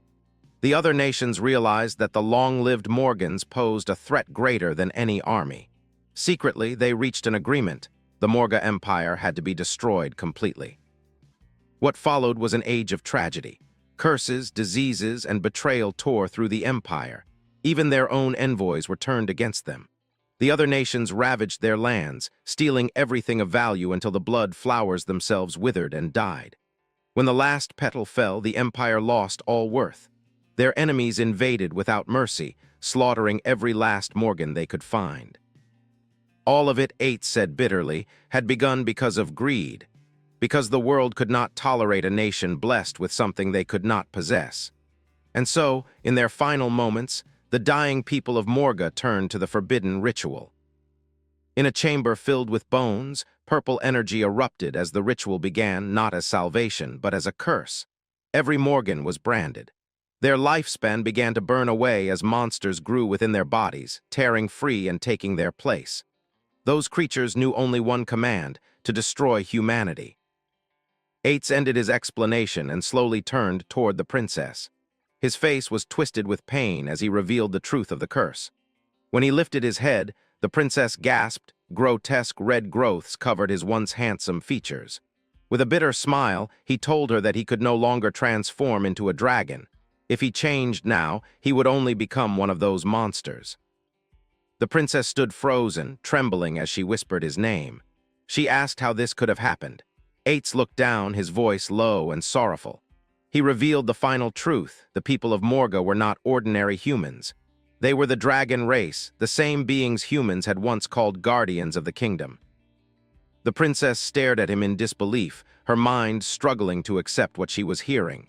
Standing against the red glow of the burning city, Eight said that the tide of darkness had already swept across the continent. Humanity's end was inevitable, and so, he declared, his only wish now was to protect her, and her alone. Outside, the invasion raged on. Red monsters tore through streets, devouring anyone they found. From the balcony, scholar Lu Wen reported to the king that the creatures' numbers were still increasing. He begged his ruler to order a retreat now that the capital had fallen. But the king refused. There was nowhere left to run. He explained that the magic leaning tower served as a major magical hub. If it were destroyed, their mages' power would collapse, and they would have no way to resist the monsters. Drawing his sword, the king leaped into battle. His glowing blade cleaved a red monster in two. Catching his breath amid the smoke, he remembered the past, the day he first met Eights.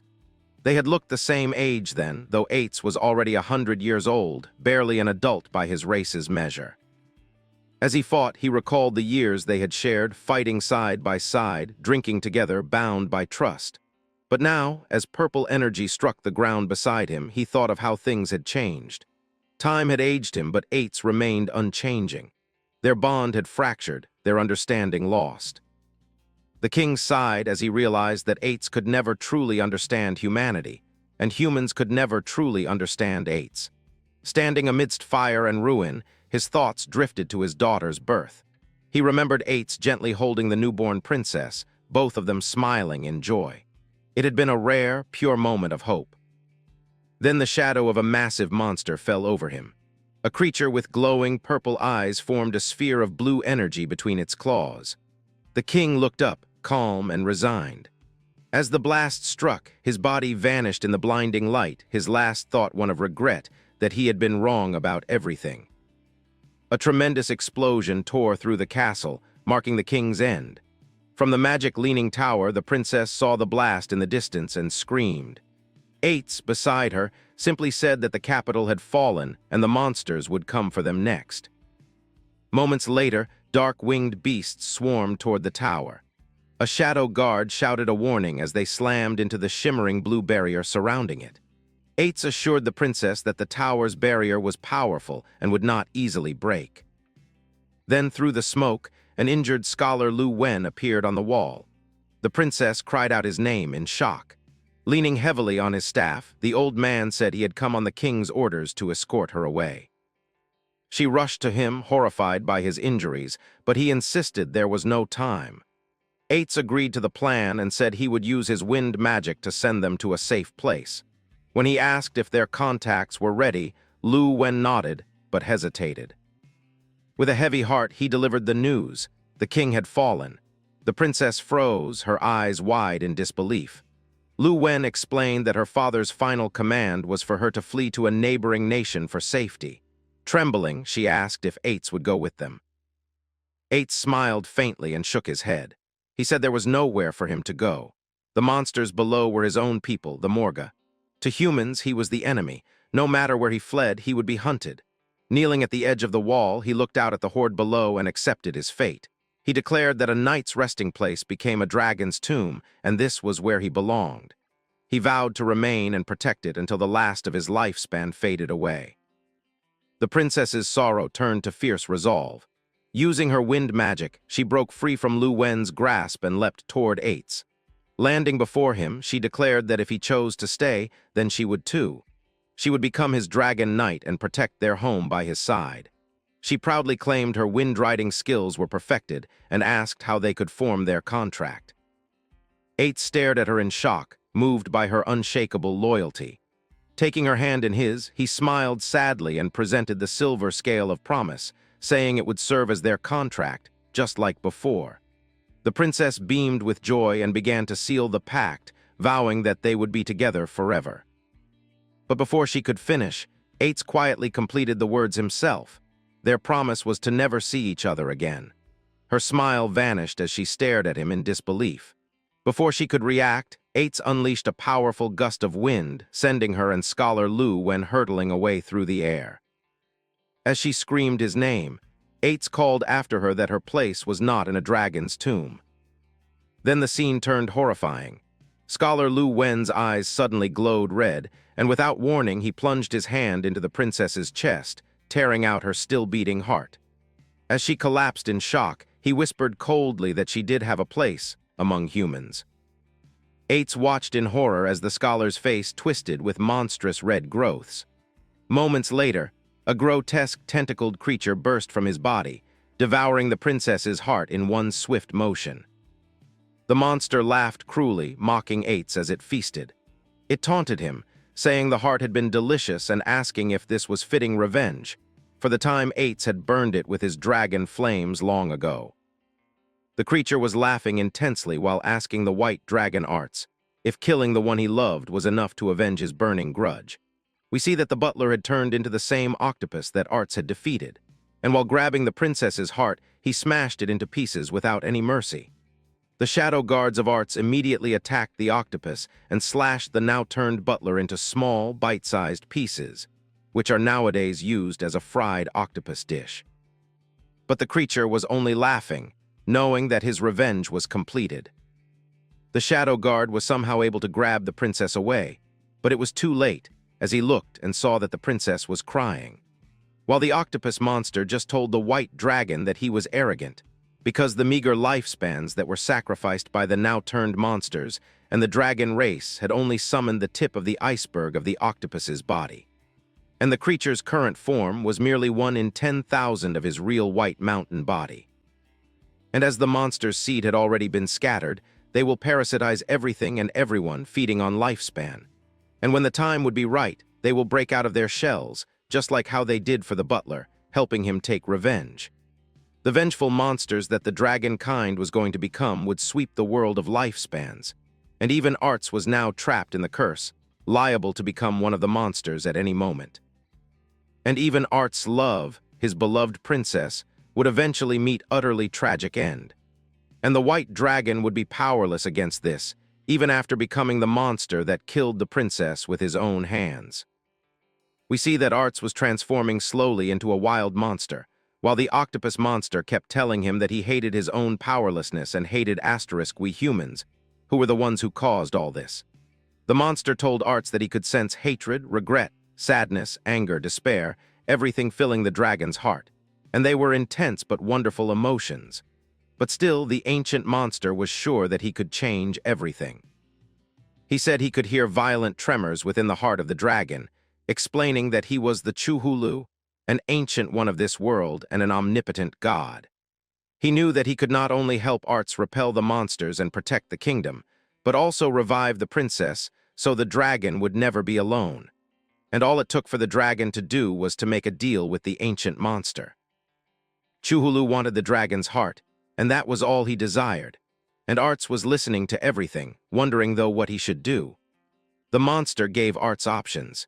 He could let the princess die in the tall tower full of monsters, or the princess could become the white dragon's dragon knight, and the two of them could forever guard the kingdom, becoming true guardians. The octopus told Arts to hurry because the lifespan of his temporary body was almost exhausted, and there was not much time left for the white dragon to hesitate. Just as the octopus was fatting away, the shadow guard was shocked as he turned around and saw that the white dragon had taken out his pumping heart without any hesitation. And the octopus wanted only this, telling the man that he made the right choice. The creature started to bestow his supreme blessings on his heart, telling the white dragon that now his heart would beat without end, and the one he loved deeply would receive this heart and gain his power to awaken once more. And even when the white dragon had lost his heart, it did not mean he would die or become a monster. Instead, he would transform into a guardian dragon forever by her side. This blessing was so intense that the whole leaning tower of magic glittered with a purple aura, and it made Arts suddenly transform into the legendary white dragon. And we come to know that, under the blessings of the ancient octopus, the dragon transformed once again and laid waste to all the monsters that were trying to invade his kingdom. And now the white dragon was sufficient enough to purge the entire kingdom of the monsters that had preyed on lifespans. The lifespans would all belong to none other than the ancient dragon. After the ritual was complete, we see that the octopus merged itself suddenly from the princess's body. And as this is what the monster wanted, he started absorbing all the lifespan that the white dragon was taking away from the monsters. As Chuhulu's current power was actually too weak, he still couldn't directly control the parasitized powerful dragons. So he took control of the princess instead, thinking that, as long as he deployed the white dragon, collecting enough lifespan was only a matter of time. But as the octopus tried to take the lifespans, he realized that something was strange. He wondered why the white dragon kept on flying and delaying his return when the kingdom had been purged. Then he saw the 2 blades of promise that were with the princess. He realized that the scale of promises made by the princess, to never meet her, and to forever guard the kingdom's tower, were actually denying all the authority that the octopus had over the dragon. And it was the dragon's oath to himself before he made the trade with the ancient octopus. It was then that Chuhulu realized he had been triggered, that Arts had anticipated his plan in advance. So he locked himself in the magic tower. He could not believe that the white dragon would rather turn into an immortal zombie than be used by the ancient octopus. But he still decided to take the lifespans that he was getting, thinking that he would devour the lifespans of any who intrude the magic tower. And one day he would be fully resurrected and rule the world once more. With this, the octopus went into a deep sleep. Many eons passed. Since then, as time flew by until we come back to the present, we see our boy Shadow once again in the present day, standing in the leaning tower of magic. He held a mythical grade of heart in his hand and realized that the scenes he had just witnessed were the background story of the game's setting. The feeling was overwhelming. It was as if he had glimpsed the origin of the game's monsters, something pulled straight from history. He immediately used the material-grade item and absorbed it. The system congratulated Shadow for obtaining a mythical-grade skill named Murderer's Shadow. The skill summoned 3 shadow clones that lasted 7 seconds and each dealt 100% damage. The skill had a 30-second cooldown. Their blades were imbued with the same energy as the summoner's main body. These pitch-black shadows had been created by the pure white dragon to protect what was precious to him, and merely maintaining them required immense mental energy. For 15 years, the white dragon had never dismissed them, proof of his true intensity and power. Shadow realized these were the same shadow puppets he had seen during his time jump, the puppets created by the white dragon. It was a great mythical skill, and if used correctly, it could be dangerous. The system then congratulated Shadow for obtaining the key to the Leaning Tower of Magic hideout, awarded him 50,000 experience points, and leveled him up to level 19. He also received 360 evolution points and multiple pieces of equipment. Just then, another notification surprised Shadow. He had obtained the Skull City Ruins gate key along with the Skull City Ruins map. This was new, something he had not heard of even in his past life. He examined the map and found that the ruins lay on an island in the inner sea, territory that had once belonged to the Merga Empire. Shadow immediately suspected a connection to the White Dragon's homeland. There must be more secrets and rarer treasures buried there. He dismissed the 3 shadow puppets, and seeing the map was level 20, knew he was close to unveiling more of the game's mysteries. But before pursuing that, he decided to sell the Leaning Tower of Magic key. We returned to Heavy Industries, hideout in the many-faced courtyard, where the atmosphere had shifted. Adventurers were telling the female president and guild leader that they could not possibly defeat an emerald-grade boss. They wondered if they could contact Shadow and strike a deal with him. Even the guild master admitted that was their only hope. She resolved to contact people in the city who had ties to Shadow and to pass Heavy Industries' request along. Suddenly, Shadow appeared while invisible and told the president not to trouble herself. He had come to the hideout to trade. Everyone was shocked. No one had noticed him enter. The president's son called Shadow a bastard, suspicious of his motives, but Shadow became visible and told the president, ignoring her son, that if he had any ill intent, they would already be dead. The many-faced courtyard had a barrier that would not open for anyone with malicious intent. Otherwise, anyone could have walked in like Shadow did. The president wasted no time and asked Shadow what he meant by a deal. Seizing the moment, Shadow produced the hideout key from his inventory and asked if she wanted it.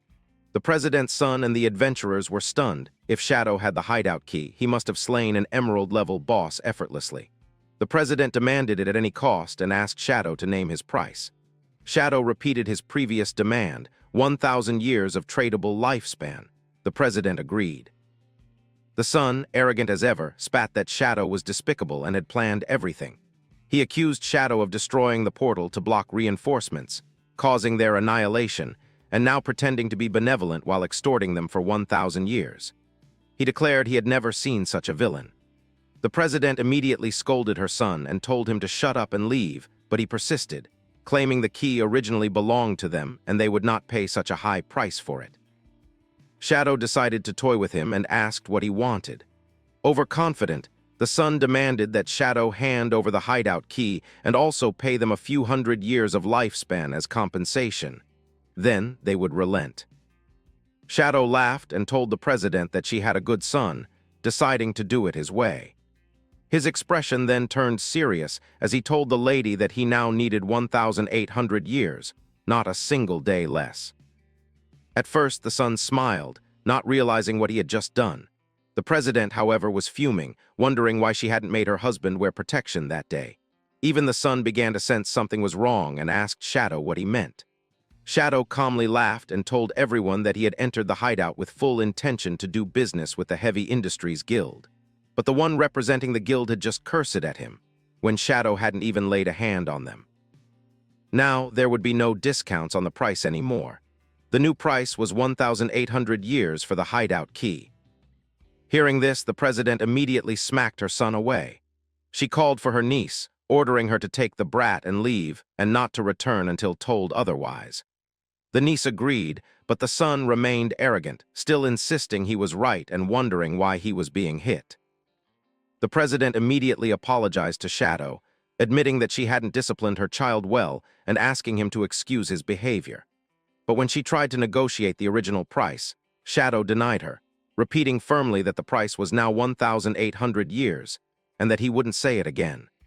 The president nearly cried but still agreed, knowing Shadow had sold other hideouts in the city for even 2,000 years of lifespan. However, since the Heavy Industries Guild had suffered heavy losses this time, they couldn't come up with all the lifespan at once. The lady requested to pay in installments. Shadow agreed, telling her to pay 1,000 years up front, and he would return in 10 days to collect the remaining 800. The president agreed, sealing the deal. A system notification appeared, confirming that Shadow had traded the Leaning Tower of Magic hideout key and gained 1,000 years of tradable lifespan. Shadow knew the Heavy Industries Guild had potential, and selling them a good hideout was a wise move. If they developed well, they could become a vital force for the kingdom. After he vanished, the president immediately announced that from then on, the guild would use the platinum-grade hideout, the Magic Leaning Tower, as their base of operations. She also declared a 50% tradable lifespan tax until the debt was fully paid. Even though the tax rate was high, it was for the guild's future growth, and everyone agreed it was worth it. She told them to work hard, and the adventurers responded with determination. Meanwhile, we see the foolish son, along with the girl and other adventurers, walking through a nearby forest. The girl scolded the brat, telling him not to blame her. What he did today had been truly detrimental to the guild. But the boy was hell-bent on making Shadow pay one way or another. Suddenly, an adventurer warned them to be careful. They had encountered a silver boss, the human-faced Spider Empress. The group entered combat, and the girl ran forward with her team while reminding everyone that the spider used poison and to use antidote spells. The boy, however, stayed behind, heading off in another direction. He thought the others were idiots, fighting for their lives when they didn't have to. He resented his cousin, wondering why his mother preferred her and had set this up. To him, the entire guild was full of fools who only knew how to develop slowly. They didn't understand that in Forsaken by the gods, one had to seize every opportunity and use any means necessary to get ahead. He thought perhaps Shadow did the same, taking bold steps to surpass ordinary people. Slowly, the brat took out a jar emitting a purple aura, a treasure he had obtained from a jade-grade treasure chest. He mocked the adventurers for thinking he had no trump cards while opposing Shadow. The jar contained many powerful skills, and the brat decided to extract one at random. A weird-looking eye appeared, and the system notified him that he had obtained the Abyssal Puppet Curse, an epic abyssal spell capable of turning a corpse into a puppet while retaining all its original abilities. Excited, the boy decided to use this powerful skill to find a chance to kill Shadow or even enslave him, making himself invincible and forsaken by the gods. But this artifact was no ordinary item. It belonged to the Abyss and carried an infinite, corrupting power that could consume anyone it touched. As the scene shifts to the night, we come to the Demon City ruins inside the boneyard, where we see that the little girl with the chain talisman was breaking the heads of the undead as she gained a lot of experience from it. She got a notification that her weapon had been advanced from silver to gold, and that finally, she was now ready for class advancement. The system wanted to know if she wanted to advance. The lady immediately got ready as she finally had enough experience to advance. She called out to the system loudly as a summoning circle appeared all around her, and she was informed while advancing that her chain blade exclusive weapon could now freely change form, and her malevolent ghost had upgraded to Tier 2 along with passive invincibility of Level 2. She had also unlocked the Eye of the Underworld, which was a psychic attack that could trap people in illusions, and the higher the target's spiritual power, the longer it would last. Along with that, she also had a hand gauntlet which was named the Touch of the Underworld, which could track enemies based on the scent of objects, and it had a 50% chance to deal double damage to professions of lower rank than itself, along with inflicting them with the burns of dark flames. The lady immediately realized that now she had higher damage and faster speed in comparison to the guy with the Fart Master skill, and even his psychic attacks were nowhere near her level now. She immediately realized that for her mom and dad, she would have to deal with the crappy man to avenge them. She immediately called to our boy's Shadow, telling him that she had reached the second stage, and she was ready to repay our boy in any way for the guidance that he had given her. The Shadow was really happy that the Spirit Master had successfully advanced, knowing that the girl was really resilient because she even sent a message and logged off immediately, which informed Shadow that she was as resilient as ever even in the future. The boy remembered that in her previous life, she took revenge, but because of her soft heart, she spared a pet dog, and later the same animal was being tracked by the animal tracker, and the tracker discovered the true identity of the lady who was named Yuan. Only then she was ambushed by mercenaries. This war lasted a long time, and the officials lost a lot of elites, and finally Yuan died due to exhaustion. It was then that the weakening of the official forces happened, and the magic capital region turned into turmoil for several months. Shadow knew that even when Yuan had boundless potential, she was too young, and her mind was still unstable, so she could not handle things cleanly enough and had already gone down the wrong path due to it. Shadow knew that to be on the safe side, he should log off and check on Yuan to make sure she didn't repeat the same mistake she made before. As the scene shifts, we come to reality in the outskirts of the magical city, inside the manor of Lady Dongfang, where we see that two thugs were walking together, wondering about how much longer they would have to guard the place before they could go home because it was really getting boring, and they wanted to go down the mountain and have some fun with the ladies. But the other guy immediately told the first one that even Lady Dongfang still had some charm left in her, and she was really beautiful if a person looked at her in that way. Both immediately thought that once they were high enough leveled, they would immediately kill the Fart Master and then grab Lady Dongfang to have some fun for themselves. But suddenly, the other boy noticed something and was shocked. As they turned around, they saw that from the smoke, Lady Dongfang was present there, kneeling down in an all-revealing dress. They immediately ran towards the lady, asking her what she was doing alone at such a place, and why she was dressed so openly in front of the guards. But to their surprise, Lady Dongfang immediately opened herself up, showing her huge lemons to the guards and telling them that she could not stand her weak and useless husband anymore, and that she needed someone else to satisfy her, and maybe two people would be even better. The lady immediately asked the two if they were ready, and as much of perverts as the two guards were, they immediately started unzipping. Then the whole voice of the lady changed, as she called the guards complete idiots for coming together and not paying any attention.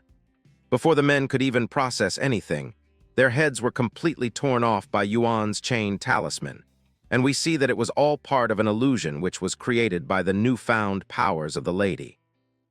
But as the scene shifts and the guards were completely eradicated, we see that the fart master sensed from the fart air that he had surrounded himself in that a little rat might have snuck in.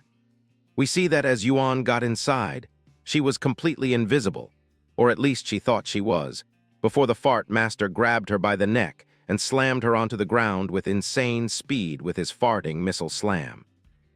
The man immediately grabbed the lady's neck, telling her that the whole space was filled with odorless fart, which made him invincible because he could sense anyone who got inside the barrier. At first, he thought that it was someone else, but he was happy that it was the same little girl who ran away that day, which was really a lottery to him. But as the fart master tried to choke the lady, he realized that perhaps the small body had really gotten stronger than before, and that perhaps if he let the lady grow a while longer, she could become an opponent worthy of satisfying him. Even when it was getting exciting and the master wanted to kill Yuan right there, he still decided to hold back, knowing that he must wait for the lady to change classes once again. But we know that the fart master is a complete maniac, grabbing the neck whenever he wanted and leaving it while still contemplating if he should let Yuan live or not. And just then, as the man got angry, he immediately snapped her whole neck in one go without realizing it, slamming the lifeless body down and wondering about what blunder he did, because now he could not enjoy what he wanted to. But as the man was still screaming in mental agony, he was inflicted with severe physical pain, and as he turned his head around, he realized that it was none other than Yuan herself who was standing behind him. The man wondered about what was going on, and Yuan just told the man that he was under her genjutsu all along, and that now all he had to do was die. The fart master was not able to believe that it was an illusion, wondering about when it happened.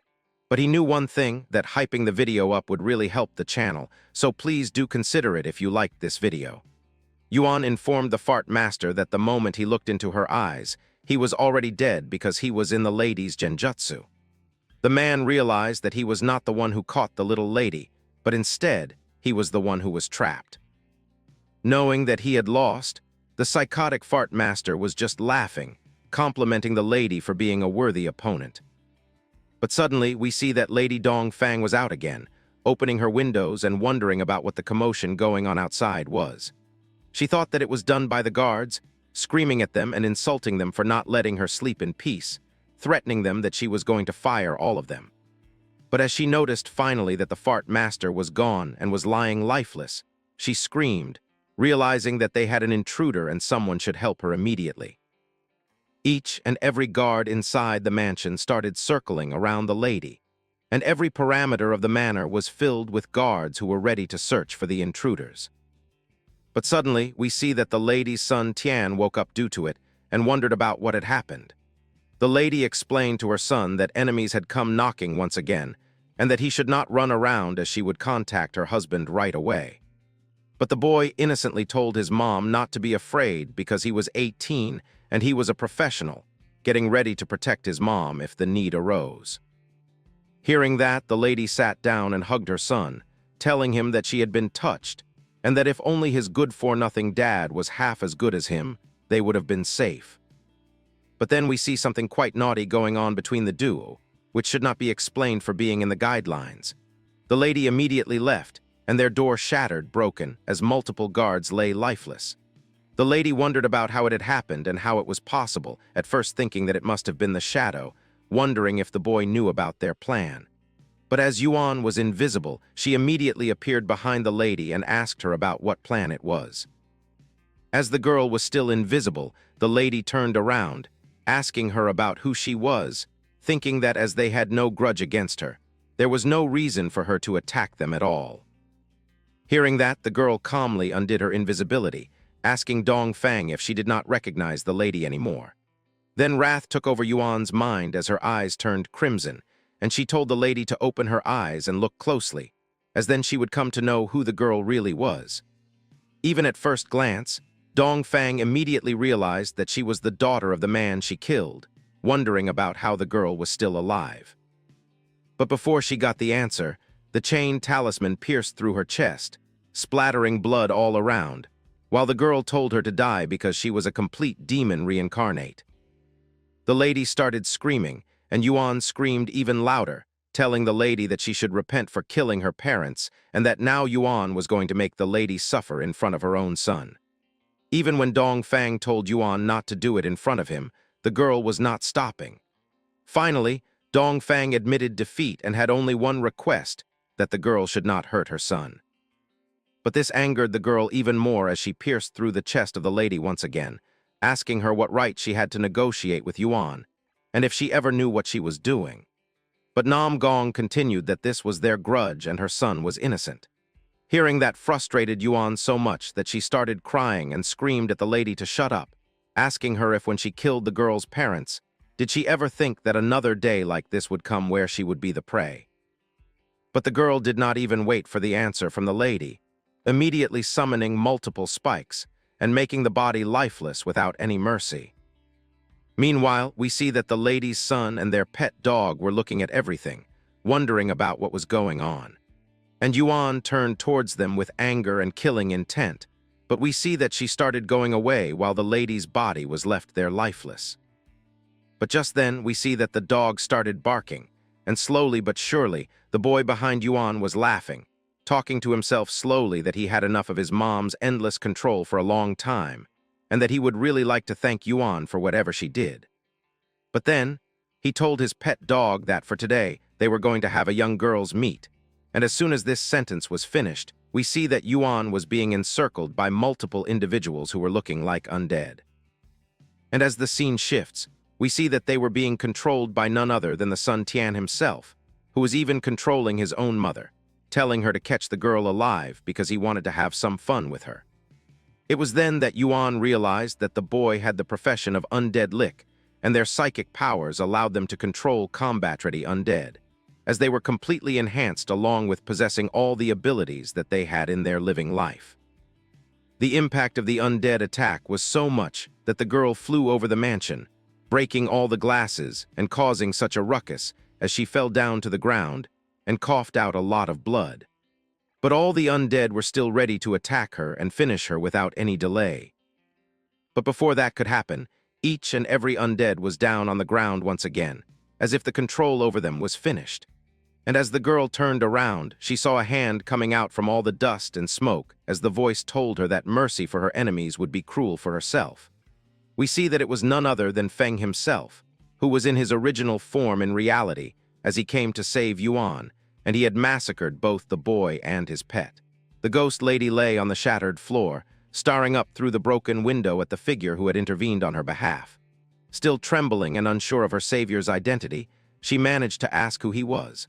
From within the darkness, Fang answered that showing mercy to one's enemies was a foolish mistake. His words were followed by a gruesome display. He activated his blooming curse on Tian's severed corpse, and vibrant red spider lilies burst from the decapitated neck like a macabre bouquet. Only then did she realize that this mysterious man had allowed her to finish her revenge with her own hands. A deep blush rose to her cheeks as she thanked him, addressing him timidly as her master. Surrounded by a field of blood-red flowers birthed from her hatred, she finally let her grief overwhelm her. She knelt and cried out, saying she had finally avenged her parents.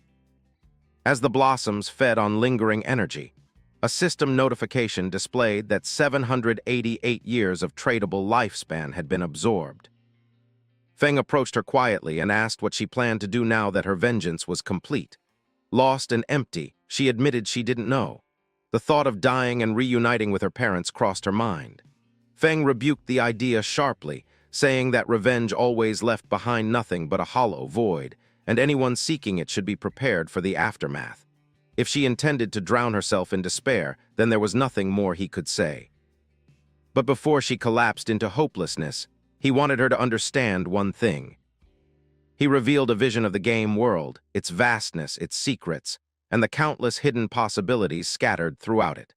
Somewhere in that endless labyrinth, he said, even the resurrection of the dead might not be impossible. If she refused to look beyond revenge, his words would mean nothing. But if she wished to keep moving forward, then she should follow him. With that, he turned away, leaving the choice to her. After a moment of trembling hesitation, determination sparked in her eyes. She rose, wiped her tears, and hurried after him through the luminous, moonlit field of flowers. The scene shifted to Magic City in the real world. Inside Fang's hidden base, the ghost lady suddenly found herself standing in a vast, water-like space that shimmered with ethereal light. Confused, she asked where they were. Fang explained this was his personal hideout. He led her across the fluid terrain to the entrance of a luxurious mansion, so extravagant it left her speechless. Once inside, a refined maid greeted Fang respectfully upon his return. The ghost lady nearly jumped. She hadn't expected him to have a maid. Fang casually clarified that she was a creation of the Divine Authority book, an artifact capable of producing all sorts of constructs and tools. He promised her that he would bring her to the Tower of Divine Authority so she could obtain her own book. Grateful and overwhelmed, she thanked him again. Elsewhere in Magic City, chaos erupted at the Dongfang family manor. Sometime after Fang and the ghost lady had departed, a frantic man burst in shouting for his men to search faster, insisting that not a single hair of his wife be harmed. This was Chu Yan, husband of Dongfang Yu and an officer in the military staff. His panic stemmed from a desperate call he'd received moments earlier. His mind raced. Who would dare attack their home at such an hour? His first suspicion was Shadow. For a moment he feared their secret fireworks scheme had been exposed, but he pushed the thought aside as he rushed in. Inside the manor, investigators surveyed the scene. A gaping crater tore through the bedroom floor. One officer delivered the grim report. Though clear signs of intense combat were visible, not a single person remained. Chu Yan demanded to know what had happened to his wife, his son, the guards, the servants, everyone. The officer confirmed the nightmare. No bodies, no survivors, only emptiness. The realization devastated him.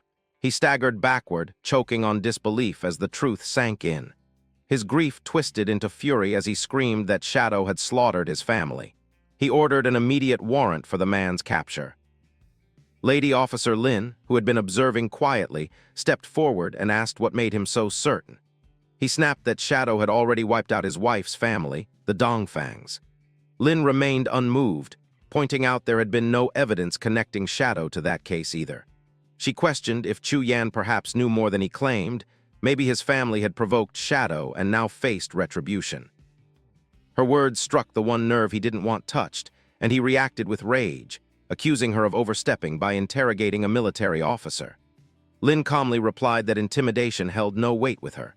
She revealed that interrogations of captured Black Dragon Hall members had exposed the truth.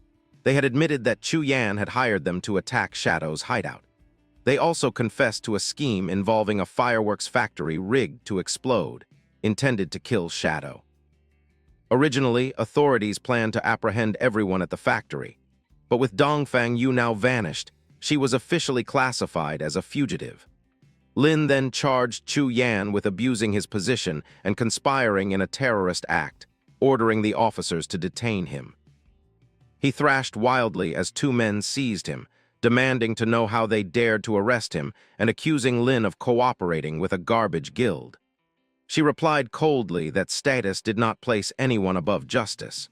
She advised him to cooperate, promising that if he were innocent, he could settle whatever grievances he had afterward. Then she added one last chilling note. He would be brought to Magic City Prison, where lifespan drained 100 times faster than normal. He should prepare himself. As he was dragged into the armored vehicle, he screamed that they had no right and threatened to report them. Unbeknownst to him, two figures perched in the trees nearby watched his arrest. They confirmed he was the target, Chu Yan, the military staff officer. Grinning, they bumped fists as purple energy rippled around them. That night, the armored convoy rumbled along a forest road. In the lead truck, Chu Yan continued shouting at Lin, insisting he was being unlawfully detained. A guard informed him that the arrest order came from higher authorities, leaving him stunned. Suddenly, a brilliant blast of energy streaked toward the truck. It smashed into the vehicle with colossal force, sending it flipping into the woods. Inside the overturned wreck, Lin caught herself against the wall, cursing as she realized the guard beside her had been killed instantly, his body crushed and frozen in terror. Before she could move, the roof was ripped open. A hand reached inside and yanked the unconscious Chu Yan out. Above the wreck stood two attackers, a man with striking purple hair and a seductive woman clad in a tight bodysuit. Holding Chu Yan by the collar, the purple-haired man boasted that the mission had been laughably easy. Reinforcements from the second truck arrived, surrounding them and ordering them to release the prisoner. The pair only mocked the officials. But before the officers could fire, another threat emerged. A huge, muscular man with glowing red eyes descended from the trees like a meteor, swinging a massive flaming hammer. The hammer crashed into the vehicle with apocalyptic force, detonating it in a mushroom of fire and screams. The purple-haired man and another bald brute watched the carnage with amusement. The purple-haired attacker commented that Mr. Theodore had not exaggerated the hammer-bearer's power. The hammer-wielder roared with laughter as lifespan orbs drifted upward from the burning wreckage. He bragged about the enhancement card given by Theodore that multiplied his attributes fivefold, granting him level 50 power despite being only level 10. Disappointed by the meager drops, he grumbled that the officer's lifespan wasn't worth much. The purple-haired man brushed off the complaint, reminding him that their real reward, 1,000 years of lifespan, would come from Mr. Theodore. Inside the broken truck, Lin, injured, bloodied, and barely conscious, watched the massacre in horror. She realized through her killing intent perception that these attackers were remnants of the Alice Guild, acting under Theodore's orders to capture Chu Yan. Understanding her entire squad had been wiped out, she knew she had to report everything immediately. Far removed from the chaos of the real world, Shadow had already brought the ghost lady into the Tower of Divine Authority hidden within the ruins of Magic City. He explained to her that the NPC guarding the tower, known casually as Old Mom, was actually Queen Veer of the Waning Moon, a woman driven insane after witnessing the brutal deaths of her children. She believed her children were still alive and often assigned impossible quests to players. There was, however, a loophole. If a young man and woman entered together, Veer would mistake them for her lost children, dramatically reducing the challenge's difficulty and increasing rewards.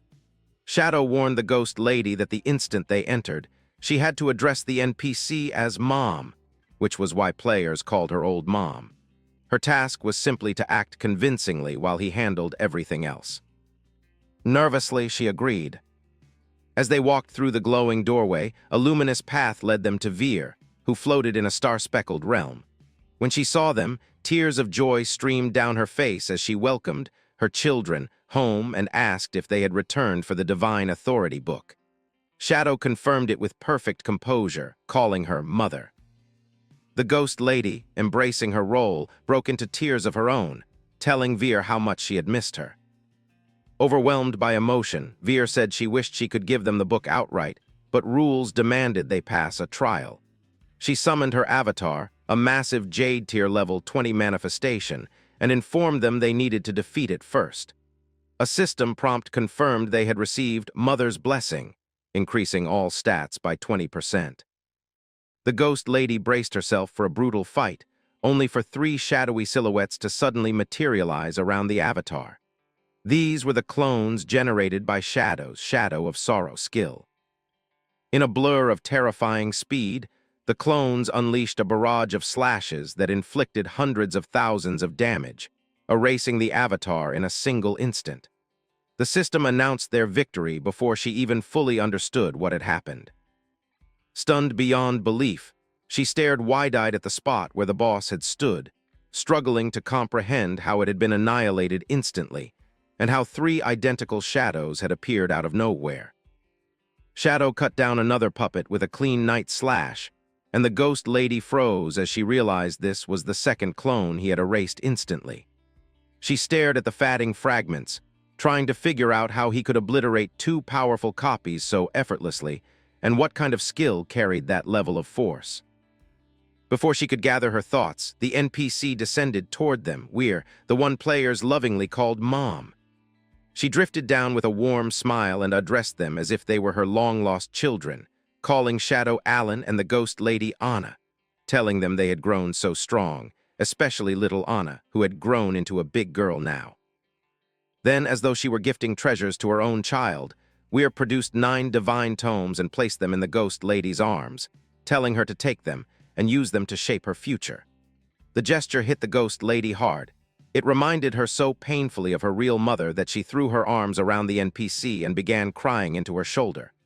Weir misunderstood the outburst entirely, believing Anna was simply emotional, whispering that she had always loved her child. Shadow watched silently, realizing just how far Weir's affection reached. She was willing to give everything she possessed for those she mistook as family. He remembered that many players hunted tirelessly for her, because this same NPC had once sacrificed her entire lifespan to forge the Book of Divine Revelations, and died with none left. While he was thinking, Weir approached him and gently asked what he wanted. Shadow told her that a divine tome in exchange for his communication bracelet would suffice. She examined the bracelet and admitted she did not currently have the divine dormant book, but offered to use her own lifespan to create it for him. She began burning through her remaining days to materialize the new divine book, but halfway through, she suddenly paused. Her depleted lifespan had somehow been restored by 150 days. Shadow accepted the newly formed God-granted communication tome and simply told her to regard the restored lifespan as his thanks before turning away. As they headed toward the exit, Weir called after them to look after one another. She told the ghost lady that if danger found her, Shadow, her big brother, would always protect her, and that she should never leave his side because the world was full of unseen threats. The ghost lady, hearing herself called his little sister, quietly wondered whether her master was even old enough for such a role. Once outside the ethereal chamber, she hurried after Shadow and asked whether, going forward, she should be calling him Master or Big Brother, admitting that brother sounded rather nice. Shadow's reaction was immediate and icy. Irritation rippled across his face as he told her with forced patience that she could call him anything she liked except brother or big brother. The ghost lady stiffened, sweating as she sensed a deep unwillingness behind his tone, wondering if it came from some past wound. Before she could ask, Chief Anya contacted Shadow, asking whether he was logged into the game. Shadow responded, and she told him she needed to review his friend list, joking that she sounded like an overpossessive girlfriend but stressing that it was serious. She explained that there was a serial killer roaming the city, 7 victims so far, and rumors online were now pointing at Shadow. Shadow groaned, wondering why he was always dragged into murder cases, and Anya clarified that the problem was the timing. The victims' deaths lined up exactly with his login and logout timestamps. The killer clearly understood the officials' patrol routines and knew how to discard bodies without leaving clues, so the public had begun accusing Shadow. Since only those on his friend list could track his online timing, Anya suspected someone was framing him. Shadow quickly listed everyone with that access: the police team, the Knights Temple Guild leader, Milky Snow the Savage player, the Skydome Guild master in Demon City and her granddaughter, and his newest member, Ghost Spirit. Anya agreed they would begin investigating immediately. Shadow then asked where the bodies had been found. She told him they were scattered across the entire city and asked whether he intended to examine the sites personally. Shadow agreed, and she reacted with excitement, insisting that if he joined the investigation, they'd catch the murderer in no time. She forwarded all relevant files to him. Shadow logged out of the game after giving the ghost lady instructions. She assured him she was ready. In the real-world hideout, he handed her the communication bracelet, capable of linking game and reality, and even entrusted her with his ghost wolf mount so she could travel quickly while tracking the killer. She was stunned that he would part with his mount so casually, but he explained that someone was deliberately aligning the murders with his login timestamps, framing him piece by piece.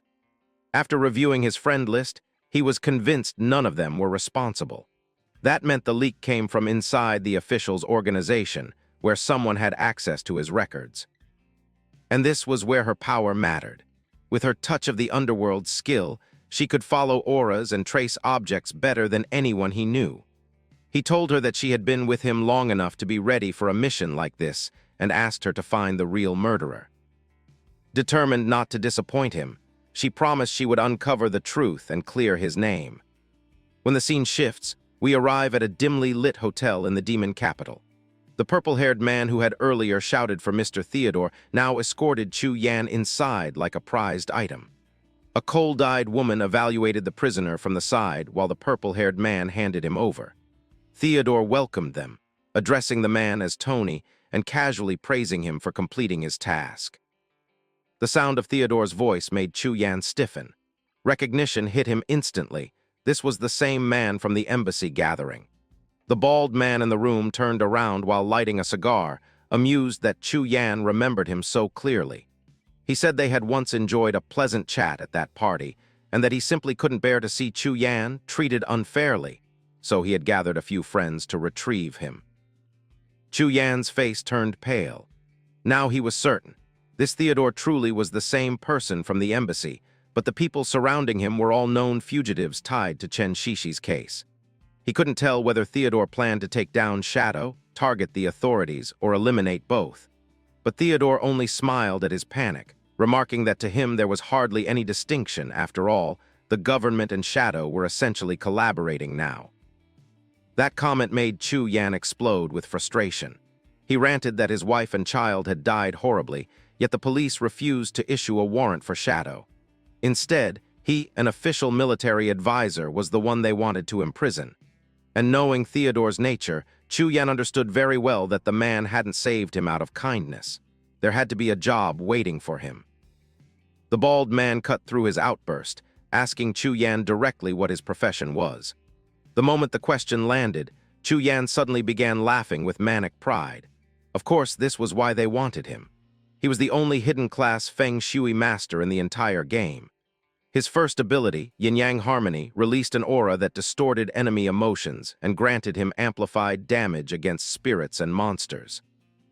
Combined with his geomantic senses, he could locate treasures, identify masters, and read the Feng Shui of any area. Though mainly a support class, he knew these abilities were invaluable in the right hands. To demonstrate, Chu Yan activated Yin-Yang Harmony. Instantly, the purple-haired man and the muscular brute beside him turned on each other, snarling insults and trading blows. Chu Yan smugly explained that the two would keep fighting until one of them collapsed. However, the ability had limits. It couldn't influence opponents 5 levels above him. Still, Theodore applauded lightly, saying he was pleased to have found someone like Chu Yan. But before the chaos escalated, the bald man flicked a burning card between his fingers and ordered everyone to stop. He reminded the room that their enemies were the officials, not each other. The moment the card's crescent-shaped mark glowed, the emotional distortion vanished as if it had never existed. Watching the two battered men, the bodysuit-wearing woman laughed, nodding that Chu Yan's skill had been effective enough to injure the pair seriously. Theodore addressed her as Miss Jaying and instructed her to tend to the two fighters, praising them for their effort. She left with a wicked grin, clearly enjoying her role a little too much. Meanwhile, Chu Yan stared at the scene in disbelief. His technique wasn't supposed to be neutralized by ordinary purification magic. What kind of profession allowed someone to undo it so casually? The answer revealed itself in the bald man's expression, a sinister, knowing smile. He belonged to the only hidden class of fortune teller, a profession built around enchanted cards that granted abilities like enhancement, purification, teleportation, and more.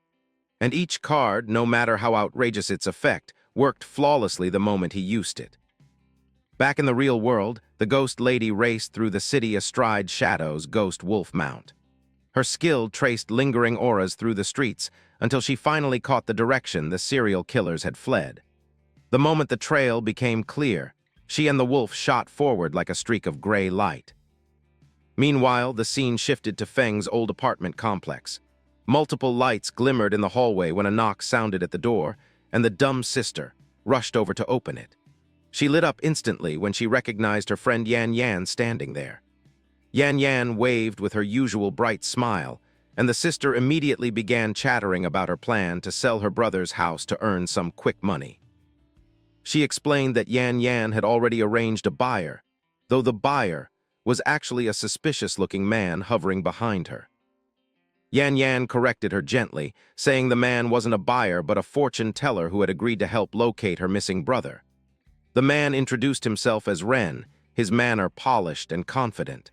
Still unconcerned about Fang's disappearance, the sister brushed the issue aside, insisting her brother would return whenever he felt like it.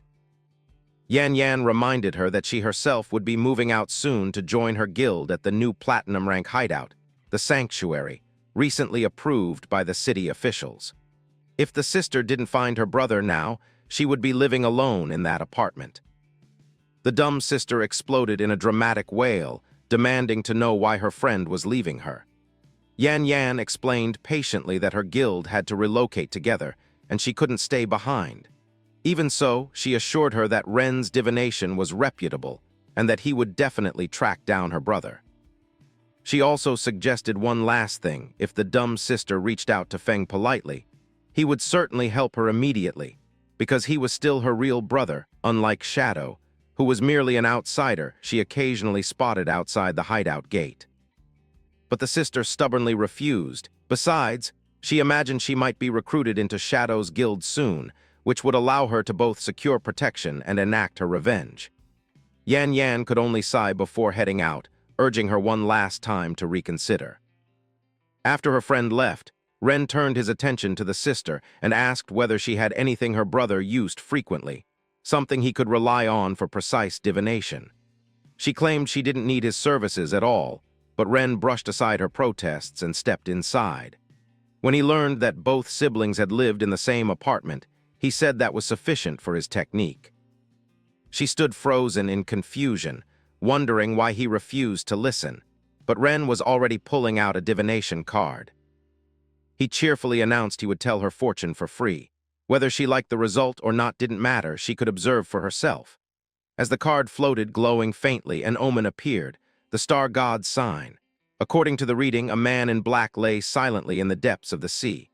The sister stared blankly until Ren calmly explained that the meaning was simple: her brother had burned to death, and his body had been tossed into the ocean. Far away, Fang sneezed repeatedly without knowing why. Back in the apartment, the sister shook her head in denial, refusing to accept such a fate. She insisted her brother wouldn't die before apologizing to her. Ren sighed with practiced empathy before suggesting an idea. Since she had been in contact with Shadow, she must know the location of his hideout. If she agreed, he could use a teleportation card to take them both there. And even if her real brother was gone, Ren told her, she could still treat Shadow as her new brother, implying it would be a fitting conclusion. Too naive to sense the trap and too greedy to think twice, the sister accepted immediately. Ren activated the card, and the world warped around them as the teleportation began. She believed foolishly that even if she ended up working as a servant, it would be worth it. After all, she imagined she was about to enter Shadow's guild. But the moment the teleportation light faded, it became clear that the hideout gate was a lie. Instead of Shadow's territory, the girl found herself in some abandoned, unfamiliar place. Confused, she looked around, mumbling anxiously about where Shadow was and why they ended up here. Ren's expression shifted in an instant. His smile sharpened, twisting into something inhuman before his body warped into a devilish form. Without hesitation, he drove his fist straight into her stomach, coldly declaring that he believed in equality between genders. The blow was so brutal she coughed out blood on the spot. Her body dangled upside down a moment later, tied and helpless as Ren hovered before her with a predatory grin. He demanded to know everything she knew about Shadow, insisting she spill every detail. The girl sobbed uncontrollably, gasping between tears that she truly knew nothing. Ren didn't believe a word. His punches rained down again and again, shocked that someone could remain so clueless after claiming to guard Shadow's hideout gate. A single extra strike made her eyes roll back as she finally passed out. Only then did Ren realize how pitifully naive and powerless she was. She hadn't extracted a single ability from the game. He sighed in irritation and called someone on his device, announcing that the prey had been secured and asking when they would proceed with their next murder. 2 days had passed since the killers last acted, and he boasted that his knife was starving for fresh blood. After dragging the unconscious girl onto a cold cement slab, the man on the line warned Ren that he could play with her, but was not allowed to kill her without explicit instructions. Ren was visibly frustrated, disappointed that he couldn't end her just yet. Still, he unsheathed his gleaming knife, deciding he had plenty of time to enjoy himself before the final order came. Elsewhere in the city, a police officer stared at his phone in disbelief. It had been 2 full days since Shadow had logged out. Extracting game stats into reality demanded enormous amounts of food, so staying online this long without eating was impossible, unless someone was trying to frame him so thoroughly that the police hesitated to report it. He realized that Anya must have already noticed the abnormalities in the case.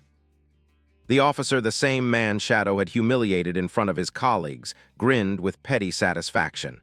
In his mind, everything was falling into place. Soon the public would be convinced that Shadow was a twisted serial murderer. Panic would erupt, society would turn against him, and the authorities would be forced to put the boy in chains. The thought delighted him. But far from the scheming officer, the ghost lady reached the source of the scent she'd been tracking. Riding Shadow's ghost wolf, she followed the trail to a rusted metal gate leading downward into darkness. Without hesitation, she leapt in, moving like a silent phantom through the underground passages. Faint echoes of deranged laughter reached her ears, wild, unhinged, and soaked in bloodlust. When she finally stepped into the chamber, the sight before her froze her breath. The dumb girl was suspended from the ceiling in a horrifying fashion, her legs severed completely. Ren stood beneath her, drenched in crimson, lost in his own twisted joy as he continued mutilating her body for amusement. As the scene shifts, we see multiple requests to enter the game being denied because someone was in combat. It was none other than the dumb girl, trying to log in but unable to do so. She stared at the psycho, wondering why this was happening to her when all she wanted was to sell her house. Thinking she was going to die, she tried calling for help, but no one came. She remembered that if her brother Fang had been alive, he would have definitely saved her. But now that Fang was dead, no one was coming to protect the dumb girl. Suddenly, green auroras surrounded her. She realized it was a healing spell and thought someone was coming to save her. But the psycho started laughing, and it turned out he was the one healing her. He introduced himself as the Man Butcher, and his class was Priest. He explained that he could heal any injury unless the target was already dead, which suited his twisted personality perfectly. He told the dumb girl that he wouldn't let her die quickly, because playing with his prey as much as possible was his priority, and only after that would he kill them. That, to him, was a truly exquisite experience. This was why he considered being a priest a gift from God. The man intimidated her further, saying next he would cut her chest open because it was quite huge. Hearing that, the dumb girl fainted, unable to believe what was going to happen.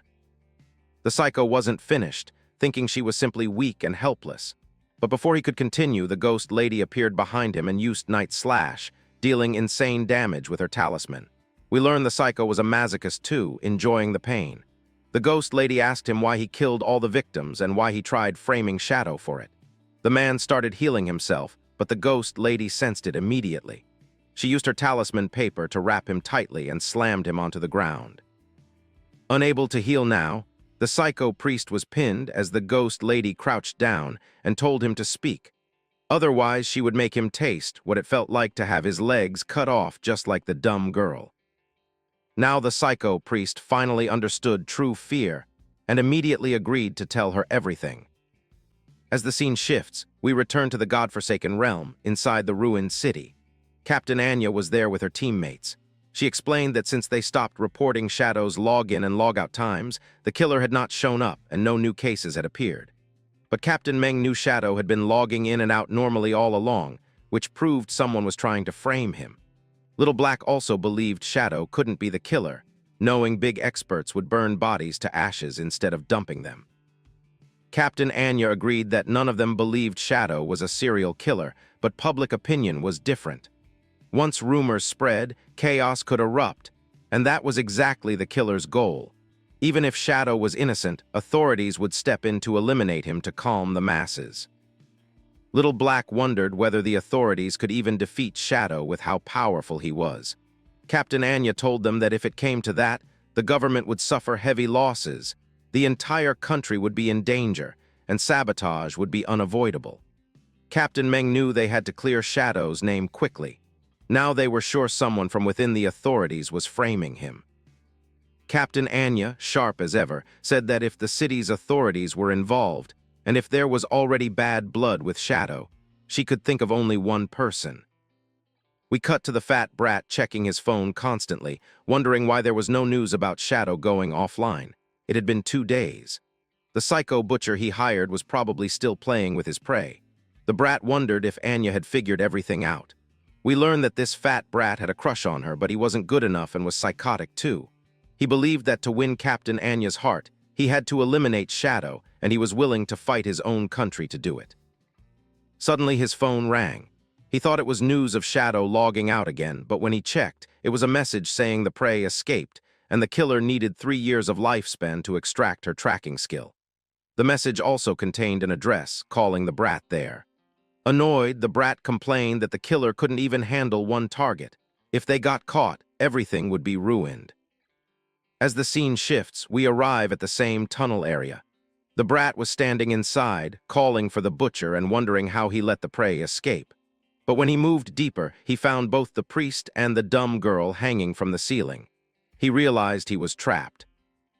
Before he could process anything, a talisman pierced through his jacket, binding him completely. The ghost lady appeared, asking if he was the one who wanted to harm her master. Now the brat remembered his connections to the authorities and told her she should let him go or things would go badly for her. But the ghost lady already knew everything. From the psycho's confession, she knew the brat's name, Lang, the son of the city's mayor.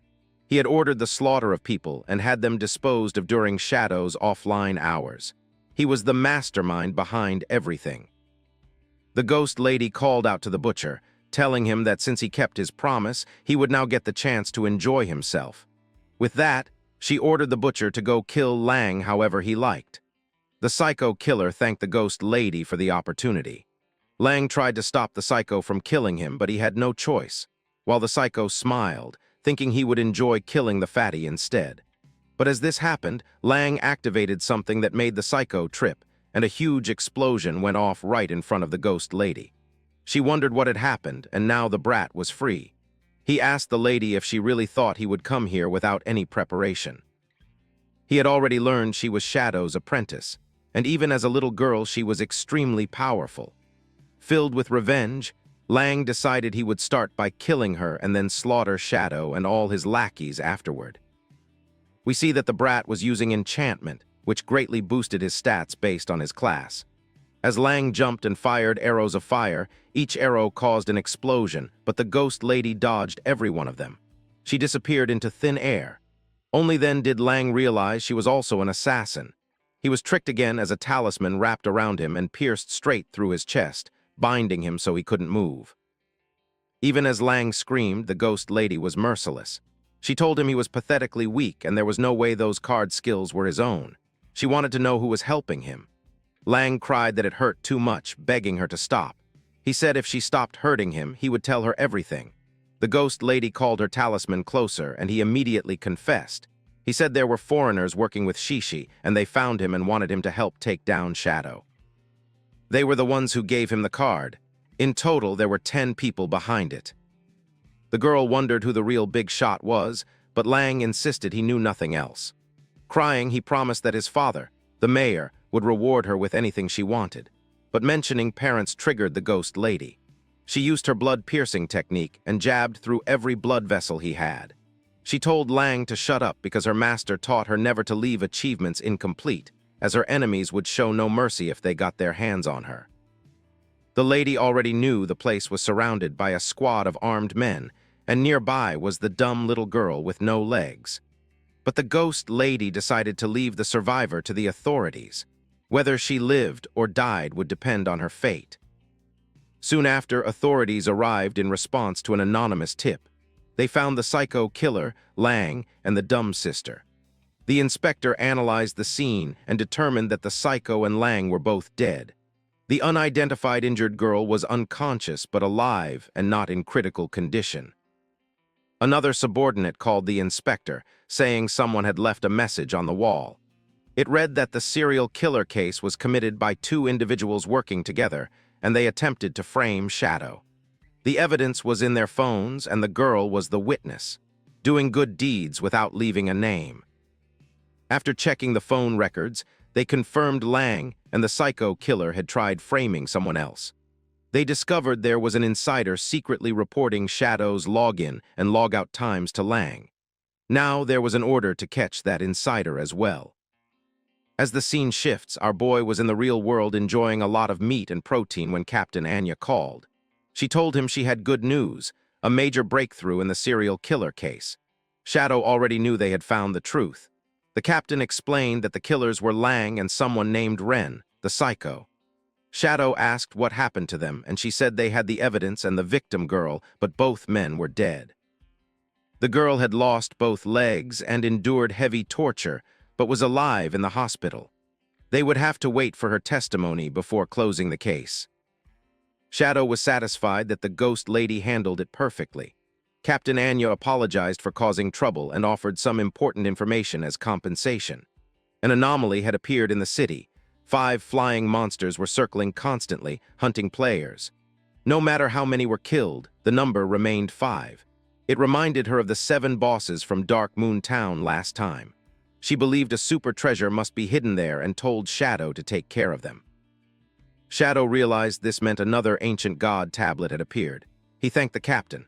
Based on her description, the tablet was high up in the air, unreachable without flight. Even Shadow would need a flying mount. Last time at the Leaning Tower of Magic, he caught the Skull Castle key. Maybe he could obtain a flying dragon mount if he searched the tower thoroughly. But to enter, he needed to be level 20. He was currently level 19, just one more level to go. He decided to log into the game and grind quickly. As the scene shifts, we arrive at the outer beach of Skull City, where Shadow was invisible, farming monsters for experience. He saw adventurers fighting a giant lobster monster. A girl wondered what was happening, and a huge man told her not to worry as he activated his professional spirit. We learn he was a strong supporter, unable to attack, but able to defend against any kind of attack with proper tanking skills. He turned into a soul form and told the others to attack from behind to deal damage. Watching them, Shadow remembered his past life when the Theodore Guild and the Zuma Guild teamed up to scam the city officials, leading to heavy casualties among the official forces. They couldn't maintain order, and the city fell into 3 months of real-world chaos, indirectly causing over 100,000 deaths. The battle against the massive skeletal lobster reached a dangerous turning point when the monster released a furious roar. Noticing that the boss's health had dropped to a critical level, Lin immediately shouted a warning, realizing it was about to enter its second phase. In the next moment, the creature expelled countless glowing blue bubbles that burst open midair, releasing swarms of smaller lobster monsters. The battlefield was instantly flooded, and the team was pushed into chaos. The shield user at the front struggled desperately, shouting that there were simply too many enemies to hold back. As the formation began to break apart, Lin screamed at Zuma, the Soul Walker, ordering him to activate his soul conversion skill to save the team. Instead of responding, Zuma turned his head away, his expression cold and detached, completely ignoring the desperate pleas around him. Lin froze in shock, unable to believe what she was seeing. The smaller lobsters slipped past the collapsing front line and charged straight toward her. She raised her dual weapons and fired relentlessly, but it quickly became clear that they could no longer hold their ground. With the formation completely broken, she shouted at Zuma one final time, demanding to know what he thought he was doing. There was no reply. The giant lobster boss and its minions lunged together, knocking Lin off her feet. Fear gripped her as she fell backward onto the ground. She looked up in terror as the monster loomed over her, its jaws opening wide as it prepared to devour her whole. At that instant, a streak of brilliant blue energy tore through the air. The skeletal lobster was sliced apart in a single moment, its massive body shattered into pieces. Shadow had arrived. Moving at an unimaginable speed, he cut through the swarm of smaller lobsters as if they were nothing, erasing them instantly. He leapt over the stunned Lin and struck the ground with overwhelming force, releasing a violent vortex of dark energy that wiped out every remaining enemy. A system window appeared, confirming that Shadow had slain the Jade-grade lobster boss. The rewards were enormous: experience, evolution points, and more than 9 years of lifespan. As Shadow stood calmly amid the scattered loot, Zuma stared in total disbelief, finally realizing that the legendary Shadow had appeared before them. The atmosphere shifted violently. Shadow vanished and reappeared directly in front of the bald man.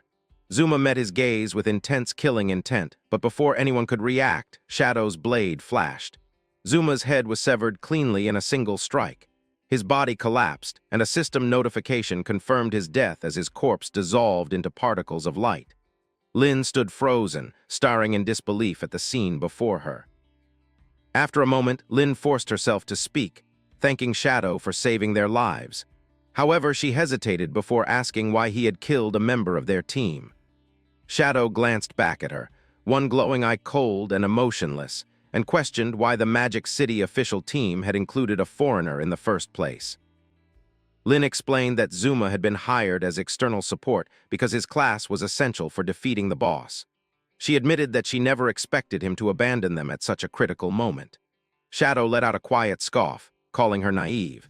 He stated that Zuma had not been distracted at all. Quoting an old saying, he warned that those who are not of the same kin will never truly share the same intentions, implying that the betrayal had been deliberate from the beginning. Cold sweat formed on Lin's back as she asked if he truly believed Zuma had done it on purpose, unable to understand what he would gain from letting the entire team die. Shadow turned away, his cloak fluttering in the wind, and told her that uncovering motives was the responsibility of the officials, not his. He then proposed an arrangement. If Magic City teams encountered bosses they could not handle, they should contact him. His conditions were simple. He would take only lifespan drops and any assassin-class equipment. Everything else would belong to the officials, exactly like his deal with the Zhanghai authorities.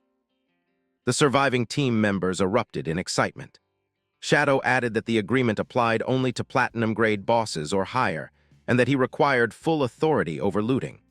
Recognizing the immense value of such an offer, Lin agreed immediately and began sending messages.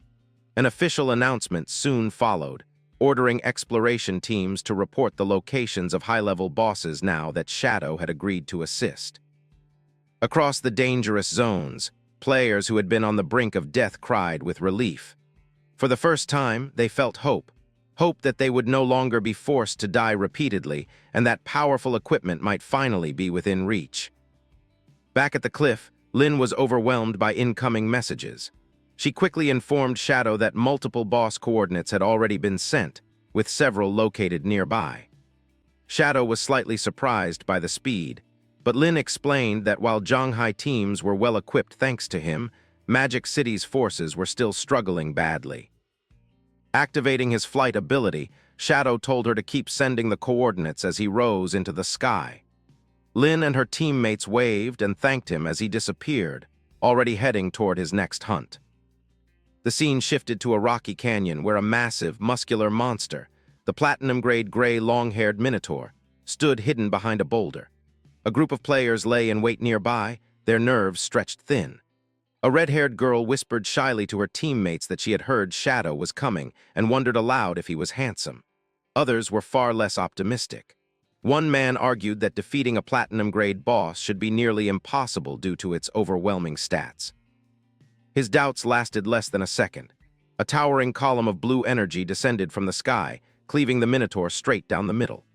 The system announced Shadow's kill, dealing over 300,000 damage in a single strike, and awarding him experience evolution points, more than 5 years of lifespan, and a platinum-grade assassin skill, Smoke Bomb. Shadow merely noted that the target had been eliminated and marked his next destination to the east. The hidden players stood dumbfounded. The skeptics screamed in disbelief, realizing the boss had been killed instantly and that Shadow had already left without them even seeing his face. The red-haired girl sighed in disappointment, but relief washed over the group when they saw the lifespan orbs left behind. Shadow had kept his promise, taking only what he claimed and leaving the rest untouched. The scene shifted again. Without warning, massive white spikes burst from the ground, flinging a group of players into the air. A terrifying jade-grade boss emerged. The noble's eldest son, the traitor Lulu, clad in dark lava armor and wielding a colossal flaming sword. A panicked shout rang out as someone realized they had underestimated the perception range of a jade-grade monster. The giant knight swung its burning blade down toward a frozen player who was certain death had arrived. Just before impact, a streak of purple light flashed across the battlefield, severing the boss's arm cleanly. The enormous limb and sword crashed to the ground as Shadow descended from above. Activating Shadow of Sorrow, 4 Shadow clones materialized around the boss. In an instant, they struck together, unleashing overwhelming damage. The system confirmed the kill, rewarding Shadow with experience, evolution points, more than 10 years of lifespan, and a jade-grade skill merge into darkness. The rescued players stared in awe, unable to process that each Shadow clone had dealt over 300,000 damage. Some wondered if they were even playing the same game. One of them, blushing with excitement, declared that the difference between them and Shadow was like that between a mortal and a god, swearing to worship him from that day on. With the bosses cleared, a system notification announced that Shadow had reached level 20. Dark energy gathered around him as he calmly remarked that hunting bosses was the most efficient way to level up. Suddenly, another alert appeared. The natural disaster ancient god cursed slate had finished charging. Shadow's eyes glowed yellow with anticipation as he prepared to draw a new affix from the slate. Shadow began allocating his evolution points to the skills he had recently obtained. A system panel appeared, showing that more than 300 points had been consumed to push Merge into Darkness from Platinum rank all the way up to the mythical grade. Standing alone in the windy wasteland, Shadow carefully reviewed the skill and quickly realized that it was a far superior substitute for his original stealth ability. The upgrade boosted his stealth level to 21, making him nearly impossible to detect, even for most diamond-grade bosses. Next, his attention shifted to the smoke bomb skill. He poured the rest of his remaining evolution points into it, raising it to legendary grade. However, when he examined the skill card, his expression darkened with displeasure. He dismissed it outright, calling it worthless. Instead of learning the skill, Shadow activated his Spirit Devourer bloodline and directly consumed the card. The effects were immediate. A surge of power flowed through him as the system confirmed a significant increase in both his elemental attack and elemental resistance, gained from devouring a legendary grade skill. Feeling fully prepared, Shadow lifted his gaze toward the distant ocean. Far beyond the dark waves stood a gloomy island crowned by a blackened castle, the Withered Bone Ruins. He quickly realized a problem. While he was confident he could survive inside the ruins, there was no obvious way to cross the sea. There were no boats, no teleportation arrays, and the waters themselves were crawling with monsters. Fighting underwater without proper skills or mounts would be nothing short of suicide. Searching for an alternative route, Shadow opened his map. That was when he noticed something unusual, a strange icon marking a locked door positioned directly along the shoreline. Intrigued, he transformed into a streak of shadow and rushed toward it. He soon arrived at a cave entrance sealed by an enormous, intricately carved stone gate. As he approached, a glowing chain materialized across the door. The system informed him that the gate was locked and asked whether he wished to use the Withered Bone City key. Shadow's eyes narrowed in surprise. The golden key he had obtained earlier, most likely from the Magic Leaning Tower trade, was clearly meant for this place. He retrieved the radiant key from his inventory. With a deep, echoing groan, the massive doors slowly swung open. Shadow stepped forward, briefly wondering how a passage on this side of the coast could possibly connect to ruins located across the sea. Crossing through the glowing threshold, he activated his movement skill. The path sloped sharply downward, and it didn't take long for him to realize he was descending far beneath the surface. As he moved through the dark stone corridor, the purpose of the tunnel became clear. It was an underground passage carved beneath the ocean floor, linking the mainland directly to the isolated island. After traveling through the long subterranean route, Shadow finally saw light ahead. He emerged from another cave entrance into a bleak, storm-filled landscape. Atop a towering cliff stood a ruined black castle, illuminated by violent flashes of lightning. A system notification appeared, welcoming him to the Mora Empire, Withered Bone City ruins, while issuing an urgent warning. This area was classified as Berserk, where lifespan drained at 100 times the normal rate. Gazing back toward the sea, Shadow silently admired the brilliance of the hidden tunnel's design. A memory surfaced from his past life, recalling a so-called madman who once ranted about a secret passage beneath the ocean. At the time, everyone had laughed it off, assuming he was confusing this world with another game. Now, Shadow understood that the man had been speaking the truth. He proceeded into a forest of dead, twisted trees and scattered bones. Without warning, the ground beneath him began to quake violently. A massive skeletal dragon's skull lying nearby started to crack and tremble. In the next instant, something enormous burst out from within, shattering the skull into fragments. As the dust settled, Shadow stood firm, facing the grotesque creature that had emerged. It was a gigantic skeletal centipede, its upper body formed from a crudely stitched female torso, a single red eye glowing ominously. The system identified it as the guardian of the Withered Bone ruins, the thousand-blade centipede Moir, a diamond-grade boss. Shadow calmly studied his opponent. Though her upper body still resembled that of a human woman, everything below had become a monstrous abomination. Festering wounds covered her form, identical to the scars he had once seen on the white dragon. When Moir lunged at him, Shadow immediately understood the truth. She had once been a citizen of the Mora Empire, twisted and corrupted by Sithulhu's curse. He narrowly avoided the sweeping centipede body as it tore through the air. Examining the scars across her human torso, Shadow deduced that she must have endured unimaginable torture while still alive. He continued dodging with precision, weaving through stabbing skeletal limbs and leaping high as a crushing blow smashed the ground beneath him. Launching his counterattack, Shadow activated his abilities. Shadow clones materialized around him as he invoked Blessing of Release, amplifying the damage of his next strike. In a flash of purple light, he and his clones unleashed a synchronized Shadow Flash Slash, striking the boss 4 times in an instant. The blade tore cleanly across Moir's neck. Shadow's eyes gleamed as the system notified him that his skill cooldowns had been fully reset. Without hesitation, he activated Blessing of Release again, bathing Moir in a chaotic red aura. The 4 shadows moved in perfect harmony, executing a final formation attack. Beams of purple energy sliced through the boss from every direction. Moir's massive body was torn apart, exploding in a burst of dark magical flames as Shadow landed effortlessly on the ground. A system message confirmed the kill of the diamond-grade guardian.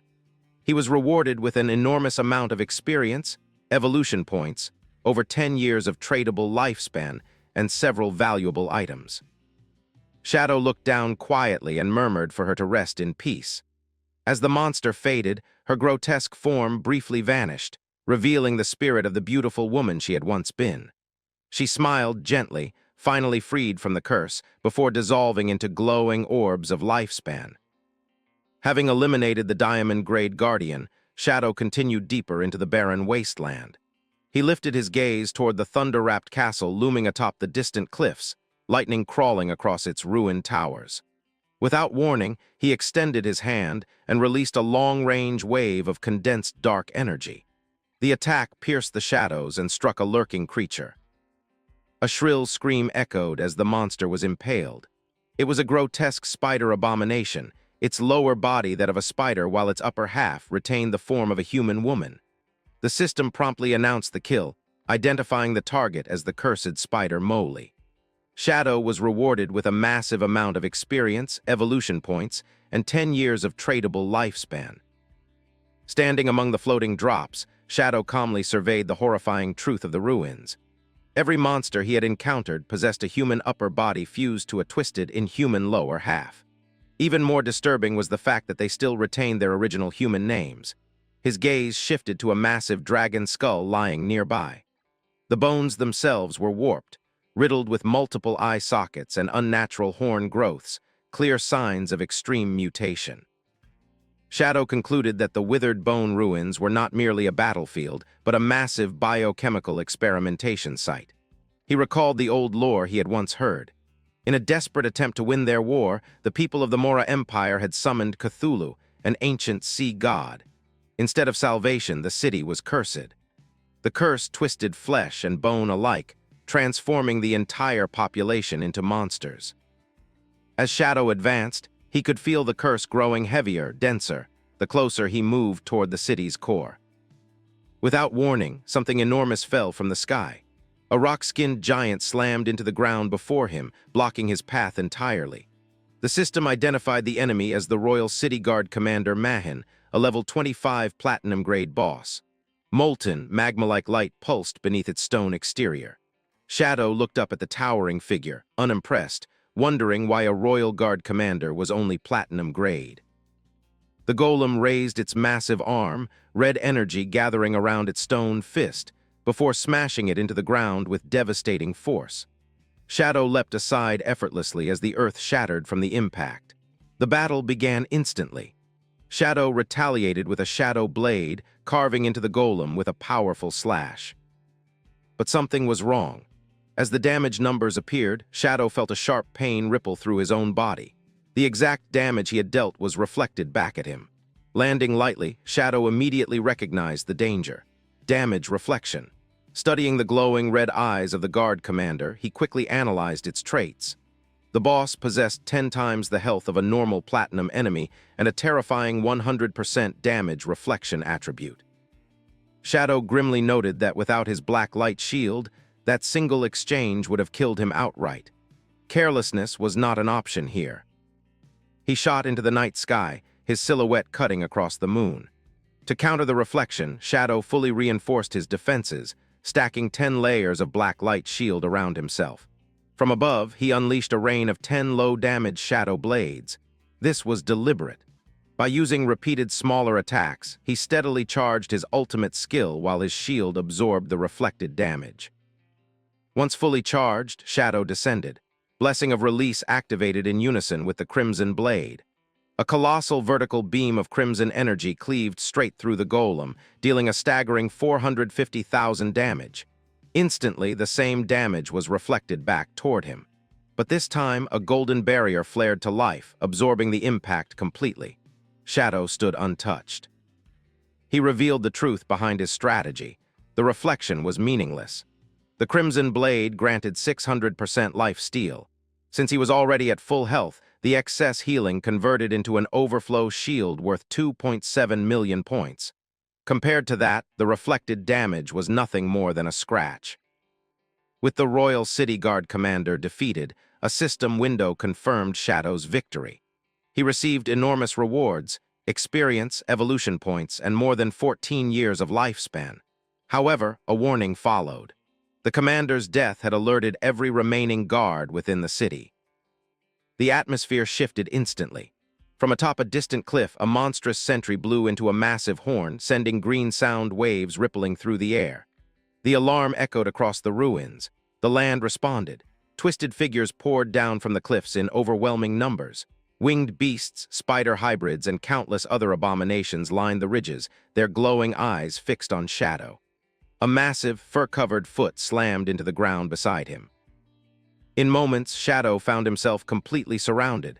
A giant white bear, centipede monstrosities, and countless other creatures closed in from all sides. A system notification triggered, announcing the activation of a monster horrid event. The condition was brutally simple: kill every monster. Shadow looked up at the endless wall of enemies encircling him. Instead of fear, excitement gleamed in his eyes. He laughed softly, finding the situation refreshing and exactly to his liking. The monsters hesitated, confused by the human who laughed instead of trembling. Then Shadow moved. Like a raging storm, he unleashed his Dark Knight Ring blade, cleaving through the first wave. The system instantly reported 32 kills,